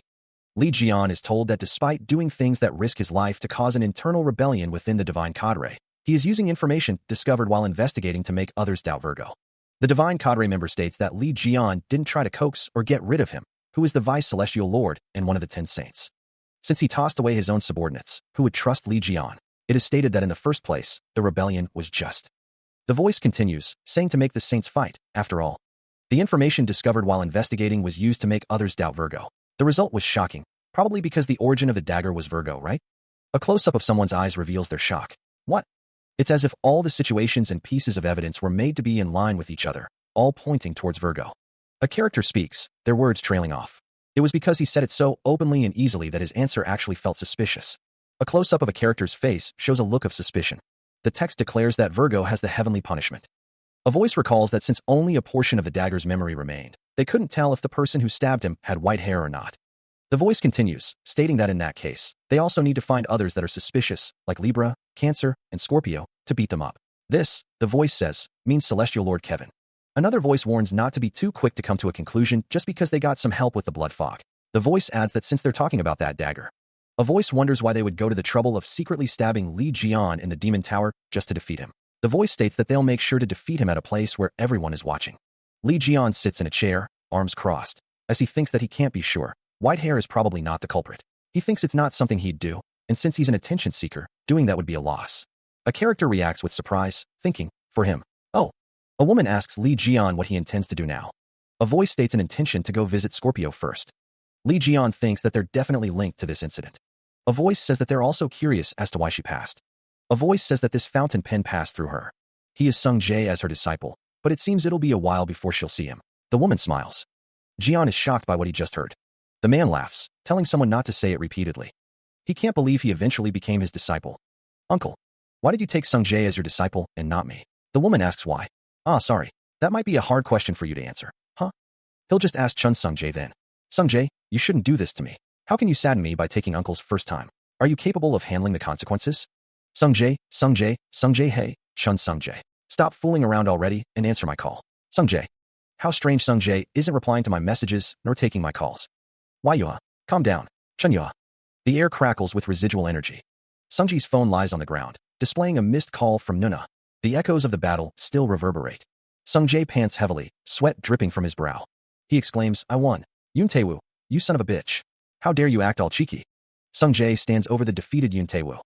Yoon Tae-woo lies on the ground, bruised and battered. A voice echoes, you're truly amazing, Sung Jae. Sung Jae looks surprised, thinking, to think you defeated an S-rank disciple of Libra. A nurse says, thanks. Yoon Tae-woo was subdued easily because of you. A figure with blue hair wonders, oh, did I go overboard with my transformation? A message appears, Aquarius loan skill, transformation, has been dispelled. He lies in bed, a breathing mask covering his mouth and nose. A voice echoes, now Sung Jae. The voice continues, the words resonating in the quiet room. I need you to come with us.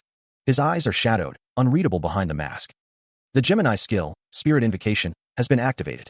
The group is focused, determined to subdue Cheon Sung Jae while ensuring his survival. A voice booms out, declaring that they are no longer the same as their past self, ready to face any challenge. His face contorted in a fierce expression, the captain grits his teeth, bracing for the onslaught. He reacts with surprise, questioning the sudden shift in power.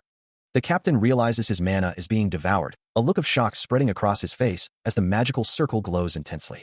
One of the men wonders aloud why the captain's mana is flowing in that direction. Another man exclaims that something strange is happening, insisting that it wasn't their doing. Someone laughs maniacally, marveling at the incredible energy being unleashed. The magical circle pulses with power, its intricate design shimmering with an ethereal light. The captain is enveloped in a radiant aura, his form almost ethereal as the energy surges around him. The group raises their hands towards the magical circle, petals falling around them as they channel their energy into the ritual. A voice cuts through the ritual's hum, laced with surprise. What's that? That's not the spirit that we.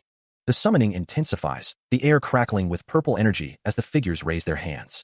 Jean-Louis Morin and his associates look on, one of them questioning why that is appearing.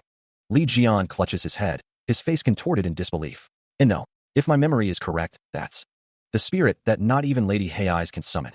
A surge of power emanates from the summoning circle as Elysian, the strongest spirit, the first fairy king, manifests. The 13th awakened stares up at the majestic being, uttering a single word, Elysian. The air shimmers with ethereal energy. One of the men questions if that is even possible. Another wonders if it could be the power of the grimoire. It's true that the Gemini Saint sent the signal for summoning. But the thing that called me here is this person's energy. Whose energy is that? It's incredible. While I belong to Gemini, I really want that energy of yours. The 13th awakened stands within the summoning circle, unaware of the powerful entity's desire for his energy. They are Yun Taewu and Yu Shiwu, the two sons of the Libra Saint. And so, he went to ask the Libra Saint to take responsibility, but, Libra Dash. The man presses, you were the one who gave out the orders on dealing with the blood fog when it appeared, right? The interrogator continues, but you underestimated my resourcefulness too much. I found out all about the investigation materials that you tried to cover up. Libra were taking extra care to transport. And your sons who were on the passenger list. I didn't know this would happen. I've also confirmed the testimonies of the survivors. The man slams his hand on the table, demanding, answer me, Libra. The goods that this incident. He leans in, his voice low and menacing. Are your sons behind it? The corners of his lips curl into a knowing smirk. He observes that Li Jian knows the situation well, being a father himself. The names Sungjae and Yuha echo in the air. Libra sits, his expression unreadable. Li Jian crumples the documents in his hand. He tells Hugo to make his choice quickly, as he is a busy man. Libra remains chained, his face etched with concern. A disembodied voice asks what he will do. The moment Libra heard Sungjae and Yuha's names, he had no other choice. There's no telling what Libra will do since he and the divine cadre lost their power. And so, he took all the responsibility upon himself for the safety of Sungjae and Yuha. He must be the one who's in most pain. Goat is ordered to find out the whereabouts of the two brothers. He responds with a yes, sir.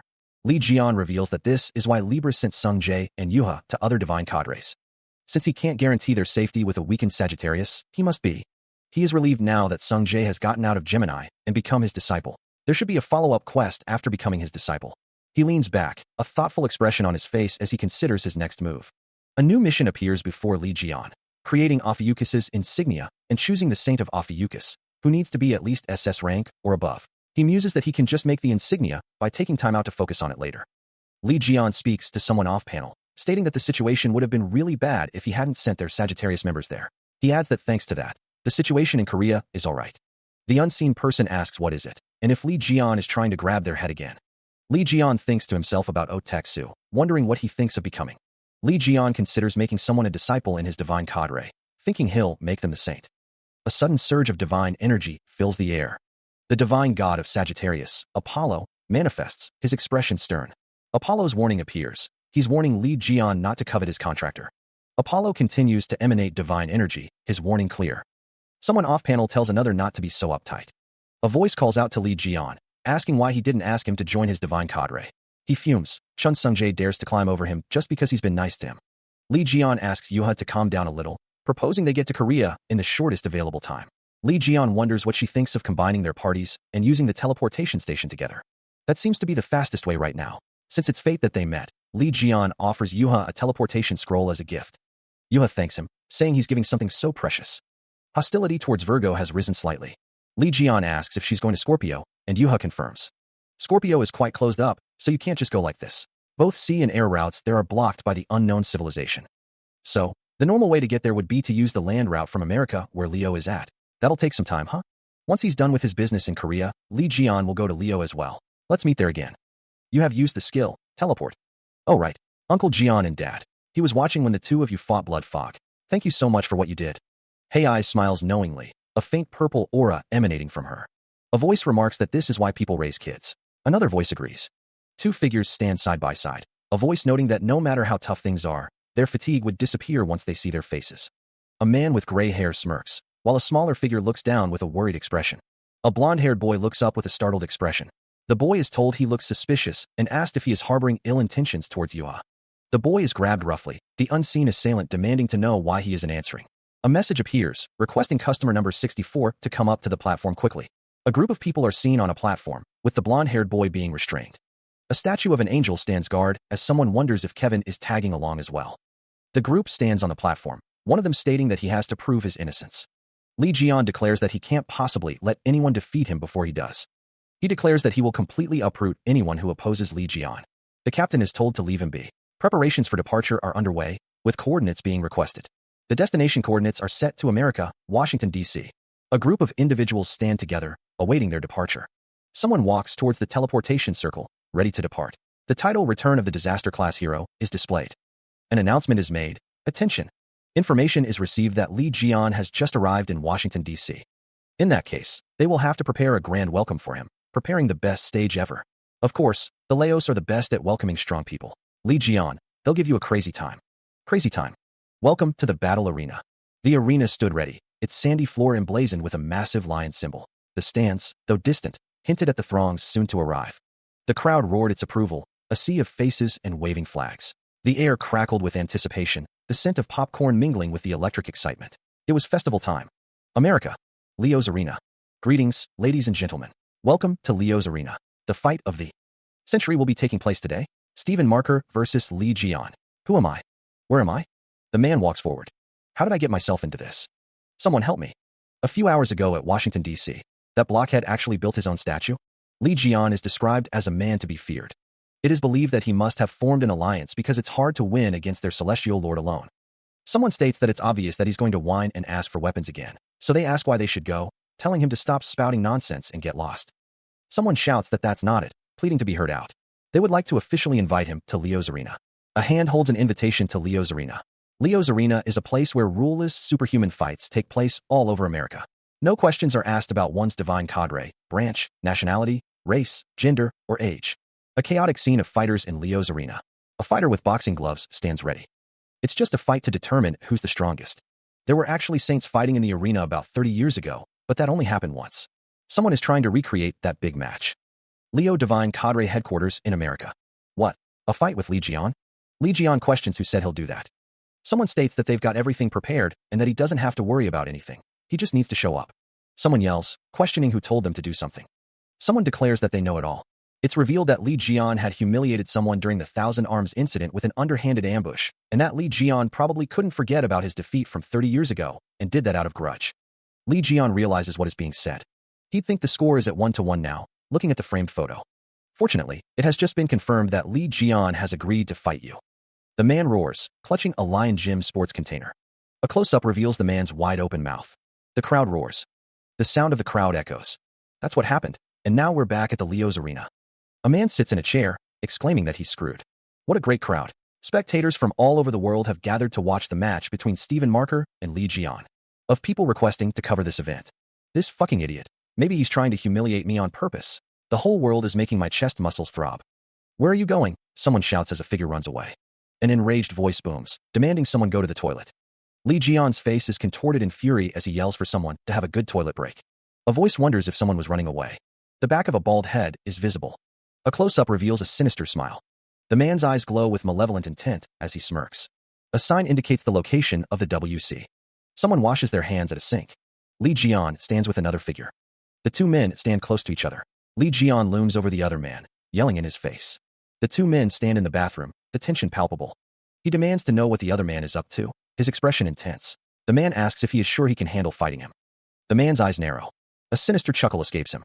The man states that his death from 20 years ago was hard to handle. Lee Jian asks what he means. A memory surfaces. At that time, he was the symbol and pillar of mental support that made everyone believe that they could lead mankind to victory. The memory continues, showing the man in action. The memory shifts, revealing that he suddenly died in the Demon Tower, and overwhelming sadness fell upon mankind. The man states that while he didn't want to believe it, he was the same as well.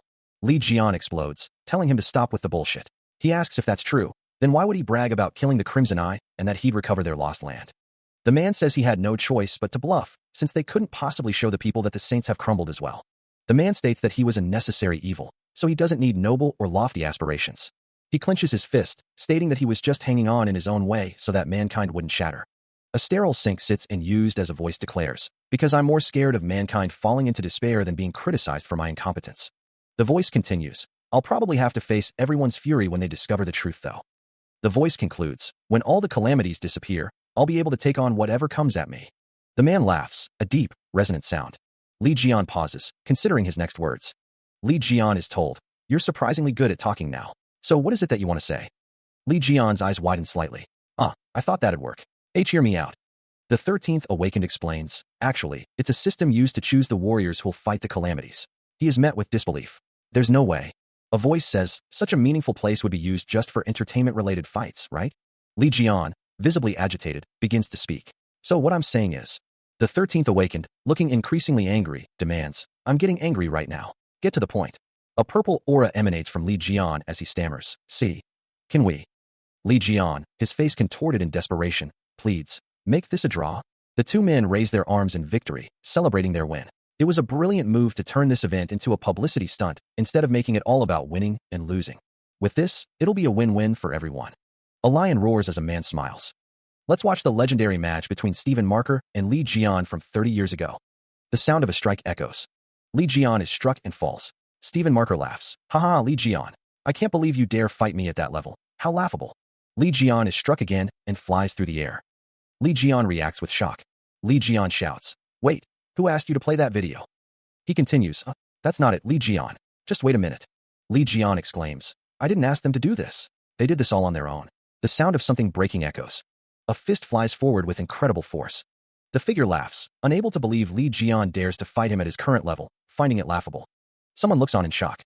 The name Stephen is repeated, as someone asks who asked him to play that video. Someone exclaims that it's not Li Jian and to wait a minute, as another states that they didn't ask them to do it.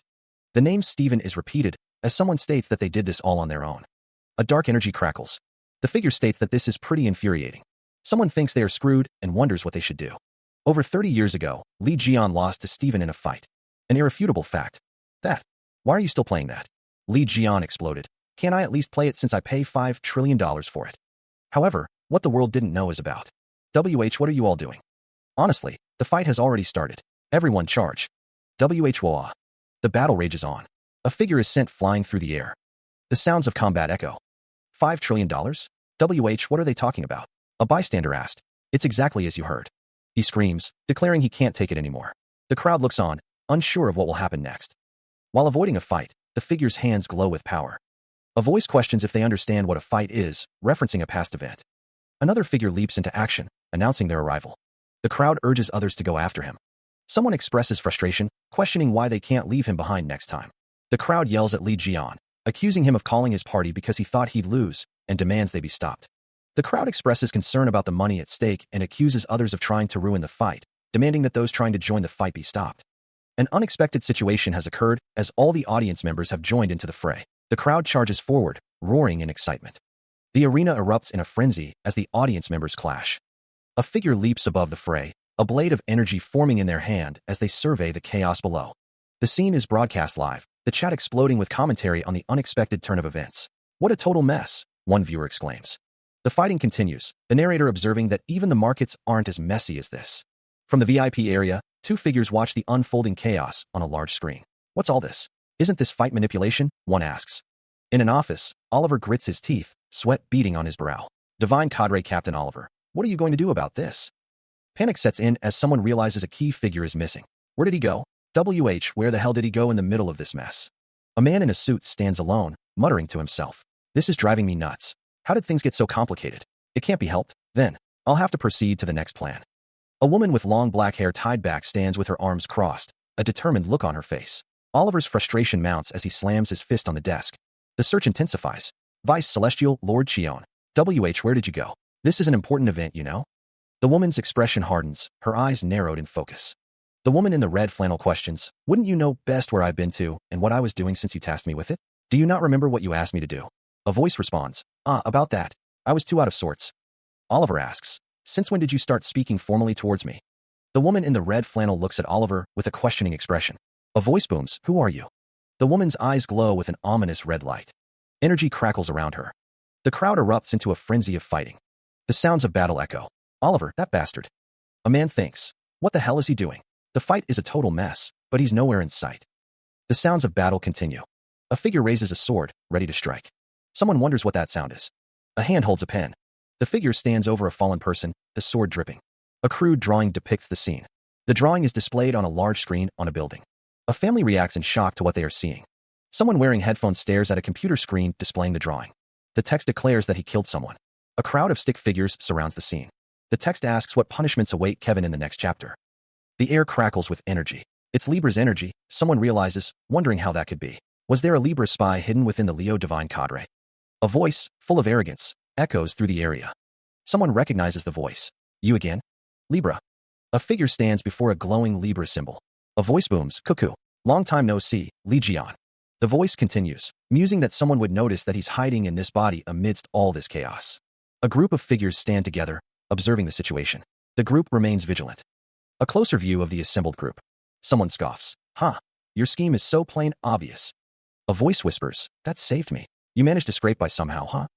A voice booms amidst a fiery explosion. Shut up, Giselle. A figure stands silhouetted against the inferno, seemingly unfazed by the surrounding chaos. Another voice cries out, Sagittarius. Li Jian's face contorts in rage. He shouts, get swept into that bullshit. A hand gestures emphatically, the speaker declaring, you know full well what kind of person Libra is.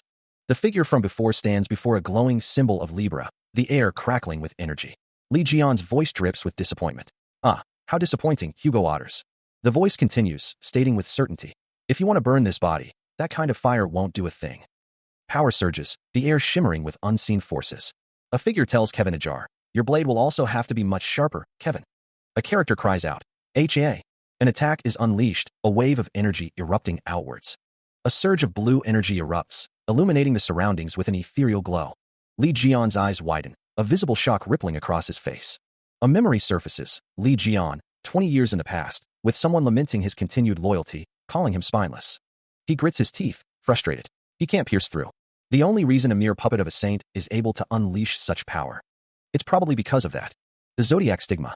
Zodiac Stigma, a special stigma that's bestowed upon a favored disciple of the divine god. A colossal hand descends from the heavens, dwarfing a kneeling figure below. Disciples that have the Zodiac Stigma would be able to use the authority of the divine god that's on par with the saint. That means that puppet is now on the same level as Giselle Lawrence. The puppet stands amidst a complex magical circle, red energy crackling around him. A voice calls out, simply saying, hey. Li Jian retorts, his expression hardening, get lost. An ethereal figure descends, spear leveled, wreathed in crackling blue energy. The spear strikes, unleashing a cataclysmic burst of power. Amidst the swirling dust and debris, Li Jian stands his ground, unflinching. The ethereal figure stands, the Zodiac Stigma emblazoned on their forehead, as they explain that having the Zodiac Stigma is basically the same as directly receiving the blessings of a divine god. The figure continues, stating that unless they summon their divine god, they won't be able to break the Zodiac Stigma. Li Jian's eyes widen, a flicker of surprise crossing his face. The ethereal figure taunts, getting scared? You're making a different expression now. Another strike lands, the force reverberating through the battlefield. The ethereal figure descends once more, spear poised to strike. Li Jian grits his teeth, bracing for the next onslaught. A woman sits regally upon an ornate throne. She wonders about the Zodiac Stigma. Someone remarks that Li Jian has done something. The woman finds the situation to be totally out of her expectations, and good, as this is how it should be for her to enjoy this. A bare foot descends a grand staircase. Someone says that if it weren't for Kevin Ajar, it would have been a success. What a pity. Well, it can't be helped since this isn't. The woman asks how things are on the other person's side, and if the medical procedure went well. Someone asks about Divine Cadre Captain Oliver. A muscular man stands, radiating power. Someone says that they guess they should call him the next Leo Celestial Lord. The muscular man's eyes glow with power. The scene shifts to Leo's arena. Someone objects, arguing that the interference of the audience and Libra makes this an improper fight that should be voided. Tension fills the air as the decision hangs in the balance. A close-up reveals a character's clenched teeth, hinting at the stakes involved. The crowd wonders what should be done and who will make the judgment, considering the potential consequences. With Captain Oliver absent and the Celestial Lord having fainted, they realize the only person left to decide is. Someone asks if Cheon Yuha wants to decide the results of the match. The crowd urges Cheon Yuha, the Leo Vice Celestial Lord, to make the decision. Someone calls out to Yuha. Li Jian asks what Yuha's decision is. Yuha remains silent, the weight of the decision heavy on her shoulders. It is declared that this is Li Jian's victory. Li Jian raises his arm in victory as Yuha looks on. The crowd cheers, celebrating Li Jian's victory. They are glad they placed their bets on him, as they struck the jackpot and are going to be rich. The cheers continue, with the crowd chanting Li Jian's name and hailing him as a champion. A man calls out, mentioning Sagittarius. One of the men questions if Li Jian had any divine god 20 years ago either. The other man wonders if something strange is happening, noting that Li Jian destroyed a zodiac. The man explains that Li Jian has a stigma that a divine god had bestowed. He doesn't have a divine god yet, but he's able to use powerful abilities that are more powerful than those of the usual saints. The other man asks what he is trying to say. The man's eyes widen, a bead of sweat trickling down his face. Someone falls, as a voice wonders if Li Jian is becoming a divine god of a new constellation. Leo's arena stands tall. A voice booms, you Leo bastards over there. Move your asses. The voice continues, those carrying the items over there, move quickly. You're moving like snails. Household, piggy bank, is devouring all sorts of treasures. Those that I chose among the gladiators, sign the contract quickly. You'll be switching over to Ophiuchus. The disciples that have been forced to change constellations have insufficient faith. They will be starting as interim disciples. Someone exclaims, I'm taking both disciples and divine artifacts. Thanks for everything, Blockhead. If someone like him is a divine god, then the future of Earth just got real dark. A character asks, keep saying that Jian is a divine god. Do you have solid evidence? Someone replies, so it's just what you think. A character retorts, you and your ridiculous nonsense. Another character shouts, hear me out. Didn't you say that Li Jian is able to order household gods around easily, even though they don't obey the orders of a saint? The question hangs in the air. Why is Li Jian the only divine cadre without a divine god? The thought continues that it all makes sense when you consider everything. A sharp cry of Ga pierces the silence. Libra. Li Jian reflects on a past attack, remembering that she knew exactly where he was stabbed. The thought lingers. It's as if she was the one who stabbed him or witnessed it happening in person. Li Jian's expression hardens, a grim determination settling on his face. He is certain that she's involved in trapping him within the demon tower. On second thought, she seemed especially close to her divine god. What if a divine god is also involved in his stabbing incident? Li Jian is taken aback.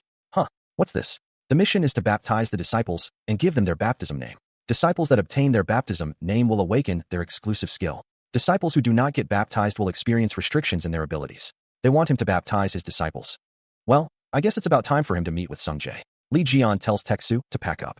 A surprised voice asks, what? We're leaving already? Li Jian smirks, noting that they haven't met Jaiwoo and Jaewon after they've woken up yet, right? He holds a coin, contemplating a visit to his disciples. Elsewhere, the Scorpio Divine Cadre headquarters stands tall in Canada. Vice Celestial Lord Cheon Yuha declared Li Jian the winner. Li Jian has been crowned the arena's champion.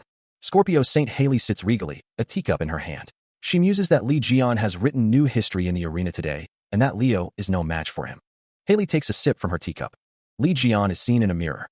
Li Jian is seen in a mirror. Celestial Lord, there is a big problem. The hospital owned by Scorpio in Korea is under multiple attacks. Haley is surprised by the news. She is asked if she is alright. Haley replies that she is alright. Haley insists that she is totally fine, despite the cup precariously balanced on her head. Haley, holding a cup, inquires about the hospital. The masked figure responds that the son of the Sagittarius Saint stopped them. Haley expresses relief, then asks what else happened. Haley asks how the hospital is now. It's not looking good. Because of the bounty placed on Cheon Sungjae, there's a huge ruckus at the hospital right now, Jian Li observes. They're targeting him continuously, huh? We'll need to send some people over there, the woman says. About that. Mr. Eugene is already headed there, the other figure replies. What? Someone runs past a traffic light. It's over there. They sure are riling things up. The location is Korea, Scorpio Hospital, nearby park. The hospital is in ruins. Another explosion rocks the area. Someone screams in terror. Intruders, you sure have a lot of guts. Cheon Sungjae is our prey. How dare you? Now try and steal our prey. Hang in there. We must get rid of Cheon Sungjae. How can we do that? It's totally impossible with the household gods. We'll die before we get rid of him. The household god looms, its form radiating an eerie power. A surge of energy crackles through the air. The household god's attack sends tremors through the surroundings. Jian Li looks on, horrified. Wow, that's horrifying. A voice muses, that was good thinking. I can't believe you thought of the idea to use household gods to deal with the intruders. Jian Li smirks, a mischievous glint in his eyes. I'm good at coming up with tricks. Jian Li continues. By the way, it sure is nice to have the household gods that are dying to eat me up on my side this time around. A second voice adds, they will never allow other divine cadres to steal their own prey. A household god roars, its voice filled with fury. How dare mere humans dare command a household god? Get rid of them all. The other household gods chime in.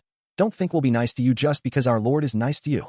Another adds, kid, prove that you deserve to command us. A desperate cry rings out. Someone save me. Jian Li smiles, unfazed by the chaos. He thinks to himself, the people from Sagittarius are looking after my mother, so I'm not worried about that. As long as I find the right timing to get out of here. Meanwhile, a figure confronts a young man. Are you Cheon Sungjae? Cheon Sungjae glances nervously to the side. A figure appears behind Cheon Sungjae, startling him. Oh, when did you get behind me? A coin clatters against the ground. A voice booms, urging someone to get going around this area. The coin emits a bright, ethereal glow. Cheon Sungjae shouts, questioning where he's being sent alone. He cries out in surprise as he's enveloped in a teleportation effect. Someone gasps, looking up in shock. The other figure asks if Uncle Jian didn't come with him. The figure replies that Jian, that rascal, went somewhere else. The figure clicks his tongue, looking annoyed. He thinks Cheon Sungjae acts really mean to him sometimes. Cheon Sungjae and the other figure gaze out at a sprawling cityscape. Cheon Sungjae asks what is with this chaotic situation. The other figure replies that it's a long story, questioning if he isn't the celestial lord of Sagittarius. Both figures react with surprise. The red-haired man and the blonde-haired man are in disbelief. They exclaim that enemies have been coming at them in droves. The man in the blue cap expresses his shame. The man in the blue cap denies doing anything, while the blonde-haired man accuses him of trying to attack from behind. A voice declares that both the father and son are being ridiculous. The red-haired man and the blonde-haired man look up in surprise. The text reveals that the divine god of Sagittarius, Apollon, is trying to descend. He roars and says he'll burn that dangerous tribe himself. A figure looks up at the Sagittarius divine god. The red-haired man and the blonde-haired man are shocked by the divine god's descent. The man in the blue cap is frustrated that a divine god is getting involved. A voice declares that someone else complicated things and shouldn't blame them. The text indicates that the viewer is seeing the original text of Sagittarius's Bible. Fiery visual effects fill the panel. The text proclaims that the sun of the morning appears, shining the light of mercy down, and that the humans on this land are to receive that blessing and worship. A figure in a cap declares it a verse of grandeur, stating they'll change it to what they like. The text repeats that the sun of the morning appears and shines its light of mercy down. The text now states, "Sorry, but it's night right now." It continues, saying the sun of the night appears and hides the light of mercy, and the humans under the skies won't be able to receive that blessing. A blond man looks up, his expression one of shock. He wonders what just happened. The blond man continues to gaze upward, his face etched with confusion as he thinks of the divine god. He questions if something disappeared. A figure in a cap laughs, stating that nights are best when they are dark. The blond man demands to know what the figure did. The figure in the cap declares that the Sagittarius divine god won't be troublesome. The voice declared that they wouldn't be able to interfere anymore. A name card appeared, identifying the speaker as Scorpio's secretary Eugene. The man's eyes widen. The figure falls. A voice cries out, "Dad." The man thinks about the verses that he said. Are they the verses of the Sagittarius's Bible that the divine god would read out from time to time? No one should be able to open the Bibles other than the divine gods, though. So how is he doing it? No. The household members of the foolish son knelt in front of darkness and were then despised and scorned upon by the whole world. This verse is a little different from the original one that I know of. Don't tell me, did he edit the Bible? It was like the Gemini divine god was humiliated. The Sagittarius divine god was humiliated. Ophiuchus summoned lightning. He defeated the demons of the sea. Bible, a holy book that records each divine cadre's actions and achievements. He is dwarfed by the presence of a colossal figure, energy crackling around it. Li Jian realizes that the divine god had personally intervened. One of the men laughs, remarking that arrogant faces always turn into faces of fear. Another man grunts, deciding to take care of the flies that created trouble at the hospital. Li Jian moves with purpose, ready to confront the threat. A man with glowing red eyes grins menacingly. The camera focuses on a tall building. Someone declares that they'll be cutting the scene short and destroying it. A figure is sent crashing to the ground. Two men discuss how someone was supposed to be checking on the injured in the hospital, but instead got their ass kicked again, and should have taken care of things quickly. A man asks why someone is taking their sweet time. A figure lies defeated, eyes crossed out. A voice booms out over the ruined city, commanding the death of every secretary. Screams of terror echo as people are attacked.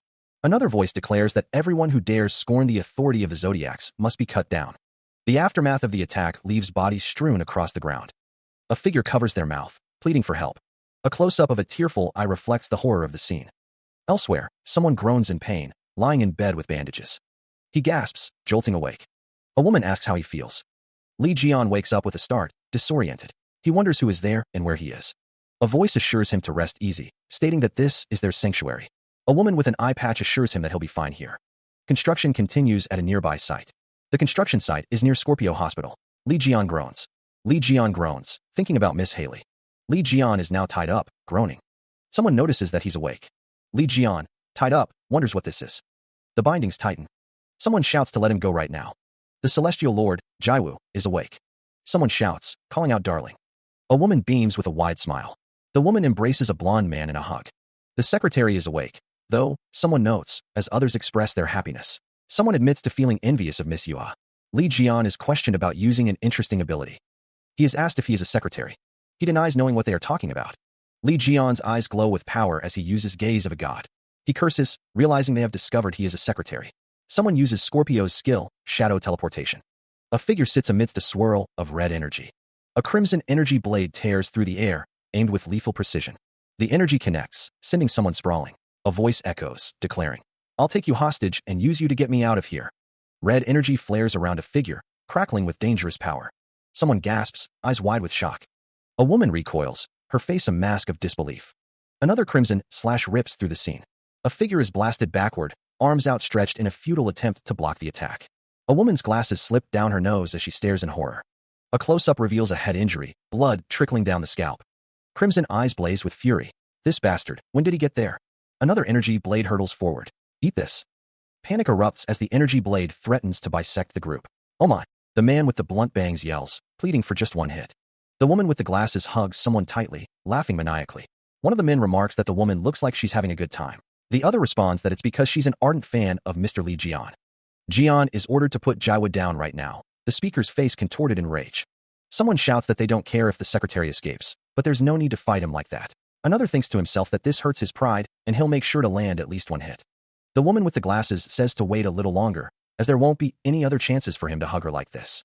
The man yells, his face a mask of fury. The man with the blunt bangs yells that someone is so fucking ridiculous. Another thinks that dad being a fan of Uncle Jian is such a huge shock for someone. The figure declares that they won't let someone ignore them anymore, now that it's come down to this. The figure states that someone is reading the target's divine cadre's Bible. The text is unreadable. It mentions a new constellation without any records and being unable to find records within the logs of a secretary. A crimson eye stares out, a target-like symbol burning in its pupil. A voice cries out, questioning the appearance of a new constellation. A figure descends rapidly, a determined expression on their face. A man with spiky red hair exclaims about the household gods, his companion looking on with a serious expression. A figure stands before a massive, imposing statue, a voice noting its weakness against attacks. Someone accuses another of forcefully reading their Bible, expressing frustration. The trial of intelligence requires finding a secretary to record the happenings of Ophiuchus. Eugene Christian, the Scorpio secretary, was involved in the last trial and needs to be watched closely as a potential threat to the Zodiacs. A close-up of a man's face reveals a serious and determined expression.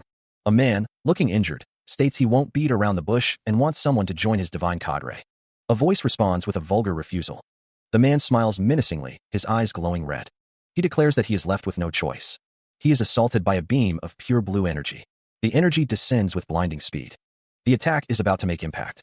Li Jian looks up, his expression unreadable as the energy hurtles towards him. The impact echoes with a deafening roar. The man's voice booms with unrestrained fury, a vulgar curse erupting from his lips. His eyes burning crimson, he offers a gesture of utter contempt. Li Jian declares that he has been left with no other choice. A strike descends. The force intensifies. The attack continues. Crushed beneath an unseen weight, Li Jian finds himself on the ground, struggling to rise. The impact explodes outward. The force intensifies. The attack continues.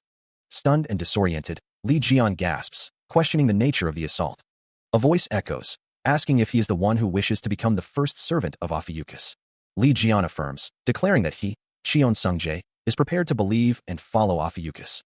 A disembodied voice warns, look behind you. A surge of power erupts from Li Jian.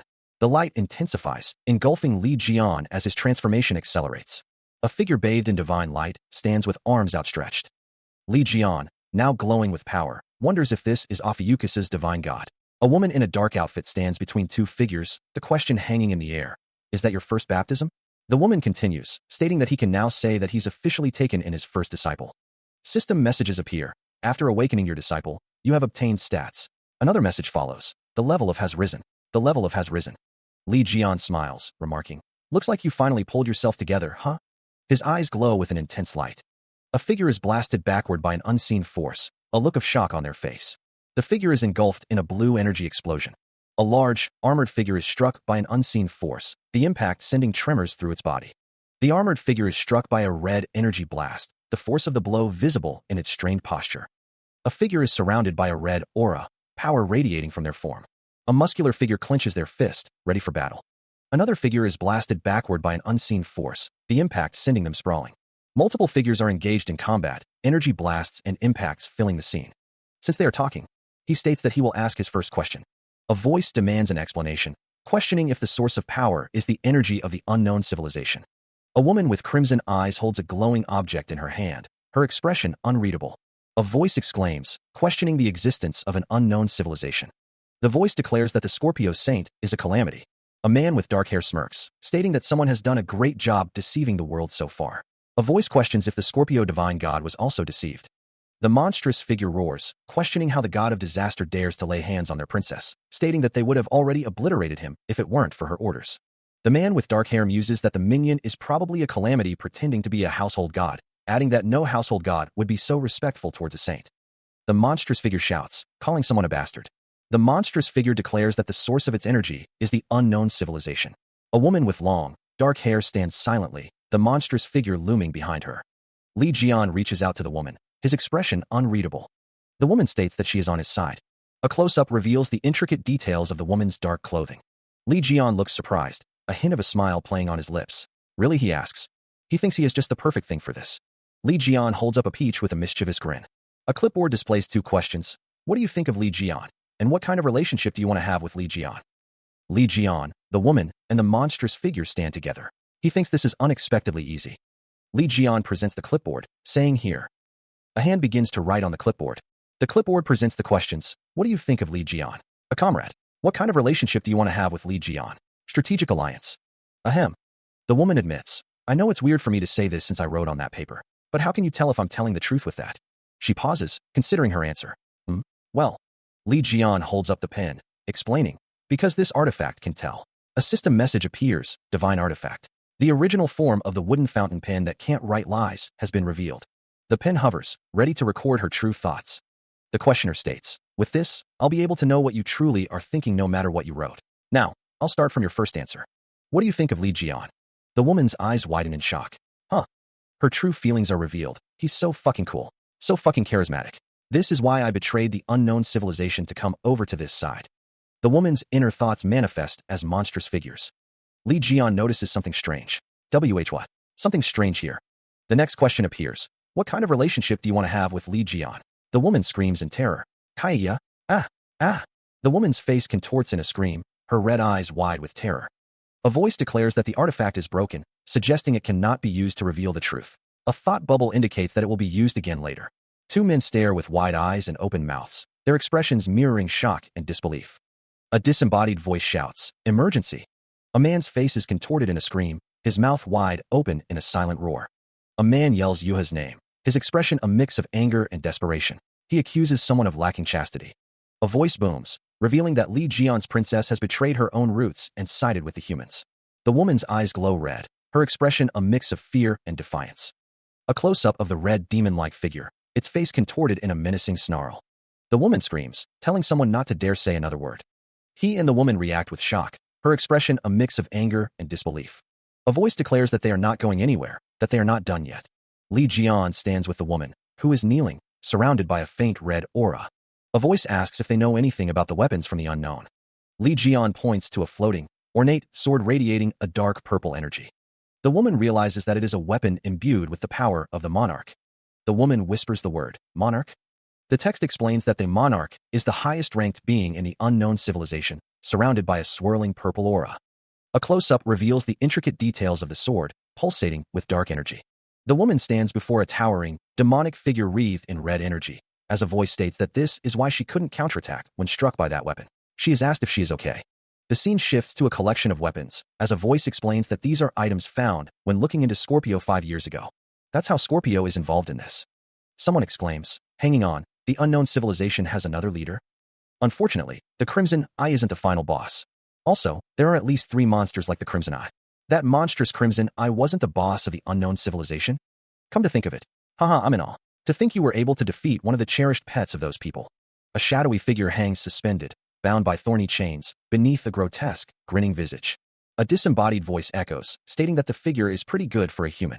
The voice identifies itself as the administrator from the Demon Tower, as Jian hears that there are 3 monsters. The monsters are like the Crimson Eye. A companion looks on in shock. Li Jian, a sinister smile playing on his lips, declares that he won't get scared and will cut down anything that gets in his way. That's easy to say, but things won't be so easygoing like what he's experienced so far. He needs to become stronger. Li Jian's sinister smile widens.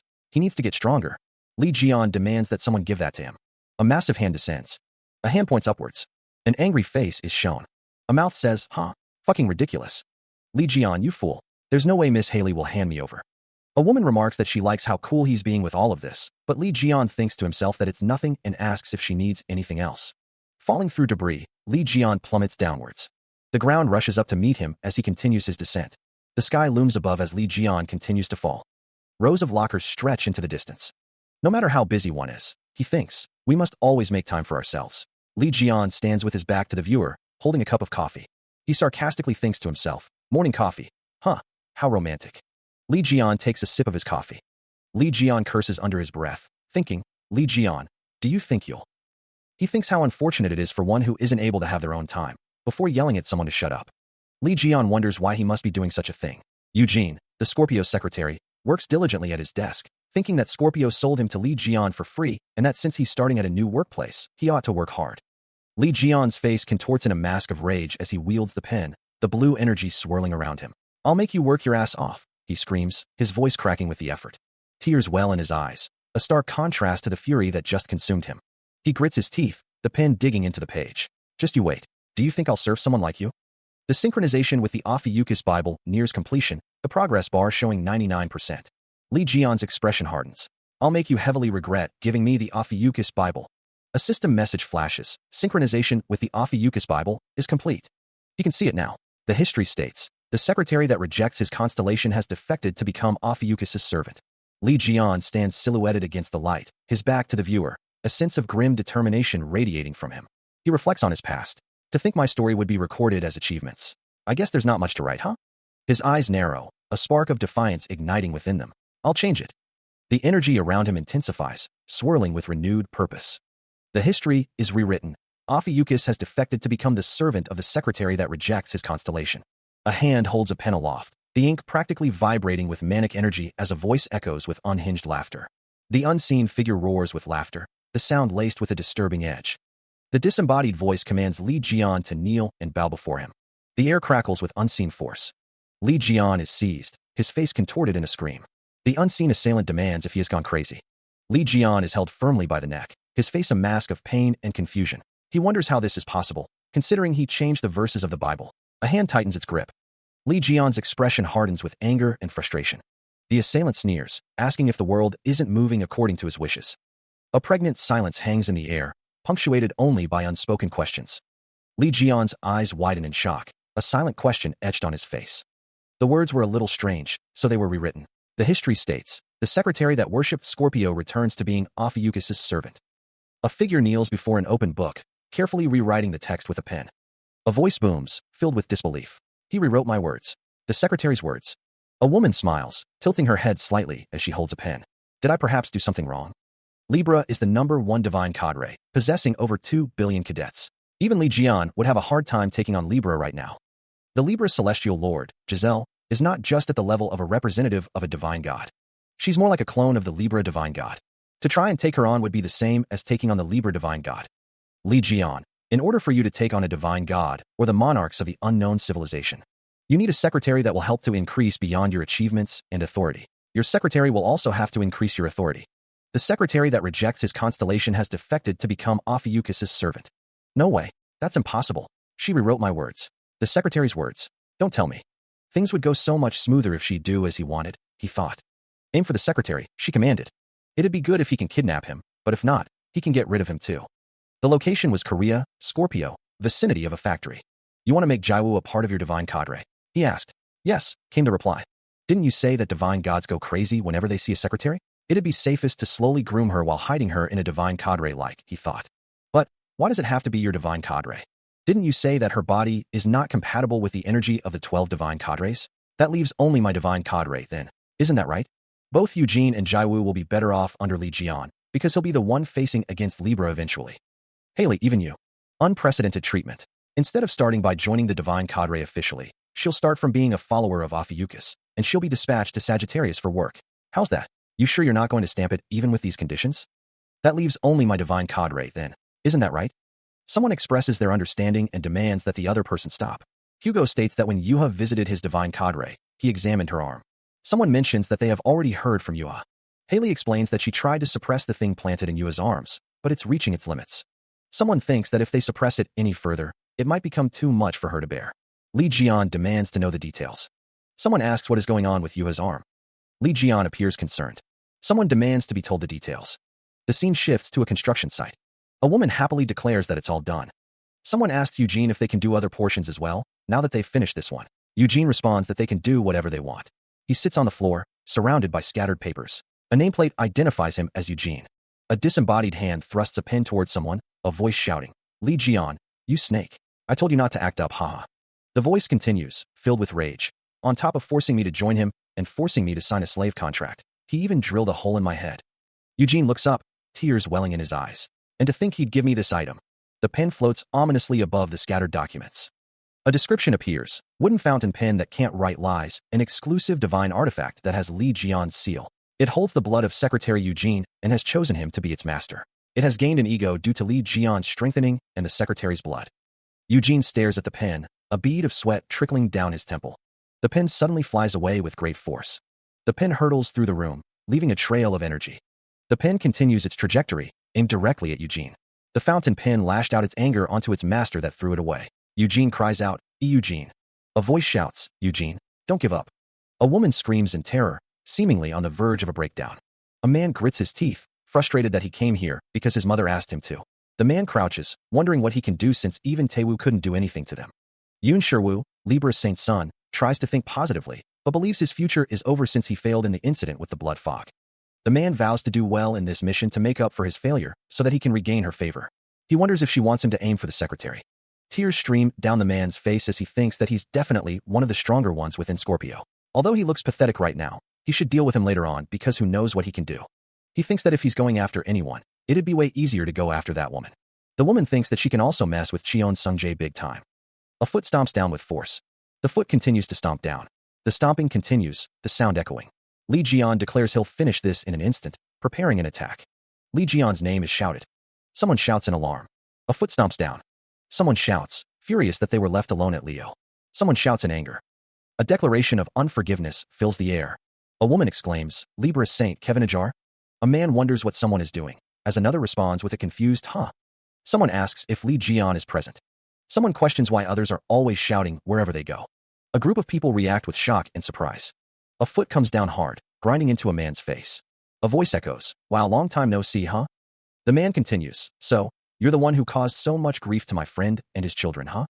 The foot presses down harder, eliciting a pained expression. A piercing scream fills the air. Yoon Sherwoo demands, what are you doing here? A figure surrounded by flames shouts, are you trying to mess with my family again? Hugo Otter's character card appears. A voice states, it's obvious what he's here for. Someone says, he came here after finding out that Li Jian has gotten in contact with the secretary. Another voice asks, did Libra ask you to get rid of the secretary? Haley's character card is shown. A voice questions, is that so? That's Libra's son. A group of figures stands in the background as the foot continues to press down. That guy summoned a toad and turned my sanctuary upside down, huh? Did you say his name is Yoon Sherwoo? Where should I start cutting him up from? Virgo St. Kevin Ajar stands ready. Damn, I like the expressions of everyone here. I feel so bad for you. You're fucked now, asshole. Li Jian's face is filled with malice. Ophiuchus divine god Li Jian. Hold on. Should I just keep applying pressure with my feet and crush your head? Damn it.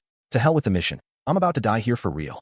A surge of power erupts as he cries out, invoking a household god. A voice booms, demanding to be moved to their base. Golden ropes of light ensnare the figure as the teleportation sequence begins. The figure declares, I succeeded. He grits his teeth, determined to get away. The golden light intensifies, swirling around him. Someone wonders why he's smiling like that. The golden energy fades, leaving only lingering sparks. Meanwhile, the group realizes he has disappeared. Someone orders Li Jian to go after him, but another voice urges patience. A woman states that she let him go on purpose. Li Jian smirks, thinking it would be a pity. The unseen speaker wonders if they should target him. The scene shifts to a panoramic view of Honolulu, Hawaii. At Libra's luxury resort, someone curses, frustrated to be recuperating. A voice promises Cheon Sungjae that they will rip off his limbs so he can only crawl on the ground. Yoon Taewoo, ranked as Libra 5, stands surrounded by others. The group expresses their awe. Someone declares that they will permit screams like that. A voice commands someone to get out of the way. Yoon Taewoo appears enraged. Energy crackles. Someone screams, as it's revealed they tried to get rid of the secretary and got caught by Li Jian. A figure apologizes, admitting they can't do anything right. Since they were caught while the saints were around, they'll now come after them to beat them up. The figure sits hunched over, shoulders slumped in defeat. Another voice erupts in anger. Why does he always screw things up, and why is he the one cleaning up after his mess? The unseen speaker continues, calling the other a useless bastard. The first figure sighs, lamenting what a waste of his breath this all is. The second figure proposes a plan. Let's try to stop Li Jian first. The two figures stand before a display case filled with jewels. The second figure wonders aloud what these jewels are. He declares he's going to perform an equivalent exchange with these. The figure's expression hardens, resolve etched on his face. Each of these jewels is the core of an undefeatable. A close-up reveals the intricate details of one of the jewels, pulsing with an inner light. These jewels were probably made by grinding up the calamities that were killed during the raid on the Demon Tower. He'll offer all of these and summon a super disaster class calamity. The figure questions whether they will be able to handle summoning something like that. Yoon Sherwoo asks if they have the Libra Rosary with them, holding it up. Yoon Sherwoo states that they need to take care of Lee Jian first. The text indicates that they have offered the suspended cores of a group of undefeatables. The text reveals that as a reward for their offering, a disaster class existence that no one can handle will be summoned. Light streams down from the sky, illuminating a building. Energy crackles in the air.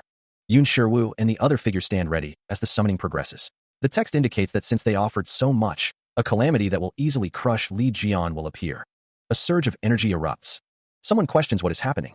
A pillar of light suddenly surges from the ground. The pillar of light dominates the landscape. A voice cries out, questioning what Yoon Taewoo summoned to cause this. Another voice responds, stating that what is happening is strange and shouldn't be. A figure of pure light stands tall. Huh. Someone recognizes the figure. A surge of light erupts. The figure attacks. Someone laughs, remarking that they are using the same trick again. A voice declares that it won't work this time. Lee Jian realizes where the figure has been hiding, as he holds a small bird in his hand. Someone cries out in shock, calling out Lee Jian's name. The figure holding the bird laughs, stating that he picked it up on his way here, and that it is the household god used to help them escape earlier. Someone screams in terror. A character clutches a strange, bird-like creature with glowing eyes. A text bubble declares the summoning a success, but of a disaster class existence. A figure stands amidst the summoning circle, raising a hand. Now, shall we have a talk then? A figure lies prone on the ground. A text bubble reveals the summoned entity, Lee Jian. Darn household god. It was supposed to bring a disaster class existence that no one can handle, and it brought Lee Jian here. Someone calls out, asking the figure to wait a minute, confessing they are at fault. Two figures walk forward, their expressions unreadable. A voice offers to confess everything and even apologize to the Sagittarius divine cadre. A voice calls someone a brat. Lee Jian smirks, a predatory glint in his eyes. A voice asks if someone still doesn't know what's wrong. A surge of power erupts around Lee Jian. A disembodied message materializes before him, the glowing text declaring, "You left out the most important thing." He grips his weapon, his expression a mix of confusion and anticipation. His eyes narrow, a flicker of concern crossing his face. Another message appears, this one a stark warning, the price of your sins. He grits his teeth, the weight of the words settling upon him. No, at this rate, I'll really, he thinks, a growing dread in his voice. Panic begins to set in. What should he do? He needs to do something, anything. He takes a step forward, a flicker of surprise in his eyes. Huh? The source of his surprise remains unseen. A faint, ominous presence lingers. He finds himself in a darkened space, a looming shadow towering behind him. A voice echoes, noting that their connection with Libra has been severed. The location is identified as the Ophiuchus Sanctuary and Palace. The area is in ruins, glowing symbols amidst the debris. He stands amidst the destruction, the shadowy figure still looming. A massive weapon rests on the ground. A voice boasts that thanks to their sanctuary growing, they can deploy a barrier that Libra's authority cannot penetrate. He remains in the dark space, the shadow ever present. A voice declares that something can no longer be used here. It's revealed that since Libra's power cannot reach this place, the transformation has stopped halfway. A figure mocks someone, stating that all the trouble of offering up their older brother resulted in nothing but a pile of ashes. The figure asks what the other person thinks, suggesting it looks like a goddamn show. Yoon Sherwoo remarks on the futility of someone's efforts, stating that offering up their older brother resulted in nothing more than a pile of ashes. Yoon Sherwoo covers his face, a sinister chuckle escaping him. Yoon Sherwoo asks what the other person thinks, questioning if it looks like a goddamn show to them. Yoon Sherwoo stands with his back to the viewer, observing something in the distance. Yoon Sherwoo declares that it's his turn now, a smirk playing on his lips. A system message appears, indicating that the Sagittarius skill, Eye of the All-Seer, has been activated. Yoon Sherwoo asks if there's anything else the other person would like to say. Yoon Sherwoo suggests that the other person might want to say their last words of repentance before they die, or confess what they did because their guilty conscience got pricked. Flames dance around the man's head as he warns, this could very well become your last words, so think carefully before you speak. The man grits his teeth, a surge of anger rising within him. Fucking filth. He clutches his head, overwhelmed. Ugh, damn it, shit, obsessed with torturing me. The man screams, his voice cracking with frustration. Oh, damn it all. He demands, his voice echoing with fury. Who the hell are you? He cries out, his face contorted in anguish. Why are you so? A memory surfaces. Is it because I summoned the blood fog in the past? I asked you to hold on to it. When did I ask you to release it? I didn't know it'd turn out this way either. He recalls, I was young back then. Doesn't everyone make at least a single mistake or two when they're young? He remembers being questioned about the controlling of the blood fog in Europe, the ambush of the Scorpio hospital.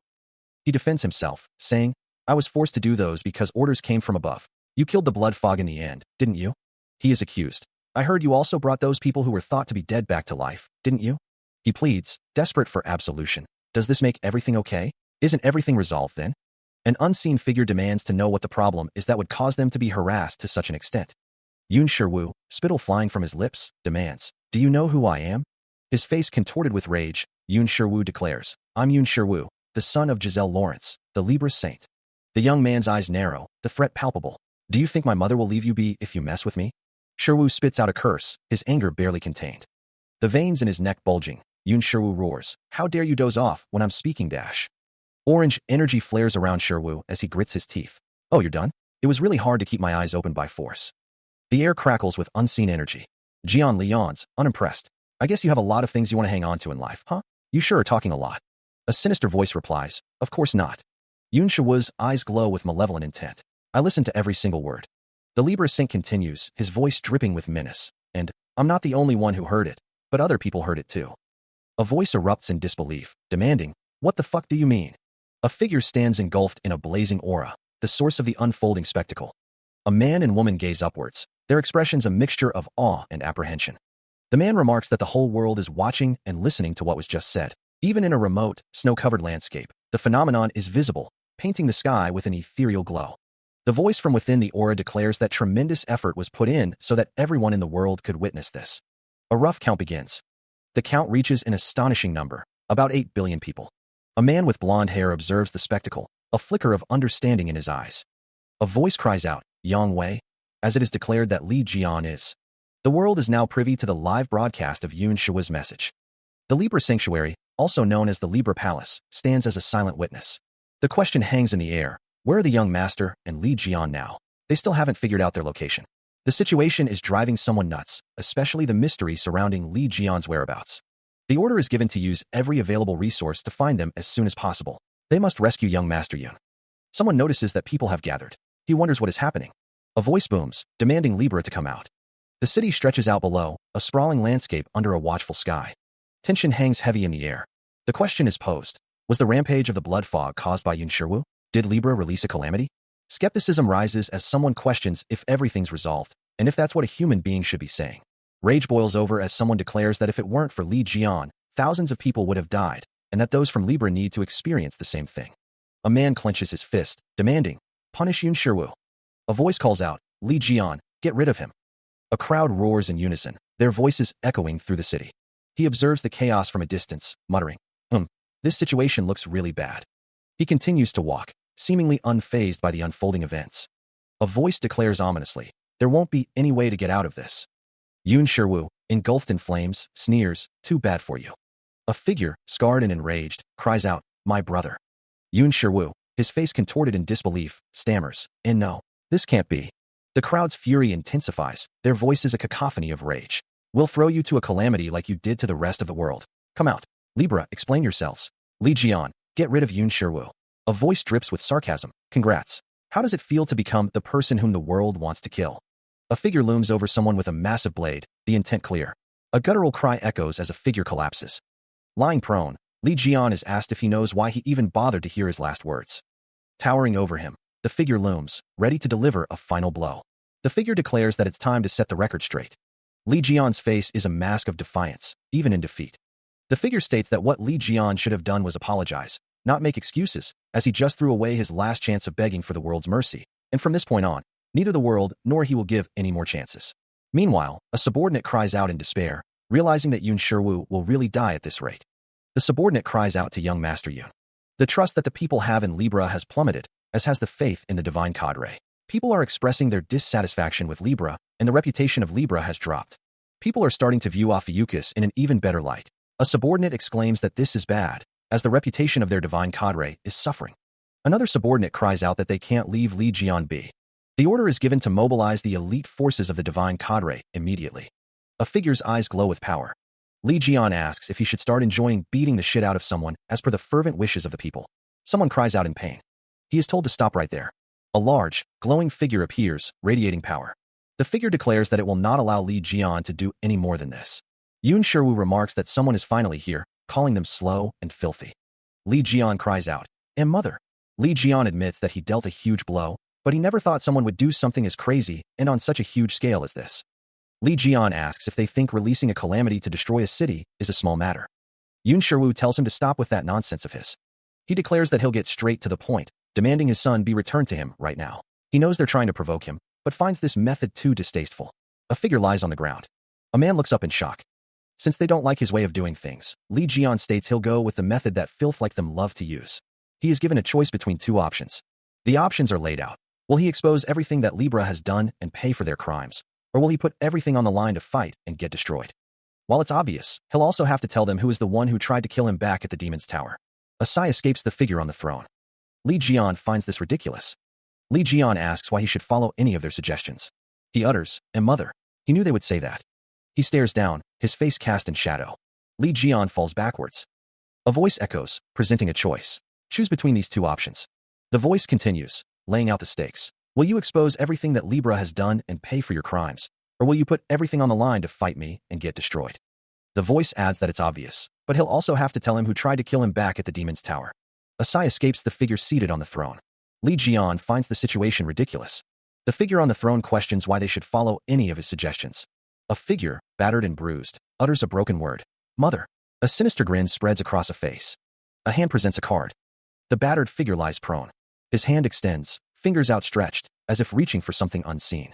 A complex symbol, adorned with feathered wings, materializes in a burst of light. Li Jian's voice cracks with fury. Li Jian, how dare you do such a thing in front of me? The feathered wings of the symbol shimmer with ethereal energy. Li Jian stands tall, his gaze fixed on something beyond the frame. Why are? The man named Li Jian's expression hardens, a sinister smile playing on his lips. I'll be doing even worse things from now on. Energy crackles between his hands, a tangible force of life and power. A figure's eyes snap open, glowing with an unnatural light. The revived figure gasps, the symbol looming behind him. What? Li Jian's smile widens, revealing a predatory gleam in his eyes. Another figure stares in disbelief. No way, you revived him. The revived figure clutches his head, his face a mask of confusion and shock. The system message appears, stating that super regeneration has been used on Yun Shiwu, and that the effect of his sanctuary has made it exponentially stronger. Yun Shiwu clutches at his throat, realizing with horror, what's this? My head definitely got cut off. Energy crackles around him as his body begins to regenerate. The regeneration continues, energy swirling around him. He groans in pain as the process unfolds. Red spikes erupt around him, a visual manifestation of the regeneration. The system message reappears, reiterating the use of super regeneration on Yun Shiwu and the amplified effect of his sanctuary. The regenerative energy intensifies, enveloping him. The energy continues to swirl, reforming his body. Sweat pours down Yun Shiwu's face as he breathes heavily, the strain of the regeneration evident. He screams, what the hell are you doing to me? A close-up reveals Yun Shiwu's face contorted in pain and fury. A powerful blow is delivered. The attack blurs the vision. A figure stands with a menacing grin. A red slash cuts through the air. A blinding light erupts.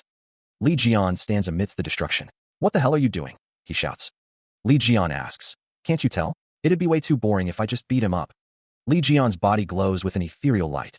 A voice declares that if he only cut off his head once, it wouldn't be enough to pay back those who suffered because of him, and that they caused more than just one or two disasters. The speaker continues his tirade. Li Jian's expression is crazed. He declares that he will inflict this pain for every instance Yun Shiwu has caused others to suffer. Li Jian grips Yun Shiwu's head, promising to keep count of each decapitation. Yun Shiwu screams in agony. Yun Shiwu coughs up blood, his body battered and broken. A system message appears. Yun Shiwu used the skill, super regeneration. He begs for his life.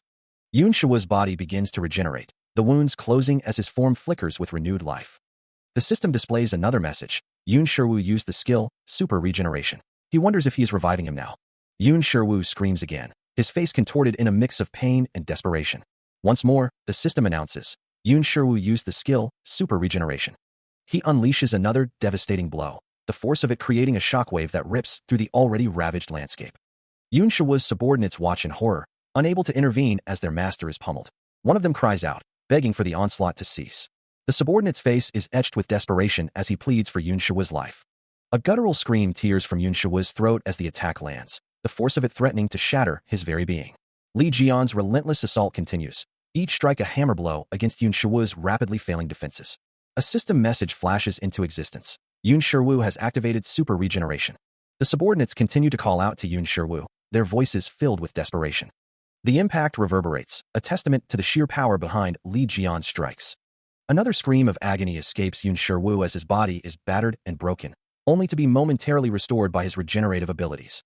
The assault continues, a relentless barrage of force against a seemingly unyielding foe. A figure stands silhouetted against a bright, ethereal light, the air shimmering with an otherworldly energy.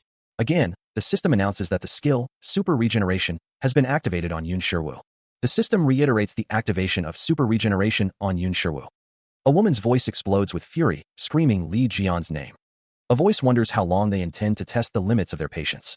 The system then indicates that the rental skill, Teleport, has been activated via the household god, Raylikin, and the Sagittarius rental skill, Absolute Aim, has also been activated.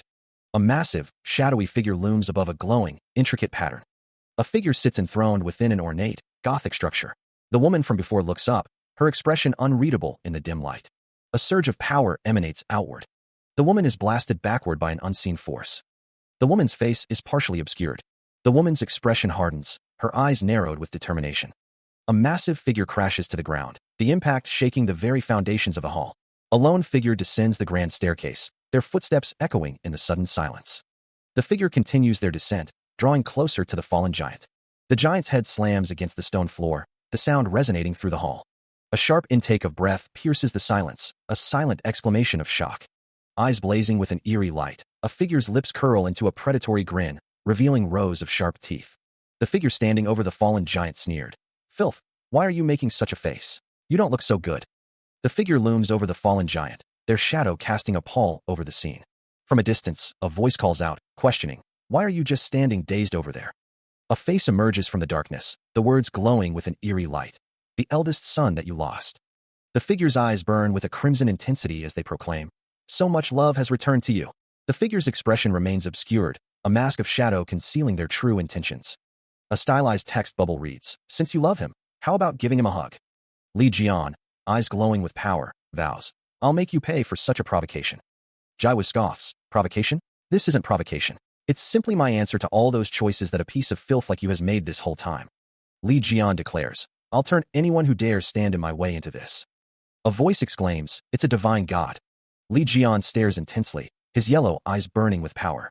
Jiawu reaches up towards a floating, ornate object. He is surrounded by a radiant aura as wing-like energy manifests behind Li Jian. Li Jian's face contorts into a menacing snarl, his eyes glowing with power.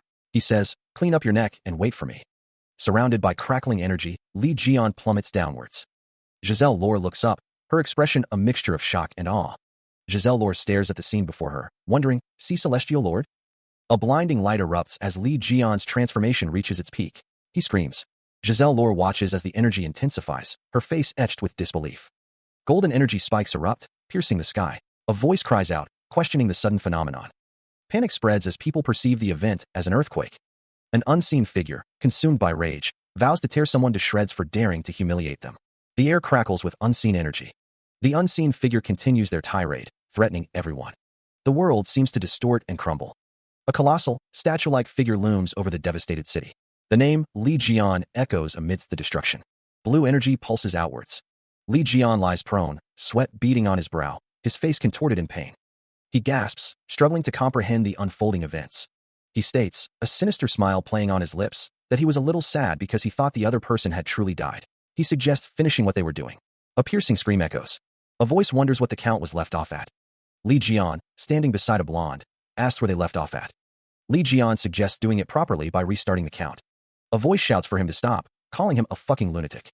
Li Jian, standing next to the blonde, tells him to listen to what he's saying, referencing people who suffered because of him at the Scorpio Hospital. A voice continues, adding the time that Oteksu and his family suffered for. The perspective shifts to a low angle, looking up at something large.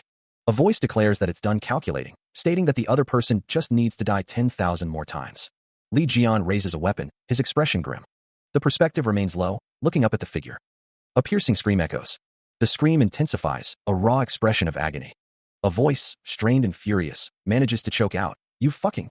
The face contorts in pain, eyes wide with terror. A system message flashes. Yun Shiwu used the skill, Super Regeneration. The crowd roars in Leo's arena, a cacophony of cheers echoing through the stands. An opponent is sent flying, defeated in the arena. Vice Celestial Lord Chion's victory is declared. The defeated opponent lies prone, a picture of utter defeat. The crowd praises Leo Vice Celestial Lord for defeating his opponent in the blink of an eye. The victory is overwhelming. Two men observe the scene, a sense of unease settling between them. One of the men asks if the other feels like something's off about the Vice Celestial Lord. The other asks what's wrong. One of the men agrees, stating that she's been like this ever since Li Jian recently declared war on Libra. People react with shock and fear, the declaration of war hanging heavy in the air. Her jaw dropped at that moment, a visible sign of her shock. She threw her arms up, letting out a loud whoa. But now, she seemed dazed, carrying a different vibe. That's pretty shocking news, he thought, something he'd never seen before. Had anyone seen anyone torture another person in that way before? He actually felt great when he did that. Those Libra bastards have been acting up and committing heinous deeds towards everyone. Honestly, that angered most people. Congratulations, Vice Celestial Lord. Your unceasing march of victory doesn't seem to end. Please tell us more. How do you feel after winning consecutively? Pardon, he asked. I'm going to quit, Leo. She stood there, a look of shock on her face. I want to join Uncle Li Jian's Divine Cadre too.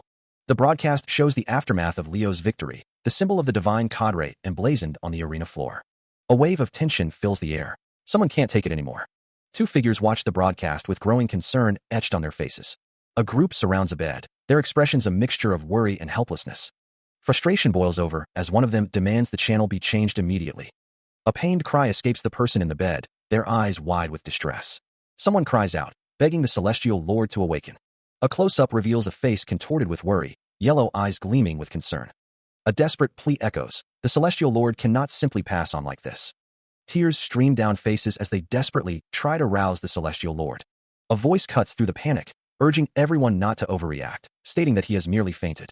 The meeting is underway, several figures seated around a large table, a monitor displaying vital signs in the foreground. A voice booms out, questioning their concern for the Celestial Lord, accusing them of confirming his unconscious state only to insult him. Another man declares that Libra has been deceiving the whole world. The accusation continues, stating that they've hidden the true facts about the blood fog for years, framing it as Sagittarius' mistake. Li Jian questions if they are rushing to conclusions, stating that nothing concrete has been revealed yet, and that Libra has yet to announce their official statement. The man adds that they should think about the common strategies where divine cadres spread negative news about each other. A voice questions if they are seriously still saying that, considering both sons of the Libra saint are already dead. Yun Sherwu finds it weirder that Libra has chosen to remain silent instead of making any statements when such a catastrophic incident has taken place, implying that if they knew they didn't do anything wrong, they would have spoken up. Li Jian asks if they would have kept quiet even after seeing their own family members die in front of them, musing that maybe they're buying time to come up with a pathetic excuse to wrap up the whole incident. A man laughs maniacally, his form reflected in a distorted mirror. One of the women remarks that Virgo also knows how to poison Li Jian's food. A voice states that if they mobilize the media outlets under their influence, this much manipulation would be a piece of cake. Li Jian muses that the Divine Cadre might not know how to handle certain situations, as they've been isolated in Canada for a long time. Li Jian clarifies that what he put into someone's food wasn't poison, but tonic medicine. Scorpio states that she used top-grade medicine that can instantly detoxify any poison put into his food. Scorpio scoffs, declaring that her medicine is the one detoxifying the cheap medicine of his. Li Jian recalls putting another medicine in after Scorpio's and detoxifying that again, calling it the antidote of the antidote's antidote. Li Jian wonders if he should just think of them trying to care for him with their actions, noting that they're obviously on his side. The conversation continues between Li Jian and Scorpio, with another man standing nearby. Scorpio thinks that he's probably very busy right now. Meanwhile, a work area ahead sign stands prominently. The sound of demolition echoes. An excavator tears down what was formerly Libra's hideout in Hawaii. A sign reading ahead stands near the demolition site. A feast of burgers and fries sits ready to be devoured, as music plays from a nearby speaker. Nice, nice, a voice says. Li Jian stands with his back to the viewer, looking up at the sky. A message appears on a screen. You have demolished the Libra Divine Cadre's Hawaii branch. Li Jian looks at a screen while holding a snack. This will make some pretty good additional income, he muses.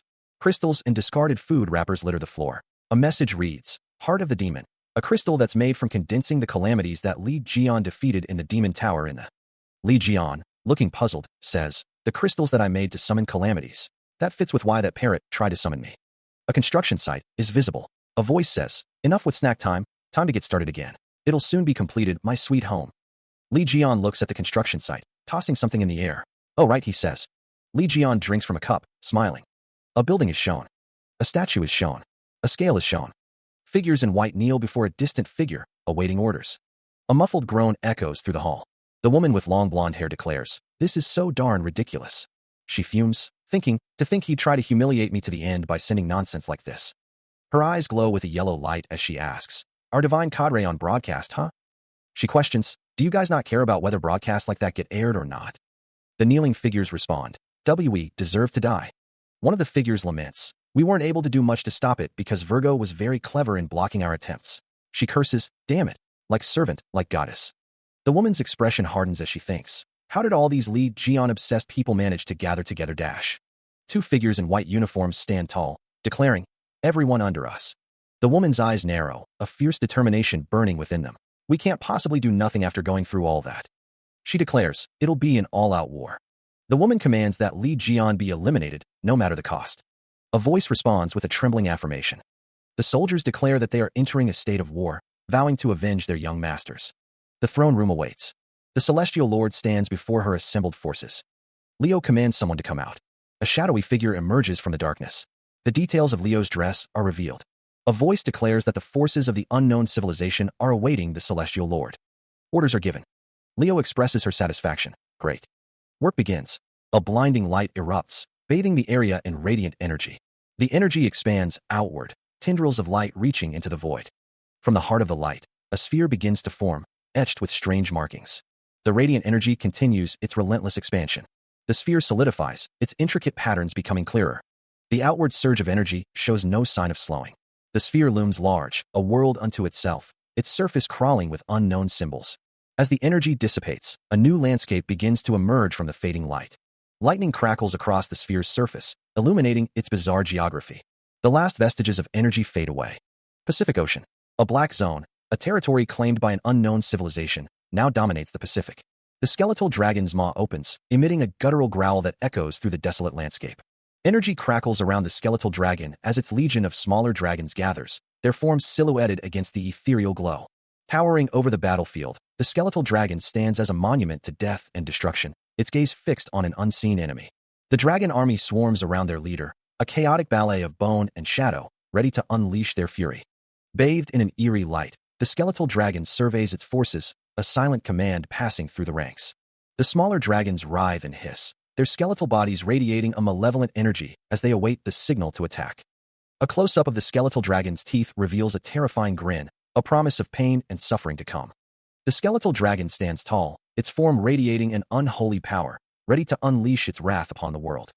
Blue flames engulf the skeletal dragon's head, a sign of the immense power it wields.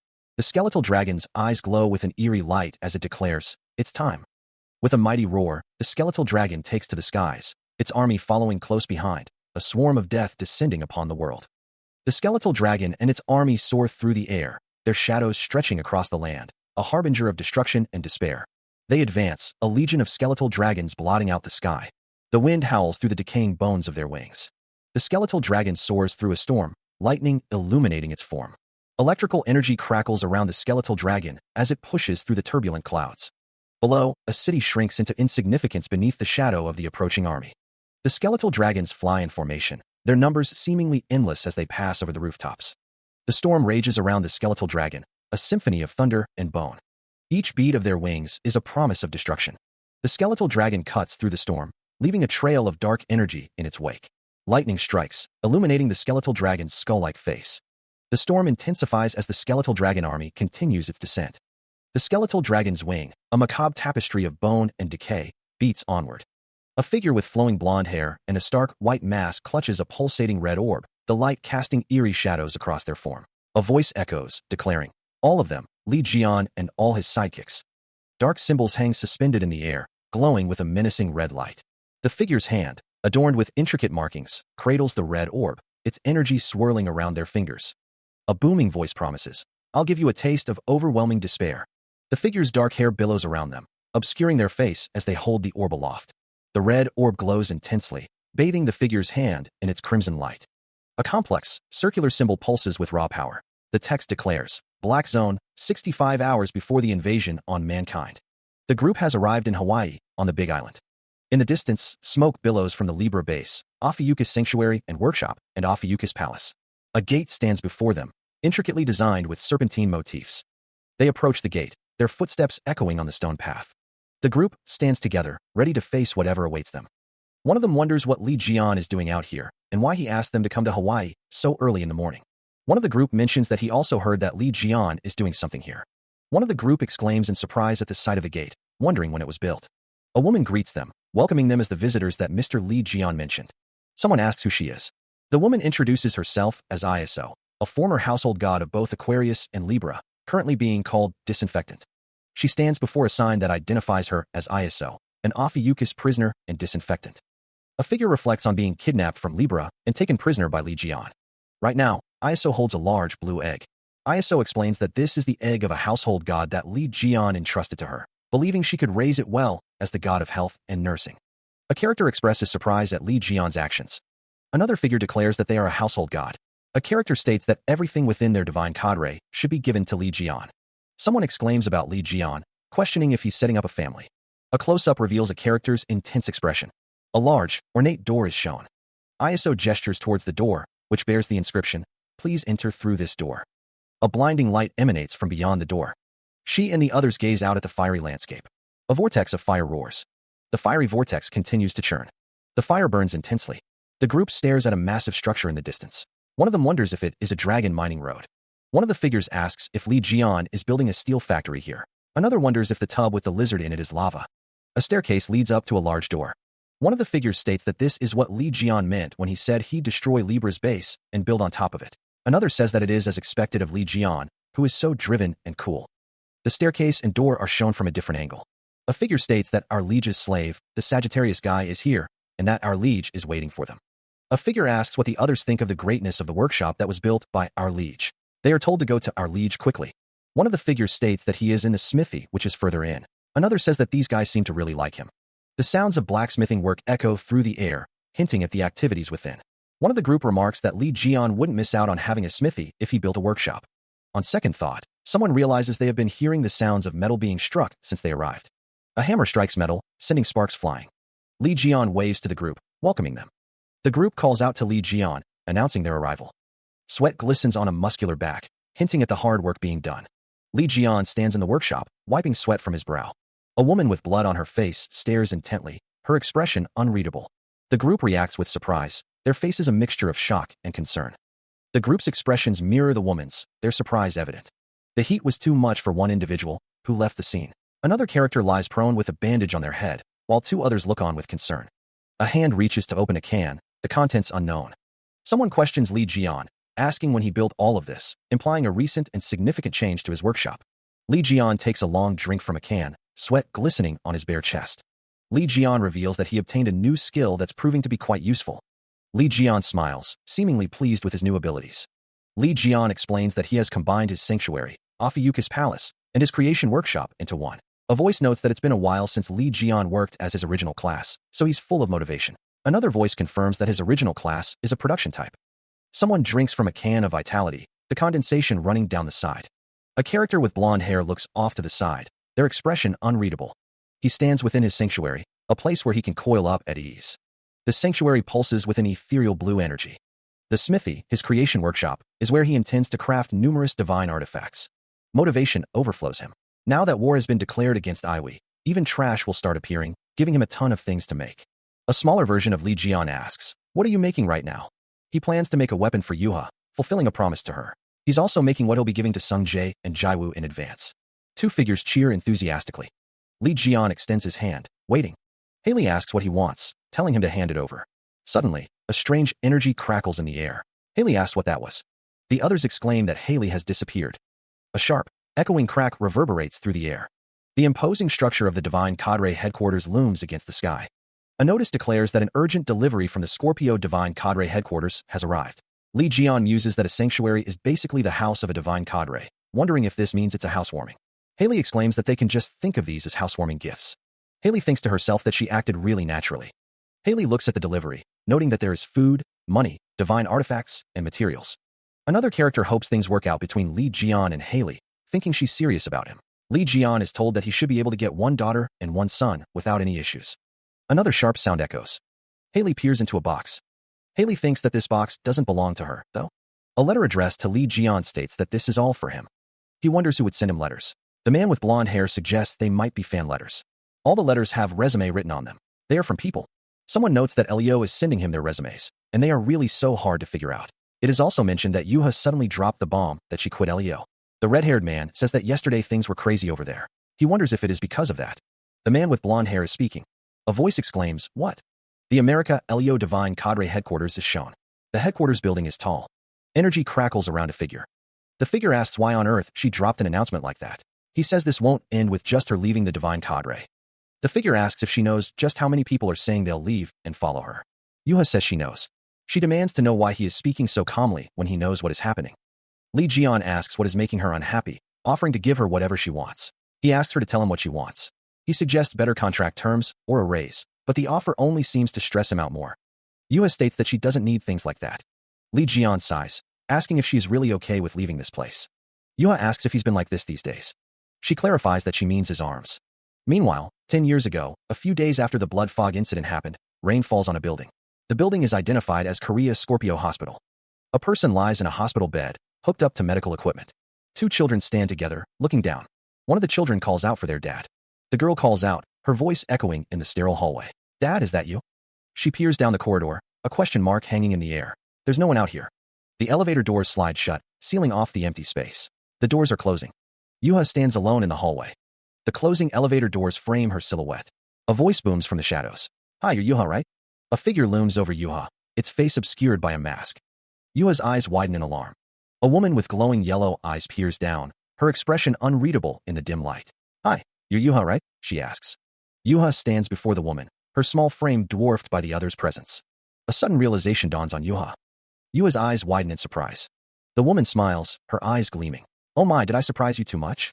Yuha's expression hardens, a flicker of fear in her eyes. This person." Yuha's eyes dart to the woman's hand. "The Libra Saint," she exclaims, her voice trembling. "I want to talk to you a little. Shall we go elsewhere?" The Libra Saint stands with Yuha by a rain-streaked window. The Libra Saint speaks, her voice soft. "I was worried about you guys because of what happened with the blood fog, so I came to visit you." The Libra Saint continues, her expression sympathetic. "I'm sorry for what happened to your mother." Yuha responds, It's all right." Yuha smiles weakly, a blush rising on her cheeks. "I know the Saints have worked really hard. I trust." He expresses gratitude. "Thanks for saying that." The Libra Saint continues, "After seeing you in person, I now understand why Hugo is always boasting about his children. You're so calm even after experiencing something that huge." Yuha sits quietly, a can resting on the table before her. The Libra Saint sighs. "I'm worried for my children since they're always causing trouble outside. It'd be so nice if my children were half as mature as you are." She chuckles softly. Yuha's eyes widen in surprise. "What?" The Libra Saint's expression darkens slightly. "It's so hard to raise children. It's even harder to raise children who are competent, smart, and also obedient to me." The Libra Saint's tone takes on a chilling edge. "A child like you, Yuha." A dark thought manifests in her mind. It'd be so nice if you were my daughter." Her eyes glow with an unsettling light, a sinister smile spreading across her face. Yuha recoils, her face etched with fear. The Libra Saint leans forward, her gaze intense. A subtle shift in her expression, a hint of something cruel. The Libra Saint laughs, her voice laced with false amusement. "Ha, I'm just joking. No need to be so flustered." The Libra Saint throws her head back, a chilling laugh echoing through the room. The Libra Saint's expression darkens as she says, "I guess you're still just a child." A strange, glowing object materializes in the Libra Saint's hand. Haley's tone shifts, becoming almost saccharine. "Sorry, Yuha. I was too mean, wasn't I?" The glowing object pulses with an eerie light, its intricate design hinting at a sinister purpose. The Libra Saint extends her hand, offering the glowing object to Yuha. "Have this." Haley smiles, her eyes gleaming with an unsettling intensity. "This is my gift to you to commemorate our first meeting."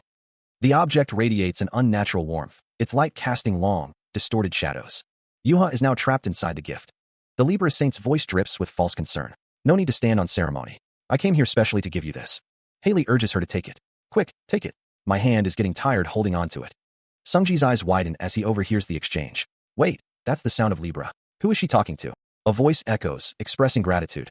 "All right then, thank you for the gift." Yuha beams, clutching the gift with childlike glee, unaware of the ominous presence lurking nearby. Lee Jian's eyes widen in disbelief. "Why, he calls out, a knot of dread tightening in his stomach. Yuha's face lights up as she spots her father. "D-Dad dash," she cries out, her voice filled with innocent joy. The gift, a small, ornate box, glows softly in the hands of an unseen benefactor. A hooded figure grins, their eyes burning with malevolent glee as they watch the scene unfold. The gift shimmers, its surface reflecting a distorted image of the world around it. Yuha holds the gift tightly, her smile unwavering as the ominous energy begins to coalesce around her. Lee Jian's face contorts in horror as he witnesses the unfolding transformation, his heart pounding in his chest. Dark energy crackles and writhes, tendrils of shadow snaking out from the gift towards Yuha. Yuha is engulfed in a vortex of darkness, her eyes wide with terror as the gift's true nature is revealed. A desperate scream tears from Yuha's throat, a raw expression of anguish and betrayal. No. A raw, guttural scream tears through the air, born of pure, unadulterated terror. A blinding flash erupts, a crimson bloom of destruction painted across the sky. The hospital explodes, its structure disintegrating into a cloud of fire and debris. The news spreads quickly. There was an explosion in the hospital. Under the downpour, onlookers speculate. Was it due to leaked gas? The rain continues to fall as the chaos unfolds. A stern voice barks an order. Report this right away. Trapped within the inferno, Yuha screams her own name, a desperate plea lost in the roar. A close-up of terrified eyes reflects the horror of the moment. Tears streaming down her face, Yuha cries out, "Dad!"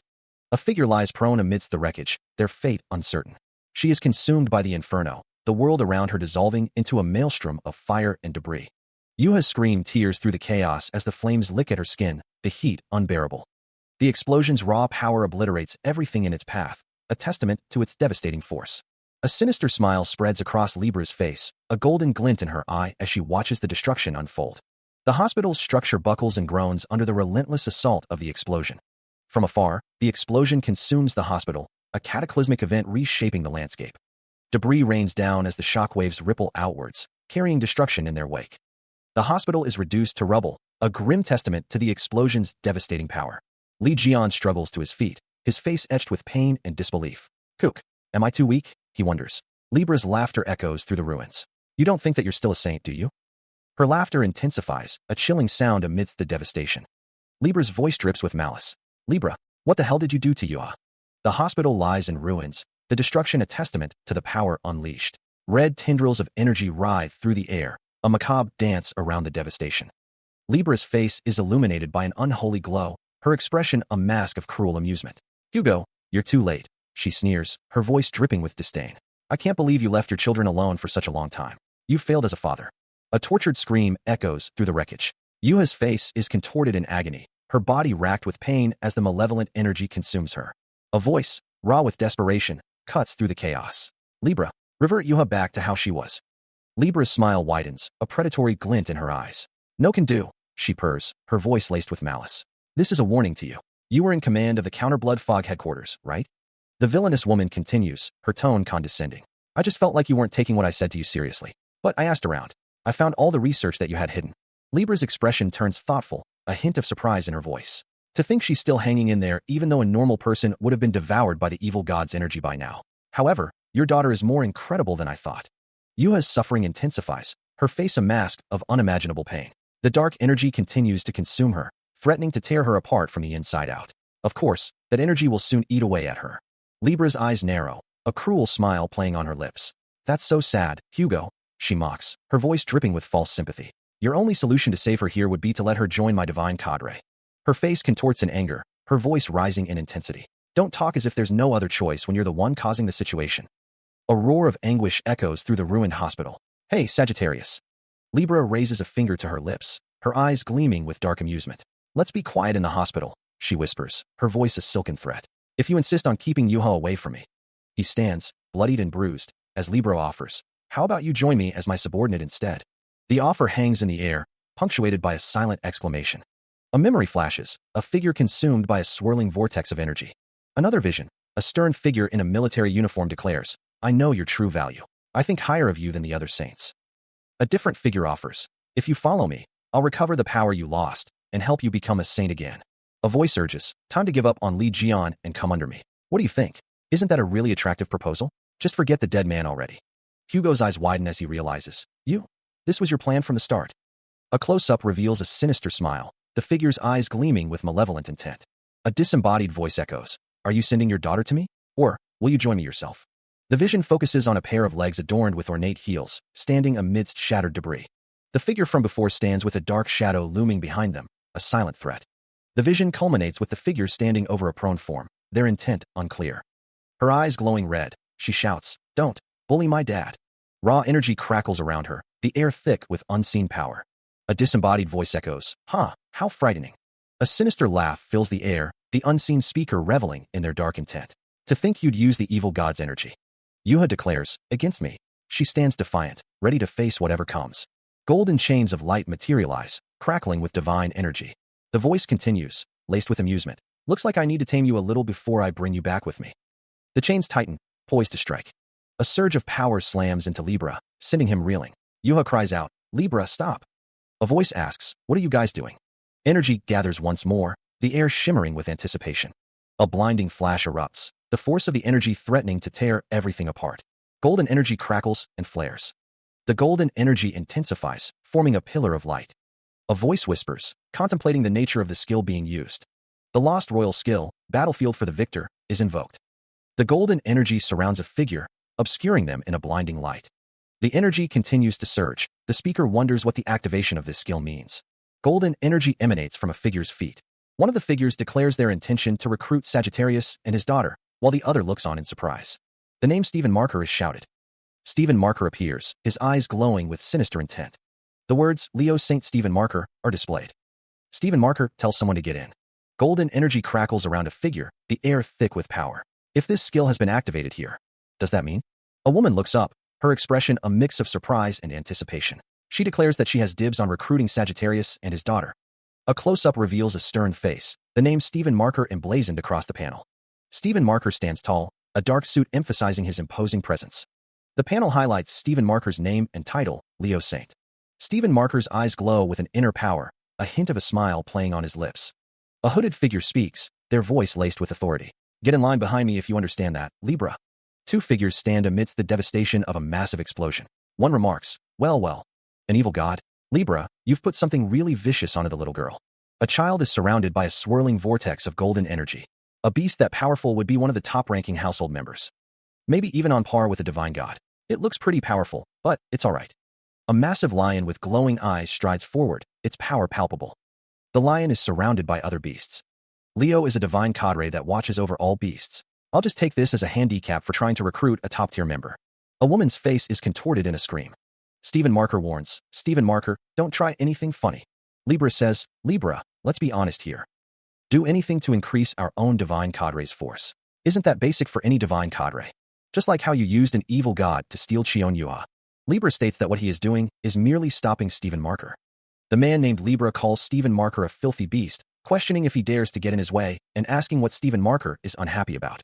Libra steps forward, declaring that Stephen Marker should try to destroy his royal skill and take her, then. Celestial Lord Stephen stands amidst the wreckage of a collapsed building, a figure falling in the background. Libra states that it is fine by him. A blinding light erupts. Sirens wail as an ambulance arrives on the scene. A voice shouts that this is 119, urging people to get out of the area because a building has collapsed and it's dangerous. People shout for Celestial Lord Stephen.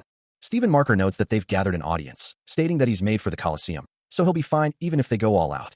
Stephen Marker asks Libra how about him, questioning if he wants to escalate the situation here. Libra remains silent.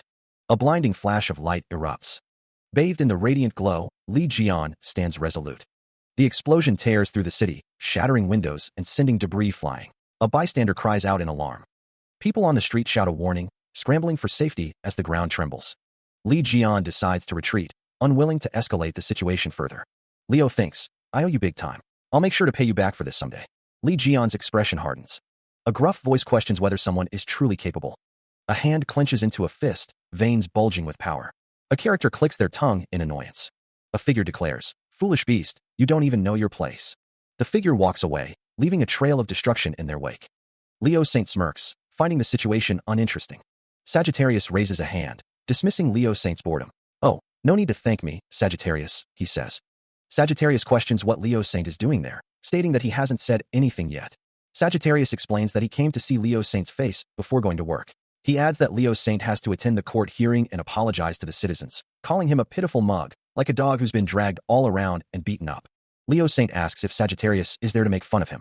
Leo Saint is asked if he wants to join Sagittarius Divine Cadre before he suffers more. Sagittarius states that if anyone is a supporter of Li Jian, helping him will allow them to surpass Li Jian. He adds that that's all everyone's saying. Sagittarius says he is thankful for Leo Saint's help, but he neither intends to do so nor does he have the luxury of thinking of things like that now. Leo Saint demands that Sagittarius release Yuha already. Sagittarius replies that he can't do that. Sagittarius is asked what he is doing. Leo Saint listens to Sagittarius. Sagittarius explains that Yuha is possessed by an evil god right now and questions what would happen to her if he released her. He adds that Yuha will either become Libra's target again or lose herself because she's unable to control that energy. The scene opens with a wide shot of two figures, one towering over the other amidst a swirl of energy. A young girl sits, her expression unreadable. I'll be blunt here. Can you protect her in your current state? The camera focuses on Li Jian, his face partially obscured by shadow. When you're powerless, the Sagittarius's face is stern. Reality is that you don't even get the right to make a choice. The evil god that has possessed your daughter seems to be a beast. Sagittarius continues, his expression serious. I already told you about the special trait of my divine cadre just now, right? While I can't get rid of it or tame it, I can try to suppress it so that it can't go rampant. So, Sagittarius's hand glows with power. Sagittarius declares, I'm bringing her with me. Sagittarius stands, radiating power. His hand crackles with energy, ready to be unleashed. Teksu's daughter is enveloped in a surge of power. The air crackles with unseen energy. A hand crackles with golden energy. The energy intensifies. The energy surges around a gauntlet-clad hand. A voice echoes, I've suppressed it somehow for now. The hand clenches, the energy flaring brighter. The energy continues to crackle around the hand. Sagittarius asks, Leo, why are you going so far as to make yourself an enemy of Libra? The scene shifts to a character holding a child, energy crackling around their hands. Sagittarius states, since I failed to recruit you, I simply recruited your daughter, who has great potential. A close-up of Sagittarius's face reveals a stern expression. And a figure lies on the ground, broken armor scattered around. A voice shouts, all of you are trash. How could you guys leave Li Jian behind at the tower and come out by yourselves? Sagittarius stands over the fallen figure, his expression cold. He thought to himself, if they had time to take the head of the Crimson Eye, shouldn't they at least recover the remains of Li Jian? The man at the podium ordered them to drag him out now. He questioned how they dared sully Li Jian's name and if they deserved to be saints. The man's face contorted in anger. Sagittarius admitted that his conscience was a little pricked when he was reminded of what happened in the past. After all he's done, the man held the girl. A voice said they'll always be grateful for what he's done for them. The woman crossed her arms. He thought that while he's in Leo, his growth is stagnant. He thought that if he wants to be of help to Uncle Li Jian, he needs to get stronger. She stated that she needs to train in a new and different way in order for her to become stronger. The man said all right. The man with slicked-back blonde hair states that he thought he had done whatever he could as her guardian for the last 10 years, and that he kept quiet about her secretly meeting Scorpio for her arms. An ugh escaped someone's lips. The man with slicked-back blonde hair continues, saying that if she still wants to leave despite that, then it's because he didn't do enough for her. It can't be helped, then. Even after she leaves this place, Yuha hopes she'll live happily. She wonders why he is acting like that, and if he is really crying. Cheon Yuha hears everything. The man with short messy brown hair yells for her to go away, saying he'd love for that to happen. The man with slicked-back blonde hair says he's never liked her, and that she's always treated divine cadre activities like child's play. Get lost right now and don't think about coming back. You idiot. She already fell for my acting. How can you drive her away? The man with short messy brown hair calls someone an asshole. One of the men asks if the other really wants to hold on to that arrogant bitch, stating that she publicly announced that she'll quit, and that she'll even follow Li Jian. A voice booms with frustration, declaring that she's still the vice celestial lord, and someone needs to hold her back. Li Jian, looking agitated, is confronted. He's asked what would happen if he chose to quit, and why he would do that. He's told to calm down a little. A bald man's eyes glow with purple energy as he screams. Someone asks why the hell they are in such shock, stating they just said that in a fit. They realize that the other person doesn't care if an SS class like them leaves or stays, but they want to keep Cheon Yuha, who's an S class. Li Jian stands with Sagittarius, who says that's not what he meant. Someone states that both the Celestial Lord and Vice Celestial Lord treat the Divine Cadre as a joke. Someone thinks that the Celestial Lord, who represents the value of the Divine Cadre, survival of the fittest, would ignore it so blatantly. Golden energy crackles around a figure. A character expresses surprise. Someone wonders if that is Libra's energy. Someone exclaims, Oliver, what on earth have you done? Oliver, empowered, says that this feels awesome and he feels much stronger than he's ever been. He declares he'll teach all of them a lesson on how things should work in Leo with this power. He roared, lightning crackling around him. Oliver, stop it. Do you know what you're doing right now? His face contorted in fury, veins bulging in his neck as he unleashed his power. The force of his attack blurred the air. Someone was struck by an unseen blow. Oliver stood, his back to the unseen victim, radiating power. The force of the battle has left cracks spiderwebbing across the walls. The landscape lies in ruins, the earth shattered beneath their feet. Stephen Marker grits his teeth, the muscles in his jaw bulging. How could this be? He can't believe his arm was torn off in a single strike. The man's face contorts with rage. He accuses Oliver of betraying them and joining Libra. Betray? Don't be ridiculous. Stephen Marker's voice rises in fury. If the Celestial Lord had done a great job running the Divine Cadre, things wouldn't have come to this. He insists that he is simply trying to re-establish the value of their Divine Cadre. A golden lion roars in the background as Stephen Marker declares that someone has lost sight of what power means. He fumes, that's why the Celestial Lord appointed Cheon Yuha, an S-class, as the Vice Celestial Lord, even though he, an SS-class, was right there. The crowd raises their arms, chanting in unison. Stephen Marker's frustration boils over. He surpassed Cheon Yuha in all of them, so why wasn't he chosen? He believes that a poor decision like that could never be the will of divine god Leo, who respects strength. The voice continues, stating that the decision was definitely made solely by Stephen Marker, who always covers up for Cheon Yuha. The unseen speaker accuses someone of being easily defeated by Li Jian. They add that the Vice Celestial Lord would neglect the divine cadre because she's crazy over Li Jian. A figure kneels on the ground, seemingly injured. Another voice asks if they really think that's how they should run the divine cadre. The speaker asks if the other person knows what they had to do to the previous Vice Celestial Lord so they could become one. Oliver is questioned about what he just said. The speaker demands not to be told that the reason their teacher passed away is. Someone agrees, stating that it's right. The speaker then asks if the other person thought he died because he was isolated and couldn't receive help. A figure stands before a horde of monstrous creatures, a look of determination on their face. The monster's eyes glow with malevolent intent. A voice declares that they were the divine cadre captain in charge of their forces at that time. Someone yells, calling out for Cheon Yuha. A character yells in anguish. The words skill rock wall appear, suggesting a technique or ability being used. The word crush is displayed prominently, accompanied by visual effects suggesting a powerful impact. A hand crackles with intense energy. A foot stomps down, leaving trails of fiery energy in its wake. Blades of pure energy tear through the air. The figure accelerates, a burst of speed leaving a trail of light. Go speed echoes. Surrounded by a vortex of crimson energy, the character is a blur of motion. A determined gaze pierces through the chaos. A manic grin spreads across the face. Bahahaha, how thrilling. A fist clenches, radiating heat and power. The skill is identified as one created by Stephen Marker and Li Jian, possibly called Rockwall Crush, or something Stephen Marker taught. The character's face contorts in a savage expression, eyes glowing with unrestrained power. The skill is unleashed, a devastating display of raw force. He clenches his fist, a dark energy swirling around his gloved hand. It's so weak even though you're using it to get revenge. If you want to do some real damage dash. Power gathers around Li Jian, the ground cracking beneath his feet as he prepares to unleash the skill. The energy explodes outward, a shockwave of destructive force rippling through the air. It should be something like this. The skill slams into an office floor, the impact shattering the surface into dust and splinters. The destructive energy continues to tear through the office, leaving a trail of devastation in its wake. The skill then strikes a gym floor, the impact equally devastating, turning the solid surface into a field of rubble. The energy continues to rip through the gym, the force unrelenting. The skill's power shows no sign of diminishing, the destruction escalating with each passing moment. The unleashed energy continues its destructive path, leaving nothing but ruin in its wake. The force of the skill is immense, the ground unable to withstand its power. The destruction continues, the landscape transformed into a wasteland. The skill's demonstration ends with a figure lying defeated amidst the rubble, overwhelmed by its sheer power. She lies defeated, sprawled amidst the rubble of what was once a battlefield. The air crackles with residual energy, a testament to the devastating force that brought her low. Figures loom over her, their faces etched with concern. Vice Celestial Lord, are you all right? A chilling laugh echoes through the ruined landscape. A voice drips with disdain. What a pathetic sight, Cheon Yuha. The speaker's hand clenches, a display of raw power barely contained. The air shimmers around the figure, a tangible manifestation of their overwhelming strength. A nearby skyscraper crumbles, a testament to the sheer destructive force at play. The voice continues, laced with arrogance. Even that red lightning you're so proud of is nothing in front of my new power. You're no longer a match for me. If you don't want to die, then bring out the sleeping beast in your arms and fight me. Otherwise, the voice booms with a final, crushing threat. I'll crush you just like this. The interior of the building buckles and cracks as the structure begins to fail. The walls splinter and shatter, pulverized by an unseen force. Debris rains down as the building's integrity is compromised. From the outside, the skyscraper groans under immense pressure.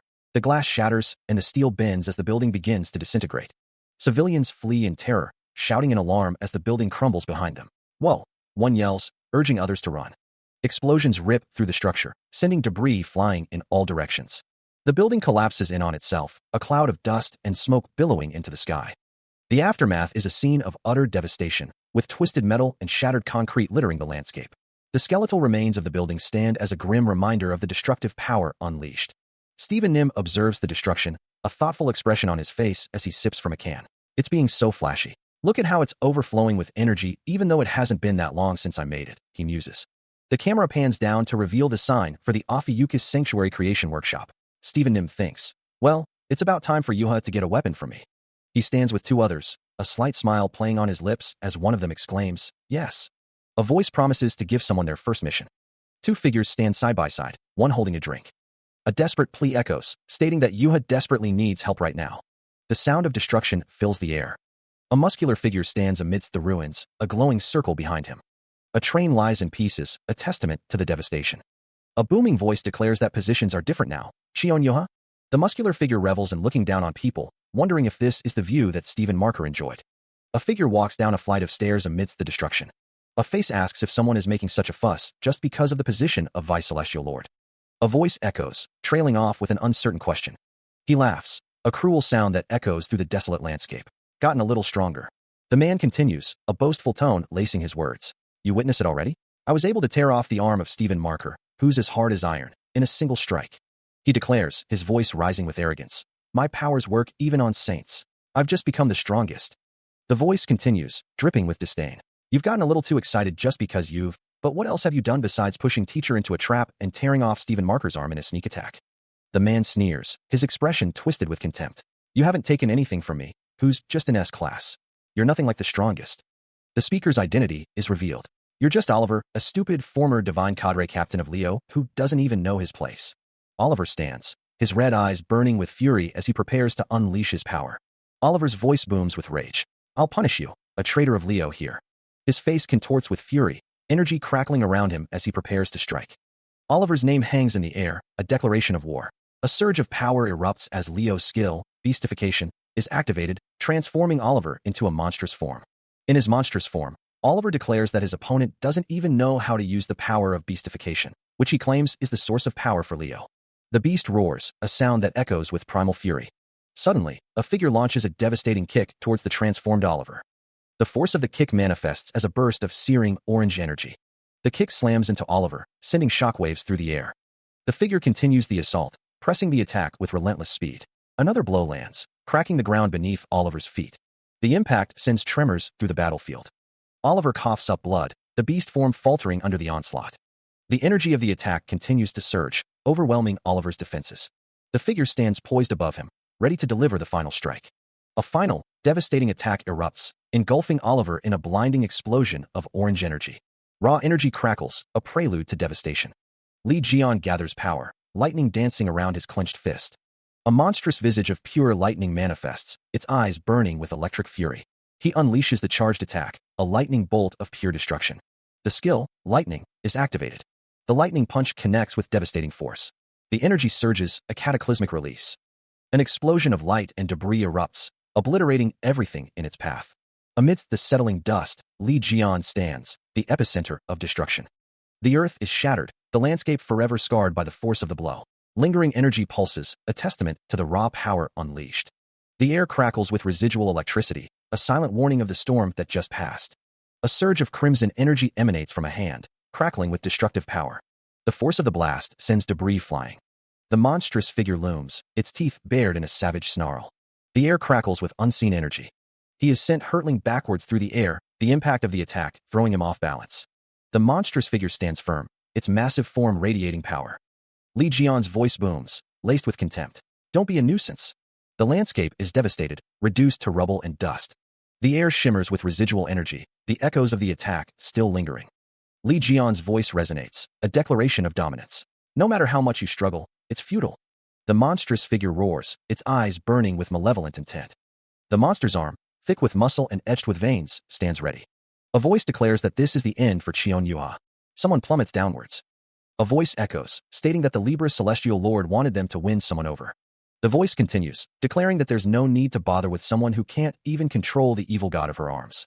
Anger simmers within, directed at oneself for failing to overwhelmingly defeat someone like Oliver. A grim realization dawns. At this rate, catching up to him will be impossible. A wide smile spreads across a face. A voice scoffs, declaring, much less Uncle Li Jian. A voice calls out, asking Chion Yuha what they are thinking about in the middle of a fight. A monstrous figure looms. A warning echoes. They're in a subway station, and if they get distracted, a train might run into them. A train hurtles forward. Power surges. The energy intensifies. The surge continues. She struggles against an unseen force. The pressure mounts. Power crackles around her. She thinks, I don't ever want to lose helplessly again like that time. She grits her teeth, enduring the pain. To think she's still hanging in there even though a normal person would have been devoured by the evil god's energy by now. The energy continues to surge. She vows, how dare. I don't want to lose any more like back then. She struggles, but a spark of defiance ignites within her. It got stopped that easily? She resolves, I must win. I must become stronger.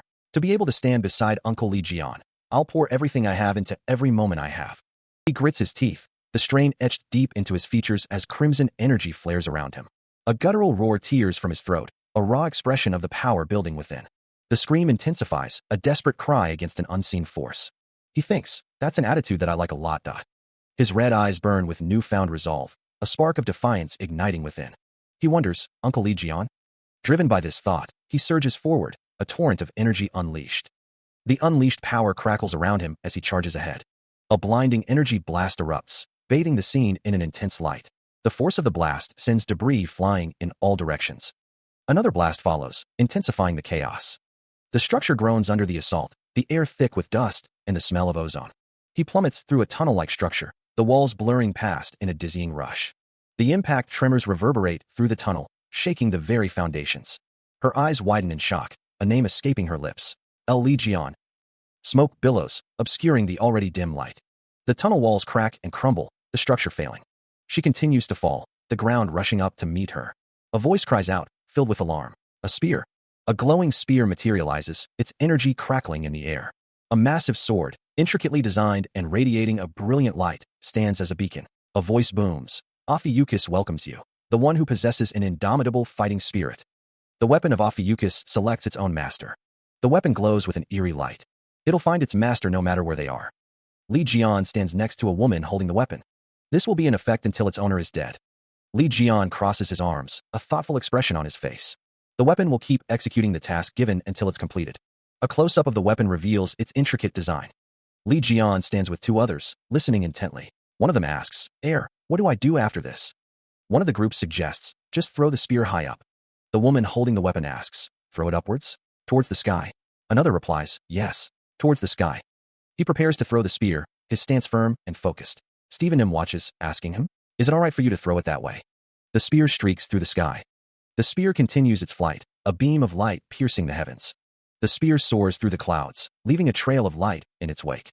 The spear hurtles through the city, a blur of motion against the buildings.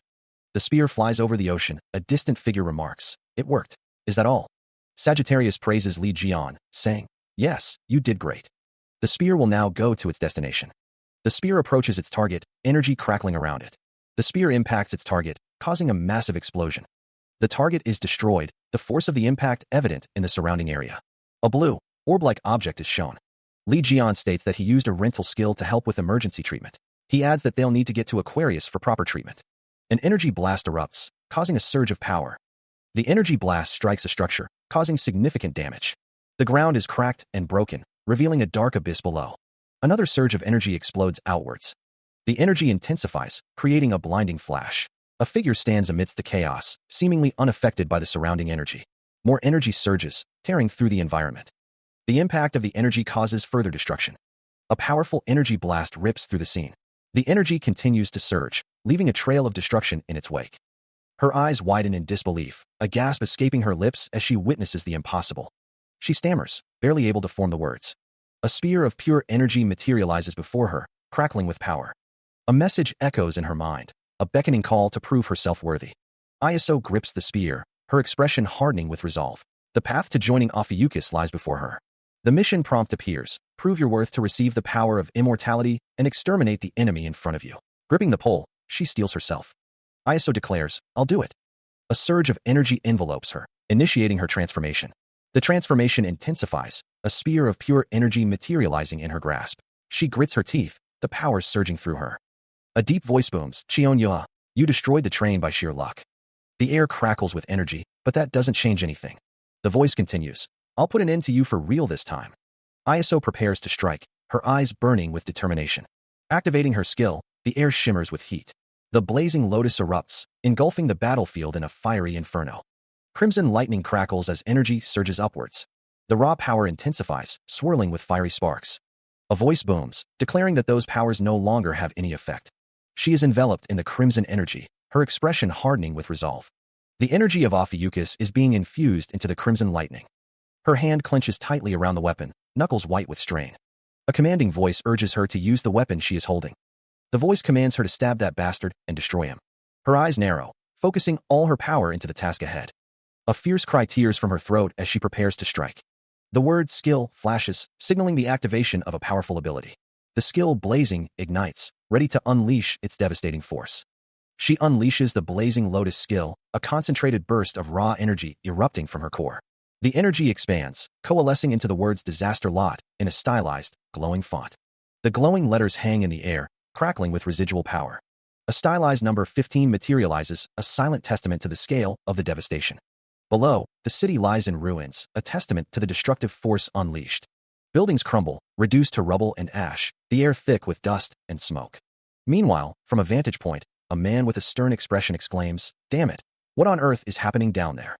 Another man's eyes widen in disbelief, the horror of the scene etched on his face. The first man's face contorts in a mixture of anger and fear, the gravity of the situation sinking in. A final burst of energy slams into the ground, sending tremors through the ruined landscape. The last vestiges of the Blazing Lotus fade, leaving behind a scene of utter devastation. The city is split in half, a testament to the sheer power unleashed. Buildings crumble and collapse, reduced to rubble in the wake of the devastation. The destruction continues, a relentless wave of energy tearing through the landscape.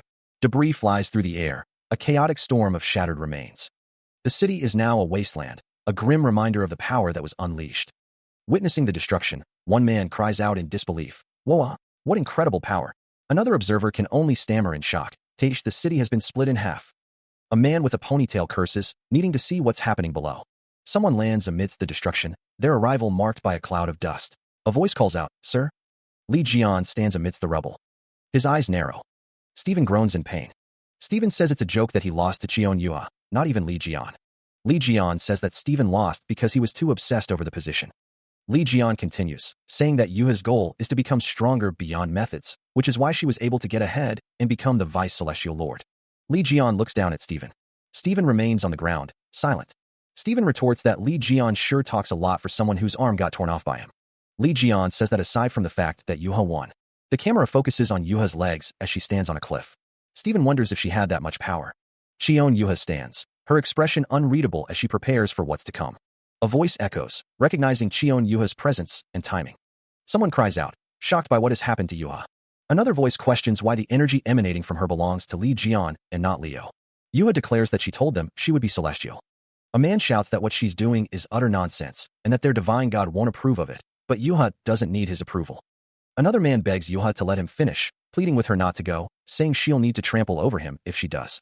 Yuha looks forward, determined. Stephen Nim stares in disbelief as a mission notification appears before him. Prove your worth. The Saint of Leo, Stephen Marker, is standing in your way. Defeat him and get your way. He wonders what this could mean. Two figures tower over a smaller character, yelling, seriously, listen to someone when they're talking. One of the figures, Oliver, asks, a person? I guess even ashes are talking now. What do you think you're doing? Former traitor, Oliver. A figure lies on the ground, battered and bruised. He grits his teeth, declaring, you don't even know what kind of existence Libra really is. A destroyed building stands as a testament to the battle. The text reads, parts of the Divine Cadre HQ were destroyed because of our fight. A massive crater marks the landscape. A voice booms, do you know what this means? The figure from panel 5, now with glowing eyes, declares, the barrier of Leo that was protecting this place has been weakened. The text reads, the end will come upon this place soon. Two figures stand silhouetted against a bright light, weapons drawn. Stephen Nim and another figure look on with concern. The other figure exclaims, he's up to something else too? Rings of golden energy materialize, crackling with unseen power. The energy intensifies, drawing in loose debris that swirls around the glowing rings. One of the onlookers, his brow furrowed with concern, wonders aloud, is he trying to summon a calamity? A violent burst of energy erupts from the center of the summoning circle. The raw power of the summoning surges outward, a tangible force. A close-up reveals an eye glowing with an unnatural light, a sign of the immense power being channeled. A single bead of sweat trickles down a brow, a testament to the strain of controlling such volatile energies. The energy intensifies further, the air crackling with anticipation. The summoning reaches a fever pitch, the golden light almost blinding. The assembled group watches with a mixture of awe and apprehension, unsure of what is about to emerge. Two figures exchange a worried glance, the gravity of the situation settling upon them.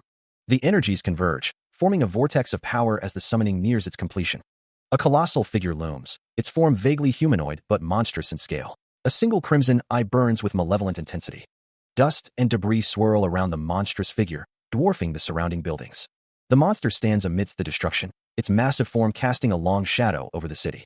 A voice echoes, filled with disbelief. Crimson Eye? The Crimson Eye flares, radiating an ominous power that seems to warp the very air around it. A colossal horn, dark and menacing, pierces the skyline. A monstrous face, wreathed in fire, looms into view. Two figures stand defiantly before the towering beast. The pair prepare to face the enormous threat. A voice whispers, questioning the identity of the approaching horror. Crimson Eye? The Crimson Eye towers over the city, a titan of destruction. Doubt and disbelief echo in the air. The Crimson Eye? That died in the Demon Tower, though? A man shouts a warning, his voice laced with panic. Calamity. Run away. Shit, there are still civilians here. The Crimson Eye's face is a mask of terrifying power. Energy crackles around the Crimson Eye's horn, a harbinger of destruction. A surge of power erupts. A scream echoes as a figure is sent flying through the air. The figure is struck again, the impact sending tremors through their body. A voice cries out in frustration, "Damn it, Dash." A figure wielding a spear stands poised for battle. The figure grits their teeth, determination etched on their face. The words Hawaii Afiyuka's Sanctuary appear. A grand structure stands against a backdrop of blue sky and distant buildings. The ocean stretches out to the horizon under a bright sky. A voice wonders, why does it feel ominous? Lee Jian sits perched on a stone, gazing towards the ominous location. Breaking news reports that calamities have invaded various places on Earth. So far, calamities have been confirmed in America, the European Alliance, and Korea. In Washington, D.C., a humongous calamity has appeared, and that whole area is in an emergency state. The calamity looks like the ruler of the Demon Tower in the past, the Crimson Eye, which has brought about a lot of shock. A press conference is held, with officials standing before a crowd of reporters. Each divine cadre recognizes this as a serious situation, and divine orders have been given out. Libra has announced that they'll take the lead in stopping the calamity. The Libra representative states that Libra will work with allied divine cadres to rescue civilians and defeat the calamity. In this time's divine orders, Libra has not mentioned anything about the deaths of the Celestial Lord's sons. A figure stands before a statue of Libra, seemingly contemplating the situation. They've got a good justification now. They're probably coming over to attack us. There's a possibility that Libra was the one that brought about the calamities. But to think that they'd mobilized the Crimson Eye, it's reappeared. What the hell is happening? Didn't Li Jian kill it in the Demon Tower? The other saints brought out the Crimson Eye's head too. He asks what they did with the Crimson Eye's head afterwards. Libra explains that there was conflict between the divine cadres over the right of possession. Sagittarius cut off all interactions with the other saints after the raid on the Demon Tower, so he wouldn't have known what happened internally. In the end, they decided to seal it and buried it in the sea. It was Libra's suggestion. Jian states that they are seeing the picture roughly now. He declares he'll go give that Crimson Eye-looking bastard a beating. The Crimson Eye's head is shown. An unknown character is shown. Libra says that their enemies might invade them, so he wants Jian to prepare the security systems for his sanctuary. He adds that things like barrier or trap formations are his specialty. After all, Libra tells Jian that he's the only one he can count on for this. Jian internally panics, wondering what to do because Libra is so close. Jian asks for help. Jian smiles. A Haley filter is applied. The filter distorts the character's features. Li Jian is told to leave it to her. Someone asks the princess to rethink her decision, fearing the divine cadre will go bust at this rate. She exclaims that Li Jian asked her for help. She says that he said she's the only one he can rely on. The Haley algorithm explains that Li Jian asked her to strengthen the sanctuary security, requiring many Scorpio divine artifacts, ultimately meaning they're moving in together. Someone wonders if that wasn't basically a proposal. She says that they're completely overthinking things. Someone tells others to be silent and not get in her way, mentioning Teksu. Someone agrees to go with another to defeat the Crimson Eye. Someone wants another to go to Korea right away. Someone questions why they should go to Korea when Yuha is in America. He holds a glowing figure in his hand, a faint smile playing on his lips. I'll take good care of her, so don't. A voice urges him to worry about her and go to Korea. A stern face warns, if Libra pulls any tricks in Korea, the voice continues, stating it'll be tough for the divine cadre to handle them alone. Meanwhile, the skyline of Korea, Seoul, looms in the distance. A monstrous roar echoes through the air. A piercing screech follows, as someone exclaims, "Damn it, where did all these monsters come from?" Three figures stand ready, one declaring, "We mustn't let." Another monstrous roar shakes the ground. A panicked voice cries out, "Shit, it's behind us." The city is swarming with flying monsters, filling the sky with their menacing forms. A hulking monster perches on a building, a grim reminder that there's no end to this. A monstrous roar echoes through the ruined city as a hulking creature with yellow eyes surveys the devastation.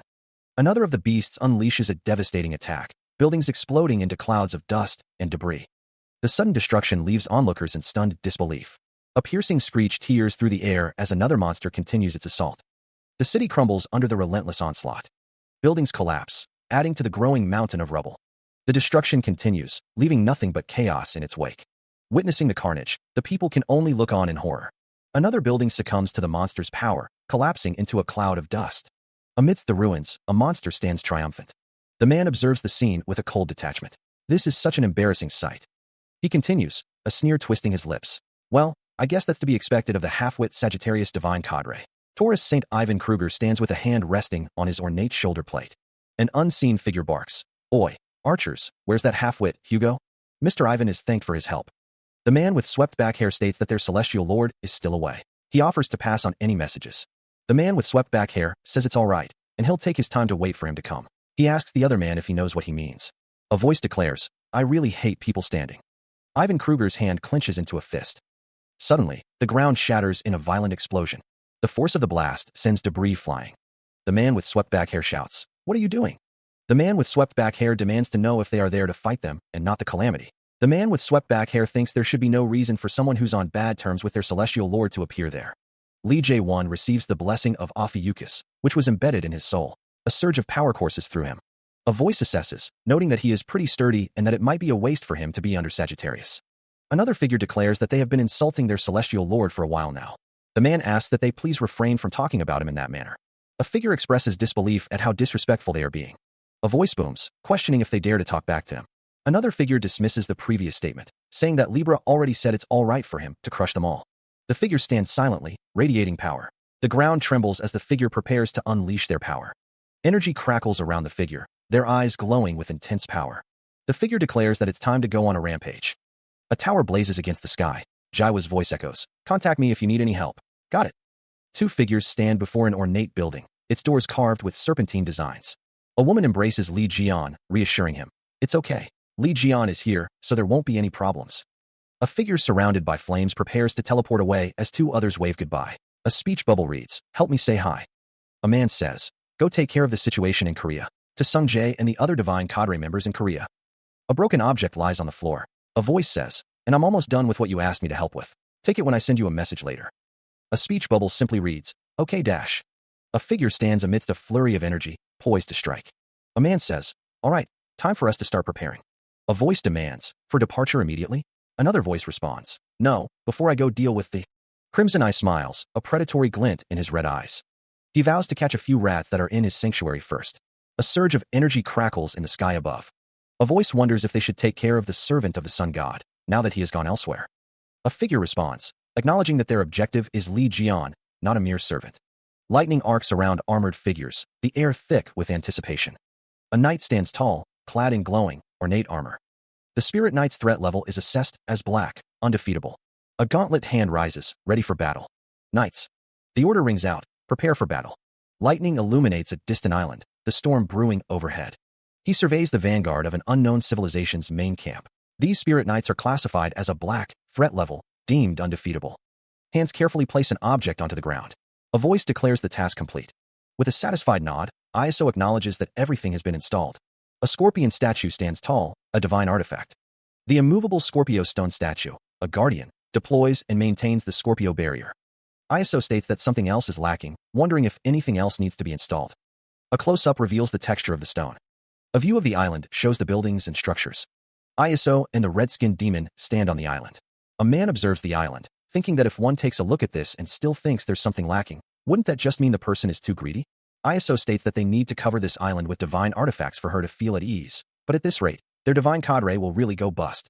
ISO declares, with unwavering resolve, that they will let it go bust. A wide smile stretches across her face, a hint of mania in her eyes. The situation is rapidly deteriorating. Even the Scorpio sanctuary lacks the resources being deployed. Lee Jian laughs, watching as many artifacts are deployed. The order is given to follow her quietly, as she has already made up her mind. Lee Jian sighs, the weight of the situation settling upon him. He stares at the Scorpio statue, a sense of foreboding washing over him. The stone scorpion looms, silent and ominous. Lee Jian's eyes widen in disbelief. What? The statue erupts in a burst of energy, stone cracking and dust flying as the figure beside Lee Jian exclaims in shock. The stone begins to crumble, the statue's form disintegrating. The Scorpio statue shatters completely, reduced to rubble in a blinding explosion. Explosions erupt around a figure clad in red armor, sending debris flying in all directions. A larger explosion follows, intensifying the chaos.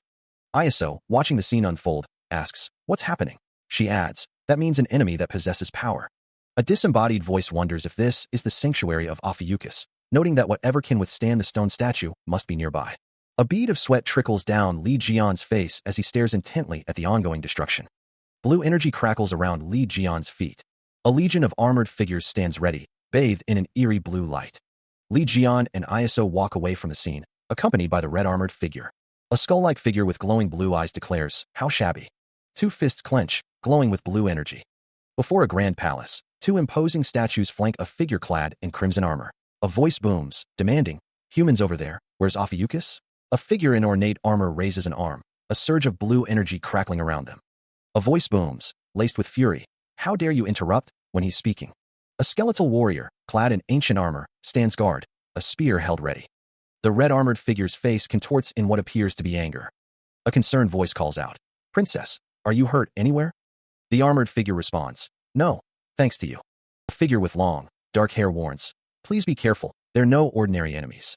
The dark-haired figure's expression shifts to disbelief. "I can't believe he made such a big hole in my household god's armor." One of the skeletal figures wonders what they should do, as the other notes that their opponents are hiding their power, but possess the same power as them. The skeletal figure declares that they are the shame of their race and must be exterminated, referring to them as the traitors that Libra spoke of. The other skeletal figure agrees with the order. The red-armored figure shouts, asking if they thought they would let them do that. The red-armored figure lunges forward, a crimson aura surrounding them. The red-armored figure strikes with immense force. The red-armored figure continues their assault, leaving trails of energy in their wake. The red-armored figure stands over their defeated opponent, dust and energy dissipating around them. A voice booms, telling someone to get lost. Li Jian reacts in shock, exclaiming that the household god was destroyed in one strike. A voice declares someone a traitor of their race. The woman in black attacks with a sword, her movements swift and deadly. A voice booms out, commanding, "Be gone." A surge of energy erupts, tearing through the air. The blast intensifies, a crimson aura swirling around it. The energy detonates, sending shockwaves rippling outward. Another blast follows, the force of the impact shaking the very ground. A voice echoes, laced with disdain, "What monotonous attacks." A dark figure emerges, a shadowy hand reaching out. A blinding light erupts, another wave of energy unleashed. The energy intensifies, arcing towards its unseen target. The blast connects, a deafening roar echoing through the battlefield. The impact sends debris flying, a final, desperate cry piercing the air. A swirling vortex of crimson energy erupts, tearing through the ravaged landscape. The impact sends tremors through the battlefield, scattering debris and dust in its wake. Crimson Eye, radiating dark power, snarled, "How dare you put your filthy feet on this land?" A voice echoed, "Scorpio, you couldn't have said that better." A barrage of azure energy beams streaks across the sky, converging on a single point. Crimson Eyes narrowed, a malevolent glint flickering within them. The blue energy intensifies, a blinding light momentarily illuminating the desolate landscape. The azure beams continue their relentless assault, carving paths through the air. The energy surges forward, a torrent of pure, destructive force. The blue light pierces the darkness, a beacon of defiance against the encroaching shadows. The relentless barrage of energy continues, each beam a testament to the unseen attacker's power. A question mark hangs in the air, a silent challenge amidst the chaos. Blasts of energy fill the air. A figure cries out in pain. The energy crackles with intense power. A skeletal figure stands amidst the chaos. More energy blasts streak across the scene. A figure is struck by the energy. A man with spiky black hair remarks, "I heard some rats scurrying around." The man demands, "Who the hell are you people?" A woman with long black hair and red eyes shouts, "Jian." A voice declares, "You must be the Ophiuchus that Libra mentioned." A massive figure looms, energy crackling around it. A voice sneers, "You guys are the underlings of Libra?" Another voice warns, "Mind your words. We heard that there's a snake that doesn't know his place who's acting up." The assembled group turns their attention towards Libra. A skeletal figure sighs, disappointed. He thinks that the other is too young to be a divine god. Li Jian smirks, stating that there's no need for him to meet anyone's expectations. Another skeletal figure angrily commands the others to be quiet, berating them for speaking rudely to him. Blasts of blue energy erupt. Someone cries out as they are struck by the energy.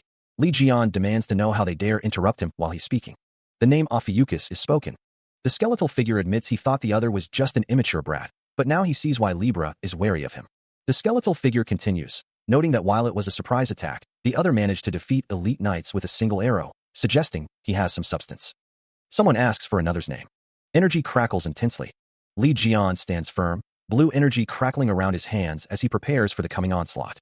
A disembodied voice booms, declaring, "Great, Li Jian." Ophiuchus. A skeletal figure, its eyes glowing with an eerie light, intones, "I apologize for underestimating you." Another voice declares, "We're the Phantom Knights of the great vanguard general of the unknown civilization, Baron Helmet." The Phantom Knights materialize, a legion of skeletal warriors mounted on spectral steeds. The disembodied voice continues, its tone laced with malice. "In order to exterminate mankind, which follows the 6 divine gods, we'll kill Li Jian, who's getting in our way." A skeletal figure, wreathed in blue energy, stands ready to strike. A spectral blade gleams, promising swift and deadly retribution. With a guttural cry, one of the skeletal knights charges forward, spear leveled. The spectral blade is brought to bear, ready to cleave through any resistance. The disembodied voice cries out, "For our great lord." Li Jian, unfazed by the threats, retorts, "Or calamities, you guys sure talk big. Guess you're still underestimating me." The world blurs around him, a maelstrom of motion and impending violence. Li Jian's eyes narrow, a dangerous glint in their depths. "Kill me? Exterminate mankind? Are you joking?"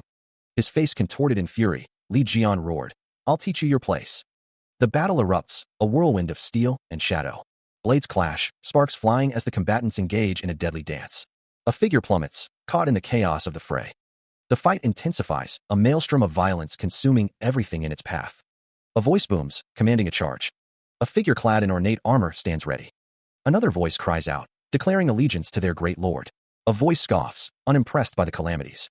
A voice declares that they are still being underestimated. A voice questions the intent to kill and exterminate mankind, asking if it's a joke. Eyes glowing with power, a figure vows to teach them their place. A figure raises a massive blade, ready for battle. Armored warriors surge forward, a wave of steel and determination. A figure in a suit stands silhouetted against the chaos. A monstrous figure looms, its form twisted and menacing. A blinding light fills the space, obscuring the details of the battlefield. Li Jian's eyes glow with power as he declares, "Heavenly punishment." A beam of celestial energy descends, striking a monstrous figure with devastating force. A monstrous figure screams in agony as the heavenly punishment takes its toll. Another monstrous figure emerges, its eyes burning with malevolent intent. The battlefield is illuminated by flashes of light and the clash of supernatural powers. The monstrous figure snarls, "Bastard." Li Jian prepares for another attack, his stance firm and resolute. The monstrous figure declares, "I'll pierce through you." A beam of dark energy hurtles towards Li Jae-won. Li Jae-won cries out in shock, "WH what?"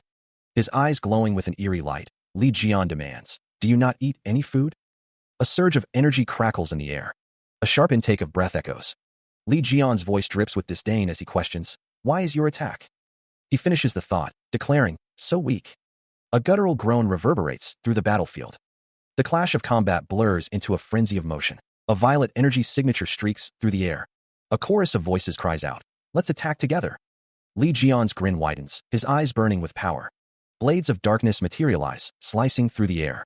With a savage grin, Li Jian unleashes a flurry of dark blades. He grits his teeth, a storm brewing behind his purple eyes. The skeletal warriors react in stunned disbelief. A smirk plays on Li Jian's lips as he stares down his foes. A voice cries out in disbelief, "WH what?" The weapons are stuck. Damn it, he can't pull them out. His grip tightens on the hilt, knuckles white with strain. With a surge of power, he yanks the weapon free. Swinging the freed weapon, Li Jian becomes a whirlwind of destruction. Charging forward, Li Jian shouts, "What's the use of having weapons in your hands?" He hoists a massive weapon, ready to unleash its power. His feet pound the ground as he advances, a force of nature unleashed. The disembodied voice echoes, a harsh critique of wasted effort. "You're just wasting strength if you can't hit anything." Unleashing a torrent of power, Li Jian's form blurs as he strikes with devastating force. "You guys are so darn fragile." The force of the blow sends shadowy figures flying, their forms dissolving into streaks of darkness. The remnants of the attack scatter, leaving behind only wisps of dark energy and shattered remains. A skeletal warrior, engulfed in flames, stares in disbelief. That's impossible. He took everyone down in an instant." A cataclysmic explosion erupts, bathing the battlefield in searing heat and blinding light. A pained scream pierces the air as Li Jian's name is called out in desperation. "Gah! Li Jian." Amidst the inferno, a colossal beast towers over a lone figure, its shadow stretching across the ravaged landscape. A figure in a hoodie speaks, their words laced with a sinister obedience. "I've brought them all here as you instructed me to. All the household gods of Ophiuchus." The monstrous face looms closer, its eyes burning with malevolent intent. A heavily armored figure, red beard braided, demands, "How dare you invade our lord's sanctuary?" The giant monster stands guard, its massive form a bulwark against any intrusion, as the hooded figure watches from below. A monstrous clawed hand declares, "We'll kill all of you."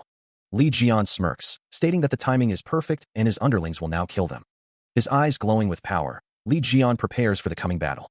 A sudden impact shakes the battlefield. Li Jian's eyes burn with an intense, otherworldly light.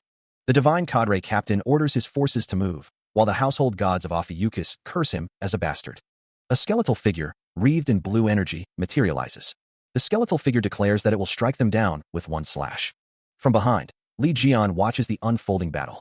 A figure roars in the chaos. A shadowy figure stands amidst the destruction. Another devastating impact rips through the battlefield.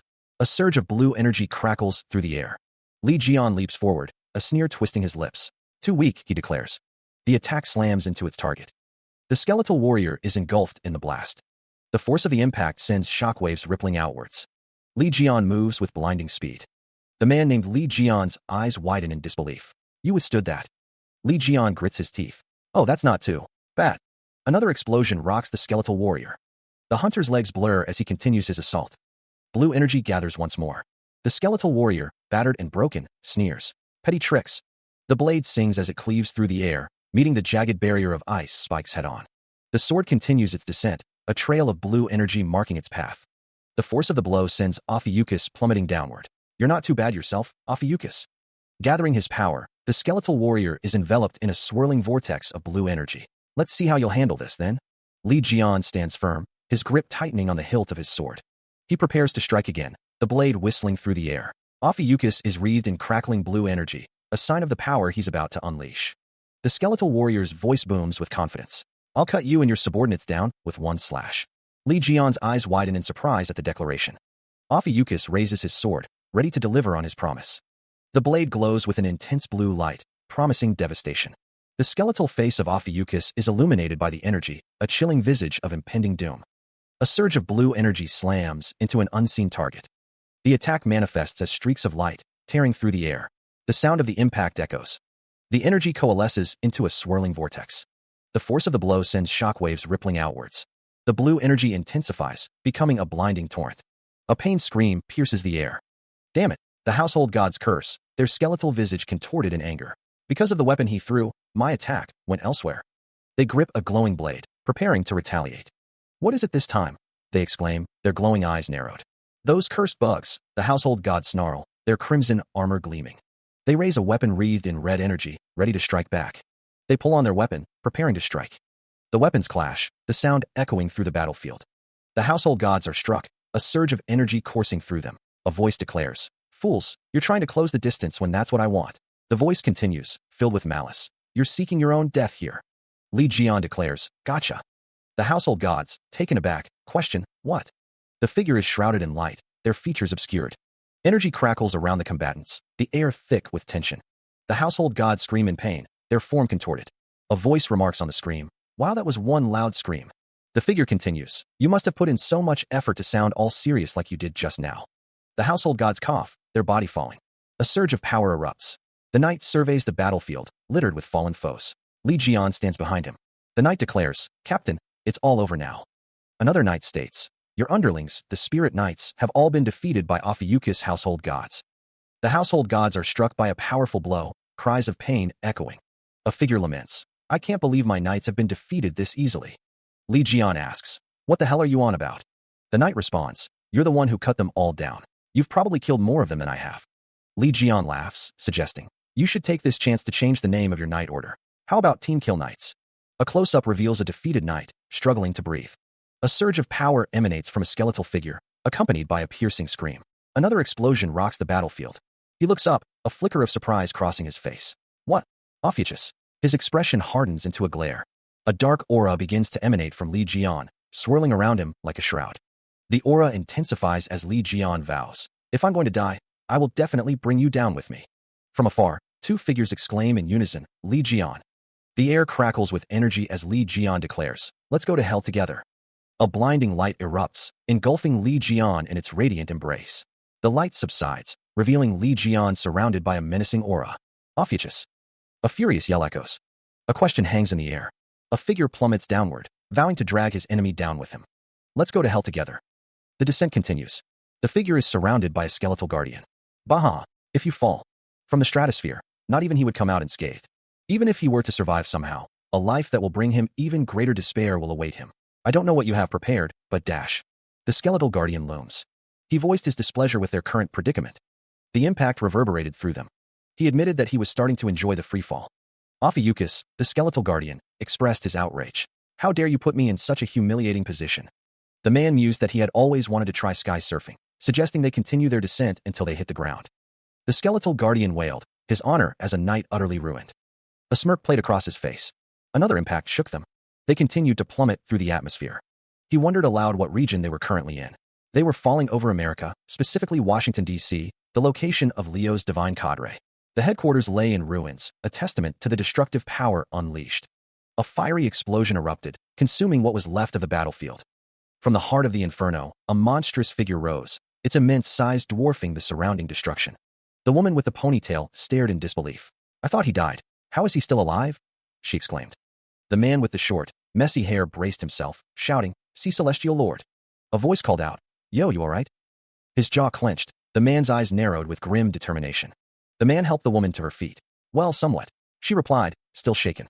He grimaced, looking at his damaged hands. I managed to stop that somehow. Looks like I won't be able to eat with my hands from tonight onwards. A small, cartoonish figure appeared, saying, I'm glad you still have enough energy to joke around. Worry etched itself onto the man's face as he stared at the monstrous figure. A voice exclaimed, Shit, it's moving elsewhere. We need to stop it. A voice calls out, asking if someone is alright amidst the chaos. Li Jian observes that their fighting spirit is burning upon seeing the Crimson Eye. A voice declares that they've defeated the Crimson Eye before, suggesting they can do it again with help. The group stands ready, facing an unseen threat. A man looks up, a bewildered expression on his face. The camera focuses on a character's chest, the details obscured by shadow. A woman insists that the Crimson Eye is too powerful, understanding how the others feel, but warning that fighting it will only cause greater damage to their divine cadre. Li Jian tells the others that they have something else they need to do. The order is given to rescue the citizens that have yet to evacuate. A woman pleads for them to fulfill the duty of a strong person, which is to protect the weak. A voice declares that they will help the Celestial Lord. The group understands and agrees to go help the citizens. She urges haste, lest they cross paths with the Celestial Lord and Vice Celestial Lord. ISO thanks Li Jian for his help. Li Jian acknowledges that ISO blocked his last attack. He notes that his divine cadre transfer mission is not yet over, and he must defeat her to keep her alive until then. The mission objective is displayed, defeat him and get your way. ISO asks what they should do now, as they stand before a massive, monstrous figure. Someone asks if he is going to show them the skills that cut the Crimson Eye's head. Li Jian states that ISO already knows the truth and questions why she would ask him that. He insists that he is not the one who killed the Crimson Eye. Li Jian's expression hardens. Li Jian did it. He wonders if maybe they are trying to kill him. A young woman with red hair states that she killed the Crimson Eye alone. Uncle Li Jian killed the Crimson Eye alone. Jian isn't here. In the end, someone has to stop him. This time around, he's really the only one who can do this. A golden, lion-like entity radiates power. The man states that he will use the divine god dissension. Leo's expression is grim, the weight of the decision heavy on his face. The question hangs in the air. If they want to summon the divine god, they'll use up an immense amount of resources. Will they be fine? It's true, the price to summon a divine god to Earth is a hefty one. The man worries that they could lose everything that Leo has accumulated up until now. The consequences are dire. Fail to protect the city and its people, and they'll lose everything that mankind has accumulated. Leo declares that he's already set his heart on it, this being his chance to redeem his pathetic behavior from 20 years ago. Energy crackles as the summoning begins. The summoning intensifies, the air shimmering with power. A colossal figure begins to materialize, wreathed in divine light. This time, he vows, he won't run away like he did last time. Golden energy surges around the figures as the summoning begins. A guttural scream tears through the air. The energy intensifies, engulfing a figure in blinding light. A burst of raw power emanates from the center of the ritual. All resources, including the divine cadre's experience points, will be consumed to summon the divine god. Leo Saint calls out, Chion Yuha, protect me while I summon the divine god. Chion Yuha stands ready, her expression grim. Drawing her blade, Chion Yuha prepares for battle. A monstrous roar echoes through the chamber. The divine god materializes, a terrifying figure wreathed in power. Another scream pierces the air as the summoning reaches its climax. A monstrous demon roars, its fiery breath scorching the air. A scream pierces the air, a desperate cry amidst the chaos. The scream intensifies, a raw expression of pain and terror. The anguished cry echoes through the battlefield. A skeletal monster grins menacingly, its glowing eyes promising death. Finally, a moment of grim determination. He sees the ground rushing up to meet him. A figure descends with a sword, ready to strike. The skeletal monster looms, a harbinger of destruction. The demon stands tall amidst the chaos, its horns a symbol of its power. A powerful blow lands, shaking the very foundations of the battlefield. The demon is struck by a blinding light, its form engulfed in energy. A blinding surge of turquoise energy erupts, tearing through the battlefield. The raw power slams into a monstrous figure, its features contorted in a silent scream. The energy continues to spread, vaporizing everything in its path. Amidst the chaos, a figure stands atop a skeletal beast, seemingly untouched by the devastation. Another figure is sent hurtling through the air, a victim of the unseen force. A woman's back is turned to the blast, her posture tense. What the hell is that? A figure is encased in a sphere of golden light, shielding them from the destruction. A man's eyes widen in disbelief, his mouth agape at the sheer power on display. KUGH-. Another figure is struck by the shockwave, sent tumbling amidst the debris. The woman with the ponytail grips her weapon, ready to strike back against the source of the devastation. Arg, it took so long for us to reach the ground. Where am I? A man groans, struggling to his feet. Huh. Li Jian arrives, seemingly surprised. He shouts, seriously? Uncle Li Jian. Someone approaches, their footsteps echoing. A man exclaims, wait, Musclehead is here too? Li Jian wonders where he has been brought, recognizing the location as Washington, D.C. Ophiuchus declares, Ophiuchus, it's all over now. A voice booms, stating that Crimson Eye is an opponent that Li Jian cannot defeat. The voice continues, commanding Li Jian to experience helplessness and despair as he dies. Crimson Eye appears, radiating a menacing aura. A figure stands with a large weapon, ready for battle. Li Jian stands firm, facing the impending threat. A close-up shows a person's chest, tensed and ready. Li Jian's eyes glow with determination as he prepares to fight. 20 years ago, the ruler of the Demon Tower suddenly appeared. A dark tower looms, adorned with skulls and demonic imagery. A monstrous face, wreathed in shadow and lit by malevolent red eyes, stares out. The Crimson Eye. A blinding light erupts, signaling a cataclysmic event. A hulking demon stands amidst the chaos, its form radiating immense power. Though that roar sounded so vicious and overwhelming that just hearing it caused the 12 saints to lose their will to fight. The air crackles with raw, untamed energy. The demon's maw opens wide, revealing rows of razor-sharp teeth. Although that roar sounded so vicious and overwhelming previously that hearing it alone caused the 12 saints to lose their will to fight. The demon's face contorts in a terrifying display of power, its eyes burning with crimson light. The serpentine creature unleashes a deafening roar, the sound echoing through the desolate landscape. Firelight flickers within its maw, illuminating rows of razor-sharp teeth. Li Jian regards the beast, a flicker of confusion in his eyes. The monster's massive leg slams into the ground, sending tremors through the earth. Li Jian leaps forward, closing the distance between himself and the beast. He barks, "You're not very good at greeting others, are you?" Li Jian continues, "It's been so long since we last met. You ought to put a little more sincerity into your greetings." He descends upon the monster, a blade of pure energy forming in his hand. His fist clenches, ready to strike. A mysterious presence looms, its intentions unknown. He lunges forward, a blur of motion against the serpentine creature's massive form.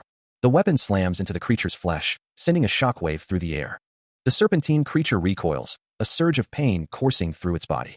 A guttural roar erupts from the creature's throat, a sound of pure agony. Debris explodes outward, a testament to the force of the impact.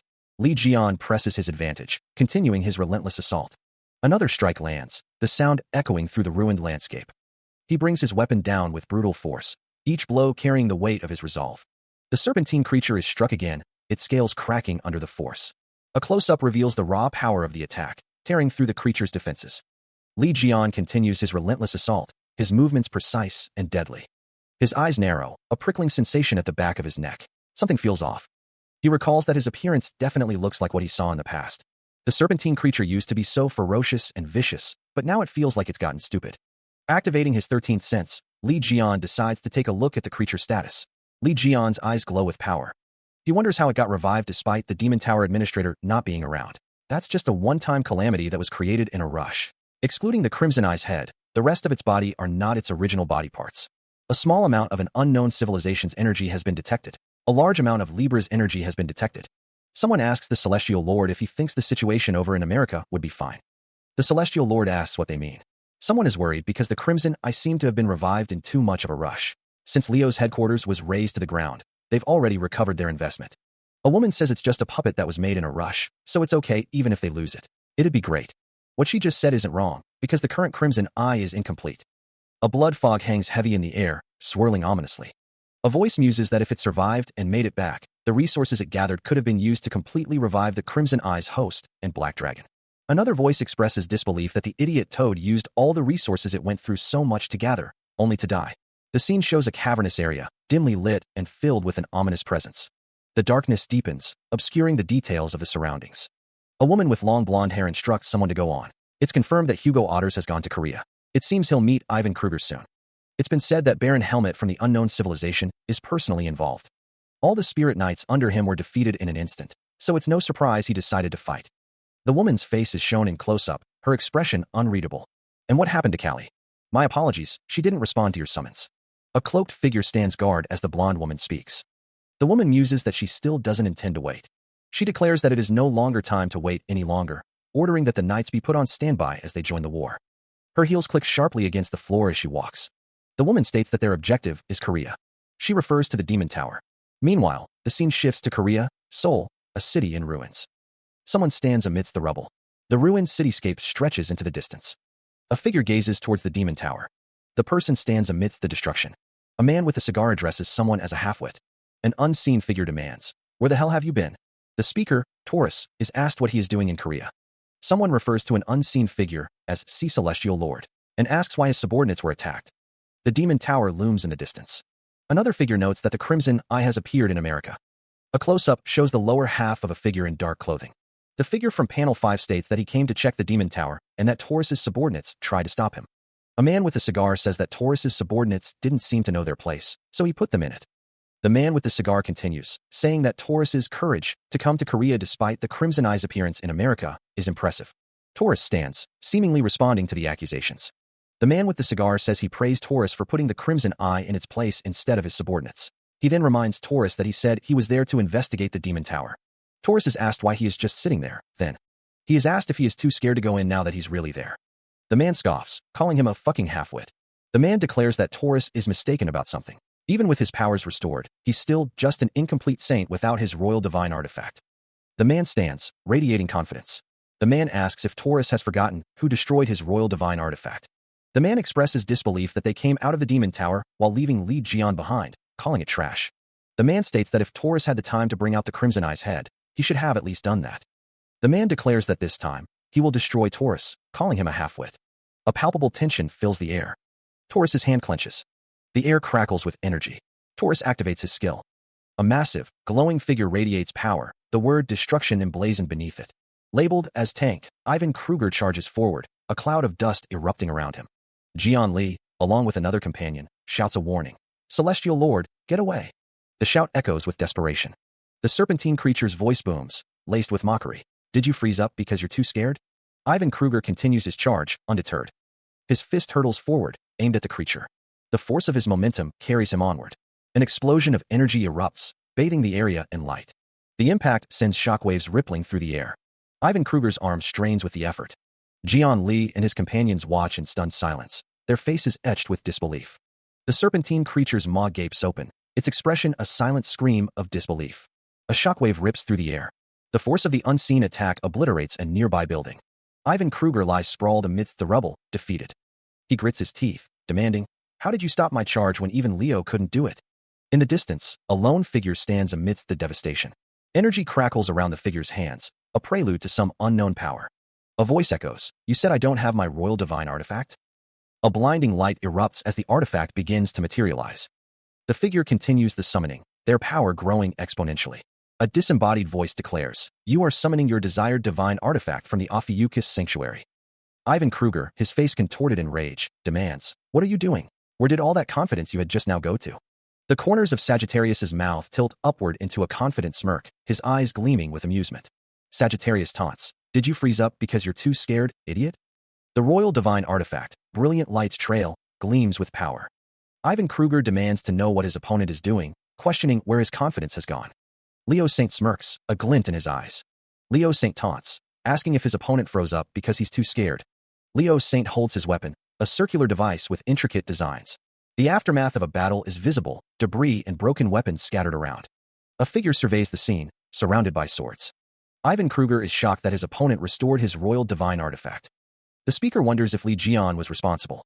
Ivan Kruger tells Taurus not to be scared, stating he doesn't intend to use his weapon right now. Leo Saint expresses his anger at his opponent for messing with his subordinates, noting they have deep-rooted problems. He suggests that if they were to use weapons, things could end quickly, and neither of them wants that. The other fighter listens intently, his expression unreadable. His hands clench into fists, knuckles white with anticipation. He declares that they will fight with their bare fists. His eyes glow with a fierce, predatory light, a wide grin spreading across his face. That ought to feel great. Li Jian curses, calling him a half-wit. Rising to his feet, Li Jian prepares to engage. Li Jian scoffs, questioning if the other thinks he is all that just because he got his royal divine artifact fixed. He shouts, demanding to know if the other truly thinks he's that weak. The other fighter launches himself forward, a blur of motion. He prepares to strike, his fist cocked back. He declares that he will rip Li Jian apart. A city crumbles under a cataclysmic assault. The blonde-haired fighter clashes with a dark-haired opponent amidst the ruins. The blonde-haired fighter recalls, come to think of it, you also boasted about your strength, didn't you? The dark-haired fighter smirks, retorting, let's see, just. The dark-haired fighter roars, how dare someone like you fight me with just brute strength? The blonde-haired fighter cries out in pain. A foot slams into the ground. A foot slams into the ground. The blonde-haired fighter unleashes a powerful kick. The blonde-haired fighter declares, you shouldn't look down on the wrist strength of an archer. The serpentine creature grits his teeth, preparing to strike.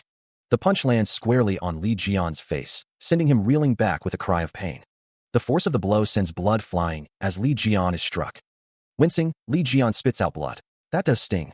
The serpentine creature prepares another strike. Li Jian intercepts the blow, a surge of power emanating from his hand. Blood trickles from Li Jian's mouth, his expression hardening. Gathering his strength, Li Jian prepares to retaliate, a blue aura crackling around his fist. Li Jian's fist connects with the serpentine creature's face, sending him flying. The serpentine creature cries out in pain as he is struck. The force of the blow contorts the creature's face. The serpentine creature reels from the impact. Blood trickles from the corner of its mouth. The energy of the attack explodes outwards. The serpentine creature is sent flying backwards from the sheer power of the strike. It screams in agony. The force of the blow continues to radiate outwards. Debris and dust are kicked up by the impact. The energy of the attack continues to surge. The serpentine creature's face is a mask of pain and shock. Li Jian watches as the creature reels. The serpentine creature stumbles backwards, struggling to regain its footing. The captain continues his assault, landing another devastating blow on the serpentine creature. Grinning through the blood splattered across his face, the serpentine creature declares, great. I'm done with adjusting your bones, dash. Clutching at his legs, he realizes the attack has crippled him. Shit, my legs. The serpentine creature's voice echoes, shall we see how the skin of a Taurus warrior is as a sandbag? His face contorted in rage, the serpentine creature asks, what? Do I look like a sandbag? His eyes blaze with fury. He screams, curse you. Li Jian prepares another attack, his stance firm. The world blurs as an immense power is unleashed. A cataclysmic explosion rips through the landscape. The shockwave expands, leaving nothing but devastation in its wake. Two figures watch the aftermath, their expressions unreadable. Below, the group looks up, one of them wondering what on earth is happening up there. The serpentine creature is struck, someone exclaiming his title, Celestial Lord. Li Jian's fist flies forward. The serpentine creature thinks that he'll really get beaten to death at this rate. A notification appears, stating that he has equipped armor for his whole body. The punch connects. The serpentine creature is shocked. The serpentine creature smirks. He chuckles. The serpentine creature admits that he let his guard down a little. He continues to chuckle. He declares that they should get equipped and prepare for round 2. The serpentine creature's weapon vibrates intensely. The weapon emits a blinding light. The serpentine creature grips his weapon tightly. The serpentine creature grits his teeth, ready for the next attack. Taurus declares that Li Jian is acting like a coward, and he will use his weapon as well. The weapon glows with power. Hugo is still unaware of how recklessly Li Jian has been using his royal divine artifact. The narration reveals that Hugo didn't know just how recklessly Li Jian had used his royal divine artifact. Taurus looks surprised. He exclaims, what? He struggles to focus, a wave of disorientation washing over him. He can't remember anything after the divine god's descent. What happened? Did the divine god take over his body during the descent? What happened to the Crimson Eye then? The shriek of the Crimson Eye echoes in his mind. The divine god is still using his body to fight, and that's why he can't wake up. Even so, he's a saint. He can't believe he fainted and is allowing the divine god to do everything. Stephen, pull yourself together. He must help the divine god and fight the Crimson Eye. What's that light? Could that be the divine god's cue for him to wake up? In that case, divine god, he's coming. He begins to awaken, his body emerging from the darkness. The massive hand of the serpentine creature descends, casting a shadow over Li Jian. A guttural roar tears through the air. The serpentine creature's hand continues its descent, closing in on Li Jian. Li Jian leaps into action, brandishing his weapon. A woman questions if Li Jian is fighting the Crimson Eye, while a man mutters that she is lying. The serpentine creature snarls, telling Li Jian that there's no point in struggling. The air crackles with energy as the battle intensifies. Li Jian strikes, his weapon a blur against the massive form of the serpentine creature. A voice taunts the serpentine creature, remarking that his head looks like the real thing. Another voice asks if the serpentine creature remembers what happened at the demon tower. Li Jian continues his assault, pressing the attack. The serpentine creature lunges forward, claws extended, aiming to tear through Li Jian. He narrowly avoids the attack, the creature's claws whistling past his face. The serpentine creature continues its assault, momentum carrying it forward. The creature crashes to the ground, creating a cloud of dust. Li Jian smirks. Even though it's been a while since we've met, we're not friends. The serpentine creature retorts, I'll cut you down in an instant and leave this place without regrets. The serpentine creature gathers energy, a red aura flaring around it. The red aura intensifies as the creature prepares its next attack. Two figures watch the battle unfold. A voice calls out that he's going to use his breath. Li Jian prepares his own attack, a blue aura surrounding him. The blue aura crackles with energy as Li Jian prepares to unleash the hammer that grants achievements. The hammer that grants achievements is activated, unleashing its full power. The hammer glows with an intense, emerald light. The serpentine creature snarls, I'm not going to let you do that filthy burp. The hammer's energy shifts, now radiating a fierce, golden hue. The power intensifies, building to a crescendo. The hammer slams into the serpentine creature, unleashing a cataclysmic explosion of energy. The hammer pulses with a final, crimson surge. The landscape is bathed in the afterglow of the devastating attack. A voice booms, warning that the opponent is about to unleash their breath attack. Li Jian is wreathed in flames, preparing to counter the incoming assault. He grips the hammer that grants achievements, its surface crackling with emerald energy. The hammer descends, a blur of motion and power aimed at the serpentine creature. The serpentine creature snarls, I'm not going to let you do that filthy burp. A sinister grin spreads across the creature's face. The hammer connects, a devastating blow that sends shockwaves through the air. The impact is immense. The serpentine creature is engulfed in a fiery explosion, its form barely visible within the inferno. A beam of light pierces the sky, a testament to the power unleashed. The air crackles with residual energy. The hammer that grants achievements glows faintly. Li Jian raises the hammer, observing the scene. Wow, that burned up really nicely. The serpentine creature's remains smolder. It's well done. Li Jian stands amidst the devastation, the serpentine creature's massive form reduced to burning wreckage. The landscape is scarred and broken. He reflects, since the head is the real thing, the breath is as powerful as it was in the past. The camera focuses on the charred remains of the serpentine creature. It's too bad for you, though. Energy dissipates from the creature's corpse. The last vestiges of power fade away. The serpentine creature's massive body lies broken amidst the ruins. The light reflects off the creature's scales, now still and lifeless. He leaps away from the defeated serpentine creature, surveying the scene. The air hangs thick with the smell of ozone and dust. A woman with black hair pulled back into a ponytail stares in disbelief at the destruction. Medics rush to aid the injured, their faces grim. The serpentine creature lies still, its massive form a testament to the battle's intensity. A man with a grizzled beard gasps, his eyes wide with shock. The crowd watches as Li Jian stands victorious over the fallen beast. The man states, that's right. He thinks, the only thing needed to attack the Crimson Eye is. Li Jian stands amidst the rubble, a lone figure against the devastated landscape. Li Jian's name echoes in the aftermath. The sun casts long shadows across the ruined city. He grins, revealing his teeth. Li Jian explains to his students how to kill the Crimson Eye. Li Jian tells them to look at this. One of the students wonders what that is. Another Crimson Eye appears. One of the students is shocked. Li Jian explains that the large Crimson Eye that they know of was the host of this black dragon. It acts as a vessel for this black dragon as it feeds off it as a parasite and grows. One of the students is shocked that the Crimson Eye was just a vessel. Because while he was trapped in the demon tower, the tower administrator kept reviving the calamities. That included the Crimson Eye and the black dragon. A monstrous head looms, its jagged teeth bared in a silent snarl. A swarm of shadowy figures lurks in the background, their forms indistinct and menacing. The serpentine creature stands before the swarm, its massive form dwarfing the shadowy figures behind it. Ivan Kruger, accompanied by a woman with a red ribbon in her hair, speaks, his expression troubled. Which is why I know all that even though I didn't want to. A disembodied voice explains. At a quick glance, I can tell only this giant's head was the real thing while the rest of it was made from other body parts of different calamities. Li Jian stands on a precipice, the monstrous head looming below. Ivan Kruger stands beside him, listening intently. A voice declares, involved with the unknown civilization, so it's possible for them to do all this. The serpentine creature gathers its forces, preparing for an unknown purpose. A voice states, then all these calamities would have been completely brought back. Li Jian faces the monstrous head, his expression grim. The serpentine creature groans. Ugh. A voice says, that's a huge pity, isn't it, team kills captain? The serpentine creature, its face contorted in pain, pleads, kill me quickly. Li Jian looks on, his expression unreadable. Li Jian, his face impassive, remarks, a parrot or something. You've been repeating the same words for a while. He looks on, a question forming in his mind. A notification appears before him. The notification reads that he has a claim coming in from the insignificant Sagittarius Saint for damaging the royal divine artifact and causing item defects. He wonders what nonsense this is, and how the bow could be broken. He pauses, confused. He wonders if it could be from back then. Another notification appears. He stares at the notification. He dismisses the notification, stating he is too busy to deal with it. Elsewhere, a voice cries out the name Li Jian.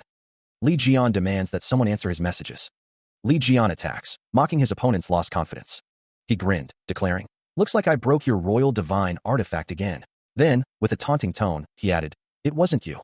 A voice retorted, it's just a common item defect. An unseen force slammed into the figure. Li Jian laughed, haha, you're too slow. The figure was struck again, the impact echoing through the chamber. Jian Li warned, you shouldn't underestimate how fast an archer is. The unseen assailant continued their relentless assault. The attacks intensified, each blow landing with brutal force. The figure cried out as another strike landed. A black blade was aimed at the ground below. Jean-Louis Morin extended his hand, a sinister smile playing on his lips. An attack landed with devastating power. An enraged roar tears through the air, the source unseen but the fury palpable. A surge of frigid energy coalesces, forming jagged shards of ice that gleam with an unnatural light. The ice slams into its target with brutal force, a guttural cry escaping as the impact throws him back. Fortunately, the ice didn't pierce through. Jian Li's eyes widen in disbelief. Who on earth shot that? He thinks. The ice continues to spread, consuming everything in its path with relentless speed. The sound of shattering ice echoes through the air. A colossal ice mountain erupts from the ground, dwarfing the city skyline in an instant. Arg, I almost died back there, Jian Li thinks. What the hell is this? An ice mountain? Jian Li exclaims. The ice continues to crack and groan, a testament to the immense power unleashed. Staring up at the towering structure, Jian Li is left to contemplate the sheer scale of the attack. He stands, looking shocked. Kevin Ajar asks, what are you doing here? That's all you have to say after I saved you. A wide shot shows the destruction. Jian Li shouts, why are you always getting beat up whenever we meet? This is your rematch with Taurus. Do something about it. Kevin Ajar continues, also, you need to pay some attention to your sanctuary's defenses. Kevin Ajar explains, flies are swarming into your sanctuary from all over. Gemini, Aquarius, Capricorn, and Aries who lost their saints are all here. Kevin Ajar says, don't worry, I've come to clean all of them up. Your party is fine. Jian Li replies, I'm not here because I came here by mistake while trying to go to the Sagittarius Sanctuary in the US where Li Jian is at. The camera focuses on the destroyed building. Debris litters the ground. Someone laughs maniacally amidst the destruction. A towering figure crackles with energy, its form radiating raw power. The serpentine creature muses, wondering who dared to trap him. He scoffs, dismissing the attempt to contain him with mere sherbet. The serpentine creature's eyes narrow, his expression a mask of disdain. A voice declares that beef loses its taste when frozen suddenly. The serpentine creature remarks on the resilience of his opponent's face, even after being stabbed. A voice threatens to rip out the tongue of anyone who dares to oppose him. Ivan Kruger urges the others to stop and pick up the pace, insisting they don't have time for this. A sinister smile spreads across Ivan Kruger's face. A voice reminds the group that they didn't gather to quarrel with words. A voice states that Li Jian isn't present, and they should quickly take care of Sagittarius and Virgo. Jean-Louis Morin expresses disbelief at being called sloppy, questioning how anyone dares to think he's weak when they aren't even Li Jian. The serpentine creature asks if they think the number 2 constellation in the world is a pushover, questioning how anyone dares to lump him together with Sagittarius when they aren't even Li Jian. He then asks Kevin if he likes food that's been cooked too. Li Jian, surrounded by crackling energy, held his sword aloft. He mused, I like the taste of fire in my food.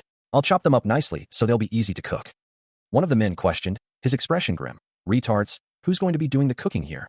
Another responded with a sinister smile. We're in a rush, so we won't show any mercy. The armored figure stood silently, a dark aura swirling around him. Li Jian remarked, his eyes narrowed. You guys look like you're having a good time. A close-up revealed a stern expression, the weight of the situation evident in his eyes. A figure descended, their foot glowing with an intense light, poised to strike. The blonde-haired figure, adorned with a crown and flowing robes, radiated power. The intricate details of her golden attire shimmered with celestial energy. The ground cracked beneath her, a sign of the immense force she possessed. Her presence loomed over the others, a beacon of divine authority. Her golden eyes glowed with an otherworldly light, piercing through the darkness. Her expression was serene, yet hinted at the power she held within. The dust settles on the ruined landscape. A woman in a hard hat stands amidst the debris, her shoulders slumped with exhaustion. Our house is destroyed again, she sighs. A voice booms out, laced with accusation. Why did you do all this then? This wouldn't have happened if you had just released us. The woman in the hard hat glares, her expression a mask of suppressed fury. Beside her, a bound rabbit doll seems to tremble. Another voice echoes, dripping with sarcasm. Whose fault do you think it is? This is all because of those people looking for you. A young man, face contorted in rage, struggles to hold back a massive, spinning object. Sung-jae, hold it in. Keep your strength for tidying this. The spinning object continues to threaten, the air thick with tension. The woman in the hard hat looks up, her eyes widening in disbelief. That's... A colossal dragon descends from the sky, its shadow engulfing the ruined landscape. The air crackles with an ancient power. A dragon. A complex magical formation shimmers into existence, its golden lines crackling with energy. The sun rises over a sprawling cityscape, casting long shadows across the buildings. The camera focuses on a pair of legs descending from a magical formation. The figure's legs touch down, the sound echoing in the air. A swirling vortex of magical energy surrounds the figure. The figure lands gracefully. A woman with glowing yellow eyes says, "Nice to meet all of you." The woman holds a glowing orb in her hands, her expression serene. A text bubble reads, "It's been a long time." One man exclaims, "She came here personally?" The figure adorned with a golden halo is questioned. Libra, why are you here already? We haven't failed yet." Libra raises a finger to their lips, silencing the speaker. An unseen force bears down, the pressure immense. Libra descends amidst a complex magical formation. The crushing pressure elicits a shocked reaction. The immense pressure continues to build. The saints struggle against the overwhelming force. We're also saints, but what's with this stark difference between our power levels? What the why are we also getting pressed down? Jean-Louis Morin's name is spoken. Libra's eyes glow with power as they sneer. A divine cadre that's lost their saint. Yet you couldn't even take down Sagittarius Sanctuary? You dare. One of the struggling figures cries out. Say this isn't a failure? Libra retorts. Ivan Kruger, did you think I wouldn't know that instead of subduing Sagittarius, you got beat up good? Jean-Louis Morin responds hesitantly. About that. He retorts that they shouldn't be asking him why he's already there, and that they should be thanking him for coming quickly before they get beaten to death. Jean-Louis Morin expresses his frustration, stating that this is why he can't trust any of them to do things. Libra declares that this is their punishment, wanting both of them to reflect on themselves. A surge of energy slams into an unseen target. Libra states that it's time to play with these little toys. Another surge of energy slams into an unseen target. Libra activates a skill, a glowing circle with scales at its center. Libra wonders if he should turn them into calamities like Li Jian did, as Jean-Louis Morin cries out in pain. An unseen character curses the sensation. Jean-Louis Morin grits his teeth in pain. The Libra skill is activated. Libra looks down at his targets. A sudden explosion rocks the area, the force of it sending tremors through the ground. The crowd gasps as a colossal, winged figure descends, its single, all-seeing eye casting an eerie glow upon the city. Whoa! A soldier exclaims, recognizing the entity. That's Libra. Is the Libra saint here as well? Another soldier, his face etched with concern, wonders aloud. What on earth is going on over there? Another explosion erupts, closer this time, sending debris scattering through the air. The crowd of onlookers crane their necks, fear evident in their eyes as they try to make sense of the unfolding chaos. A third explosion, even more violent than the last, sends shockwaves rippling outwards.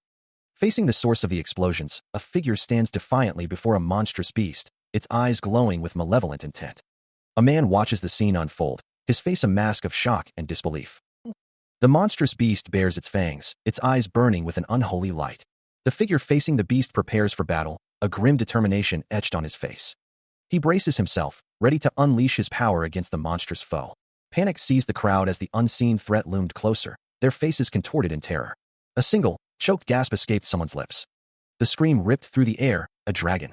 A monstrous form descended, scales glinting in the harsh light. The crowd scattered, a desperate scramble for safety as the shadow of the beast fell upon them. Soaring above the city, the dragon cast a long, ominous shadow over the buildings below. The air crackled with unseen energy. A desperate cry echoed through the streets. The dragon landed, its massive form dwarfing the landscape. A figure emerged, bathed in golden light. The name echoed, a desperate plea, Li Jian. Her eyes widened, a mixture of fear and determination etched on her face. The world fades to black. The shadow of the serpentine creature looms. The dragon's attack begins, unleashing a torrent of yellow energy. The attack continues, the force of the blast sending debris flying. The dragon's assault intensifies, the destruction escalating with each passing moment. The onslaught continues, a blinding flash of light accompanying the devastation. The dragon's attack reaches its climax, leaving a trail of destruction in its wake. Two people watch in horror as the dragon's attack unfolds. Shion Sungjae grits his teeth, his expression a mixture of anger and determination. Two more people watch the battle, their faces etched with fear. Two men watch the battle, their expressions a mixture of shock and disbelief. He stands, fist clenched, the air crackling with residual energy. The serpentine creature lies defeated, a bubble of disbelief forming above him. He took out Libra. In a single hit dash? The blonde-haired figure looks on, stunned. It's so unbelievable. The Golden Rule's branches are disappearing. The blonde-haired figure's expression is one of shock. It's over? I can't believe that vicious Libra died so easily. Li Jian stands tall, his back to the viewer, as he gazes at the scene before him. The blonde-haired figure stands amidst the ruins, still struggling to comprehend the swiftness of Libra's defeat. It's so unbelievable. A complex mechanism lies in pieces, its purpose now defunct. Another figure, with spiky black hair, looks up in alarm. What are you guys doing up on the scales again? Seriously, you. The serpentine creature, face contorted in anger, retorts, Hey, do you think we're up here because we like it? The name Li Jian is shouted in bold letters. A figure points accusingly, mouth agape in a furious yell. The blonde-haired man shouts, demanding to know why his calls went unanswered, emphasizing how many times he tried to reach someone. Li Jian looks confused, asking what the other man is talking about. A close-up reveals a phone displaying a claim from Otexu regarding a sacred relic. The blonde-haired man questions what Li Jian did to his bow and why there were so many unknown civilizations' weapons beside it. Li Jian replies that it just happened that way and he'll repair it later. The blonde-haired man retorts that he almost died because of Li Jian. The serpentine creature says that in that case, he ought to treasure this new life he's gotten. The serpentine creature and Li Jian stare intensely at each other. The serpentine creature launches an attack. The serpentine creature yells in anger.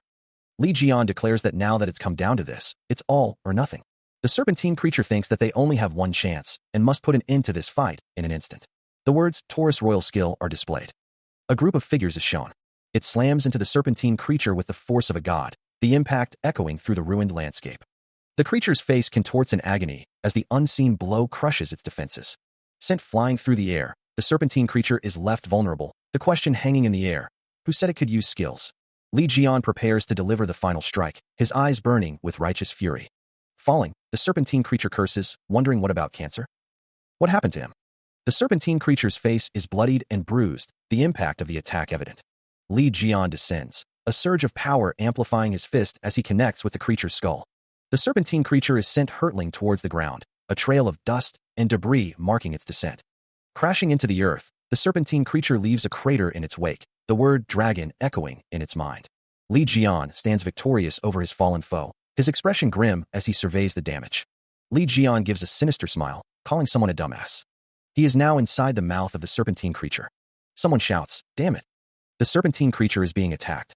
A group of people stand in a blurred background. A scream echoes. Someone exclaims, Li Jian. What the hell is that black dragon? Another person responds, That? It's the other crimson eye that I told you about last time. I think I mentioned it in chapter 12. The serpentine creature asks, What? Why did you bring that here? Text appears, stating that the eye appeared in the US. It also states that the creation workshop has been summoned, using the Spirit Knight Captain and the giant Crimson Eye's head as materials. Someone uses the skill 13th Sense and Super Regeneration. Another character shouts, Shut up. You begged me to kill you just now, didn't you? Li Jian says that the creature was asleep, and he brought him back to life and tamed him. He adds that luckily, there were quite a lot of useful materials. The man asks if what they're looking at doesn't seem dangerous. The cartoonish figure explains that it threw some chow just now so that it won't be hungry, and nothing should happen for the time being. The figure thinks about chow. The woman asks if they can't raise it in their house's backyard, questioning if they are crazy, as people would still call them crazy even if they tried to raise it in Hawaii. She then hums. Someone asks if anyone knows why that is still here. Two figures gaze at the golden figure. Golden chains and energy swirl. The two figures continue to observe the golden figure, now surrounded by golden chains and energy. Golden chains and energy continue to swirl, with a figure visible in the background. The golden chains and energy intensify. A voice declares that it is still alive. Li Jian states that he knew that was too easy. Cracks begin to spiderweb across the surface, a network of fractures spreading with alarming speed.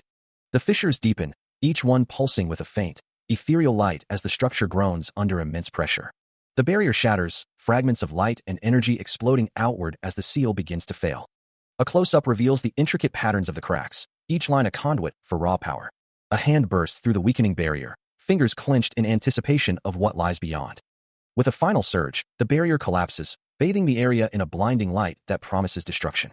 The figure snarls, I crushed that face of yours because I hated it. A cataclysmic explosion erupts, a blinding inferno consuming everything in its path. The remnants of the barrier dissipate, leaving only the echoes of its former strength. The figure's eyes gleam with manic intensity. Keep reversing it however many times you want. The figure finishes, a chilling promise hanging in the air. I'll crush it every single time. The gauntlet-clad fist looms large, a voice booming. Are you ready, my punch machine? Li Jian spat, disgusted.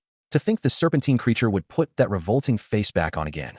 The serpentine creature's face radiated power, its eyes glowing with an eerie light. Li Jian taunted. Keep reviving however many times you want. A sinister grin spread across the serpentine creature's face. Li Jian shifted his weight, preparing to move. I'll crush you every single time. Li Jian asked. Are you ready, my punch machine? Li Jian prepared to attack, energy radiating from his body. A close-up revealed the weapon in Li Jian's hand. The serpentine creature responded. An impudent baby snake is trying to get a bite dash. He activates his crimson eye, a surge of power coursing through him. A voice booms out, commanding everyone to evacuate the area. The serpentine creature reels as a barrage of attacks slams into it. The onslaught continues, each blow carrying immense force. Blasts of energy tear through the air, converging on the monstrous form. The creature is battered by a relentless assault. The attacks intensify, pushing the serpentine creature to its limit. A complex magical circle glows with power, channeling the energy. The landscape is ravaged, the ground torn apart by the force of the battle. A beam of pure energy pierces through the chaos. The city skyline is visible in the distance, a stark reminder of what's at stake. The serpentine creature is sent crashing down, defeated by the overwhelming power. The air crackles with unseen energy. The unseen entity calls out, El Li Jian. Floating rocks and debris surround the combatants. The entity's voice echoes, I knew it. Li Jian's eyes glow with an eerie light, a sinister grin spreading across his face. The entity continues, I knew you weren't human. He stands atop a floating rock, energy swirling around him and the unseen entity. The ground crumbles and breaks apart under the immense power. The entity's voice taunts, ha ha ha, you already knew, huh? The entity reveals, you were able to use authority on a different level from that of the other saints, and you were able to revive even after having your head crushed. Li Jian looks up, his expression unreadable. The entity demands, there's no way you're a human. How about giving up on the meaningless act now? His eyes burning with an eerie light, Li Jian's expression hardens. The air crackles as the Libra divine god, Estrella, makes her presence known. Estrella's divine aura radiates, a testament to her celestial power. Estrella laughs, her voice echoing with amusement. Ha ha, Li Jian, you truly figure things out quickly. Now that it's come down to this, nothing's stopping me. Lightning dances around them as Li Jian stands defiant before the divine god. Estrella's voice drips with disdain. You're prepared to die, aren't you? The Libra divine god continues, her tone laced with threat. You should be the one who should prepare to die, trash. Estrella's expression twists in confusion. I don't know how a divine god stayed on Earth, but Li Jian remains silent, his gaze unwavering. Estrella's voice lowers, a hint of concern creeping in. If the other divine gods find out, they'll definitely be unhappy. The Libra divine god's face is shadowed, her intentions unclear. Estrella dismisses the thought with a wave of her hand. Nope, it wouldn't matter. He clenches his fist, a surge of raw power gathering around it. Cracks of energy spiderweb across his skin as he prepares to unleash the Taurus royal skill. The energy intensifies, swirling around his fist like a miniature sun. The air crackles with anticipation. The power explodes outward, a blinding flash of light that threatens to consume everything in its path. His eyes burn with focused intensity, the power of the Taurus royal skill coursing through him. The energy continues to build, a maelstrom of destructive force ready to be unleashed. The Taurus royal skill erupts, sending shockwaves of pure energy tearing through the surroundings. The ground explodes, the force of the impact shattering the earth and sending debris flying. The unleashed energy tears through the environment, leaving a trail of devastation in its wake. The skill's power carves a path of destruction, reshaping the landscape with its raw force. The final burst of energy fades, leaving behind a scene of utter ruin, a testament to the destructive power of the Taurus royal skill. The serpentine creature roars. The creature's massive form looms. The serpentine creature unleashes its power. Li Jian's name is shouted. The serpentine creature screams. The creature thinks it is such a heavy technique. The serpentine creature is surrounded by power. The creature thinks it really doesn't suit him. Someone wonders how it is above Giselle's head. The serpentine creature thinks it is still too early for you to be surprised, though. The serpentine creature thinks it still has a lot up its sleeve to show you. The serpentine creature is surrounded by power. A golden scale hangs suspended above a ruined city, each side adorned with glowing zodiac symbols. A serpentine dragon looms, its scales shimmering in the dim light. The symbols pulse with power. It's not just the Taurus zodiac stigma. A constellation of zodiac symbols glows with an ethereal light. Scorpio and Gemini are among the symbols that flare to life. Capricorn, Aquarius, and even Aries join the celestial display. Li Jian stands amidst the chaos, a wry smile playing on his lips. This is so ridiculous. Li Jian's eyes narrow. So this is what you meant when you said it doesn't matter even if the divine gods knew. A massive, ornate weapon lies discarded on the ground. Li Jian's expression hardens, his voice laced with disdain. Those divine gods are such assholes. The constellations blaze, a silent agreement hanging in the air. They're all in on it. Li Jian stands defiant, the golden scales looming behind him.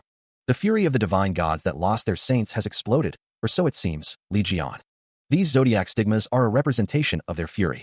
I've now become the proxy of all 7 divine cadres. Look, no matter how strong. The divine gods ought to be killing calamities, but instead, you've all banded together to do something as stupid as this. All of you. Li Jian, I really can't understand you. Why do you hate divine cadres, saints, and divine gods so much? If you wanted, I'm sure you could do whatever you wanted with this world. Matter how strong you are, there's a limit to how much you can do alone. Talking way too much. What's your point? Estrella admits that she doesn't like Li Jian, but acknowledges his strength. Estrella extends her hand, stating she'll offer him something. Estrella presents 2 choices: come under her and stand at the top of this world, or become a constellation that will be erased by their hands. Estrella awaits Li Jian's response. Estrella's offer hangs in the air, a dangerous proposition. Estrella's expression is unreadable as she awaits Li Jian's decision. Li Jian rejects Estrella's offer, stating there's no point in listening to her any further. Li Jian stands firm, his resolve unwavering. Li Jian's eyes glow with determination as he faces Estrella. Li Jian continues, stating that the choices Estrella offers have no concern for the safety of others. Estrella responds, stating she knew he'd say that. Estrella's words hang in the air, a sense of foreboding settling over the scene. Estrella's voice echoes, laced with disdain. The safety of others. I never knew you had such a useless sense of obligation. Surrounded by glowing, intricate magical circles, Estrella prepares her next move. She continues, her tone hardening. I'll help you have one less thing to worry about then. I'll obliterate this city first. From below, a multitude of ethereal swords rise, summoned by her will. Estrella stands silhouetted against the light, a figure of immense power ready to unleash devastation. The summoned swords hang suspended in the air, aimed at the city below, a rain of destruction waiting to fall. A swirling vortex of energy forms, a tornado of pure magical force. Estrella stands before the swirling mass, ready to unleash its power. The tornado intensifies, a beacon of impending doom. The disembodied voice echoes, accusing Li Jian. This whole situation is his fault. Estrella prepares to unleash the fury of the divine gods. The power gathers, ready to be unleashed. The voice continues, promising the destruction of human cities. A vortex of swirling energy forms, a disaster in the making. The vortex is a scorpion skill magnet, drawing in power. The vortex grows, pulling in debris and energy from the surroundings. The voice emphasizes the impending doom. Below, Li Jian steels himself, preparing to face the oncoming storm. Golden energy crackles around him as he prepares to counter the attack. The ground trembles as Li Jian gathers his strength. 2 massive swords materialize, glowing with power. Li Jian commands them to go forth. Estrella prepares another attack, her hand glowing with intense energy. A beam of crimson energy streaks towards Li Jian.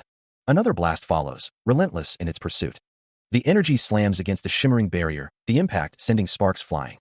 Estrella unleashes yet another wave of destructive force.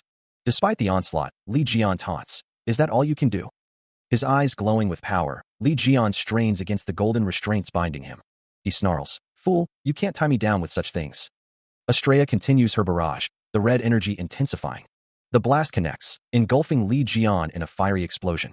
Even as the energy washes over him, he continues to struggle against his bonds.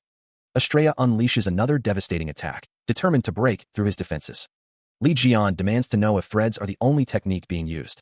Li Jian shouts that he won't be tied down with such a technique. A beam of red light pierces through the darkness. The figure is blurred. Li Jian leaps forward, surrounded by golden threads. A beam of light explodes. A building lies in ruins. A beam of light shines. Li Jian cries out. A beam of light strikes. A voice cackled, "Haha, that's a summoning skill that uses a divine god's power. You won't be able to destroy it easily." The voice continued, "I still have a lot left, so try to withstand them all." The sound of swords falling echoed. The swords continued to fall. The swords rained down. More swords fell. Swords crashed into the ground. The swords continued their descent. The swords struck with tremendous force. The swords fell relentlessly. A voice shouted, "Damn it, I still haven't used all my swords. Are you down already? Li Jian, climb out quickly. I'm working hard here, aren't I?" The swords continued to fall as the speaker looked on. A disembodied voice echoes, warning, "Don't take on all these swords." Suddenly, swords begin to rain down from the sky, piercing the heavens with deadly intent. The swords plummet towards the city, each one a harbinger of destruction. One of the swords strikes a building, detonating in a cataclysmic explosion. Panic erupts as the citizens of Seoul scream and scramble for safety, the metallic scent of ozone filling the air. Amidst the chaos, a reporter shouts, "Everyone, run quickly," as the crowd surges around them. Another reporter broadcasts live, their voice trembling. "I'm reporting from Seoul, where an unprecedented disaster is occurring." A sword plunges into the earth, narrowly missing a group of fleeing citizens, the ground trembling from the impact. A collective scream of terror rips through the air. The reporters continue to document the unfolding catastrophe, their faces etched with disbelief and fear. A single foot descends amidst the chaos, its owner yet unseen. Swords continue to fall from the sky. A large ice structure forms. Another sword falls. He thinks to himself that he only managed to freeze that little. Sagittarius yells to aim for the frozen part. Two people look up, wondering how they survived. Someone thinks that they are not even scratching it. Two people stand in front of a large figure, thinking that they should be thankful that they can destroy it with combination attacks. Someone tells everyone that it is dangerous there and to please get away from the area. People respond that they are all right and thank them. Someone thinks that the power is on a whole different league from the usual divine cadre skills that they know of, and that if they hadn't worked together. Someone thinks that it would be hard for them to destroy even one of those swords. Someone thinks that is because that is the authority of a divine god. A voice declared that she has the support of the other divine gods. The text states that at this rate, there's no guarantee that Li Jian will succeed. One of the figures states that in the end, they need to put an end to the whole fight. The other figure responds that their only way of helping Li Jian is by rescuing the citizens. A voice questions helping him. Another voice states that when the fight started, Li Jian said they wouldn't. One of the figures exclaims that the Crimson Eye would have been way more helpful than they are, and to help the citizens. One of the figures expresses that this is so humiliating. A surge of energy crackles through the air. A structure is obliterated by a torrent of blue energy. The two figures react in shock to the destruction. A swirling vortex of blue energy tears through the city. One of the figures exclaims about the Han River. The air vibrates with raw power. Screams echo through the city as the water rises, reaching above the buildings. It's all over for those trapped below. Desperate prayers rise from the terrified populace. They beg for divine intervention. A figure's eyes glow with an unnatural light, a silent intensity building within. The figure contemplates the zodiac stigma, a dark thought brewing beneath the surface. A surge of power emanates from a glowing source, a beacon of hope amidst the despair. Another voice rises in supplication, directed towards the great master of Virgo, acknowledging their observation of the unfolding catastrophe. Prayers are offered for Li Jian, beseeching for the strength to overcome this crisis. He stands amidst the rising waters, a solitary figure against the encroaching tide. A chilling question hangs in the air. Is someone deliberately trying to drown the city by flooding it with river water? Tension coils in the air, visible in the tightening muscles of his neck. The situation is becoming increasingly complicated. He knows he needs to use the battle god instinct to end this fight as quickly as possible. His eyes burn with determination, a warrior's resolve hardening his gaze. A sinister smile spreads across the man's face, his eyes glinting with dark amusement. The voice muses, "Huh, those rascals sure are creative." Li Jian is asked if he is still stuck.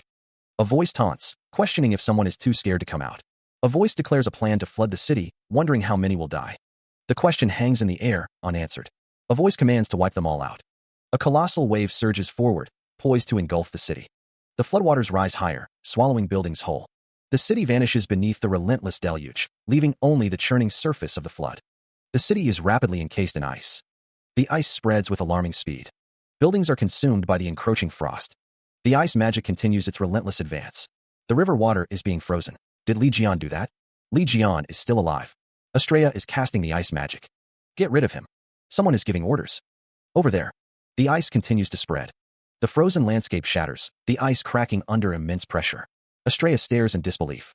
What? That's... The ice continues to break apart, revealing something dark and ominous beneath. A monstrous form begins to rise, its eyes glowing with malevolent red energy. The figure continues its ascent, shattering the remaining ice as it emerges. The words appear, the Crimson Eye. A voice booms out, "Hi there, trash. Say hi. This is my new friend, the Crimson Eye. You guys haven't met yet, have you?" The Crimson Eye's torso is revealed, a glowing orb embedded in its chest. A system message appears. "You have used the skill, get hit in my place." Estrella wonders, "Crimson Eye, what are you doing?" The Crimson Eye opens its massive maw, energy coalescing within. The voice commands, "Give them a grand greeting." The Crimson Eye unleashes a devastating blast of energy. The Crimson Eye begins its assault, a skeletal structure of energy materializing in the sky. A blinding burst of power erupts from the construct.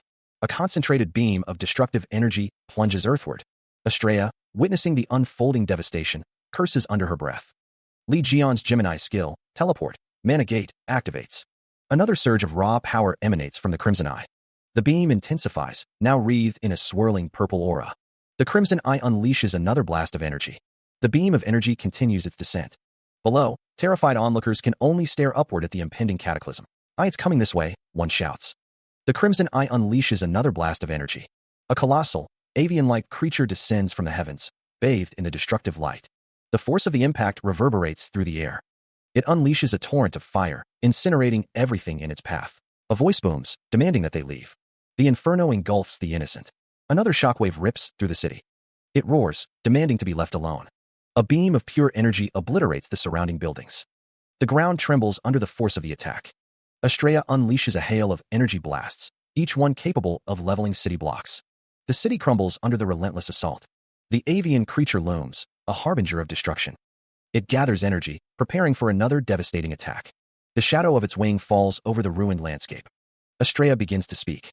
Golden energy crackles. Estrella shouts, "Cursed bitch of the moon." A figure stands within a glowing circle. A dragon's head looms, its eyes glowing red. A text box appears. Virgo's saint has prayed for Ophiuchus. Your divine power has increased. Virgo's divine god has blessed Ophiuchus with authority. Your divine power has increased. A character declares, "Oi, fucking trash." A text box appears. Virgo's power has been infused to heavenly punishment. Heavenly punishment. Estrella is in her Frostwinter state. A character states, "You said you're the representative of their fury earlier, right?" The character glares intensely. A character declares, "Well, it seems you're not the only representative now." Virgo's saint has prayed for Ophiuchus, and their divine power has increased. Virgo's divine god has blessed Ophiuchus with authority, and their divine power has increased. The man with dark hair scowls, calling someone fucking trash. Virgo's power has been infused to heavenly punishment. Frostwinter state. The man with dark hair is asked if he is the representative of their fury. His eyes glow with an intense, emerald light. A voice declares that he is not the only representative now. A dragon descends upon the city. The woman with blonde hair stands tall. A glowing orb pulsates with energy. The man questions the idea of a representative of fury, finding it ridiculous. He asks if there is anything more fearsome than the true fury of the divine gods. What fury? Whose fury? The man asks if they really don't know. He speaks of those who have fallen for the schemes of another. The words "my friend" and "his family" appear over a scene of destruction. The image shows a scene of devastation. One figure smiles knowingly while another weeps. The innocent people who were caught up in the schemes cry out in despair. Debris litters the landscape. The destruction continues. Would you understand if I told you it's the fury of those people? A decaying figure recalls betrayal and abandonment within the demon tower, the memory of festering wound. Standing within a glowing magical circle, Li Jian contemplates the weight of his fury. That fury, he realizes, is his very own. He spits the word, "trash." Who stabbed him in the demon tower? The question echoes in the darkness. Or could it be those hiding behind him, pulling the strings? Are the divine gods also trying to scheme and get rid of him? The thought hangs heavy in the air. Involved? Huh. The golden figure erupts in maniacal laughter. The figure asks if they want to know that so badly. Questions, the figure declares, are only asked by the strong. Cracks spiderweb across a face, a sinister smile playing on the lips. The voice echoes, dripping with malice. I'm the one who should be asking questions.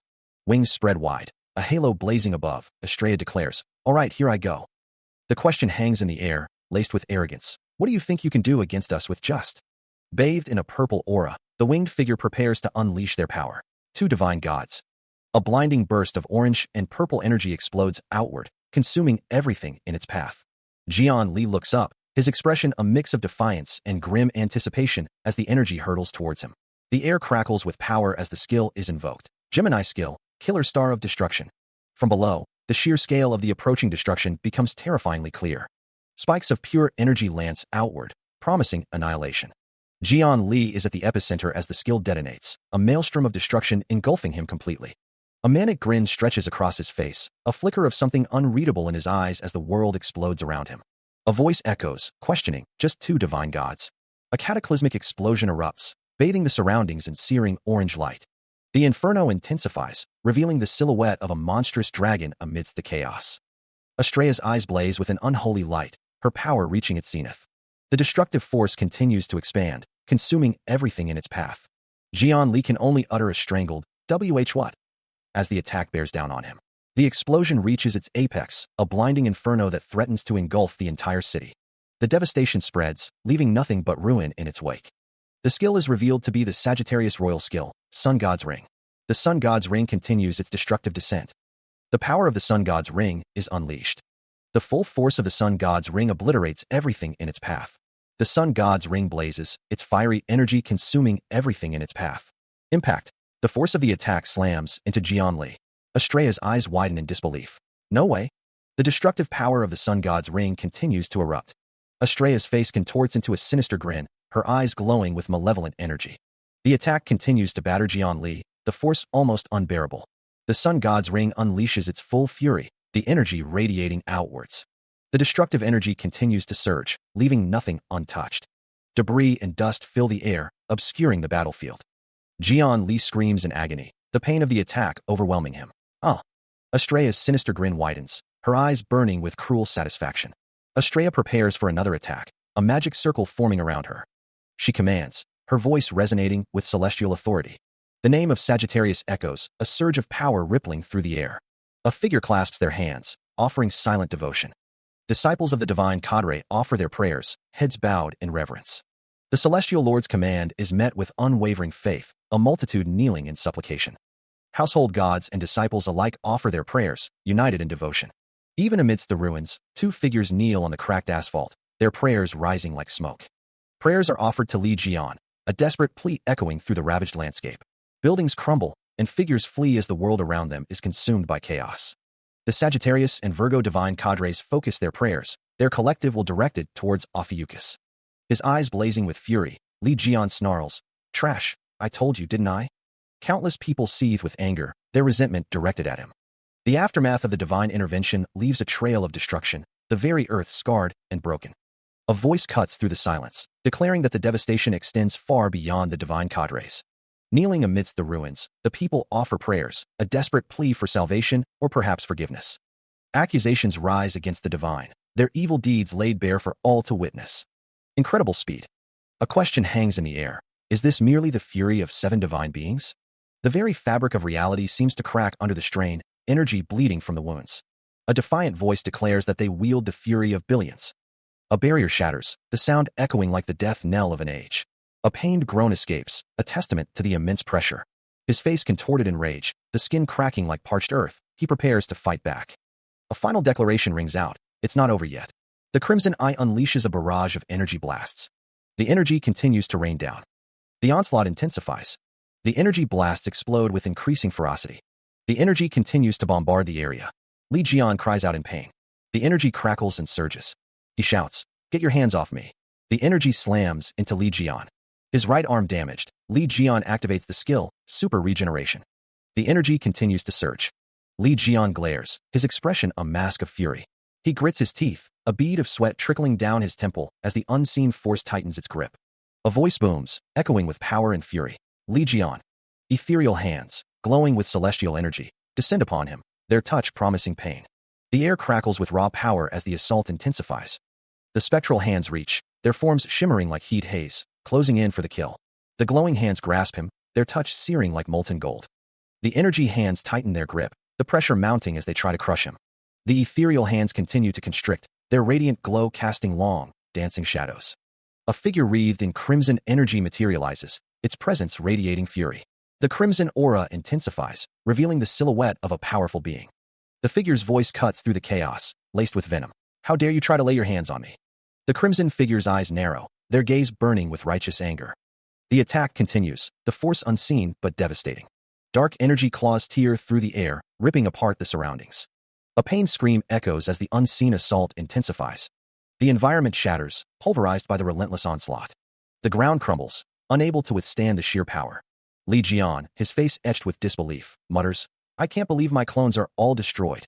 The destructive force continues to ravage the area. A jagged spike of energy pierces the ravaged landscape. A close-up reveals the damage inflicted upon Li Jian's face, cracks spiderwebbing across his skin. A surge of power emanates from Li Jian as he steels himself for the next attack. He declares, "It seems I must first destroy your..." The landscape is now dominated by ominous energy spikes. Li Jian's voice echoes, "Zodiac stigmas before I can mess you up real good." He vowed to specially put in effort to crush it.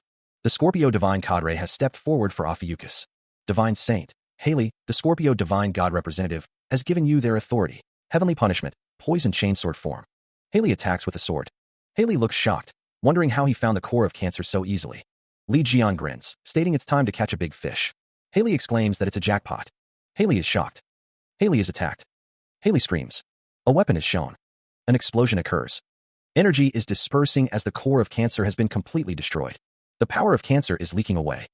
The zodiac stigma of Cancer cannot be maintained, and the authority of Cancer cannot be fully utilized. A figure coughs violently. The blonde-haired figure is heavily damaged. Li Jian's rage is palpable. The figure vows, I'll kill. The figure declares, you for sure. Golden energy crackles around a pair of hands. Li Jian grits his teeth, his expression one of intense determination. The remnants of the battle glow with an eerie light. The figure's face is illuminated by the remnants of the destroyed clones. Capricorn's skill erupts, a surge of verdant energy unleashed. World Destroyer manifests, a cataclysmic force unleashed upon the world. A vortex of swirling energies, a chaotic display of power. Bathed in celestial light, Li Jian ascends, his form radiating divine energy. The power surges, and Li Jian declares, this star belongs to his mind. A voice booms, proclaiming, us, the divine gods. A shield of radiant gold, emblazoned with celestial symbols, stands as an impenetrable barrier. Aries and Libra combination skill activates, a fusion of cosmic energies. The golden rule's sword gleams, its intricate patterns pulsing with ancient power. Li Jian's hair flows like liquid moonlight, his presence commanding and ethereal. His eyes burning with divine fire, Li Jian sneers, you mere mortals. The star's light intensifies, and Li Jian declares, won't be able to steal this star from us. A beam of light pierces the sky, descending upon the city below. From the light, a sword materializes, its form radiating power.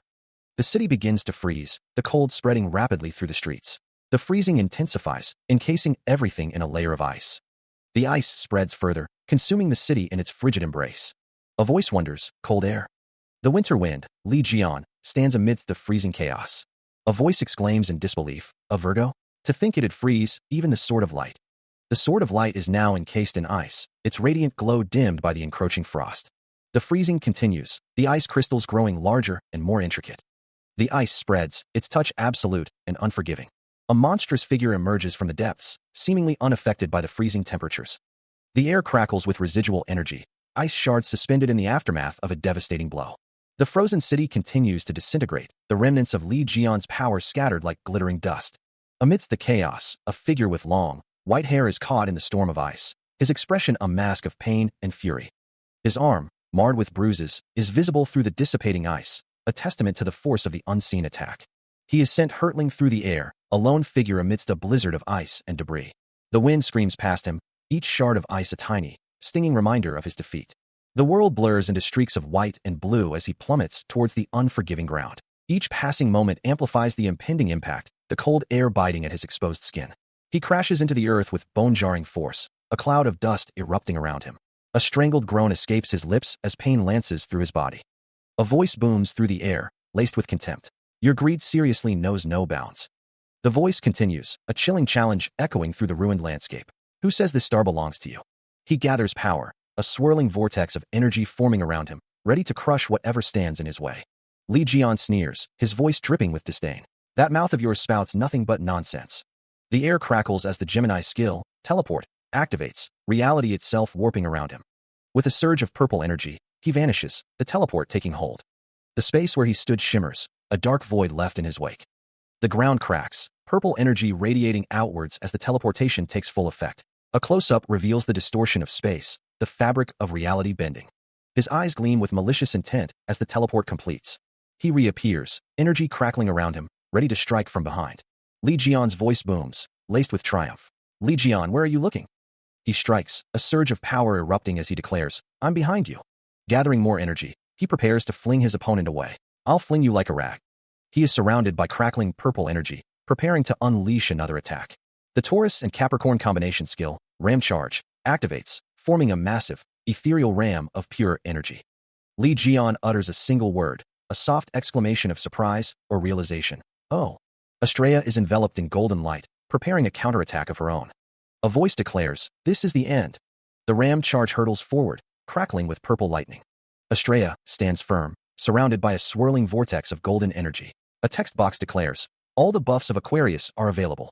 Li Jian's eyes glow with intense focus. Estrella's eyes narrow, her expression hardening. There you are, she thinks.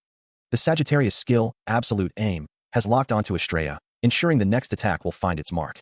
The panel shows multiple afterimages of Li Jian preparing to strike. A voice booms, "Time to die." A blinding flash of golden energy erupts as Estrella unleashes her counterattack. She voices her disbelief at the turn of events. The buffs of Taurus and Aquarius. How is Li Jian doing this? Scorpio's poison has reduced all her stats. Back then, Haley remembers something. Red energy begins to surge around her. The energy intensifies, crackling with power. The red aura flares, bathing the area in an ominous glow. Haley curses under her breath, frustration evident. Golden energy begins to envelop her, a sign of a powerful counterattack brewing. The golden aura intensifies, swirling around her like a protective shield. She prepares to unleash her power, orbs of energy floating around her.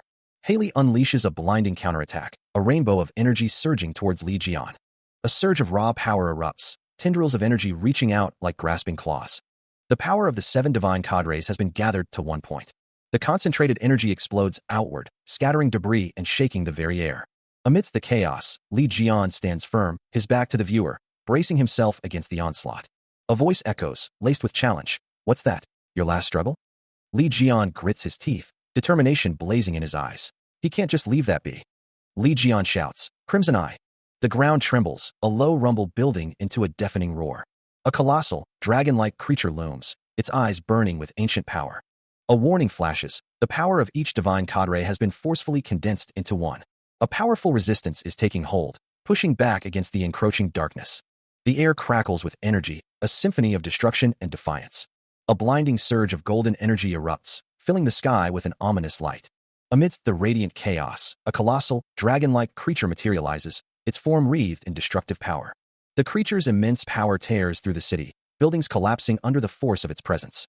Explosions rip through the skyline, sending debris cascading down as the city crumbles. The dragon-like creature stands tall amidst the devastation, a silent testament to its overwhelming strength. The creature roars, a sound that seems to shake the very foundations of the world. A voice echoes, urging, "Crimson Eye, endure it. Let's keep going." A close-up reveals the creature's menacing visage, its eyes burning with an unholy light. The dragon-like creature looms over the ravaged city, casting a long, ominous shadow that instills dread in the hearts of those who witness it. From the ground, a man cries out in disbelief. "Everyone, do you see that?" In the skies of Seoul, the power of the 7 divine cadres are gathering as one. And it's surging into the skies. A woman watches with a mixture of fear and resignation, her hands clasped tightly together. The shadowed figure speaks, their words laced with uncertainty. No one knows what the future holds. A group watches a screen, their faces etched with worry. What will happen to Seoul? The text looms ominously. Us or them by the end of this fight. 2 figures clasp their hands in prayer, seeking divine intervention. Another group offers prayers, their faces reflecting the gravity of the situation. It feels like the end of the world. A question hangs in the air. Who are we supposed to trust? From within a temple, voices cry out, begging the Vice Celestial Lord to stop the destruction. They fear the Celestial Lord's wrath. The woman clasps her hands, concern etched on her face. Uncle Li Jian is fighting there alone. She thinks she ought to at least pray for him. But a gruff voice declares, "Her be." The woman presses her hands together, her expression unreadable. A man cries out, his voice filled with anguish, "Lord."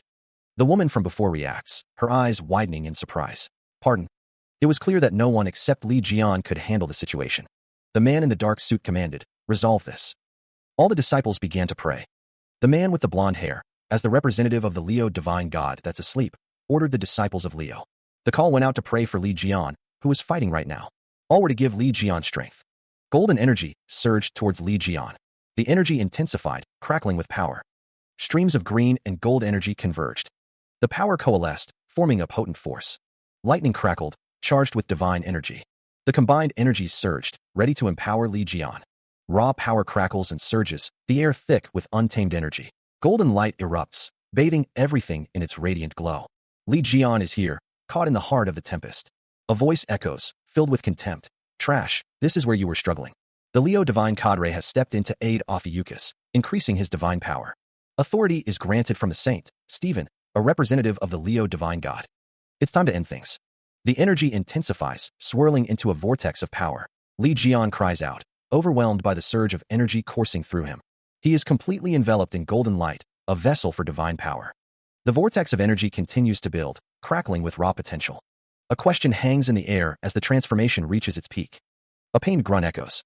He grits his teeth, his eyes burning with an intense, purple light as power surges within him. The unleashed energy explodes outward in a blinding flash. A voice booms, declaring that these are zodiac stigmas obtained directly from the divine gods, and that they cannot be broken easily. Multiple projectiles of pure energy streak through the air, leaving trails of light in their wake. The majority of the divine cadres and numerous people are praying for him, increasing his divine power to an unprecedented level. All the zodiac stigmas he possesses have been released, and his battle god instinct has been activated. A sinister grin spreads across Li Jian's face. Stigmas too, he exclaims. Energy crackles around his hand, coalescing into a tangible force. 3 glowing orbs materialize, each pulsating with arcane symbols. An energy sphere forms in his grasp, radiating intense power. A voice cries out, Giselle Lawrence. Another voice shouts, Estrella. He commands the power to be gone, unleashing a torrent of bright energy. The energy intensifies, converging towards a single, destructive point. The energy erupts outward, declaring its origin from this star. The concentrated force slams into its target, a cataclysmic impact. The zodiac stigmas shatter, their forms dissolving into fragments of light. The destructive energy leaves nothing but glittering dust in its wake. The remnants of a destroyed stigma fade into nothingness. Streaks of light trace the path of the devastating skill. The final vestiges of the stigmas are consumed, leaving only a void. Cracks of emerald energy fracture the darkness. A blinding light erupts, illuminating the scene. A swirling vortex of energy dominates the view. A massive, ornate blade descends from above. The wielder of the blade stands amidst the ruins. A close-up reveals the man's glowing eyes. A low rumble echoes through the desolate landscape. Standing in the center of a crater, Li Jian looks down at something beneath him. He mutters, seriously. Li Jian asks, what on earth did you have to gain for you to go this far? The crushed figure beneath him is unable to respond. Li Jian states, now that I've crushed you so badly, I can't even get an answer from you anymore. The ground lies shattered, the aftermath of a brutal clash. He stands amidst the destruction, his back to the unseen speaker. Li Jian declares, you said this just now, didn't you? The one who's strong is the one who gets to ask questions. Li Jian continues, his voice laced with menace. I have tons of questions for you, so I can't just let you go like this. Turning his head slightly, Li Jian vows, whatever it takes to find out everything you know. A voice echoes from the shadows, impressive. You really defeated Libra. The unseen figure remains shrouded in darkness. Li Jian stands firm, his body battered but his resolve unbroken. His eyes gleam with a fierce determination. The unseen figure's presence looms, a silent threat. The figure's form is obscured, a mass of dark energy. The voice from the shadows asks, are you Li Jian? Li Jian's gaze hardens, his expression a mask of grim resolve. The sound of something breaking echoes. A shirtless man stands with a large weapon. The man grits his teeth. A figure in full body armor asks, me? The armored figure plummets downwards. The armored figure continues to fall. The figure falls through a field of jagged rocks. The sound of something falling echoes.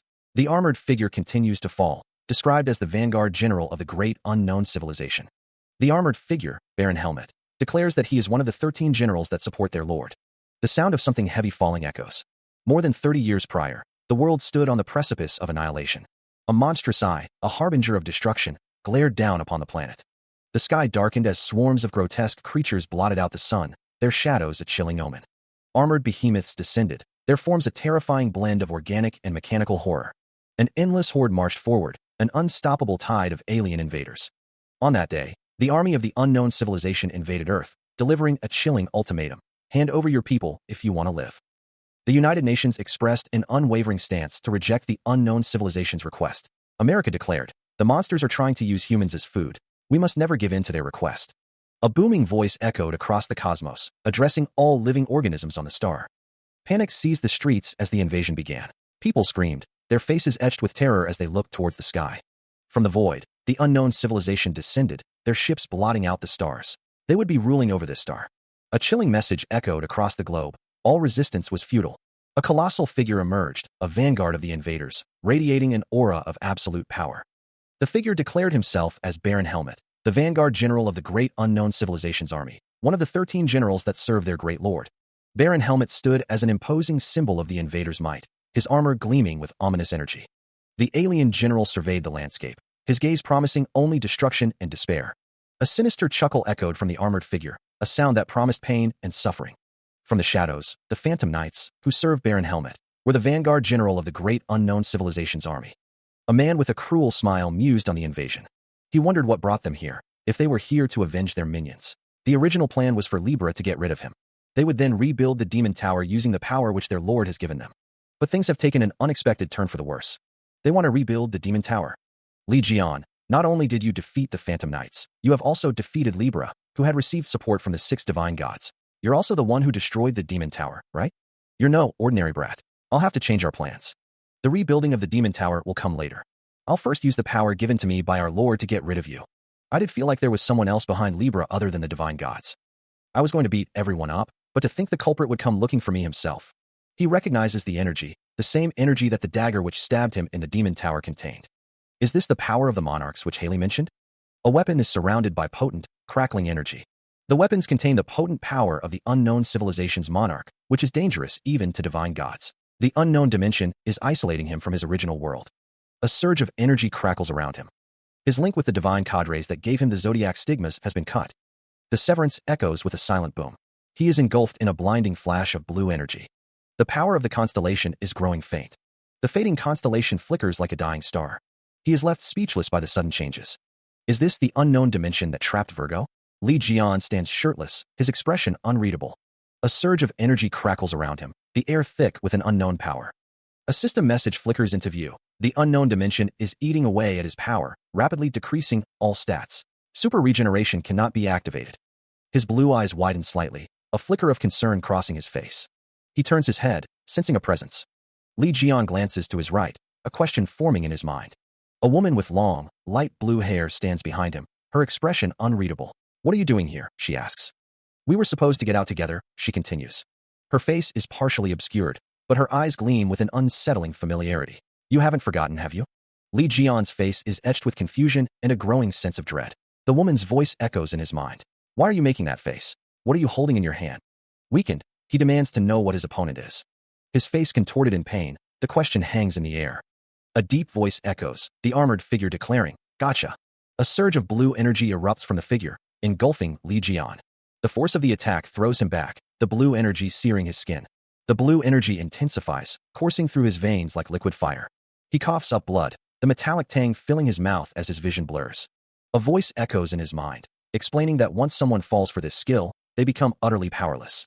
He struggles against the overwhelming power, his body screaming in protest. His mind is assaulted by unwanted memories, replaying the moments he wishes to forget. The armored figure taunts him, questioning if this is enough to break him, reminding him that his power as a divine god is continuously leaking, making resistance impossible. The figure reveals himself, the visor opening to reveal glowing blue eyes. Libra. He is surrounded by a blinding golden aura, the power seemingly draining him. The golden energy swirls around his arm and shoulder, a visible manifestation of the draining power. The golden light intensifies as Libra expresses his gratitude. Thanks, Baron Helmet. The light explodes outward as Libra undergoes a visible transformation, his form shifting within the radiant energy. Libra. Li Jian, though weakened, speaks with defiance. Li Jian, to think you'd reduce me to this state. I'll admit it. You're truly incredible. However, I don't intend to let things end like this. Libra retorts, his voice laced with malice. So, I'll be taking your body in power. Kukuku. You want to use my body as a vessel to revive yourself? Li Jian's voice is low, a promise of retribution. You'll regret it, though. Libra lets out a chilling laugh, his eyes gleaming with dark amusement. Li Jian challenges him, his voice filled with disdain. Is that all you have to say? The golden energy intensifies around Libra, crackling with power as he prepares to unleash his attack. Libra unleashes a torrent of golden energy, a devastating wave of power aimed at Li Jian. The golden energy surges forward, a blinding display of raw power. A surge of golden energy pierces through Li Jian's skull, the raw power searing its way into his very being. Libra looms over Li Jian, regarding him as nothing more than a troublesome obstacle. Libra muses that he heard Li Jian was reckless and impulsive, and is surprised that he gave up so easily without resisting. The voice echoes with boredom, the situation proving far less challenging than anticipated. Li Jian's face is bloodied, his expression unreadable. Li Jian wonders if the changes in his body are due to super regeneration, noting that he didn't hear the other saints saying they've seen something like this. Li Jian questions if the changes in his body are due to super regeneration. He thought to himself, I came prepared for this. Order something good. A wide, forced smile stretched across his face. A desolate landscape stretched out before him, a testament to destruction. Tears streamed down his face, a stark contrast to the earlier smile. His chest rose and fell with ragged breaths, the air thick with the scent of ash and regret. He stared down, lost in the memory of what had transpired. Hands reached out, grasping for something that was no longer there. He knelt on the shattered ground, surrounded by the remnants of a broken world. The narration stated, this afternoon, A calamity appeared in the middle of Seoul and attacked a department store. The narration continued, but, thanks to the fast deployment of the Divine Cadre's strike team, they were able to defeat the calamity. His tears flowed freely now, a silent testament to the cost of victory. Tears stream from his eye as he thinks, no, don't do. A monstrous figure looms, a hand reaching out as if to grasp something. A voice cries out, stop it dash, followed by, they didn't do anything. He lies prone, defeated. The figures stand amidst the rubble. One says, fortunately, it seems the calamity left before we arrived. Another asks, what do we do about him though? A third replies, don't make more work for us, just make him say he didn't see anything. A voice states, we'll just strike a pose and give him some money. A narration box reads, while many were injured, thanks to the efforts of the Divine Cadre's strike team, we were fortunate that no one died. A narration box states, we've once again seen for ourselves just how humanity will prosper under the protection of the 12 Divine Cadres. A voice cries out, you didn't protect anyone. He kneels, head bowed in despair. A glowing orb pulsates with energy. A voice wonders, oh so this was why. He stands silhouetted against the destruction. A voice declares, the reason why you hate calamities and Divine Cadres. A figure is encased within a crystalline structure, held within a massive eye. Energy slashes tear through the darkness. He holds the swirling orb, a vortex of contained energy humming in his palm. What a cliché. Golden energy crackles around him. His golden eyes narrow. Your hate for the Divine Cadres and calamities were just for such mere reasons. The orb glows brighter. To think you've landed yourself in such a pathetic situation because you tried to burn everything because of your little grudge. He continues, his voice echoing with disdain. People who get swept up by their grudges or hate will never be able to see the big picture. The figure raises his hand, the orb pulsing with power. Surpass my divinity. Energy crackles around him. This is the final destination of your foolish decision, Li Jian. Li Jian's expression hardens, a sinister smile spreading across his face. The orb glows intensely, casting eerie shadows. Be devoured by me quietly. He clenches his fist, determination etched on his face. For my revival. The orb pulses with arcane energy. Li Jian's power surges, the air crackling with energy. A surge of disbelief. The idea sparks a silent, internal question. That's ridiculous. The thought echoes with vehement denial. A warning flares. The difference in divinity between Ophiuchus and Libra is too great for Ophiuchus to be absorbed. The warning repeats, a cosmic judgment ringing in the void. Holding a sphere of raw power, the warning persists. The difference in divinity is too vast. There's no way my divinity is lower than Li Jian's. The denial explodes outward. What on earth? The question hangs in the cosmic silence as the figure floats amidst the stars. The air crackles with unseen energy. The serpentine clock looms, its presence a silent threat. The figure is dwarfed by the cosmic scale, a lone entity against the infinite. Stars burn in the void, cold and distant. The energy intensifies, a prelude to something unknown. She floats in the swirling cosmos, a silent witness to forces beyond comprehension. It can't be. The serpentine creature's eye glares, a universe of power contained within its gaze. Scales shimmer with an otherworldly light. The serpentine form coils through the void. The creature's head is adorned with a crown of celestial metal. The serpentine form continues to coil. That it has surpassed the range that I can detect? That's impossible. How could he possess so much divinity dash? Astrea is surrounded by cosmic energy. Ophiuchus' penalty will soon come to an end. Remaining time, 25 seconds. The true power that has been dormant so far is beginning to move. Penalty. The figure asks if someone has been looking at his memories. Energy crackles around the figure. Li Jian declares that his opponent is trash and asks if they are ready for what's next. The penalty for Li Jian is at 50% physical ability reduction, with 17 seconds remaining. Li Jian's expression is intense. Li Jian stutters in disbelief. The penalty for Li Jian is at 50% physical ability reduction, with 9 seconds remaining. Energy continues to crackle. The penalty for Li Jian is at 50% physical ability reduction, with 8 seconds remaining. Li Jian questions how his opponent got their hands on so much power. Energy continues to surge. Li Jian declares that he doesn't care. The air crackles with unseen energy. The shadows deepen, as if drawing closer. A voice echoes from the darkness. I possess. The unseen power intensifies, swirling like a vortex. A blinding light begins to coalesce, its source unknown. The voice continues, laced with malice. The power to rip all of you to shreds.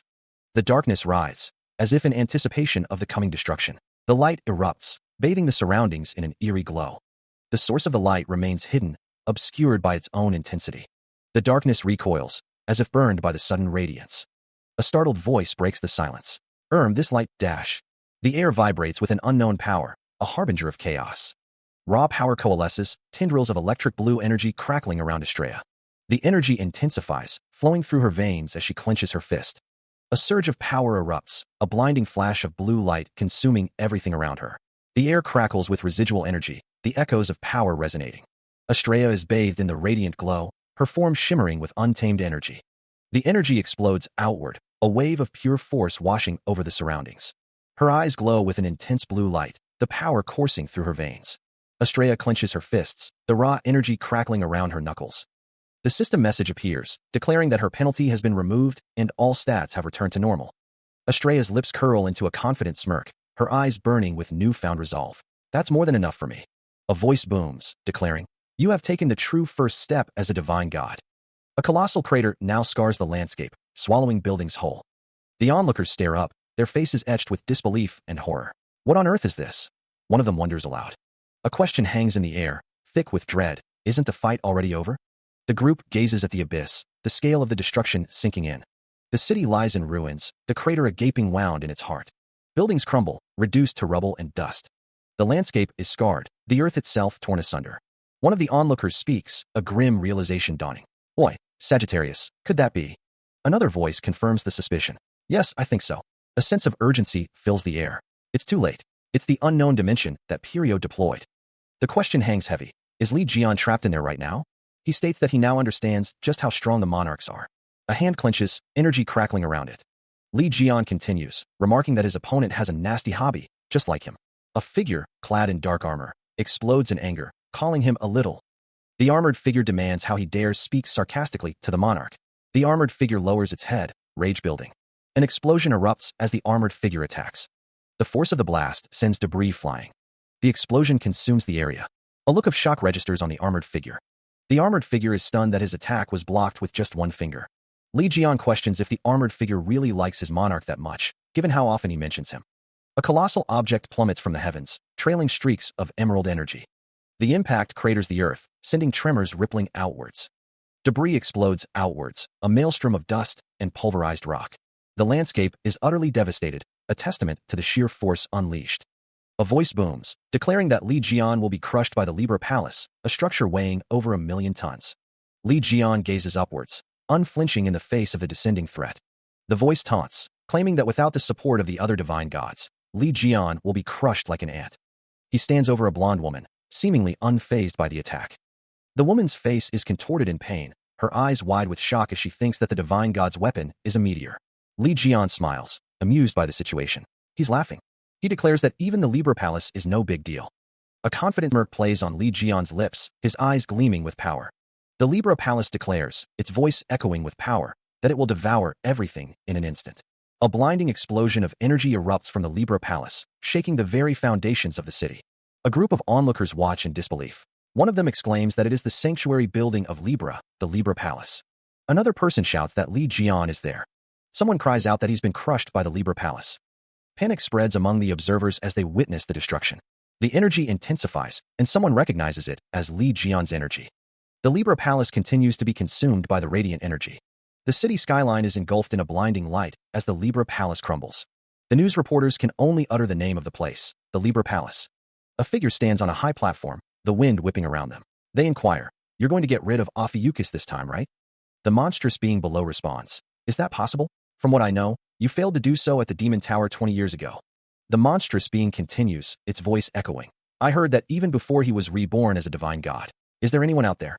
It is said that he had already defeated another general who was managing the Demon Tower. The narration continues, stating that he possesses the strength of a general and even divinity. The monstrous being pleads, Please spare my life." The figure on the platform scoffs, "Huh, this is so ridiculous. You're saying Li Jian is stronger than a general?" Golden energy begins to emanate from below the figure, bathing the platform in light. The figure's expression hardens, dismissing the situation as utter nonsense. The golden energy intensifies, crackling with power. A simple, resigned ho escapes the monstrous being. The figure stands amidst a swirling vortex of golden energy, a zodiac wheel materializing beneath them, a display of immense power. Callie appears on the screen, checking the framing of the video. "Let's see. Is it coming out nicely?" Waving, Callie greets the person on the other end of the call. "Hello, Mom. It's me, Callie." Callie explains, "I know if I called you, you'd nag at me, so I'm sending you a video instead." Callie expresses, "I'm really sorry to hear about Saiwu's and Trudeau's deaths, but it can't be helped. They've done a lot of bad things, after all." Callie continues, "Honestly, if they weren't family, I would have said that they deserved to die. In any case, I thought what Li Jian did was really impressive." Callie laughs. With a frustrated expression, Callie says, however, that Firefox Cheon Yuha keeps sticking to him. Just the thought of a weakling like her acting all cute in front of Lee Jian really drives me nuts. Callie declares, which is why I've decided to go to where Lee Jian is. Callie sighs, a hint of weariness in their eyes. Callie gestures emphatically, their expression hardening. Callie states firmly, stop asking me to join Libra. Callie concludes, their tone final. This is the last time I'll be talking to you. You'll eventually fight Lee Jian, and I don't want that. A voice declares their agreement, stating that they must get rid of Lee Jian this time. Another voice insists that he must die for eternity. A figure shrouded in a light blue cloak stands before a group of people. The figure states that Ophiuchus must be completely eradicated.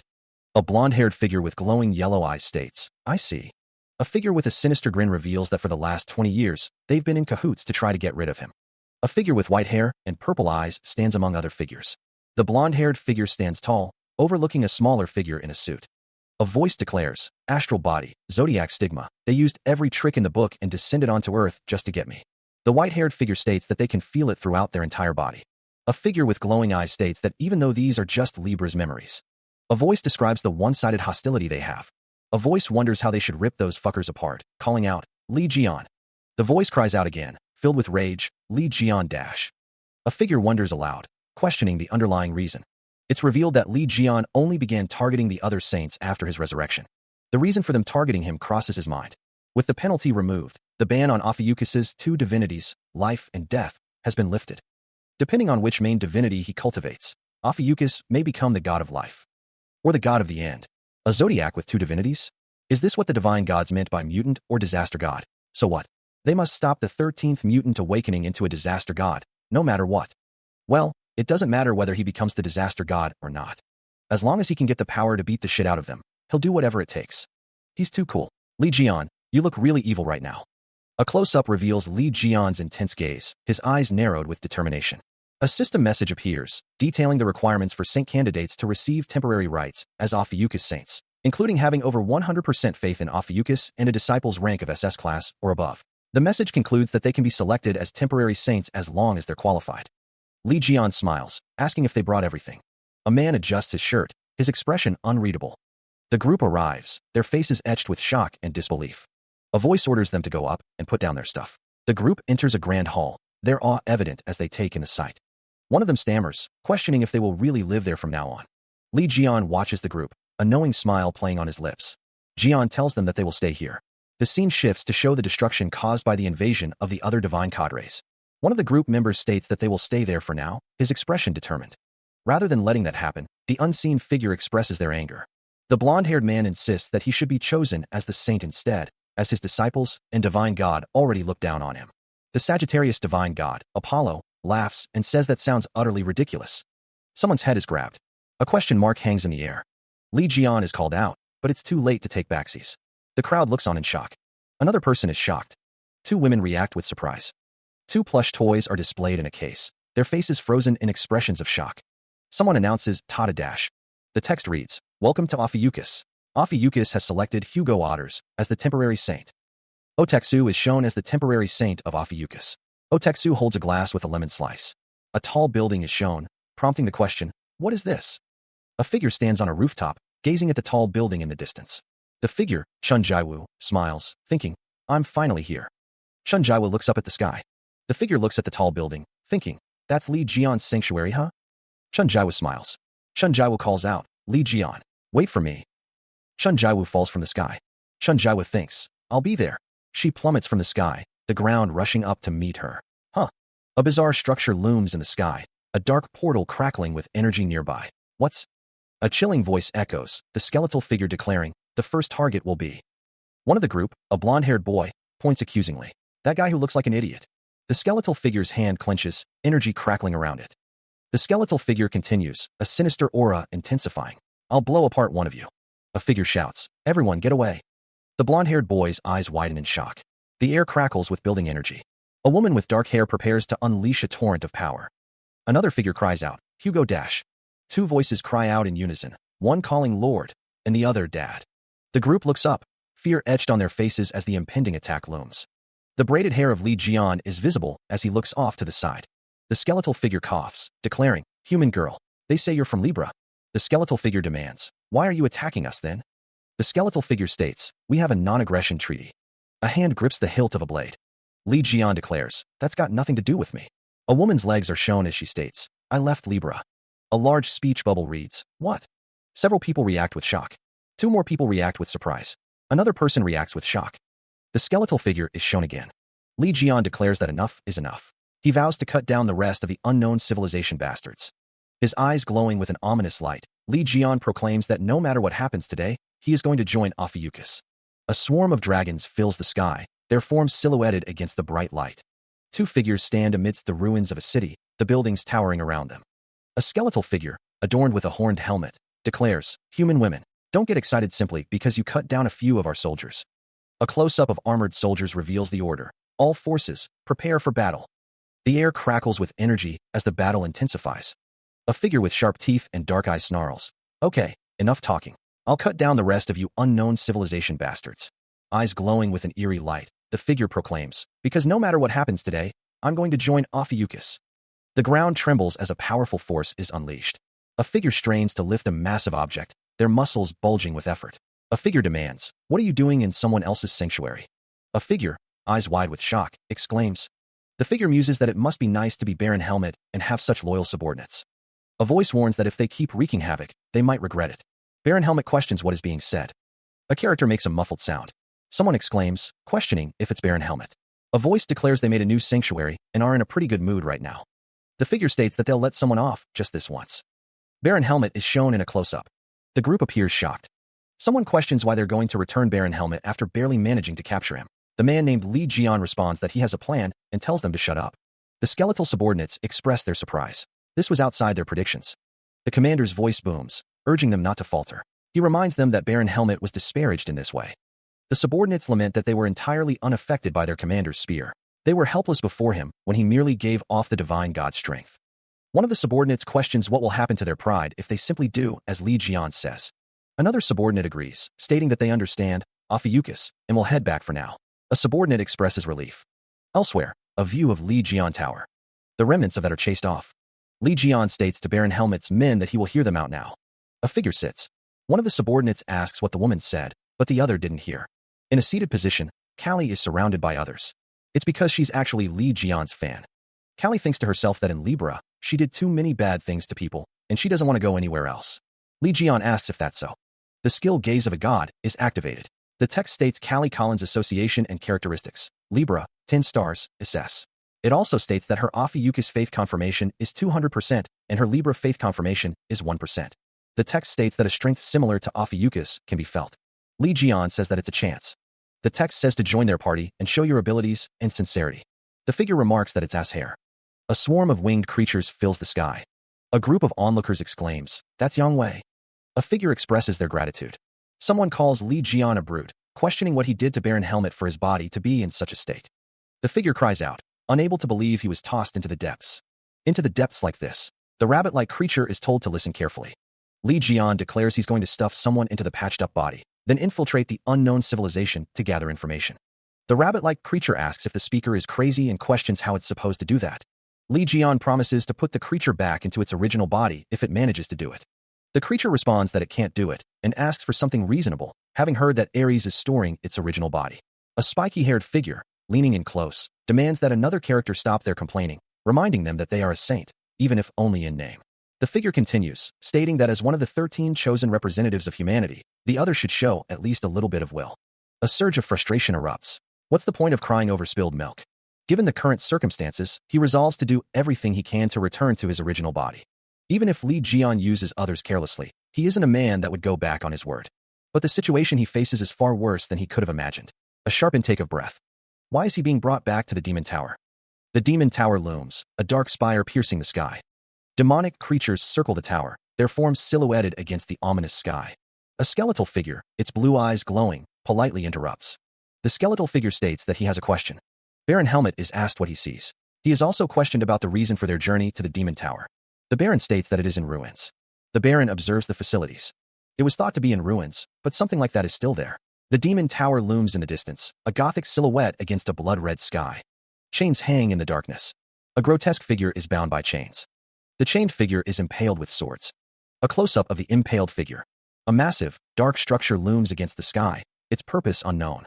A voice wonders about the facilities. A towering castle pierces the sky, a silhouette against the clouds. A voice expresses surprise that something like it still exists. The landscape is barren and desolate, marked by strange, glowing symbols. Chains and glowing red symbols hang suspended in the air, hinting at a dark ritual. A complex network of roots and glowing symbols covers the ground, pulsing with an eerie energy. A figure is bound and impaled, surrounded by chains and glowing symbols. The air crackles with dark energy. The air vibrates with an unseen force, the sound of something ominous approaching.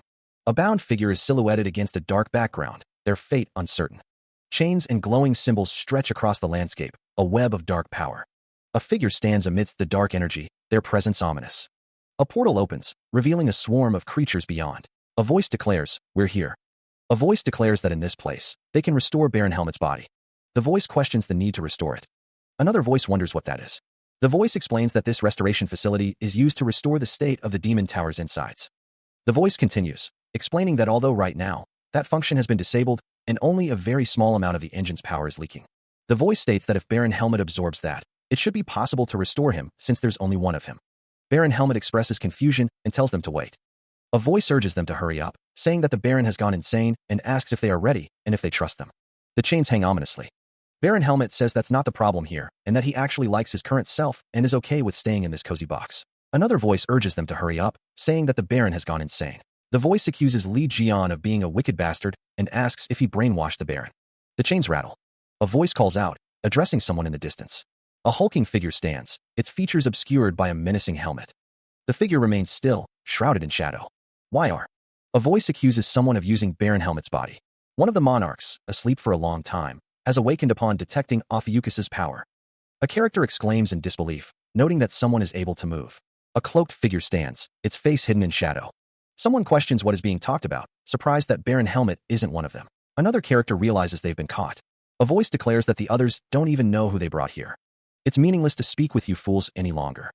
Li Jian remarks that someone is useless and has ass hair. Li Jian's name is displayed. The bandaged figure states that they thought they'd have to meet the monarchs eventually, but weren't expecting to meet one so soon. Li Jian says it's nice to meet the figure. The figure is called a monarch.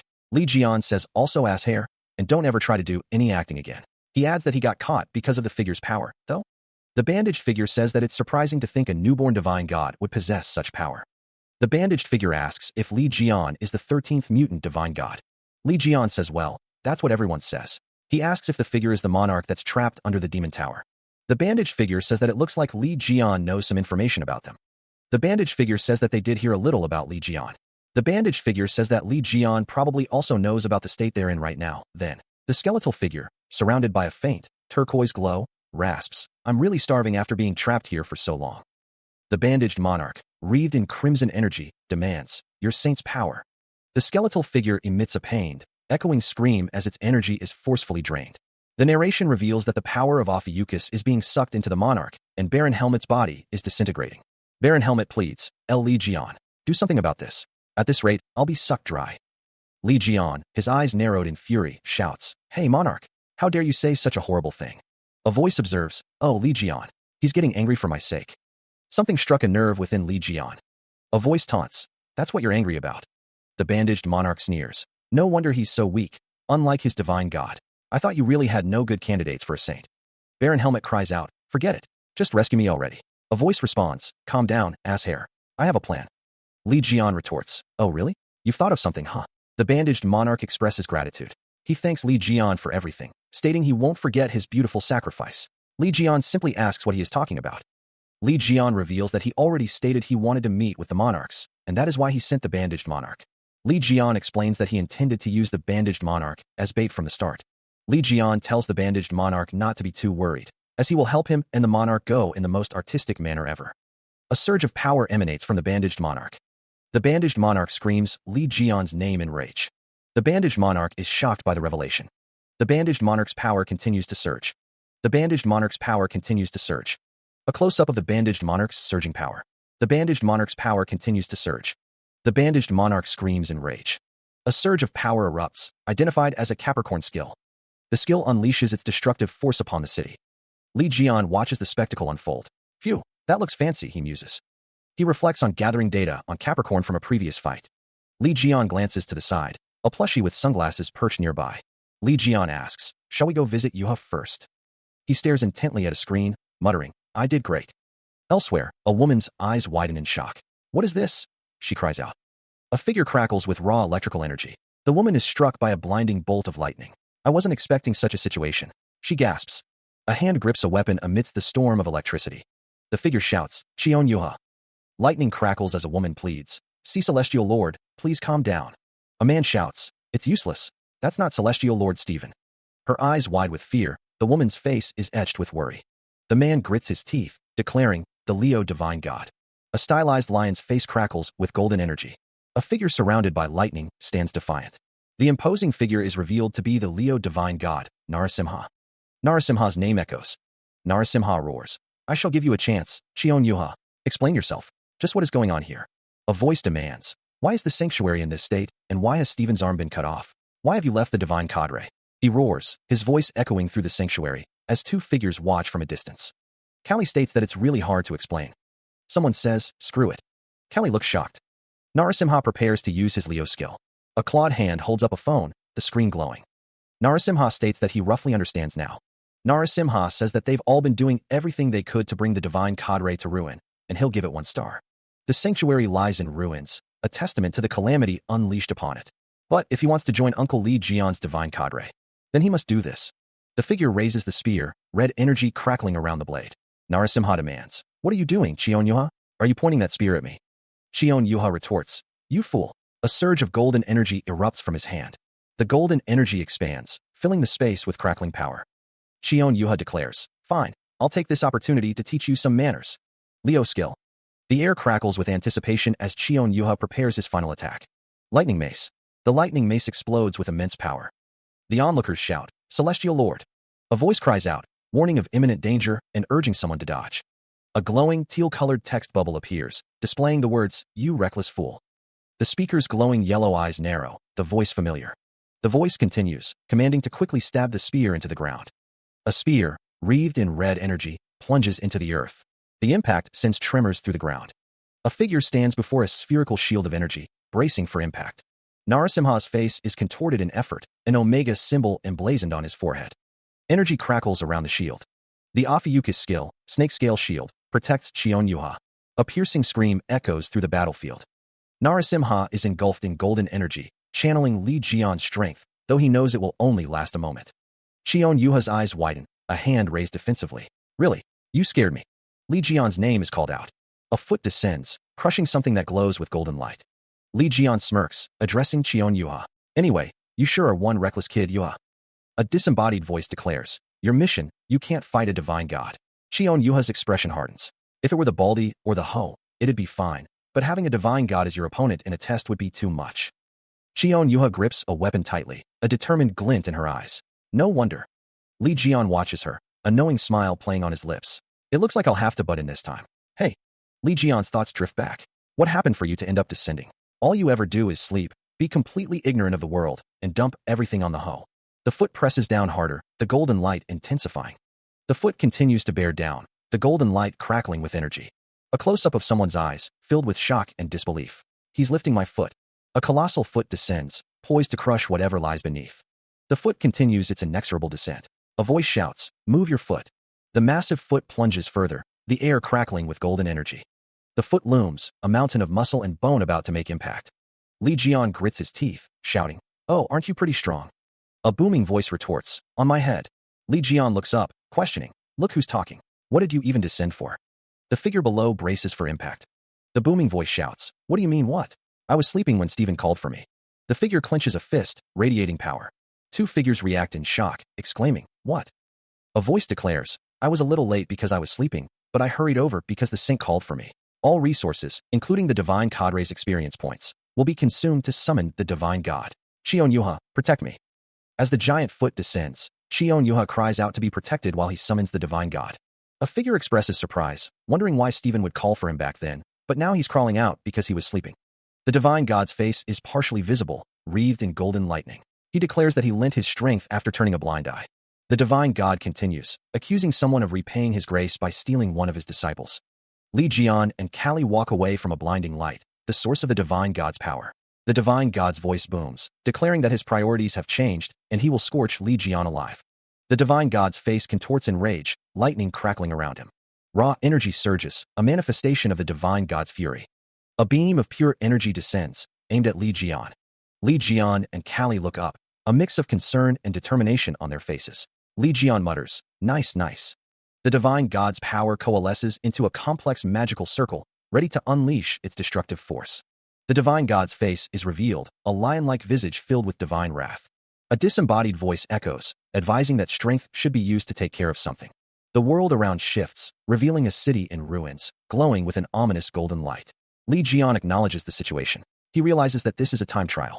He clenches his fist, a surge of power emanating from his hand as he prepares himself. A blade crackles with cyan energy, ready for battle. Li Jian grips the sword tightly, his expression hardening with resolve. He mutters, a dark promise escaping his lips. The penalty should be undone now. A colossal lion-like creature, wreathed in golden lightning, looms in the distance. Li Jian stands ready, the sword crackling with power as he prepares to face his trial. He thinks to himself, since he has the chance, why not see how much stronger he's gotten? The man states that it is nice and very good.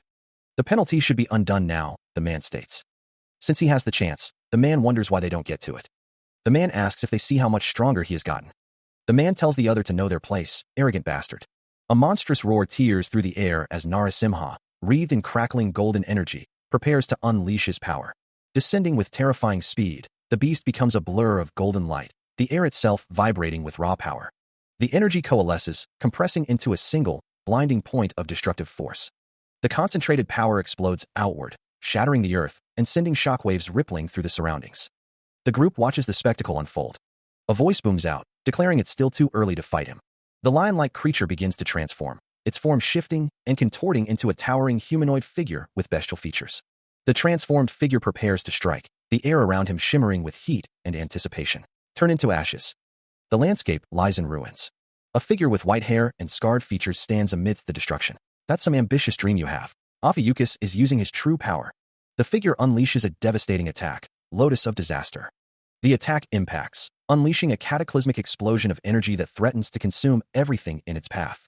Li Jian roared, his voice laced with disbelief and fury. Impossible. How did you steal my technique, Li Jian?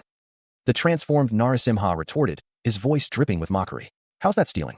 Good things should be shared, you bastard. Li Jian paused, a flicker of confusion crossing his face. Huh. The transformed Li Jian's expression hardened, his eyes narrowed with suspicion. The lion-like Narasimha roars, electrical energy crackling around him. Narasimha taunts, look, Li Jian, you should take back your power quickly. He struggles to maintain his stance amidst the chaotic energy. Narasimha shouts, I doubt you want to destroy this star. Li Jian unleashes a blast of energy, cracks forming in the environment. The strain is visible on his face. Li Jian thinks, if we keep fighting like this, will I be forced to go back to God's realm first? Or will this star be destroyed first? He realizes, I just need to control my strength? Well, that's simpler than I thought. A determined smile spreads across Li Jian's face. Li Jian thinks, I would have used this method from the start. Energy crackles intensely. Li Jian is surrounded by swirling energy. Narasimha observes, what? The powers of divine gods are being sucked away. The lion-like god questions, could it be? Narasimha exclaims, you crazy bastard, you're always going overboard. A hand grips a weapon as energy drains from it. The narration questions, how could a divine god use a weapon of the unknown civilization? Li Jian is shown holding a weapon, energy swirling around him. Energy is visibly being drained. Li Jian states, I told you just now, didn't I? Good things need to be shared. The narration explains, since their powers are opposites of the divine god's powers, it's perfect for getting rid of overflowing powers. Oh, Commander, you have limited resources, right? Li Jian wonders, I wonder how much of Leo's resources you have left. Narasimha is shown with a text box. A stark warning flashes, the divine cadre's resources will soon be depleted. A single word echoes the sentiment. Shit. Narasimha is told, this is no time to be distracted. A sudden, violent strike tears into Narasimha's flesh. The divine god of Leo roars in agony as energy crackles around him. Another blow lands, the force of it shaking Narasimha to his core. A voice declares, I have one of your fangs now. The assault continues, each strike chipping away at the divine god's power. More strikes rain down on Narasimha, the blue energy intensifying. Narasimha cries out, the sound raw and filled with pain. A notification appears, you have obtained a material, Mane of Narasimha, the divine god of Leo. The relentless assault shows no sign of stopping. The attacker stands amidst the chaos, radiating power. The attacker's foot descends, the blue energy crackling with each step. He was already strong to begin with, but now that he's using the unknown civilization's weapon, he's really like a disaster god. Narasimha curses, damn it. A lightning chain forms, crackling with immense power. The lightning spreads, illuminating the surroundings with an eerie glow. Bolts of lightning strike down, charged with destructive energy. The lightning surrounds Narasimha, empowering him with its raw force. The lightning chain intensifies, ready to unleash its devastating power. Narasimha roars, "You rat! I finally got you." Lightning strikes with a deafening roar, shaking the very foundations of the world. Narasimha's face contorts in rage, his eyes burning with furious energy. Narasimha declares, "It's over." The final strike of lightning obliterates everything in its path, leaving only destruction in its wake. A voice echoes with defiant rage, Yeah, fuck off." Three figures gaze upwards at a distant figure bathed in golden light. One of the onlookers exclaims, "Li Jian drove away the Leo divine god." Another responds, "That's insane. How could a human do that?" Yuha, eyes wide, asks in disbelief, "Do that to a divine god?" A voice declares, "Ah yes. With this, the unexpected situation is over." Li Jian states with a grim determination, "The condition should go back to what it was." A sinister smile spreads across Li Jian's face. Yuha, looking up, says, "Time to finish what you were doing, yeah?" A pained grunt escapes someone's lips. Kook. A close-up reveals a face contorted in pain. A voice wonders, Did I lose consciousness again? A voice declares a desire to defeat someone. The woman looks over at the muscular man sitting amidst the rubble, her expression questioning. He apologizes.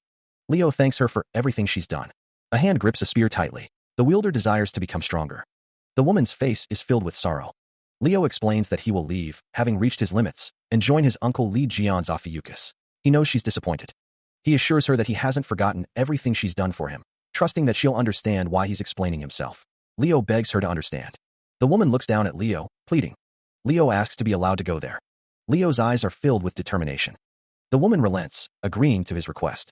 The figure stands silhouetted, back to the viewer, as if absorbing the afterglow of a hard-won battle. The celestial lord cries out, his voice echoing with a mix of pain and frustration. A voice echoes, filled with the satisfaction of a plan coming to fruition. I knew it. A triumphant grin spreads across Stephen Marker's face. It worked, he exclaims.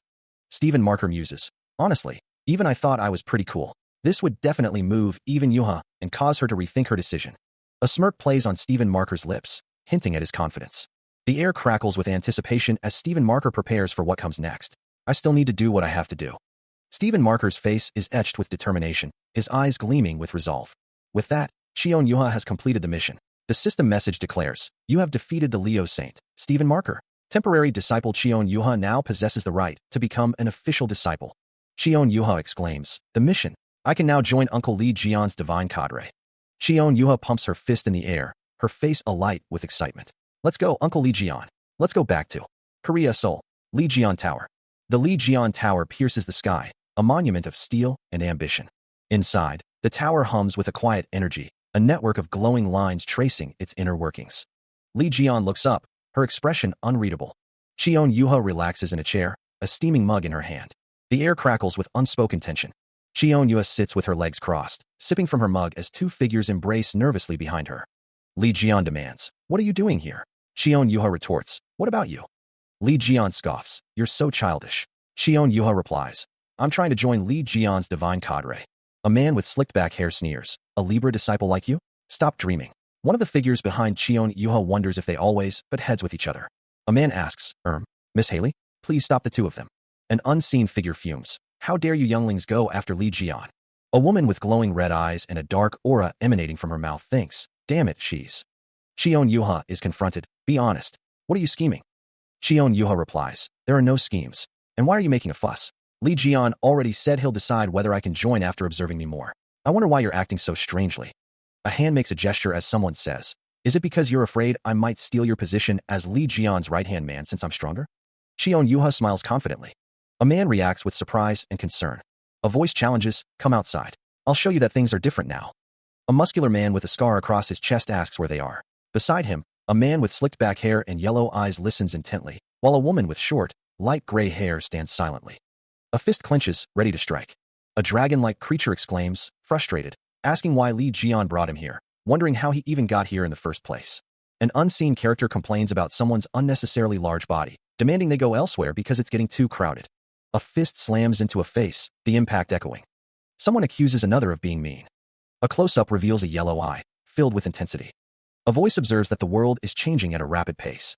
A news report details the damage caused by the invasion of calamities and the war between the saints all over the world. A crowd of protesters raises signs, expressing their discontent. It is said that the system which the 12 divine cadres have protected is being shaken. A blond man wonders what kind of flow this change will bring about, as a silver-haired man stands behind him. This change is happening all because of Li Jian. Stop trying to act all serious suddenly and get lost. After becoming the Leo Saint, I thought I already knew a lot. I already knew a lot about Li Jian. But every time I see him, I can never figure out what he's thinking. He was treated like a freak since he awakened without any supporting divine god. Now, he's become a divine god and is fighting against other divine gods and monarchs. Seriously, he's gone too far ahead. Do you still think you're his rival? Just forget it already. It can't be helped that you have regrets, though. A breaking news report declares that they're going to fight with divine gods and monarchs from now on. The reporter adds that she already has a hard time dealing with her own divine god. Silhouetted figures watch, one remarking that the future looks bleak. One of the figures says that they'll find a way eventually. The other suggests doing whatever they can do right now. The first figure asks what the other is trying to do again. Another news report is shown. The reporter says that you're making her feel uneasy. A man with spiky brown hair and yellow eyes looks on with a stern expression. One of the figures declares that he's going to announce to the world. The other figure looks on with concern. The news report states that Li Jian is the one who killed the Crimson Eye. Li Jian recalls 20 years ago back when they raided the Demon Tower. Callie's eyes widen as she realizes they all left. Sungjae looks at Callie, equally surprised. What? He asks. The text bubble explains, they all left first saying that they're in a rush. They asked me to let them use. Sungjae sighs, covering his face with his hand. They're always slow at whatever. Sungjae stands next to Callie, looking off into the distance. The scene shifts to a fight in progress. Sungji's eyes widen. What the hell is going on over there, he wonders. The fight continues, energy crackling around the combatants.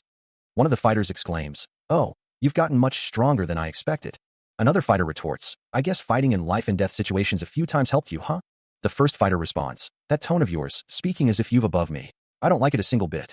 A blinding explosion of energy erupts. A figure plummets downwards, consumed by the blast.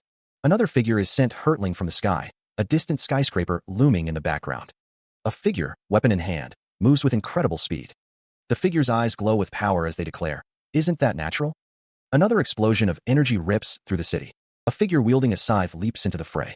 Two figures stand in the distance, observing the unfolding chaos. One of the figures wonders aloud, "So, they're fighting over being my right-hand man?"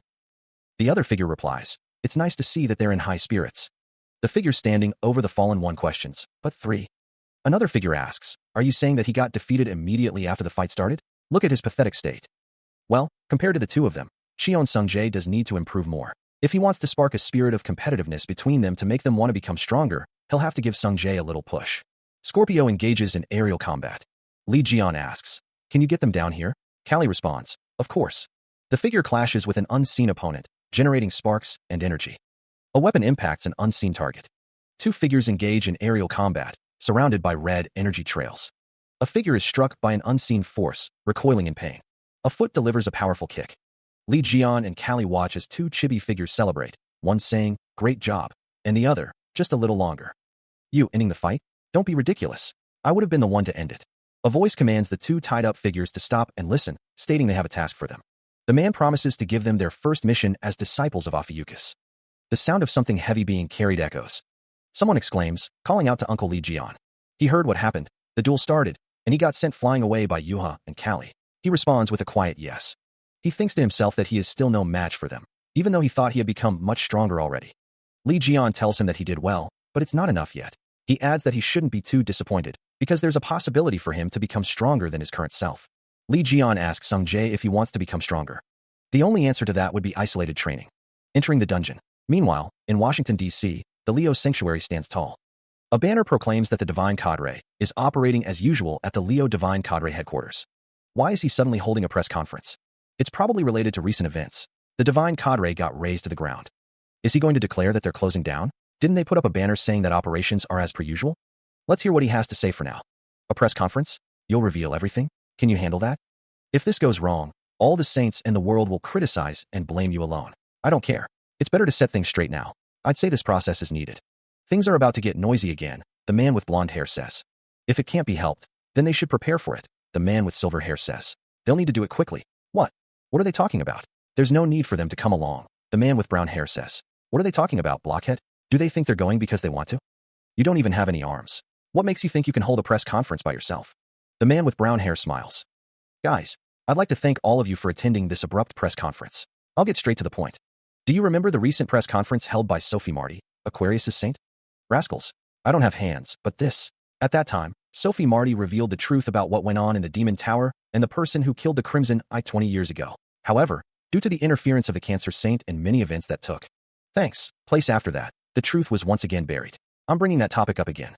As per Sophie Marty's testimony, the person who defeated the Crimson Eye is indeed Li Jian. Just as I thought. Does this put an end to the controversy then? It's revealed that the person who defeated the Crimson Eye that appeared in America is also Li Jian.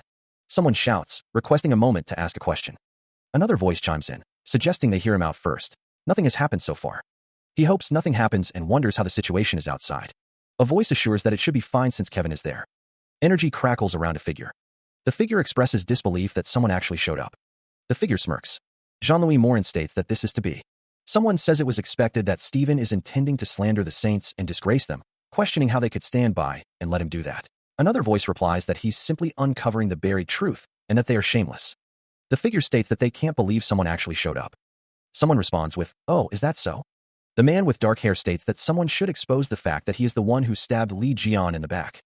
A figure with silver hair reacts with anger, shouting, "Bullshit." The man with dark hair explains that it was a maneuver performed by him and Libra to get rid of Li Jian. He declares that he is the one who knows what happened to Li Jian. The silver-haired figure exclaims that it's utterly ridiculous. Chains glow with an eerie light.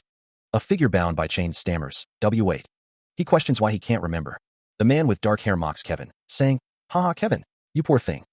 The man with dark hair says, "Let's talk for a little bit. I'll tell you everything about the truth back then." He asks, his eyes glowing with an eerie light, "Where shall we start?" The man looks down, raising a finger as if struck by a sudden thought. "Oh, right." The camera focuses on a sword, its blade emitting a faint glow. A voice echoes, "Starting from the time you got anxious about being unable to surpass Li Jian?" An unseen figure erupts in anger, demanding silence and an end to the nonsense. A man in a suit, surrounded by dark energy, insists that what he said is correct, offering to help the other party remember. He continues, revealing that he has lost all his business partners and is in a tough spot. A sinister smile spreads across his face, his eyes gleaming with an unsettling light. A voice, filled with confusion and dread, whispers, "What?" The camera focuses on a dark, menacing weapon, pulsing with dark energy. The man in the suit declares that the weapon is for you. The camera focuses on the back of a character's head, the tension palpable in the air. The weapon is plunged downwards with brutal force. A hand clenches tightly, surrounded by shattered fragments of light. The camera focuses on a character, their expression obscured by shadow and fear. A group of figures stand silhouetted against a backdrop of swirling darkness. Debris floats in the air, illuminated by a bright light. A voice declares, "In that case, Mr. Marker." A banner on a tall building proclaims, "Our divine cadre is operating as usual." A man states that aside from Li Jian, none of the other saints made any significant contributions towards killing the Crimson Eye. He confirms that one of the saints betrayed Li Jian in the Demon Tower and trapped him inside. Footsteps echo through a corridor. A voice laments having suspicions, but lacking solid evidence. The camera focuses on a wall. A voice expresses the inability to find out who the culprit is. A figure looks up, startled. The man's voice booms through the room, filled with urgency. A figure with glowing red eyes tilts their head, a hint of amusement in their voice. "Oh my, am I disrupting you?" The interruption seems to have caught everyone's attention. The red eyes narrow, a silent intensity radiating from the figure. The man continues, his voice rising with anger. "I'll tell you who stabbed Li Jian at the Demon Tower." A blonde-haired figure reacts with shock, their eyes widening. The revelation hangs in the air, heavy with implication. A figure strides forward, their expression unreadable. The man's words echo in the silence, painting a picture of struggle and desperation. The weight of the unspoken truth settles over the room. The figure with the red eyes smiles faintly, a predatory glint in their gaze. A voice declares, dripping with sarcasm, "Yes, that was an exciting moment." His gaze intense, the figure's orange eyes glowed with an unsettling power. A voice echoed, demanding more. The figure clutched a mass of writhing darkness, its energy palpable. A calamitous burst of energy erupted, shaking the very foundations. An armored figure bellowed, urging others to parley. A sudden realization struck, leaving one figure in stunned silence. Tendrils of dark energy enveloped the armored figure, their purpose unknown. Panic rising, a man shouted of calamities. Driven by fear, a figure fled the scene, desperate to escape. Monstrous forms materialized, their presence a terrifying omen. The order rang out. Disciples were to stop the calamities until the reporters evacuated completely. The situation spiraled into chaos, leaving those present to question their next move. They are dwarfed by the monstrous figure looming over them, its dark energy palpable. What else? We'll send all of the calamities. One of the men in suits says, seriously, you make it sound so easy. The woman smiles, dark energy swirling around her as she commands, forth. A monstrous roar echoes through the city. The monster prepares to unleash its fury. It lunges forward, a wave of destruction in its wake. Chaos erupts as the monsters descend upon the city, their dark energy corrupting everything they touch. A winged monstrosity soars through the sky, casting a shadow of dread over the fleeing citizens. The city's defenders are overwhelmed by the sheer number of calamities. Screams fill the air as the monsters tear through the streets, leaving a trail of destruction. The calamities unleash their full power, plunging the city into darkness. The monstrous form unleashes a guttural roar, the sound vibrating through the very foundations of the structure. Dust and debris cascade down as the building groans under the strain. Jian Li grimaces, his expression a mask of concern. Cook, if we fight here any longer, the whole divine cadre building will collapse. The monster writhes, its tendrils flailing wildly as it continues its destructive rampage. The scene is filled with chaos as the battle intensifies. A blinding light erupts, bathing the area in an intense, golden glow. Within the radiant energy, a figure stands silhouetted, seemingly channeling the immense power. The energy surges, creating a shockwave that ripples outwards. The light intensifies, becoming almost unbearable to witness. A figure is launched from the center of the explosion, propelled by the sheer force of the energy. A blonde-haired figure looks on, eyes wide with shock. A red-haired figure stands, cape billowing, ready for what comes next. A single, malevolent eye snaps open, the first sign of the calamity's return. The ground shatters as something immense forces its way back into the world. A monstrous form rises from the fractured earth, wreathed in dark energy. The calamity fully regenerates, its glowing red eyes burning with malevolent intent. A vortex of dark energy swirls around the resurrected being, feeding its power. Curses, the calamity can regenerate. Sweat beads on his brow as he realizes the gravity of the situation. Suddenly, a figure is engulfed in a blinding inferno. A burst of raw energy explodes outward, pushing back the flames. The figure struggles against the intense heat, barely visible through the raging fire. He bursts from the inferno, running with desperate speed. Blockhead, are you alive? Engulfed in flames, he wonders why his ability isn't doing any damage. He is being consumed by the flames. A man with blonde hair and piercing yellow eyes looks on. Golden energy crackles. Someone observes that the bastard is using Li Jian's ability way too naturally. The divine god of Sagittarius, Apollo, is very sad, tears streaming down his face. Blockhead grunts in pain as the flames continue to burn. Someone yells, demanding that others do something about the situation. Golden energy flares. Blockhead is still engulfed in flames. The flames intensify. The flames continue to rage. He is still consumed by the inferno, the flames licking at his form with ravenous hunger. Stone and debris explode outward, propelled by an unseen force. Li Jian's eyes burn with an inner light, the power within him surging to the surface. A figure watches with wide eyes, a silent exclamation escaping her lips. Saved. Blockhead is pulled from the heart of the blaze, the ground cracking beneath him as he lands. More debris rains down, the remnants of the fiery destruction. Li Jian's brow furrows in confusion. But what just flew past me? A gauntlet crackles with raw energy, lightning dancing across its surface. A figure stands silhouetted against the light, wreathed in crackling energy. From behind, a figure watches the display of power. What's that? The figure's eyes widen in alarm. Li Jian's eyes widened. Something had just flown past him with incredible speed. A gauntlet, crackling with energy, materialized in the air. The gauntlet pulsed with raw power. The armored gauntlet floated, suspended by an unseen force. A woman looked up, her expression a mixture of shock and confusion. What's that? She wondered. Arcane symbols flared around the gauntlet. The gauntlet's surface shimmered with an otherworldly energy. Li Jian stared at the object. That looks like an arm, he muttered, a bead of sweat trickling down his temple. The gauntlet crackled with power, the air around it shimmering with heat. Another man watched, his face etched with concern. Whoa, why is it suddenly doing that? Li Jian's gaze narrowed, his expression hardening as he focused on the mysterious gauntlet. A gauntlet, crackling with golden energy, dominates the view. His eyes widening, Jian Li grits his teeth as the gauntlet approaches. The gauntlet pulses with power, its metallic surface gleaming. With a resounding thud, the gauntlet locks onto Jian Li's arm. Sweat beads on Jian Li's brow as he exclaims, "What the hell?" Jian Li, now bearing the gauntlet, struggles to understand what's happening. The gauntlet is now fully integrated with his arm, glowing faintly. Callie's eyes widen. Oh, it's already in position. Her expression hardening, Callie demands, "You brought this here?" Jian Li, visibly distressed, demands, "Explain this situation." What? A thought bubble appears above Jian Li. On earth is this? Why is it sticking to me? Callie exclaims. That's a prosthetic arm that Uncle Lee Jian specially made for you. The gauntlet gleams, energy crackling around it. A caption declares it the Stephen Marker custom arm. His face contorted in a wide, maniacal grin, the power of the gauntlet evident in his expression. A close-up reveals fur, the source obscured by the intense energy. Stylized text fills the panel, emphasizing the raw power being unleashed. A figure stands amidst a blinding light, two others watching from below, their faces obscured by shadow. Callie's eyes widen in shock, her mouth agape at the unfolding events. A sliver of a figure is visible, the rest lost to the darkness. A character with light hair looks on, muttering that someone has gotten way too excited.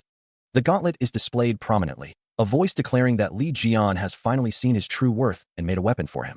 A voice says it's a little late, but the figure with the gauntlet declares that the herd always appears right when they're about to be forgotten. The gauntlet is shown in extreme close-up, its intricate details highlighted. Li Jian, a sinister grin plastered across his face, asks, "Wow, you finally got your long-time wish fulfilled. How do you feel?" He chuckles, adding, "Right now, I'm invincible." The character with the long ponytail retorts, "You're so simple-minded." A close-up reveals three figures, their expressions unreadable. A voice declares, "Well, let's give this to him." The man with the blonde hair commands, "All of you, stay on your toes." A weapon is shown, radiating power. A voice proclaims, "From this moment forth."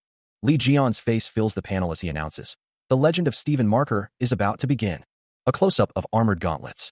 A voice declares, "That wouldn't happen, so there's no need to do that." A character with dark hair stares ahead, his expression unreadable. A character with red hair grins sinisterly. He and another figure stand amidst a landscape of devastation. Li Jian states that there's no need to be on guard since there aren't any more calamities. The other figure asks if he's talking to him. A massive, dark structure looms in the distance. A voice wonders if the explosion was too strong and if they should have reduced its power. The red-haired figure asks Li Jian why they are here. Li Jian responds, asking why else, stating it's because of that. A cloaked figure looms, declaring, "That's." The narration states that it is the monarch that was trapped in the demon tower. The cloaked figure says to just wait. The red-haired figure tells someone to stop acting dead and get up. Someone's legs are shown. A voice booms, declaring that someone isn't dead yet. A figure wrapped in bandages is shown, a dark aura surrounding them. A voice wonders if the other person knew that. The bandaged figure is revealed to be the 13th divine god. The bandaged figure stands tall, chains hanging around them. Someone screams, while Li Jian remarks that he guesses there aren't any mere calamities around. A voice states that a monarch wouldn't be destroyed by an explosion of that level. The bandaged figure declares that they are a monarch and won't die easily. They add that Li Jian's thunderous introduction left a deep impression. Li Jian is asked if he knows the bandaged figure's name. Li Jian confidently replies that of course he does. The bandaged figure reveals that they weren't just the core that kept the tower functioning, but also in charge of recording the events. They add that Li Jian raided this tower 20 years ago. The bandaged figure continues, stating that Li Jian was betrayed by his teammates at the last moment and wandered this tower for 20 years. Li Jian smirks, stating that anyone who's trapped in this cursed tower would inevitably be interested in anything that happens in the tower. A disembodied voice echoes, questioning who stabbed him. The bandaged monarch confirms that he knows the answer, but he won't reveal it for free. A surge of energy crackles around the bandaged monarch's hand. Li Jian states that the bandaged monarch is mistaken. The bandaged monarch asks if Li Jian thinks he is there to negotiate. The bandaged monarch urges Li Jian to hear him out, suggesting they help each other. Li Jian, visibly surprised, asks what. Li Jian questions if the bandaged monarch's proposal is too extreme and asks what he is scheming. The bandaged monarch demands that Li Jian look at him. The bandaged monarch's bandage form is shown. The bandaged monarch reveals he was once a monarch, but now his powers are being sucked away. He claims he would do anything for anyone if he could get out of there. The man asks if he is scheming anything, stating that he naturally is. The bandaged monarch thinks of all the people he wants to get revenge on. The bandaged monarch asks if Li Jian would understand how he feels. The bandaged monarch grins menacingly. Li Jian grips his weapon tightly. The bandaged monarch scoffs, calling him a bastard. The bandaged monarch states that everything Li Jian says sounds fishy, but that last sentence is something he can resonate with. The ground cracks beneath the bandaged monarch. Li Jian says he'll just believe him this once. Li Jian holds his weapon. Li Jian tells the bandaged monarch that he has to show him the memories first. The bandaged monarch laughs, stating that it looks like they understand each other. A crimson magical circle pulses with ominous energy. A figure with crimson hair and eyes grins, seemingly amused. He asks if someone is taken aback. The figure suggests that someone should have accepted his proposal when he offered it. A determined individual declares that the press conference should be in a huge ruckus right now. A white-haired warrior coughs, clutching a massive blade. The crimson-eyed figure is framed by a magical circle. The text claims that the whole world probably thinks he's the one who did everything, including stabbing Li Jian and destroying the press conference venue. Seen from behind, the white-haired warrior stands with his blade. Someone congratulates Kevin. The determined individual declares that someone has now become the traitor of mankind that will be recorded in history. A close-up reveals the crimson-eyed figure's sinister smile. Washington, D.C., slightly before Stephen's press conference began. Two figures plummet from the sky toward the city below. A close-up reveals a woman's face, her expression determined, and a prosthetic arm. The woman thinks to herself, this is her first mission in Ophiuchus. Lee Jian thinks she must clear it perfectly. A man with spiky light blue hair states that the task is simple. He wants the prosthetic arms passed to the blockhead and white hair. Two figures examine the prosthetic arms. It's a simple errand, but it's very important. The man with spiky light blue hair stares intently. This is your first mission, so do a good job and make sure it's delivered to them. Lee Jian says not to worry, she'll make sure it's perfect. The world spins as Lee Jian plummets downwards, his expression a mask of disbelief. Arms flailing, he struggles to regain his bearings amidst the chaos. A desperate scream tears from his throat as the ground rushes up to meet him. Yelling out, Lee Jian tries to grab onto something, anything, to break his fall. The impact sends shockwaves through the air. The air crackles with displaced energy. Looking up, he sees the source of his predicament. His face contorted in pain, blood trickling down his forehead.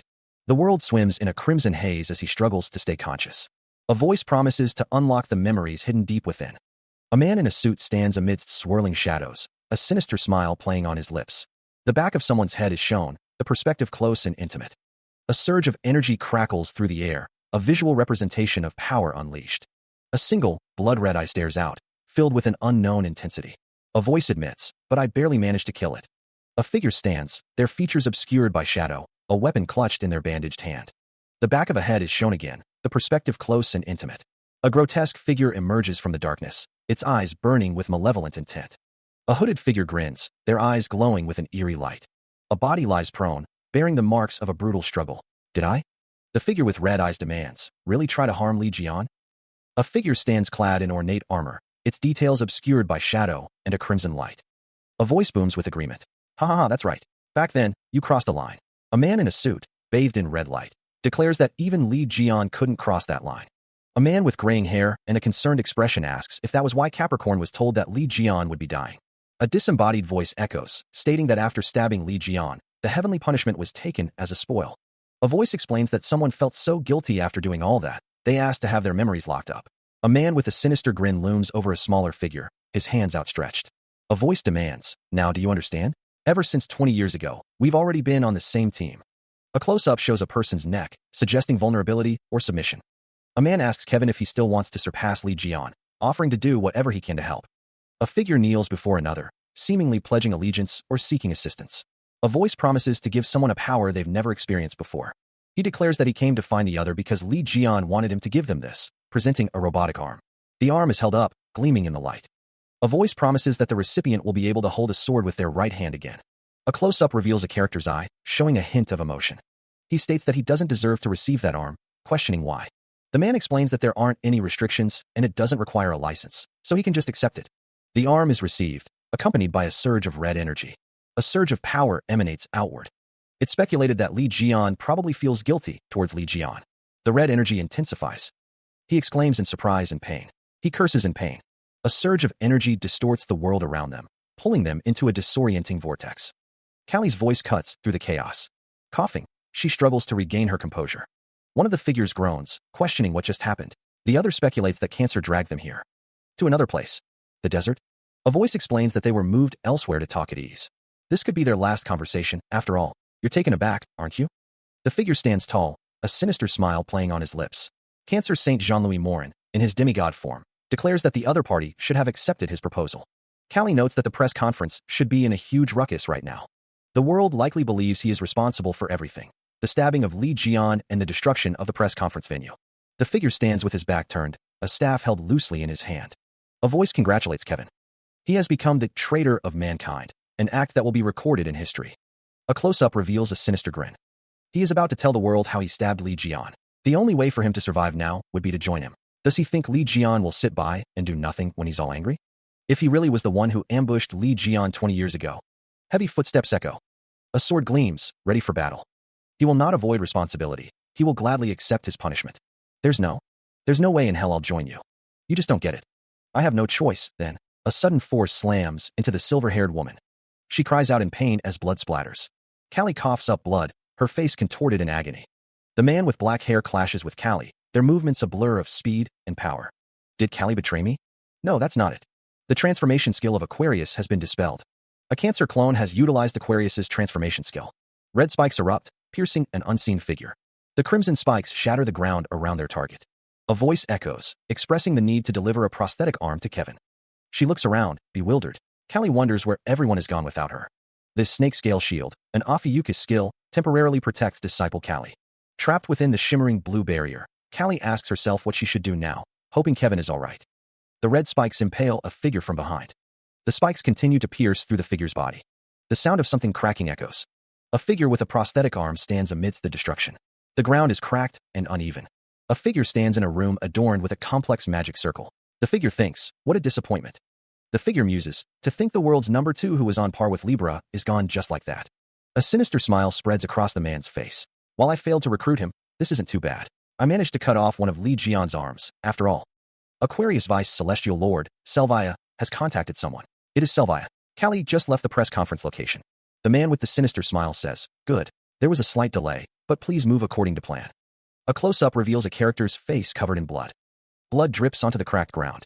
The ground is cracked and uneven. A close-up shows a hanging object dripping with an unknown substance. A voice declares, I can't stand by and watch anymore. The voice continues, my precious child, I have no choice but to interfere now.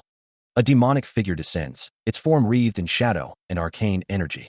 The figure, surrounded by a crimson aura, declares, okay, it's time for me to move too. A grotesque necklace, adorned with a crimson gem, rests upon the figure's chest. A foot clad in dark armor steps forward, the ground cracking beneath its weight. The armored foot continues its advance. A voice echoes, sigh, looks like you're determined. A crescent moon hangs in the night sky, a silent witness to the unfolding events. The figure stands within a complex magical circle, its form radiating power. The master of the crescent moon speaks, their voice laced with dark intent. To interfere in the matters of this world, master of the crescent moon? The crescent moon looms large, casting an eerie glow upon the landscape. Intricate patterns and symbols cover the ground, glowing with an otherworldly light. The air crackles with energy as the master of the crescent moon prepares to act. The bandaged monarch stands silhouetted against a massive, ornate magical circle. A voice echoes, laced with disdain. What a disappointment. The voice continues, tinged with disbelief. To think the world's number 2, who was on par with Libra, is gone just like that. A close-up reveals the bandaged monarch's massive, tattered wings. The bandaged monarch declares, okay, it's time for me to move too. The bandaged monarch's expression hardens, a sinister smile playing on his lips. A foot descends, crushing the ground beneath it. The bandaged monarch sighs, observing, looks like you're determined. The bandaged monarch stands once more before the magical circle, his resolve solidified. He finishes, his voice dripping with menace. To interfere in the matters of this world, A massive moon hangs in the sky, prompting the question, master of the crescent moon? An intricate design fills the frame, its details hinting at ancient power.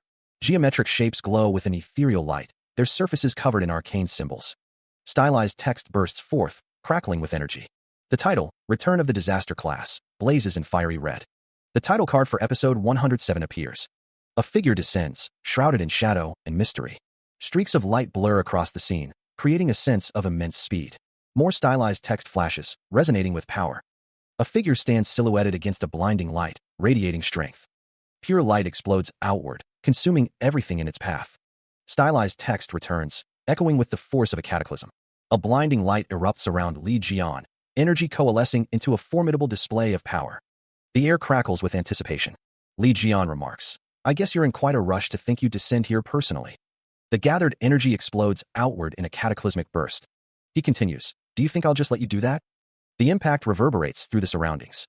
Cancer's royal skill is unleashed, a surge of dark power. The force of the skill crashes down.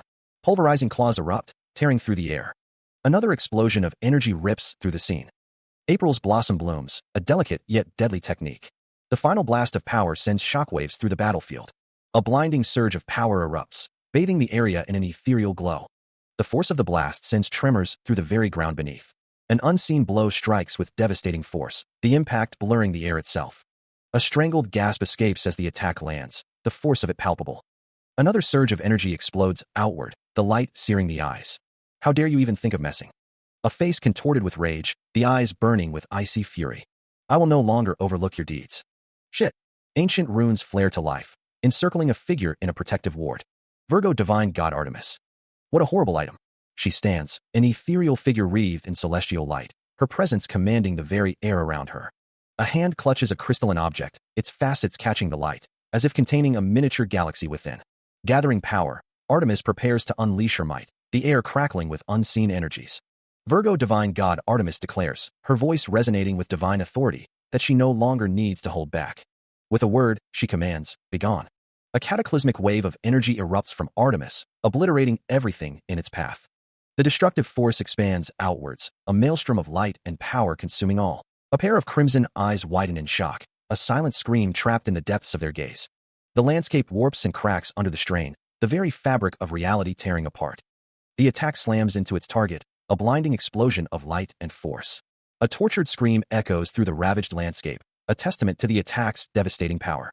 The aftermath, a scene of utter destruction, the air still crackling with residual energy. She gazes downward, a chilling determination hardening her features. Gathering power, the divine god prepares to unleash another devastating attack, arcane symbols swirling around her. Li Jian counters with a vortex of dark energy, a maelstrom of power crackling around him. A guttural scream tears from his throat as the forces collide, the impact sending shockwaves through the battlefield. Channeling his inner strength, Li Jian activates Cancer's royal skill, a surge of energy coursing through his veins. He unleashes the abyssal dark star, a cataclysmic blast of pure darkness that threatens to consume everything in its path. The hunter roars, declaring that he is in demigod form. In his demigod form, Li Jian's power explodes outward, a primal scream of defiance against the divine. The hunter vows that he doesn't intend to go down easily. The divine god questions if he intends to fight her with that level of resolve. Gathering her strength once more, she prepares another devastating attack, the air crackling with divine energy. She declares how arrogant he is. Crystalline shards of ice gather, their sharp edges glinting with an ethereal light. A vortex of raw energy begins to swirl, its crimson core pulsing with immense power.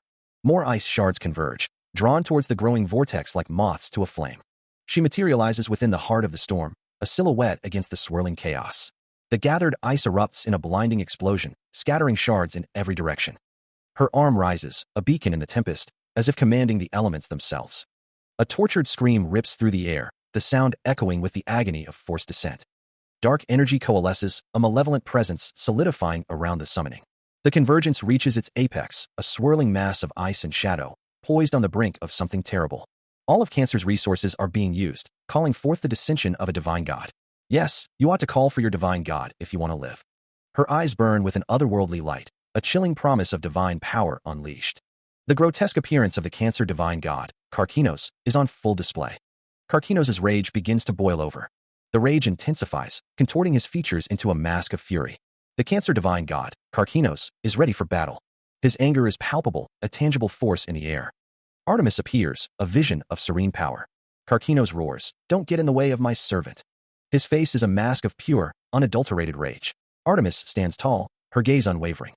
Artemis declares, "You guys are the ones who messed with my servant." Her eyes burn with righteous fury. The powers of both divine gods have begun to clash, the air crackling with energy. Crimson energy erupts, a raw display of destructive force. The energy coalesces into a monstrous claw, a harbinger of devastation. The surrounding environment cannot withstand the powers of both divine gods. A celestial blue energy surges forth, pushing back against the crimson tide. Wielding a shield and sword, she stands as a beacon of defiance against the encroaching chaos. The clash of divine energies sends a shockwave rippling outwards, distorting reality itself. What's that sound? The question hangs in the air as the ground trembles. Echo. The force of the blast throws a figure backwards, limbs flailing. The impact slams into the earth, a cloud of dust rising to meet the sky. Bracing for the inevitable, a figure raises a shimmering barrier. "Everyone get away." The warning echoes through the chaos. The ground cracks and splinters, the very landscape buckling under the strain. Wait a minute. The words are a desperate plea against the overwhelming power. She is forced through the barrier, energy crackling around her. The divine god continues to fall, the barrier shattering around her. The force propels her further, the energy intensifying. She is completely forced through, the barrier now completely shattered. Her eyes widen in shock as she realizes the consequences of her actions. A close-up reveals the face of a defeated foe, etched with pain and disbelief. Another character's face contorts in surprise, witnessing the outcome. A voice booms out, filled with scorn. "What an idiot." A figure is struck with a devastating blow, blood splattering across the scene.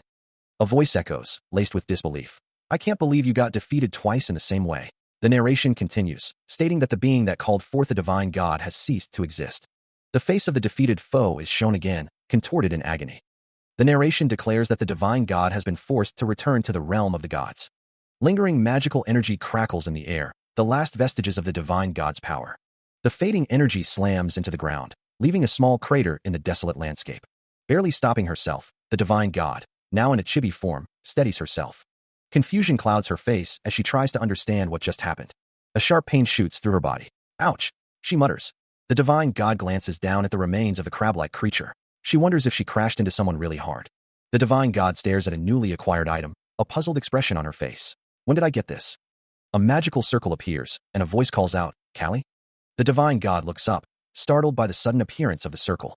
A figure emerges from the circle, their face partially obscured. Who are you? Oh, you don't know me in this form. A close-up of a mask is shown, hinting at the figure's true identity. The divine god declares that she will revert to an appearance that is familiar. A surge of energy erupts around her, signaling the start of the transformation. The transformation complete, she now has blue hair and horns, holding a red, crystalline object. The figure is identified. You're Kevin? Kevin realizes something is strange. The transformation continues, energy swirling around Kevin. The energy intensifies as the transformation progresses. Kevin asks to be asked again. The transformation continues, the energy building. The energy reaches a crescendo as the transformation nears completion. The figure, now with long white hair, declares, but right now, I'm not. The transformation is complete, the figure surrounded by a magical circle. The transformation continues, the lower half of the figure now visible. Artemis's voice echoes, stating that she borrowed Kevin's body to descend. A close-up reveals Artemis's face, her eyes glowing with an otherworldly light. The figure is identified as Artemis, the Virgo divine god, in her form when borrowing a saint's body. The bandaged monarch roars, a surge of power emanating from him. He stomps his foot, the force of the impact shaking the ground. The bandaged monarch's face contorts in fury. He advances, his legs a blur of motion. Two figures scream in terror. A crimson aura flares. The bandaged monarch is engulfed in a fiery explosion. Destruction rains down. A figure watches from the shadows. The bandaged monarch unleashes a devastating attack. A figure stands amidst the rubble. A voice echoes in disbelief, questioning the unfolding events. Li Jian's eyes glow with a menacing red light as he grits his teeth. The voice wonders how the Black Rank calamities are losing. Kevin declares that the calamities are no match for them. Li Jian stares intently at the scene before him, the calamities in the distance. A voice challenges them to use their divine cadre skill if they want a decent fight. Kevin points forward, flanked by two companions, as they prepare for battle. Li Jian grimaces, a bead of sweat trickling down his face. A man with wavy brown hair and piercing yellow eyes wonders why they are hesitating. The woman with black hair declares that there's nothing to think about, standing beside the man with wavy brown hair. A surge of magical energy crackles around a figure, preparing to move. The figure is engulfed in red energy, ready to unleash their power. Li Jian unleashes a devastating blow, the force of which is amplified by the word Godspeed. The strike connects, sending a shockwave rippling through the air. The Master of the Crescent Moon is sent hurtling backward from the sheer power of the attack. A pained cry escapes the Master of the Crescent Moon as the force of the blow reverberates through him. The Master of the Crescent Moon crashes down, the impact shaking the ground. A look of disbelief and pain contorts the Master of the Crescent Moon's face. Coughing up blood, the Master of the Crescent Moon struggles to regain his footing. The Master of the Crescent Moon collapses, defeated, amidst the dust and debris.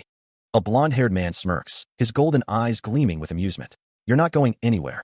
The blonde man pauses, a flicker of uncertainty crossing his face. From the ground, the Master of the Crescent Moon groans, Arg, damn it. The blonde man stares down at the fallen Master of the Crescent Moon, a look of surprise on his face. Aquarius's transformation skill has been dispelled. Callie's eyes widen in disbelief. Weren't the saints supposed to be unable to do anything against the calamities? Aquarius SS rank, one of the 10 saints, Selvia. A figure stands over the defeated Master of the Crescent Moon. All of you are using powers I've never seen before to defeat the calamities. That little piece of shit made a mess of my divine cadre again. A hand grips a cube. That was the fake Kevin. It was so strange that Kevin, who is so prideful, would rather control calamities to fight instead of fighting himself. Shit, the monarch's vessel. Callie coughs, clutching her chest. I knew. I told you previously, didn't I? You. The woman with long black hair says, suck at acting. Red energy crackles around the woman, her crimson eyes burning with intensity. The blonde man declares that now that the mess has been created, they won't be leaving this place in one piece. A voice echoes, filled with dread. I'm screwed. The woman with white hair curses, wondering why she can't contact Cancer. The woman's voice calls out, Cancer. Hey, Cancer. A pained groan follows. Someone shouts the name, Jean Lewis. A figure lies prone amidst swirling debris. A figure in armor stands amidst the chaos. Callie's voice calls out, questioning, Callie? Jean-Louis looks up, an exclamation point hovering above him. The armored figure declares that she will go back to an appearance that they're familiar with. She is suddenly assaulted by a massive ice construct. Callie's eyes widen, a strange feeling washing over her. The ice attack slams into her, sending up a cloud of frozen mist. Callie, clutching a red crystal, asks, let me ask you again. A woman with long, flowing white hair stands with a confident smirk. The woman declares, but right now, I'm not. The woman stands within a glowing magic circle. The woman states, I borrowed Kevin's body to descend here, after all. It is revealed that the woman is Artemis, the Virgo divine god. Her cheeks puffed out, Artemis seems to be holding her breath. Kevin, his face flushed with anger, shouts, shut up and get out of my body I dash. Virgo St. Kevin Ajar's chibi form is shown, still enraged. Kevin continues to yell, who allowed you to descend and change my gender? Get out right now. Artemis, still in Kevin's body, retorts, oh my, look at you. I came down here to save you, but you aren't even grateful. Kevin, his face contorted in anger, shouts, just leave after saving me then. Go back now. Artemis replies, don't waste the divine cadre's resources. Artemis stares intently. She continues, why are you always getting angry for no reason whenever I appear? Also my cute little servant, do you? A vision flashes of Kevin, impaled and bleeding, as Artemis says, think your injury is just a scratch? The text states, you suffered a fatal injury from cancer's black blade. Kevin, distraught, says, if I go back now you'll die? You're going to stay here like this? Artemis smiles, stating that she will stay until Kevin has recovered from his injury. Li Jian raises his phone, snapping a picture. He tells Artemis not to mess with him, finding the situation interesting.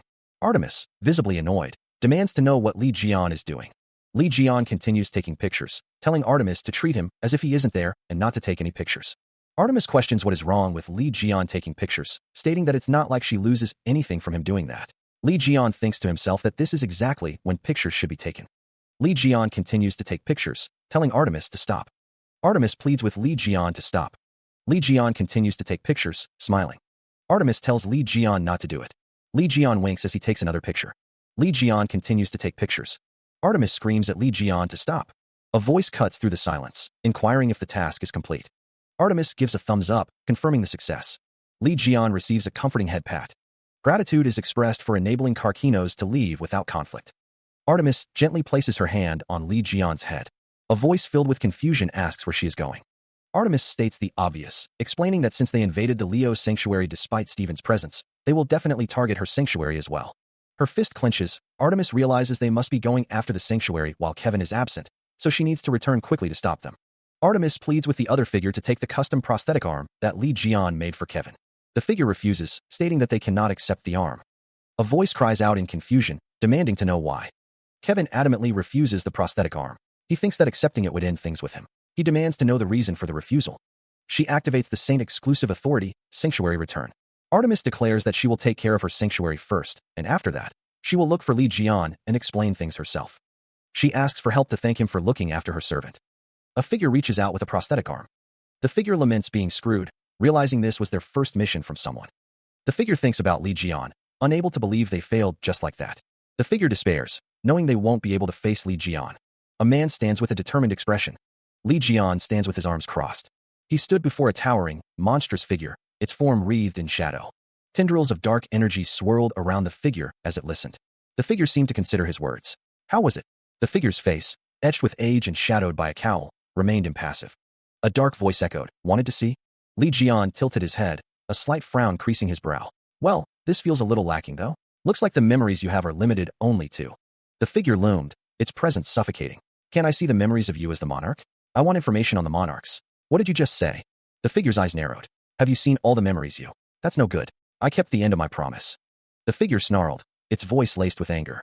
Stop giving me that bullshit. Don't act like you're all kind. Dark energy pulsed around the figure. I'll synchronize my memories with you. Li Jian stared back, unflinching. That's what you. The figure's voice echoed, laced with a strange power. You can also see my memories. The bandaged monarch's face is partially visible through the bandages. The bandaged monarch remarks, oh my, you're pretty quick on the uptake. The bandaged monarch's hand is shown. The bandaged monarch is shrouded in darkness. The bandaged monarch asks, why did you feign ignorance? The bandaged monarch states, I have a ton of information I need to dig out of you. I also need you to see my memories first before you'll want to talk more. Li Jian's eyes glow with an eerie light as he listens intently. He thinks, let's put the crucial hidden piece of information on the line. A close-up of the bandaged monarch's face reveals a sinister smile beneath the bandages. The bandaged monarch exclaims, "All right, if you want my memories as a monarch, I'll give you all of them." The bandaged monarch's finger points forward, a sense of finality in the gesture. He adds, "However, I have a condition." The bandaged monarch concludes, "I want you to become one." Li Jian, looking up, asks what the bandaged monarch means. The bandaged monarch offers him a chance to swallow the world whole. He urges Li Jian to awaken as a monarch. A close-up of the bandaged monarch's face reveals a sinister smile. The bandaged monarch's hands are outstretched, as if offering a gift. A lone figure stands amidst a fractured, crimson landscape. A voice echoes, stating a desire to synchronize memories. The young man's brow furrows, a single word escaping his lips. What? A disembodied voice promises a chance to swallow the world whole. A monstrous figure looms, wreathed in crimson energy. The monstrous figure commands someone to awaken as a monarch. The monstrous figure's hand extends, a sinister grin spreading across its face. The lone figure stands silhouetted against the red sky, a sense of unease permeating the air. The young man remains silent, his expression unreadable. He stands, clad in a hooded jacket, his posture suggesting a deep contemplation. A voice declares that Uncle Li Jian is late. The young man wonders if he's probably fine, right? A red-haired figure gazes upward, eyes glowing with an eerie light. A disembodied voice echoes, questioning the state of the Demon Tower. How did the Demon Tower become such ruins? The voice continues, revealing the reason for their presence. There's a reason why the monarch sent us here. The red-haired figure turns, a flicker of unease in his expression. Massive, armored figures stand guard, their presence imposing. The red-haired figure looks up, hearing the declaration. There's an intruder. He plants his feet, ready for a confrontation. A deep voice booms, addressing him. Hey, human. The armored figure looms, its glowing blue eyes piercing the gloom. Who the hell are you? The voice presses, demanding answers. How did you enter this place? Are you the one who destroyed the tower? An exclamation point hangs in the air, thick with tension. He coughs, protected by the snake scale shield, an Ophiuchus skill. The shield is protecting disciple Cheon Sungjae. Sungjae thinks that if it weren't for Uncle Li Jian, he would have died in an instant. Cheon Sungjae doesn't know where they came from, but they're definitely very tough to deal with. Uncle Li Jian is completely defenseless while he's reading the memories of the monarch. Cheon Sungjae needs to stop them until he comes back. A figure states that Cheon Sungjae's power is interesting and that they'll deal with this human. The figure orders someone to get rid of the guy who's using the system. Cheon Sungjae shouts that he won't let them do that. The figure says that Cheon Sungjae is pretty brave for a human. Sound of impact. Sound of impact. Cheon Sungjae is determined. The figure laughs, saying that Cheon Sungjae has spirit, but that's all he has. He thought he'd be able to have some fun with them, but wonders if that's all they have to offer. The hunter curses under his breath, wanting to be able to do this himself. A voice booms, commanding someone to find it. Li Jian realizes there must be a skill among the Ophiuchus skills that he can use. A close-up of an eye shows a sudden realization. A voice declares, "This is it." A building looms, bearing a banner that reads, "Our Divine CA." The sign identifies the location as Washington, D.C., Leo Divine Cadre HQ. A tied-up chibi figure curses. A voice asks if they feel like answering their questions now. 3 figures stand over a kneeling figure, who coughs weakly. One of the figures sums up the situation. Cancer kidnapped the real Kevin. Another figure confirms that they transformed into Kevin in his absence to tell the world a lie. Tied up and seemingly helpless, Kevin states that the cancer saint gave him something, but he doesn't know anything else about it. The others discuss the need to find out where Kevin and the cancer saint are located. A voice declares that their efforts are futile. Even though he's failed, Kevin thinks to himself. A sinister grin spreads across Kevin's face. The cancer saint must have. The group discusses that Kevin has been killed and the Virgo sanctuary has been invaded. Kevin thinks that their goals have been accomplished anyway. Kevin erupts in maniacal laughter. Someone asks if it's that funny. Kevin continues to laugh, his expression wild. The group surrounds the laughing Kevin, their expressions a mix of concern and unease. Rage emanates from the woman as she stomps forward. She demands, "I asked you if it's funny." The woman continues her advance up the ruined steps. A figure with short, light blue hair looks on, bound and gagged. "Mission? Can't you tell?" she asks. Another woman looks on, noticing the prosthetic arm. You, that prosthetic arm." The woman clenches her fist, her anger palpable. "Were you unable to deliver it?" Her eyes narrow, the woman's voice dripping with venom. "Stop talking about it. It's getting on my nerves." The tied-up woman, Sylvia, looks up at her captor. The woman's voice booms, echoing with fury. "I asked you if it's funny. Why aren't you replying?" The woman's prosthetic arm clenches into a fist. She snarls, "Use that carp mouth of yours to keep talking shit." The woman stands over Sylvia, her rage barely contained. The woman's prosthetic arm is ready to strike. Voices erupt, demanding someone stop her. She explodes, blaming others for failing the mission Li Jian gave her. The woman with the blonde and navy blue hair is being shaken. Another voice cuts through the chaos, shouting for calm. She retorts, declaring it's none of their business. The woman thinks to herself that it's none of her business since she completed her mission. The sound of her mind breaking echoes in the air. A scream tears from her throat, a raw expression of anguish. The scream intensifies, a primal sound of despair. She vows to kill them all, her voice filled with murderous intent. With a sigh, the man admits he can't handle the situation. A desperate plea escapes her lips. Someone, please stop her. The skill get hit instead of me has been designated as the family shield. What is it again? Sagittarius, I'm glad you're here. A figure watches. I swear I'll slap the shit out of you guys today. You can't even deliver a mere item. Why are you shouting so loudly? Shion Yuha, you're next after this fish bastard. Wait right there. Excerpt from the Memories of Leo Saint, Stephen Marker. A figure falls. Woha. A figure stands. How dare you access the tower's central system? A figure poses. The bandaged monarch declares, their voice echoing with malice. I'll execute you. An unseen force strikes, the impact sending tremors through the air. The assault continues, a relentless barrage of unseen energy.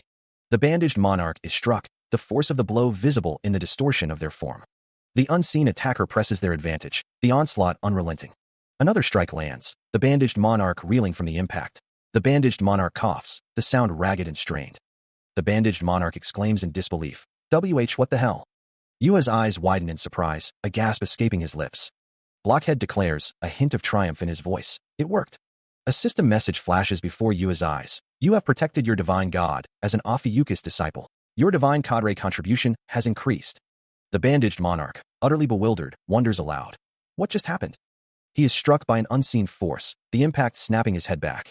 A system message appears, declaring that Yuha has protected the divine god with an ugly face as the Ophiuchus saint, and defended against the calamity's attack with a tough defense. The blonde-haired figure's face contorts in shock. The figure exclaims, what the hell? A jolt of blue lightning crackles around the figure, his eyes wide with disbelief. The figure shouts, it worked. A notification appears, you have protected your divine god, as an Ophiuchus disciple. Your divine cadre contribution has increased. The blonde-haired figure's expression shifts to confusion. What just happened?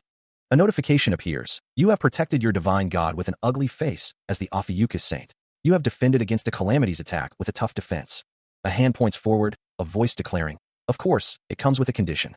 A figure stands in a dark, fractured landscape, stating, I don't want just our memories to be synchronized.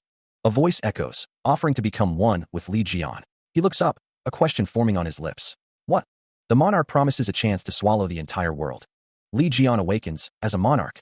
The monarch's face is revealed, a grotesque visage of bandages and malice. The monarch's hand extends, beckoning. Li Jian sighs, questioning the situation. A monarch? What kind of bullshit is that? The monarch retorts, bullshit. I'm being serious here. The monarch's expression is one of intense frustration. The monarch reveals, I realized your potential after I saw your memories. The monarch continues, describing Li Jian's potential as that of a disaster god. The monarch roars, that's not a fate that'll end with just being a mere divine god. The monarch demands, accept me. He stands with his back to us, the sinister visage of the monarch looming above him. A voice echoes, promising that this will definitely benefit him. The monarch's voice continues, offering a deal, if you work with me. Elsewhere, figures emerge from a dark portal, the monarch's generals arriving on the scene. The monarch's bandaged face is partially visible, his expression unreadable as he awaits Li Jian's decision. The generals stand ready, their presence a clear sign of the monarch's power. One thinks to themselves, shit, to think they're already here. The words the generals of the time monarch appear, solidifying the threat. The monarch's voice echoes, revealing his motives. The time monarch? The one who trapped me in here. The owner of this demon tower. He's also the one who schemed and tempted those who tried to kill you by stabbing you in the back. Li Jian's expression hardens, his eyes narrowing as he considers the monarch's words. The pressure mounts as the monarch's voice demands. What will you do, Li Jian? Now that his generals are here, there's no time to think. Li Jian's face is shadowed, his thoughts hidden as he weighs his options. A voice urges, hey, what are you thinking about? Let's get our revenge. Li Jian's eyes are obscured by shadow, his decision hanging in the balance. The bandaged monarch's voice echoes, proposing a destructive alliance. He suggests trampling over the divine gods and monarchs who wronged them. The monarch continues, promising that if they fuse and become one, they will rule the world. Li Jian's answer is clear. He refuses. The bandaged monarch is taken aback, questioning Li Jian's refusal. Li Jian looks away, his expression unreadable. The bandaged monarch asks if Li Jian's revenge is something he can't initiate without him. The bandaged monarch demands to know what else Li Jian wants, stating that his attempt to trick him into his plans has failed. The bandaged monarch continues, saying that Li Jian would have stayed doing nothing if he hadn't come back to the demon tower, and that he could resolve the whole situation. Li Jian wonders how working with someone like the bandaged monarch would have made things easier. The bandaged monarch questions what Li Jian is saying. Li Jian looks back at the bandaged monarch. A surge of energy crackles in the air. From within the bandaged monarch, a hand erupts, crackling with ominous energy. He is engulfed in a radiant aura, seemingly fulfilling some unspoken desire. The bandaged monarch's form begins to dissolve, consumed by an unseen force. His face contorts in a silent scream as the energy devours him from the inside out. The bandaged monarch's voice echoes, strained and desperate. If you come into my stomach and be digested, we'll become one like you wanted. Isn't that right? He struggles against the encroaching darkness, a desperate plea escaping his lips. Wait a minute. A piercing shriek tears through the air as the consumption intensifies. The bandaged monarch's body is ripped apart, the force of the absorption tearing him asunder. The sounds of tearing and rending flesh fill the void. A figure watches in stunned silence, eyes wide with disbelief. Another voice cries out in fury and confusion. Darn humans! What on earth are they doing inside? Two figures stand aghast, one muttering. If we knew that, we would have stopped it already. A fist clenches, ready to strike. A figure blurs into motion, closing the distance with incredible speed. A hulking, armored figure stands its ground, its blue eyes glowing with power. The blonde-haired defender shouts, "Get lost," before cursing under his breath. The sound of impact echoes. The armored figure crushes its opponent, the force of the blow sending debris flying. The blonde-haired defender grits his teeth, declaring, "But I won't let you get to Li Jian." The armored figure retaliates with blinding speed, its form a blur of motion. The blonde-haired defender is caught in the armored figure's grip, his face contorted in pain. The armored figure roars, "I don't know what's happening. Crush you." The armored figure continues its assault, its movements relentless. A surge of power erupts. He unleashes a guttural scream, red energy erupting from his body. The crimson aura expands, consuming everything in its path. An unseen force slams into the bandaged monarch, eliciting a painful cough. Emerald energy crackles around him, a sign of the counterattack to come. Li Jian retaliates, unleashing a torrent of green energy. The energy coalesces into a massive, glowing fist. The emerald fist slams into the bandaged monarch, sending shockwaves through the air. The bandaged monarch snarls, "Don't you dare grab me." Power surges around the bandaged monarch, the air thick with anticipation. He prepares another attack, his stance radiating lethal intent. His hand clenches, energy crackling between his fingers. The bandaged monarch unleashes a devastating blast of crimson energy. He descends with a furious strike, the blade crackling with orange energy. The impact explodes outward, a cataclysm of raw power. Closing the distance, the bandaged monarch presses the attack. Another strike lands with a deafening roar, the air shimmering with heat. A relentless barrage of blows descends, each one a hammer blow against an unyielding fortress. A fist connects, the force sending tremors through the very ground. Another impact, the shockwave rippling outward like a physical force. Energy coils around the bandaged monarch, a vortex of destructive potential. Explosions erupt, the air thick with the scent of ozone and burning earth. A concentrated beam of energy blasts forth, a searing torrent of destruction. Debris rains down, a testament to the sheer power unleashed. Li Jian stares in disbelief, whispering, That's impossible." A close-up reveals a face, eyes narrowed with an intense gaze. The figure is struck, the force of the blow sending debris flying. A massive hand rises, poised to strike again. An explosion erupts, the shockwave rippling outwards. The figure is thrown back by the blast, tumbling through the air. The figure states, "We didn't let our guard down." Two figures observe the scene. One comments, "Those humans, they're using the power of a pretty powerful divine god. And that guy in front of us, he has the powers of more than one divine god." One of the figures asks, "Who the hell are they?" The other responds, "It can't be helped, then." A close-up shows a hand crackling with blue energy. The figure's eyes widen, and they exclaim, "What's that?" A voice expresses a growing sense of dread. A colossal, armored figure looms, its presence radiating immense power. A complex pocket watch, its gears intricately meshed, hangs suspended, pulsing with arcane energy. A voice booms, declaring an order as the proxy of the great time monarch. The pocket watch intensifies its glow, the gears spinning faster as the arcane energy surges. The air crackles with anticipation as the words, "Time of the Demon Tower," echo through the space. The colossal figure stands poised, ready to unleash the power of the Demon Tower. Arcane energy erupts, forming intricate patterns that resonate with ancient power. The figure is bathed in the radiant glow of the Demon Tower's activation. A blinding light emanates from the center of the tower, signaling its full activation. Debris and fragments are thrown into the air as the Demon Tower's power surges outward. The landscape is reshaped by the unleashed energy, marking the dawn of a new era. A dire announcement echoes. The tower that was destroyed is being restored. Two figures react with shock to the news. A skeletal hand grips a staff, pulsing with dark energy. A monstrous figure emerges from the shadows. Surrounded by skeletal figures, a character wonders if this is the situation Li Jian mentioned, a true calamity. The real problem isn't the Crimson Eye, but the administrator of the tower, who is capable of reviving dead calamities. A figure's face is etched with concern. The revival of dead calamities is underway. The influence of a powerful monarch is being exerted onto the demon tower, disrupting the activation of the skill, gluttony. A character observes the disruption with interest. A monstrous figure looms. The character acknowledges the disruption of their skill, admitting that their opponents are skilled. Li Jiannim's eyes narrow, a storm brewing behind their electric blue depths. He mutters, "Ha, this asshole." A notification appears. The death god has arrived. Cinder, Time Monarch. He wonders, a grand entrance, huh?